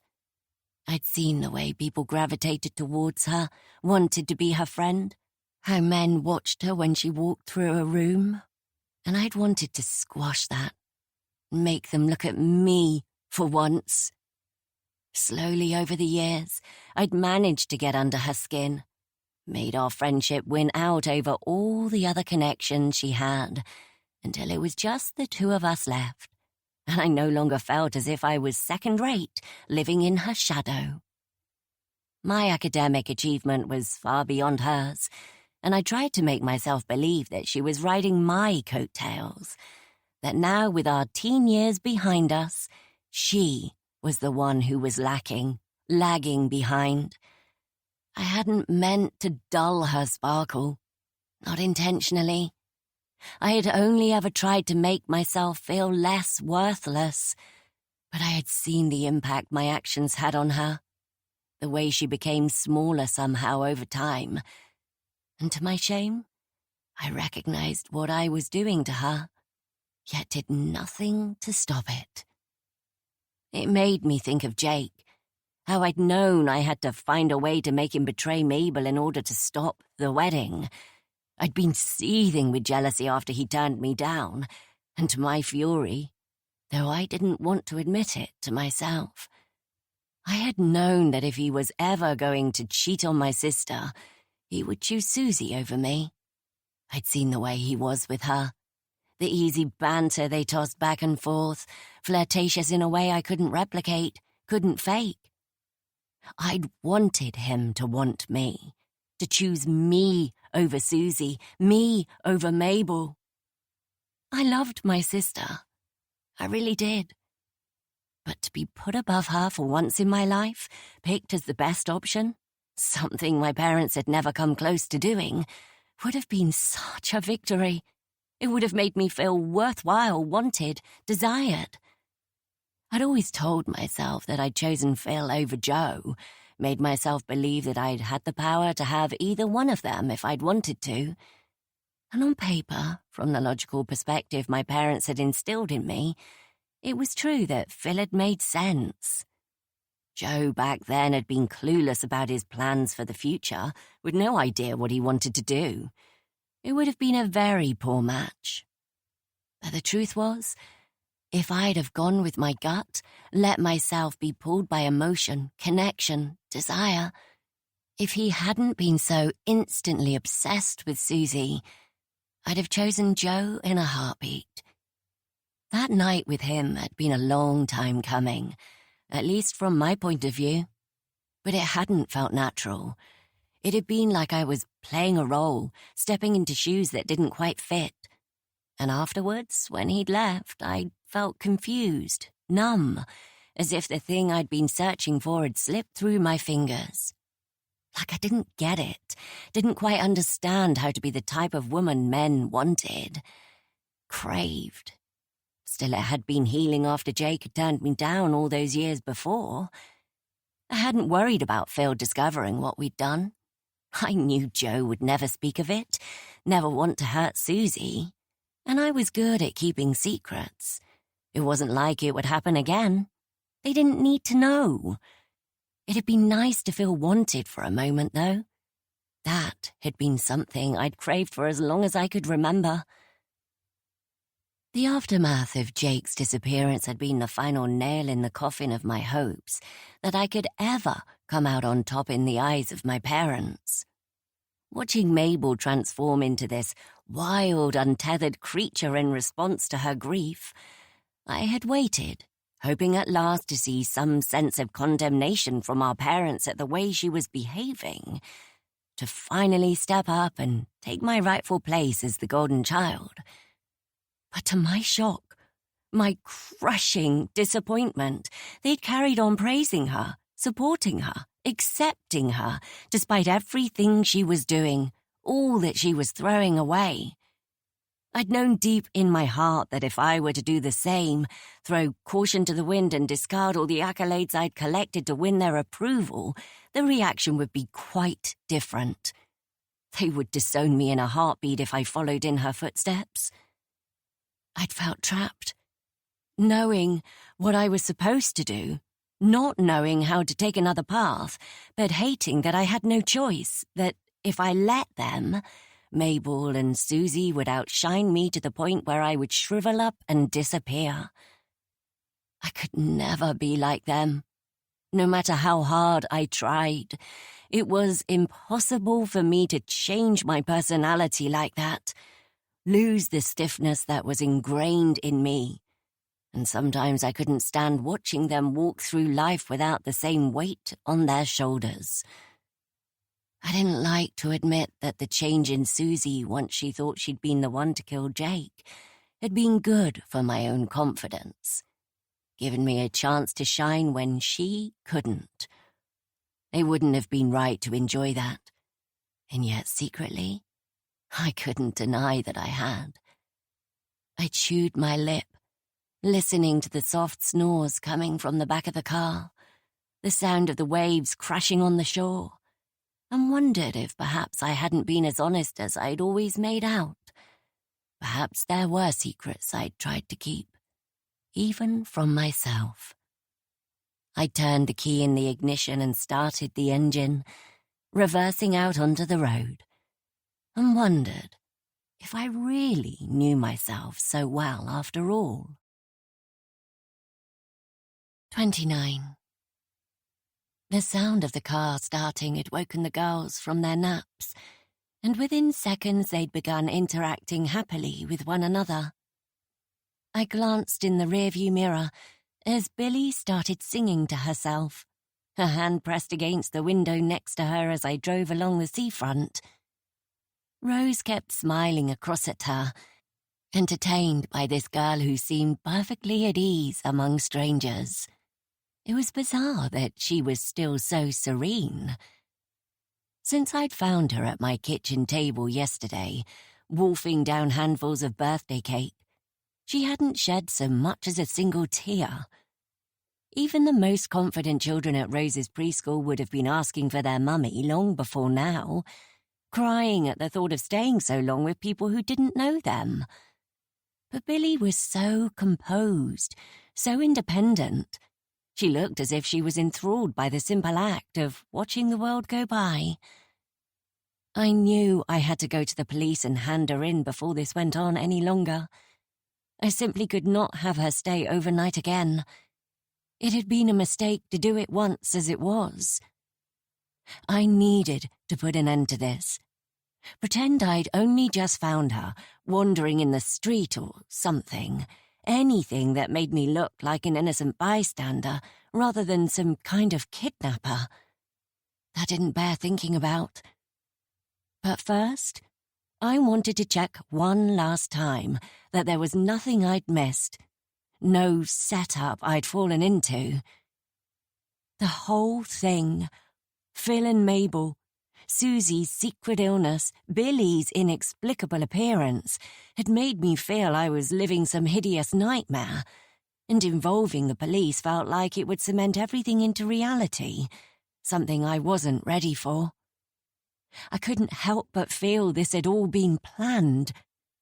Had it been orchestrated to make it look like I had taken the child? What if I was the victim here? I'd spent plenty of time over the past few months thinking of ways to discredit Dr. Ethan Woods so that he wouldn't get the job I wanted. What if he'd had similar thoughts and had something to do with Billy being here, and my taking her to the police would ignite a plan that would ruin my life? Nothing made sense, and it was driving me to insane conclusions. I took a deep, shaky breath, my head spinning, the urge to call my sister for support rising up before I resoundingly squashed it. I didn't have that avenue anymore. Mabel was lost to me. I was alone. I only hoped Susie wouldn't open her mouth and bring up the past, rock the boat any more than necessary. I couldn't take that on top of everything else. I would never admit to it. I'd take her down with me, weave such confusion and inconsistency into her story that they wouldn't be able to convict me. The thought brought a modicum of comfort. But I knew that if it came to it, she could destroy me. Everything I'd worked for would go up in a puff of smoke and I'd be powerless to stop it. I pulled to the side of the road, giving way to a bus, distracted, lost in my thoughts. As the bus passed, a riot of flashing blue lights caught my eye. Edging forward, knowing already where they'd be coming from, but with no place to turn around, no way of backing up, I came to a stop in front of my own house, right behind the police car. My heart pounded erratically, the moisture evaporating from my mouth as I gripped the steering wheel. Had Susie done it already? Reported what I'd admitted to her today about Jake? Were they here to arrest me? I sat, frozen, my spine ridged, attempting to coerce my brain into thinking fast. I would have to be confident, talk my way out of this. But how? Rose took up the tune Billy was singing, humming melodically in her seat behind mine. I couldn't be here. I had to leave, buy myself more time, figure out a plan. Hands sweating, I put the car back in gear and was about to pull away when there was a knock on the window. I forced myself to turn my head towards the policewoman waiting there, seeing movement to the left as Phil came out of the house, nodding as he pointed to me, as if confirming my identity. This was it. There was no turning back. I switched off the engine, stepping out onto the road rather than rolling down the window and scaring the children by talking to her through it. "Hello?" I said, my voice thick like tar, sticking in my throat. Emma Miller? The PC asked, tilting her head as she waited for a response. I nodded, preparing myself for her next words. "I'm arresting you for the murder of Jake." "I believe you've had a visitor." I frowned. "Excuse me?" She pointed to the back of the car, where Rose and Billy were grinning at each other. "The little girl? Billy Frost?" "Frost," I repeated, the name unfamiliar to me. Oh, yes. "And where is it you've taken her this morning?"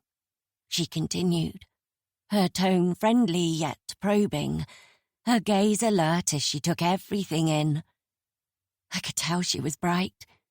I'd always been good at recognizing intelligence in others. Mabel stepped out of the house behind Phil, moving around him and coming towards me with a smile I didn't return. "I am," she said, saving me from having to answer. "Phil rang to report that you'd found her," she explained, her tone full of meaning as if to say, "See, he couldn't possibly have anything to do with her, or he wouldn't have called them." "And as it happens, her social worker had reported her missing this morning from the house backing onto yours. They put two and two together and came straight here." "Social worker," I repeated. Mabel shot the PC a look, and I got the feeling she knew more than she was supposed to. She'd always had a knack of wheedling information out of people, seducing them into her confidence. Today had been a perfect example of that. The officer looked away as if turning a blind eye to what she was about to tell me, and Mabel went on. Neglect, she whispered. Little Billy's been in foster care for a while. She was only returned home a month ago after what sounds like a nasty legal battle. Her social worker went to check in on her this morning and found her mother drunk with no idea where Billy was. By the sounds of it, she added, glancing at the policewoman as if recalling their conversation. She hadn't even noticed she was gone. It sounds like she hasn't had the best start in life, poor little thing. I suddenly pictured how ferociously Billy had been shoveling the cake into her mouth when I'd found her. The biscuits she'd devoured in seconds. The dirty, stained clothes I'd found in the bathtub. The fact that she never cried, never seemed to miss her mother. Of course she wouldn't show it if she was already used to fending for herself. Right, I said quietly. I found I couldn't meet Mabel's eyes. Just the sound of her voice, so normal, so full of life, as if she hadn't broken my heart, was enough to make my throat swell with sadness, my eyes fill with tears. Poor girl, I muttered. I blinked hard, pressing my lips into a thin line as she went on. We've just had a look and there's a big hole behind the shed that we think she's been crawling through, coming into the house to take food, clothes, valuables even, she said, and I glanced at the ring she was twisting unconsciously on her finger. Her wedding finger. Interesting that she'd chosen to keep it on. What the hell did that mean? Would she really agree to marry Phil when he was still legally my husband? The PC folded her arms and looked at me. Have you met her mother before? She asked. Your neighbour? No, I shook my head. Not that I'm aware of. You had no arrangement with her to take care of Billy? No, she just appeared. I'd never seen her before. Right, so where exactly were you taking her? She asked, repeating her earlier question. I was bringing her to the police station, of course. Only I realised I should probably bring the clothes she left here too. I thought they might be a clue to help you identify her. So I came back home to get them first. You came back for her clothes? Yes, that's right. She frowned as if she wasn't sure she believed me. Could you take the child out of the vehicle, please?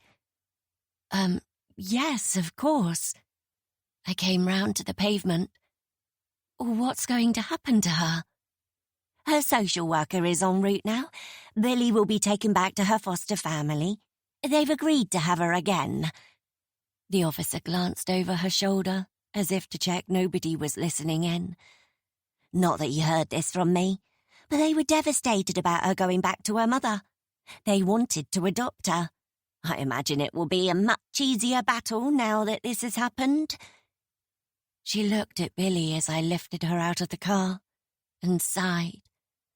Oh, hopefully it won't be too late for them to make a difference. She held out her arms, and Billy leaned into her, going easily, as if she were used to being passed from pillar to post. I felt a deep sense of sadness as I let her go, wondering what her future would look like with a start like that. A car pulled up on the opposite side of the road, and the PC thanked me and crossed over, going to meet a dark-haired woman, the social worker, no doubt, who smiled at Billy warmly, taking her from the policewoman and giving her a tight cuddle before strapping her into the back of the car. I watched as the two women exchanged information, unable to hear what they were saying. Mabel cleared her throat. Can we talk?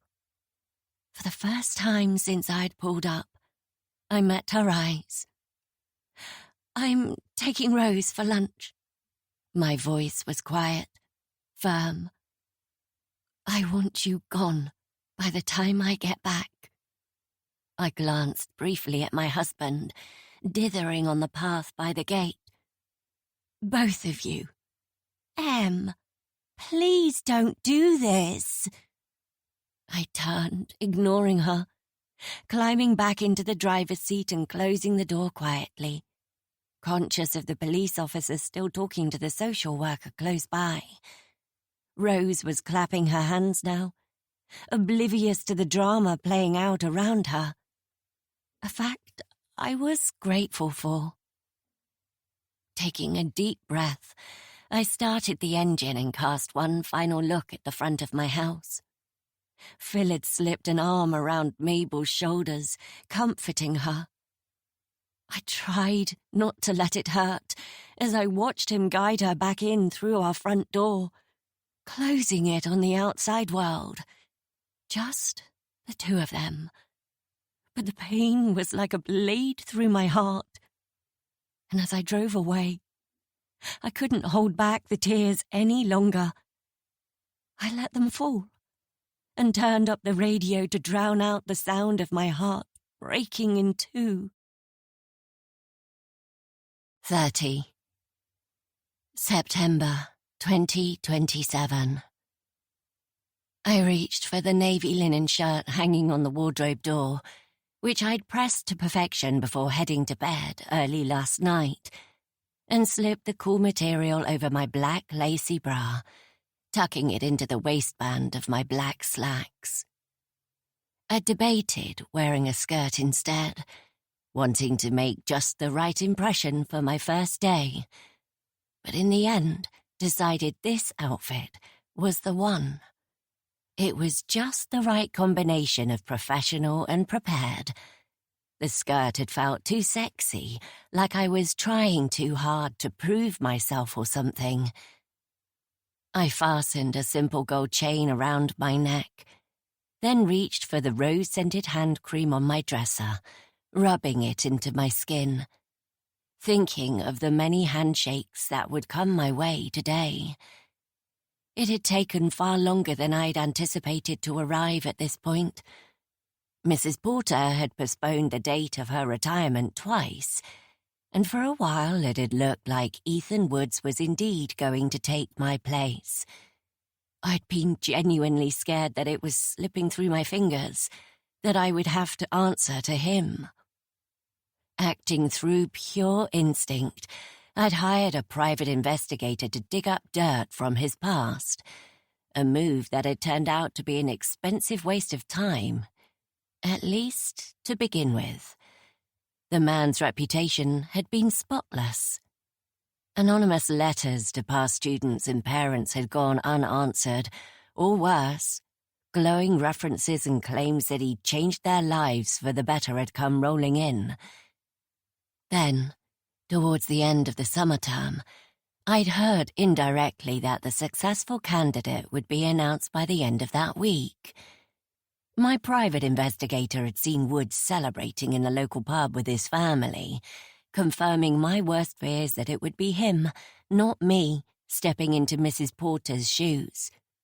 I'd had no choice but to play dirty. Anyone could see that. I tried not to think about the moral implications of what I was doing as I'd sent the card, inviting him to a faculty party in honor of his new role.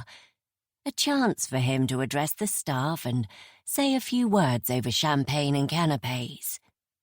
My PI had captured photos of him arriving at the location, dressed in a beautifully tailored suit, and shaking hands with the scantily clad woman at the door. His face creased in confusion as he looked for signs of the party he was expecting. He had left soon after, clearly realizing there had been some mistake, some trick, but it was enough. The photos of Ethan Woods shaking hands with the madam at the front door of a brothel that had only that week been in the news for suspected human trafficking had been sent anonymously, along with an accompanying letter for clarity to his wife, the papers, and the school. After that, I just had to sit back and wait for the chaos to unfold. When Mrs. Porter herself had called to tell me I was being offered the head teacher's position, I'd been gracious, but not overly gushing. It should never have been in question in the first place. I couldn't help but feel there had been more reluctance in her attitude than I deserved, as if, after knowing me all these years, she still didn't feel I was right for the job. I slicked on a nude lipstick and smiled at my reflection, excited for the assembly that was scheduled for this morning. The new autumn term, the start of everything I'd planned for. I tried not to think about how differently winning the role had turned out from my expectations. There had been no sense of finally reaching the finish line as far as my parents were concerned. I'd secretly hoped that once I became head, I would have their approval. It had been bittersweet to realize that nothing had changed, that they still looked at me like I wasn't enough, that they were never going to tell me they were proud of me. Worse still, over the past 11 months, they'd been clear that if there were sides to be taken between myself and Mabel, then she would be the winner. Nothing had changed in that regard either. And taking sides was exactly where it was heading. I couldn't bear to think of my sister without a cocktail of rage and devastation bubbling up in my belly. For a woman who'd claimed she wanted freedom, a child-free life full of adventure, no strings, not to mention a woman who declared that every lie she'd told over the entirety of my marriage had been to help me, save my relationship, protect me from being hurt. She'd sure as hell changed her tune. There had been no cool-off period for Phil and me. He'd packed his bags the day the police had picked Billy up and moved straight into Mabel's flat, neither of them giving a moment of thought to how that would make me feel. A few days later, I'd spoken to my mother, who told me that she was glad Mabel had something to keep her here now, and it wasn't like Phil and I were particularly lovey-dovey anyway. The two of them are a far better match if you think about it, she'd said, as if it were only logical that this was happening. Phil had barely seen our daughter since he'd left, though Mabel had offered to take her out, begged, in fact. He had no idea that Rose was no longer struggling with her speech. Something had clicked into place in her mind a few months back, and once she started, the floodgates had blown wide open and words had poured out of her like a tsunami. She was speaking with more clarity than half the children in her preschool these days, her sweet little voice barely pausing to take a breath. Phil didn't think to ask, and I didn't bother to tell him. I wasn't going to let him celebrate her accomplishments if he couldn't be there for her struggles. I chewed my lip, thinking of how much he'd let her down as a father. And the worst part was, he was about to do it all over again, because my freedom-loving, child-free by choice sister was, according to my parents, pregnant. Early days, but very happy by all accounts. It was ironic, the fact that she had stepped into my shoes so smoothly, after all the things she'd let go after losing Jake, that she was living my life after I'd taken hers. I kept thinking of the night Jake had died, the choices I'd made that were coming back to haunt me now. Susie had been right. I hadn't wanted my sister to marry him. Not because I was jealous, or not just because of that. The far more important reason was who he was as a person, where he came from. Mabel was far too forgiving, too open-minded for her own good. She told me all about Jake's background, the fact that he was the only person in his family who'd got his shit together. His dad was in prison for armed robbery, his brother for GBH. His mum was still doing dodgy deals on the outside and sending money to the pair of them inside, funding more crooked schemes that would no doubt be discovered. Jake had distanced himself from them, but he hadn't cut them off, and I hadn't been able to stop myself from wondering why. Why he hadn't condemned them, gone no contact. Perhaps I'd have been able to accept him in my sister's life if he had. But the fact that he still went home for Christmas, still visited his dad and brother in prison, sent letters, it was as if he was saying, "These are my people, and there's nothing they can do that will make me turn my back on them." I liked him. He was a funny, good-looking, intelligent man, and he made my sister smile. But he wasn't right for our family. He might not have succumbed to his own family's lifestyle yet, but in time he would. His loyalties would call him back to the fold, and he would get caught up in something nasty. How could I, an aspiring head teacher, share Christmas dinner with a man who associated with people like that? It was impossible. I'd made up my mind the moment she'd told me he'd proposed. First, I tried to seduce him, having set up a hidden camera in the corner of their living room. If I was being honest, I wouldn't have complained at the chore of having him in my bed. But to my frustration, he turned me down. I never would have suggested drugs. I didn't know enough about them.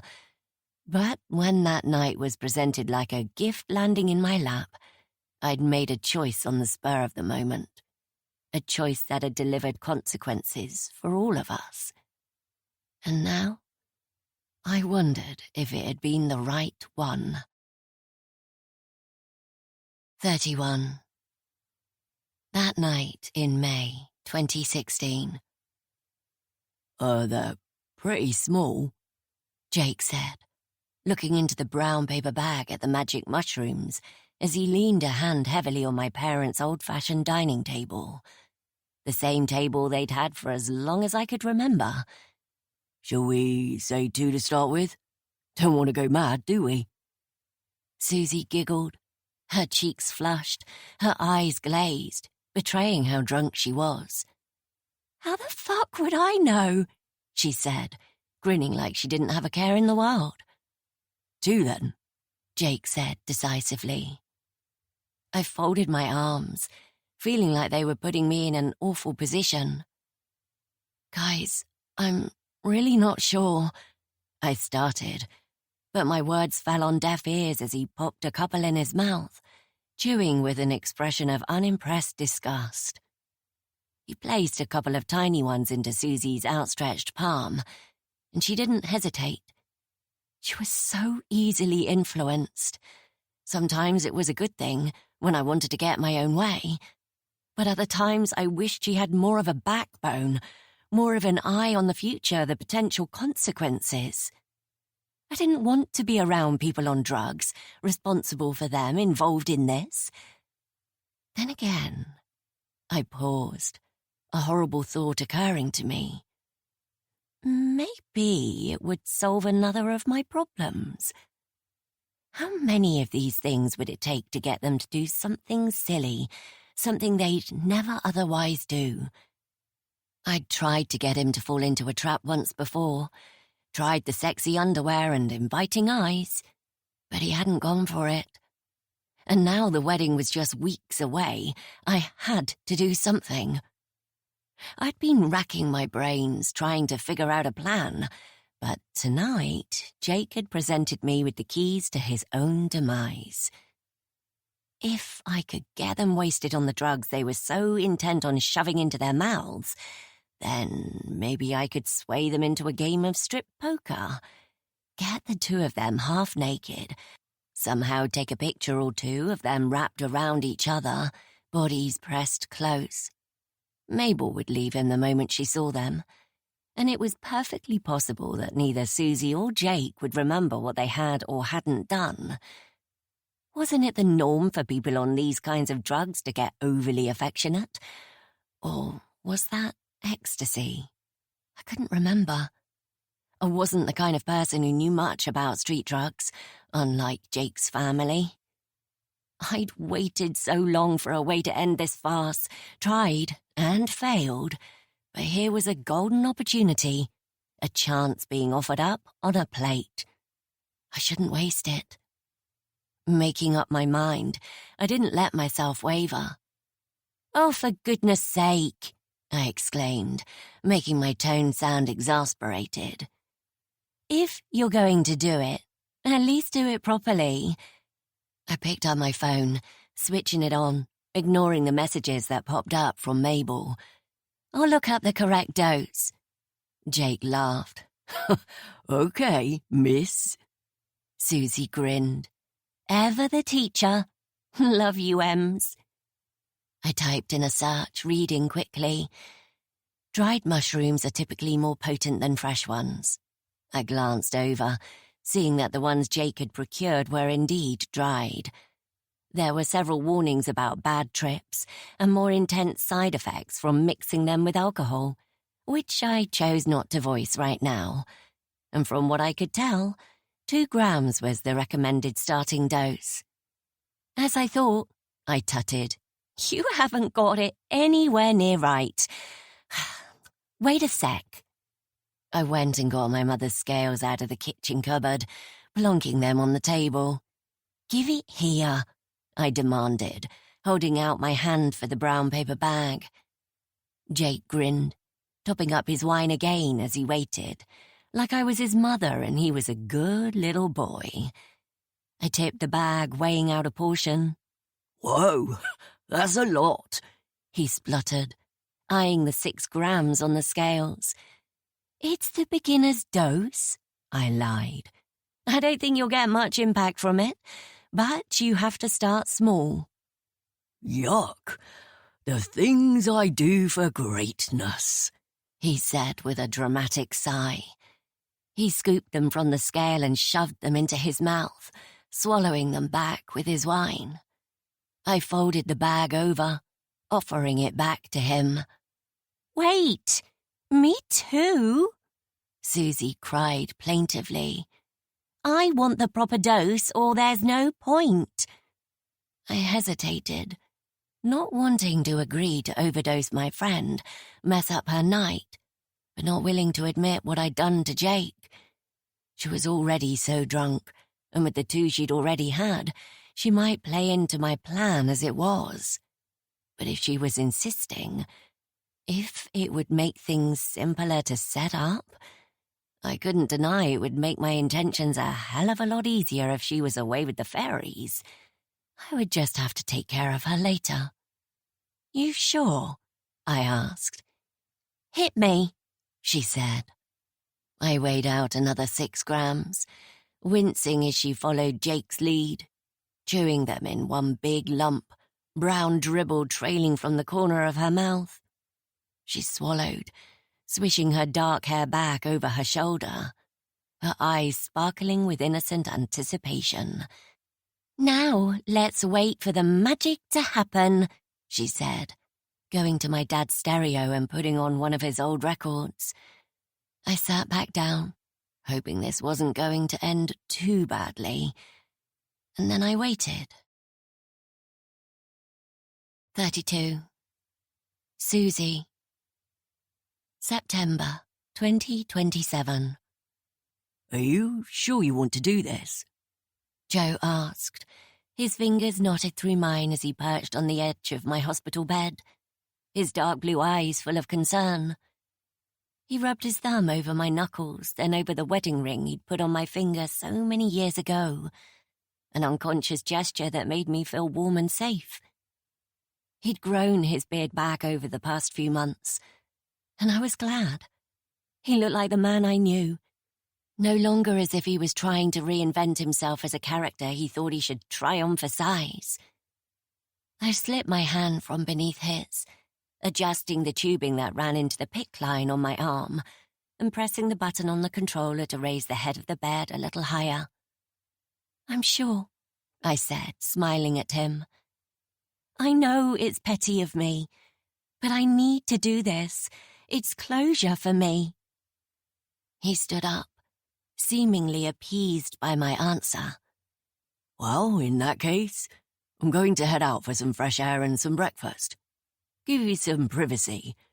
The nurse said they're snowed under this morning, so I don't expect they'll be in for a while yet. I can manage. I'm stronger than I look. His gaze raked over me, and I gave a wry smile, knowing what he was seeing. I'd lost weight over the past few months, more than I could afford to lose. My cheekbones were razor sharp, and the yellow pallor of my complexion was no longer possible to conceal with makeup.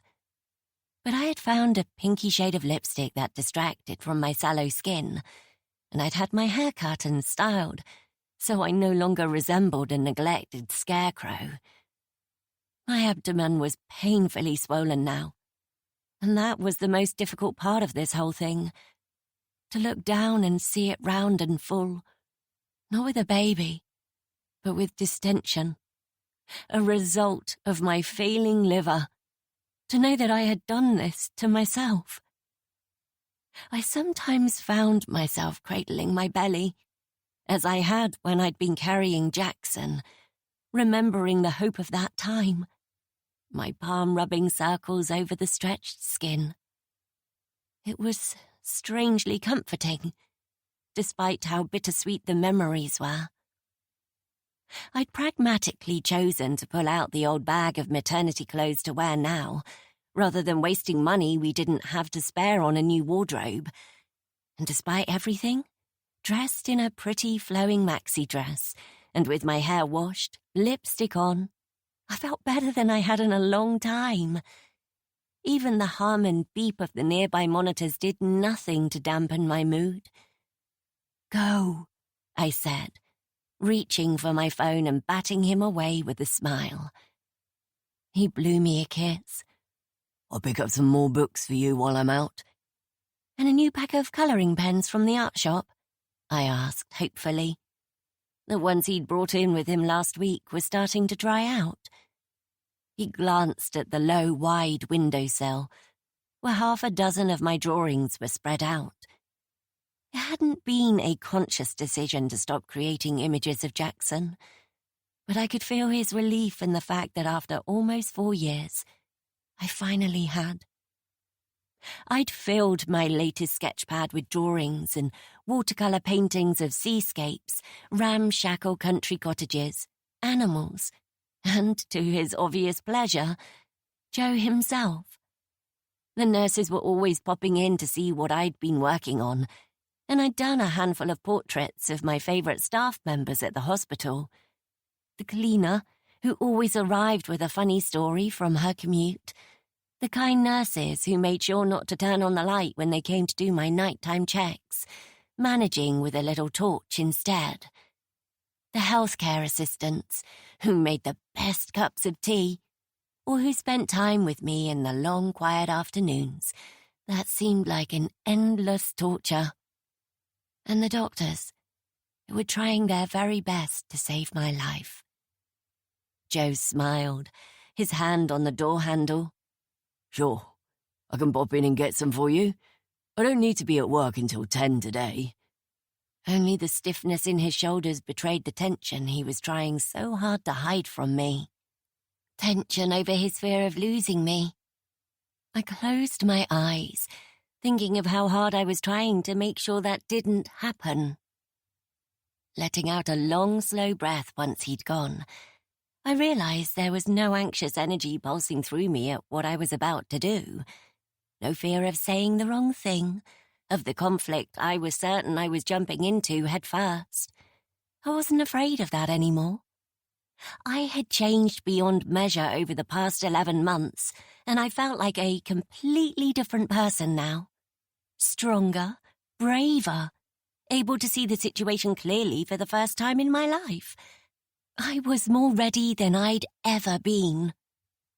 I hadn't spoken to Emma since last October, not since she'd come to my house and admitted to me that she'd killed Jake and tried to make me think I'd done it. I'd told her during that visit that I was going to Dignitas to end my life. Would she think that was why I was calling now? That this was my last goodbye? I glanced at the time. 7:03 a.m. She should still be at home. I raised the phone to my ear, hoping I wasn't too late.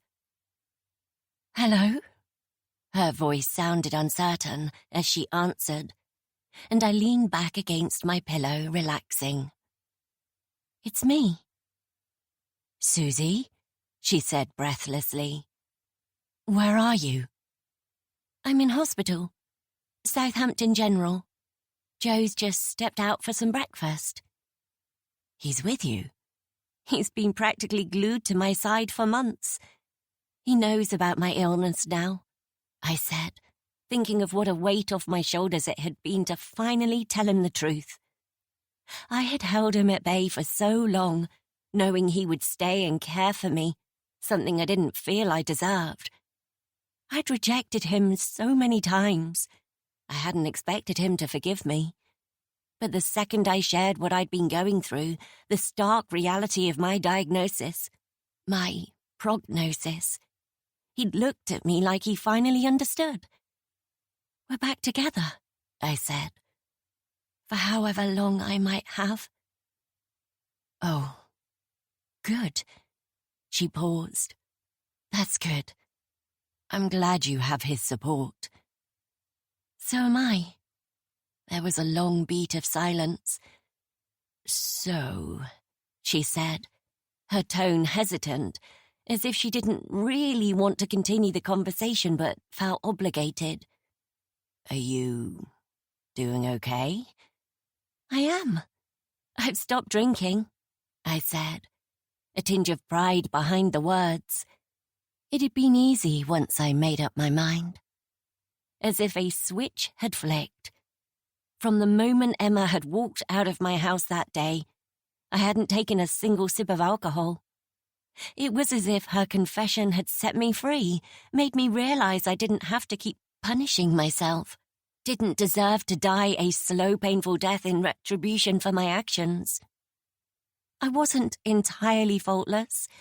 I'd still been a part of that night, still been involved, but I hadn't been the one holding the bat. And that made the world of difference to how I felt about myself. They've listed me for a transplant, I said softly. I wanted it more than I could bear. Wanted a second chance, time with Joe, the opportunity to live after so long trapped in my own personal hell. I thought you said you didn't want that, Emma asked, her tone filled with surprise. That was before I knew the truth, knew what you did, and what I didn't do. I've punished myself enough, don't you agree? Sure, yes, of course. Look to the future. Her tone was clipped, her impatience impossible to disguise, and I smirked, knowing I was pushing her buttons.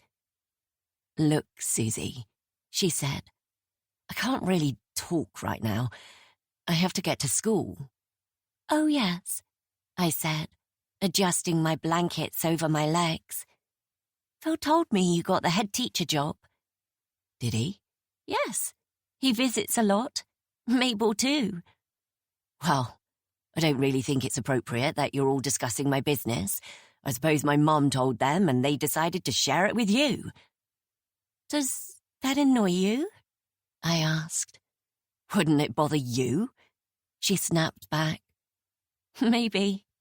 I laughed, and I could almost picture her tensing in anticipation as she went silent on the other end of the line. I'd been looking forward to this moment more than I cared to admit. You're going to turn it down. What? You heard me, I said, my tone light, not matching the severity of what I was saying. You don't deserve it, Emma. And while I've spent the past decade punishing myself, you've carried on without a care in the world, not a single moment of retribution for taking a man's life. You're being ridiculous. I don't have time for this nonsense. Do you think I'm joking? I'm not. I've lost my husband, my sister, she exclaimed. Is that not a harsh enough punishment? My marriage is over. My sister is gone. How can you say it's not enough? This isn't the Susie I know. She would never be so cruel. No, I replied calmly. You haven't lost them. They're alive and well, and Mabel is desperate to have you back in her life. She wouldn't be if she knew the truth, knew what you did to Jake, how you deceived her. But for now, I laughed again. You could see them today if you wanted. You can't possibly think their affair counts as justice for what you did. Susie! No, don't bother trying to talk your way out of this. You are not taking that job, Emma. Consider it your long-awaited punishment. But I've already accepted. It's too late to back out now. The kids will suffer if I do. They'll be fine. I'm not going to turn down a position I've worked my fucking ass off to get, Susie. I have Rose to think of. I have bills to pay. And I am damn good at this job. I won't walk away. Oh, you will. Because I might be trying to fight for my life, trying to cling to whatever is left of my health. But I will still happily go to prison for the part I've played in that night if that's what it takes to bring you down. I lowered my voice, my fury making my words tremble. You let me think I was a killer, Emma. You made me hate myself deep to my core. If it weren't for you, the lies you told, I might have tried for another baby after Jackson was stillborn.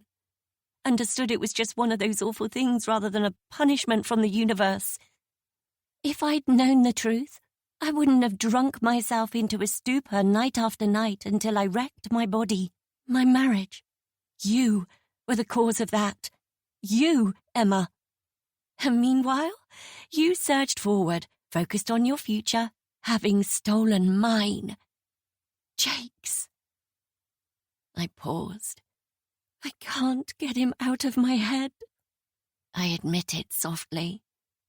Even now, the image of him lying on your parents' conservatory floor, his face, so much blood. I swallowed, then hardened my tone, pulling myself back from the brink. There was no reason for you to keep hitting him that night. Do you know the flashbacks I had? That my mind created when I couldn't remember what I'd done? His head was caved in, I said fiercely, thinking of the horror of what I'd seen. I'd been so shocked at myself, disgusted at the violence it would have taken to make a mess like that. His injuries weren't the result of a couple of swings of the bat. That was what had disturbed me the most. I had taken the mushrooms to find out more about who I was, access deeper levels of my consciousness, and the result had been something darker than I'd known I had in me. It had made me afraid of myself, unable to trust my own thoughts, waiting for the moment when that awful, terrifying layer of my personality would break free again. How could I possibly go back to my normal life knowing I had that level of vitriol within me? Only someone with true malice, someone who could lose themselves in the moment, inflicting pain and injury with wild abandon, could have done that to their friend. Someone who, deep down, had secretly always wanted to cause harm. You did that, Emma. You were completely sober, and you did that. You didn't just hit him. You carried on until there was no way he could possibly come back. You can't tell me that was self-defense. It was intentional. You made a decision in that moment, made a choice to keep swinging that bat. It was murder. There's no other word to describe it. There's a body buried in your parents' back garden and a mountain of evidence that points to you. I paused, breathing hard, trying to collect myself. Emma was silent, and I knew her mind would be racing as she tried to figure out a way to worm her way out of this, to find the right words to sway my conviction. But it wouldn't work. Not this time. When I spoke again, my voice rang with the self-confidence that had always been missing in our interactions. So yes, I mean it, Emma. I'm not your weak little sidekick anymore. I'm not going to bow and scrape to get you to stay my friend. I'm stronger now. I'm done living in the shadows. I want to have a second chance at life, have a transplant, have a family even, I admitted, thinking of the quiet, hope-filled conversations Joe and I had shared from the comfort of my hospital bed. The whispered dreams of the life we still wanted for ourselves. I deserve a second chance, but don't think I won't give it up in a heartbeat if that's what it takes to make you pay. I want that more than all the rest. So, I said, turning to the window as a crow flew by, a long twig clamped in its beak. If you turn up at that school today, I will inform the police of what we did. I'll call Mabel too, and tell her the whole sordid story. And if you think you can buy time and wait until my liver kills me, you're wrong. My solicitor has a letter to give to Joe when I die, with instructions for it to be handed to the police if you ever go back to teaching. I don't want to drag him into this, but if I have to, I will. It details every awful thing we did that night. How you made me think it was me who'd swung the bat. How it was you who sent that text to Mabel from Jake's phone. You who refused to call an ambulance. You who decided we would bury him rather than doing what we should have done and called the police. Every single thing, I said, punctuating the words like jabs to her guts. I'd considered telling Joe the whole sordid story. I'd been so close to breaking my silence, especially now our relationship was back on track. But I'd known the burden of carrying a secret like that. There was nothing I could do now to bring Jake back. He was gone, and Mabel and Phil were so happy. They were clearly a perfect match. If I told Joe the truth now, he would feel like he had no choice but to tell Phil, and the trauma of it, the horror of what had happened, would send Mabel into a spiral that might ruin everything she and Phil had built. I couldn't bear to do it to her, and I would not drag Joe into my confidence, force him to carry it in silence. It's really quite simple, Emma, I went on. You have two choices. Quit now with your dignity intact and go and work somewhere outside of education, or I will take you down myself. Let's be honest, you aren't the kind of woman who should be around children, influencing them in their formative years. You're too dark for that, too black and white. There's only your path, and anyone who strays from it, takes another road, is not worthy in your mind. You would favour the academic students and penalise the rest for not living up to your expectations. You don't see that all the pressure your parents put on you throughout your life has transferred to you. You look at people like they're dirt if they don't meet your standards, and that's not the makings of a good teacher, let alone a good head. What do you expect me to do? She spat. I'm only qualified in teaching. I have a daughter to care for. I laughed. Get a job in a funeral parlour or something. Something that reflects who you really are. I'm sure you'll manage, but don't reach too high, Emma, I added. And that leads me to my final point, actually, the main reason for my call. There's more? Oh, yes, I replied, enjoying this more than I'd anticipated. Joe and I have been like ships in the night for years. We never had a heart-to-heart after Jackson died. I shut him out. I couldn't bear to take on his emotions along with my own. So, why are you telling me this? She said, clearly still distracted by my threat to her career. Because things have changed now, since I told him about my liver, my health, the feelings I've had about myself, my grief. We've opened up to each other in a way I don't think we ever did before. I gave a deep, shaking sigh before continuing. He told me about that night, Emma. He's Rose's father, isn't he? I let the words hang in the air between us. I'd been devastated when he'd admitted to me that he'd had a one-night stand with Emma and that he believed he could be Rose's father. The moment he'd said it, I'd been taken back to that time, reminded of how Phil had been so confused when she'd told him she was pregnant, how he'd confided to Joe and me that they were going through a rough patch and that he couldn't recall having sex with her in the previous 6 weeks. He'd said there had been a night when he'd come home drunk, that it could only have been then, but he had no memory of the two of them even talking, let alone doing anything else. I'd barely thought about it at the time, too caught up in the excitement of my own pregnancy, though I'd been supportive to Phil, telling him what a great dad he would be.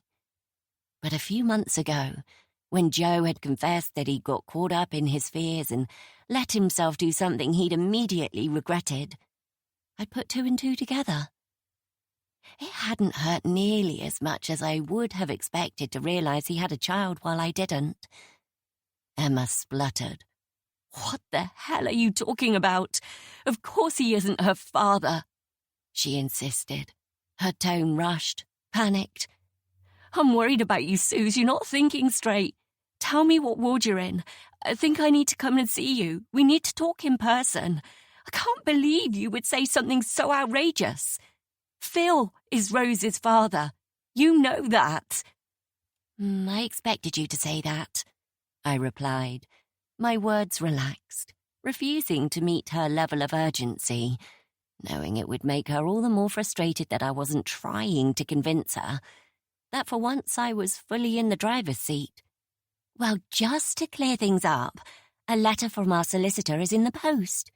We'll be needing a DNA test, of course, just to eliminate any confusion, though Joe seems pretty convinced about the timings. Phil showed us some photographs of little Rose, and the resemblance to Joe's mum is uncanny. Wouldn't you agree? She's ever so pretty, Emma.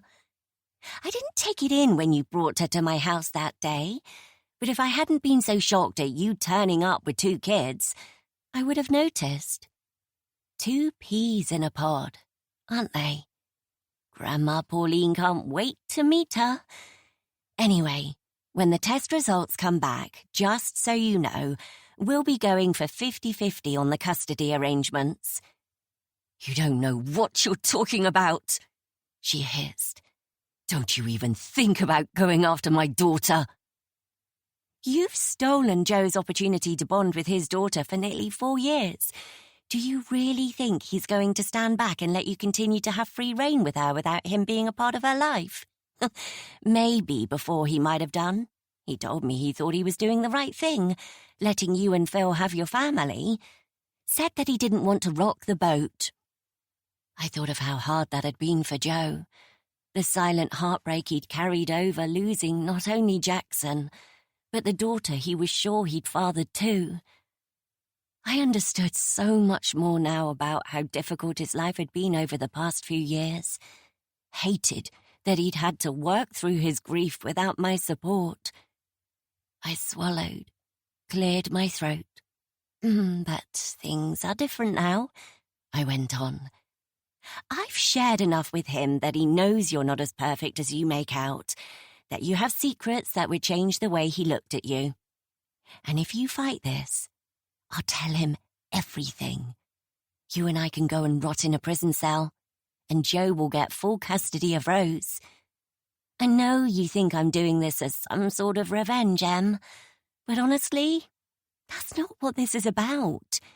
It's because I think it's what's best for her. I want her to grow into a stable, happy adult, and I'm not sure you're going to provide the right environment for her to do that. She deserves to thrive. Joe and I will take good care of her," I promised. "You know I would never do anything to harm a child. I'm only thinking of her." The truth of the matter was that as soon as I'd let what Emma had done to Jake sink in, I'd begun to worry for her daughter, even before I knew her connection to my husband. I didn't think it right that a woman who could so easily compartmentalize her actions that way should be responsible for raising a child. It frightened me. What must go through her mind? And though I wasn't ready to take her daughter from her entirely, didn't think depriving the little girl of her mother was necessarily what was best for her, I couldn't just turn a blind eye and leave Rose's childhood solely in Emma's hands. Joe had a duty to protect her, and to my surprise, I found that I could forgive him his one mistake, could open my heart and my home to this little girl and do some good in the world. I was looking forward to getting to know her, showering her with love. After all, none of this was her fault. Oh, and I suppose Phil is going to stand by and watch his best friend try and claim his daughter? Emma hissed. You're out of your fucking mind, Susie. Phil knows. There was a quiet gasp at the other end of the line. Joe told him months ago. Didn't you wonder why he hasn't been around much? It's not because he didn't want to see Rose, but because he couldn't stand to look at you. That's why Mabel's been asking to take Rose out, so that they can both see her. And can you blame him for not wanting to talk to you after the lies you fed him? He's had a lot to process emotionally. He's been going through a pretty hard time, reassessing everything he's had to force himself to believe. But he never tried to make Joe out to be a liar. Isn't that interesting? He said it was like he'd been waiting to hear those words. He told me as soon as Joe fessed up to sleeping with you that it all made sense. He'd always felt that Rose wasn't his, but he blamed himself for not being a good enough dad, not having a natural bond. I thought of how devastated he'd been to hear the words he'd always known deep down to be true. It had broken my heart to watch his expression change, crumple in defeat and acceptance. Once we compared the photos of Rose and Joe's mom as a child, it was impossible to argue with the truth. Mabel's pregnant now, and I think it will be healing for Phil to finally get to experience being a father to his biological child. But neither of them wants to stop seeing Rose. Mabel is devastated that you won't answer her calls. Phil wants Rose in his life. He loves her. With Joe involved now, we can make sure those connections stay strong. We can let her have a relationship with Mabel and with Phil, and she's young enough to take it all in her stride. You've told so many lies to get what you wanted, Emma. I wish I knew which parts of you were real. But I'll never trust you again. I sighed, mourning the loss of the friendship that had been dead for a long time. I can hear the nurses doing their rounds, so I'd better go.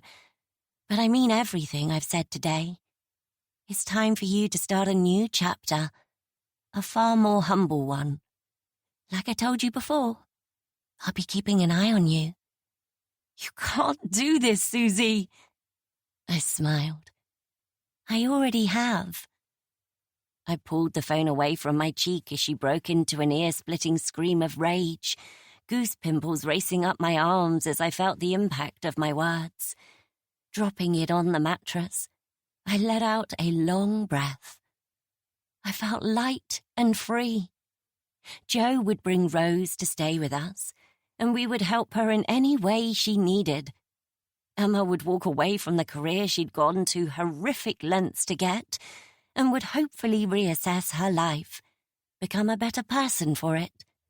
Mabel and Phil would continue to be happy, in love, on the cusp of starting a new adventure as parents together, ignorant of the horrors Emma and I had concealed about the past. My silence would continue to protect them for as long as Emma valued her freedom, her reputation. I had a feeling she wouldn't want to throw either away anytime soon. And me? I pressed my hand to my swollen belly, wincing, then glanced out at the bright blue sky, watching soft white clouds skitter across it. My consultant had told me I would have to keep my phone on loud night and day while I waited for the call from the transplant team. It could take months, maybe even longer, But I couldn't let myself give up. If I could hold on, survive long enough to find a match, I would do everything in my power to grasp hold of a second chance at life. I would fight for my marriage. I would be the best possible stepmother to Rose. And if I was lucky, I might one day have another baby of my own.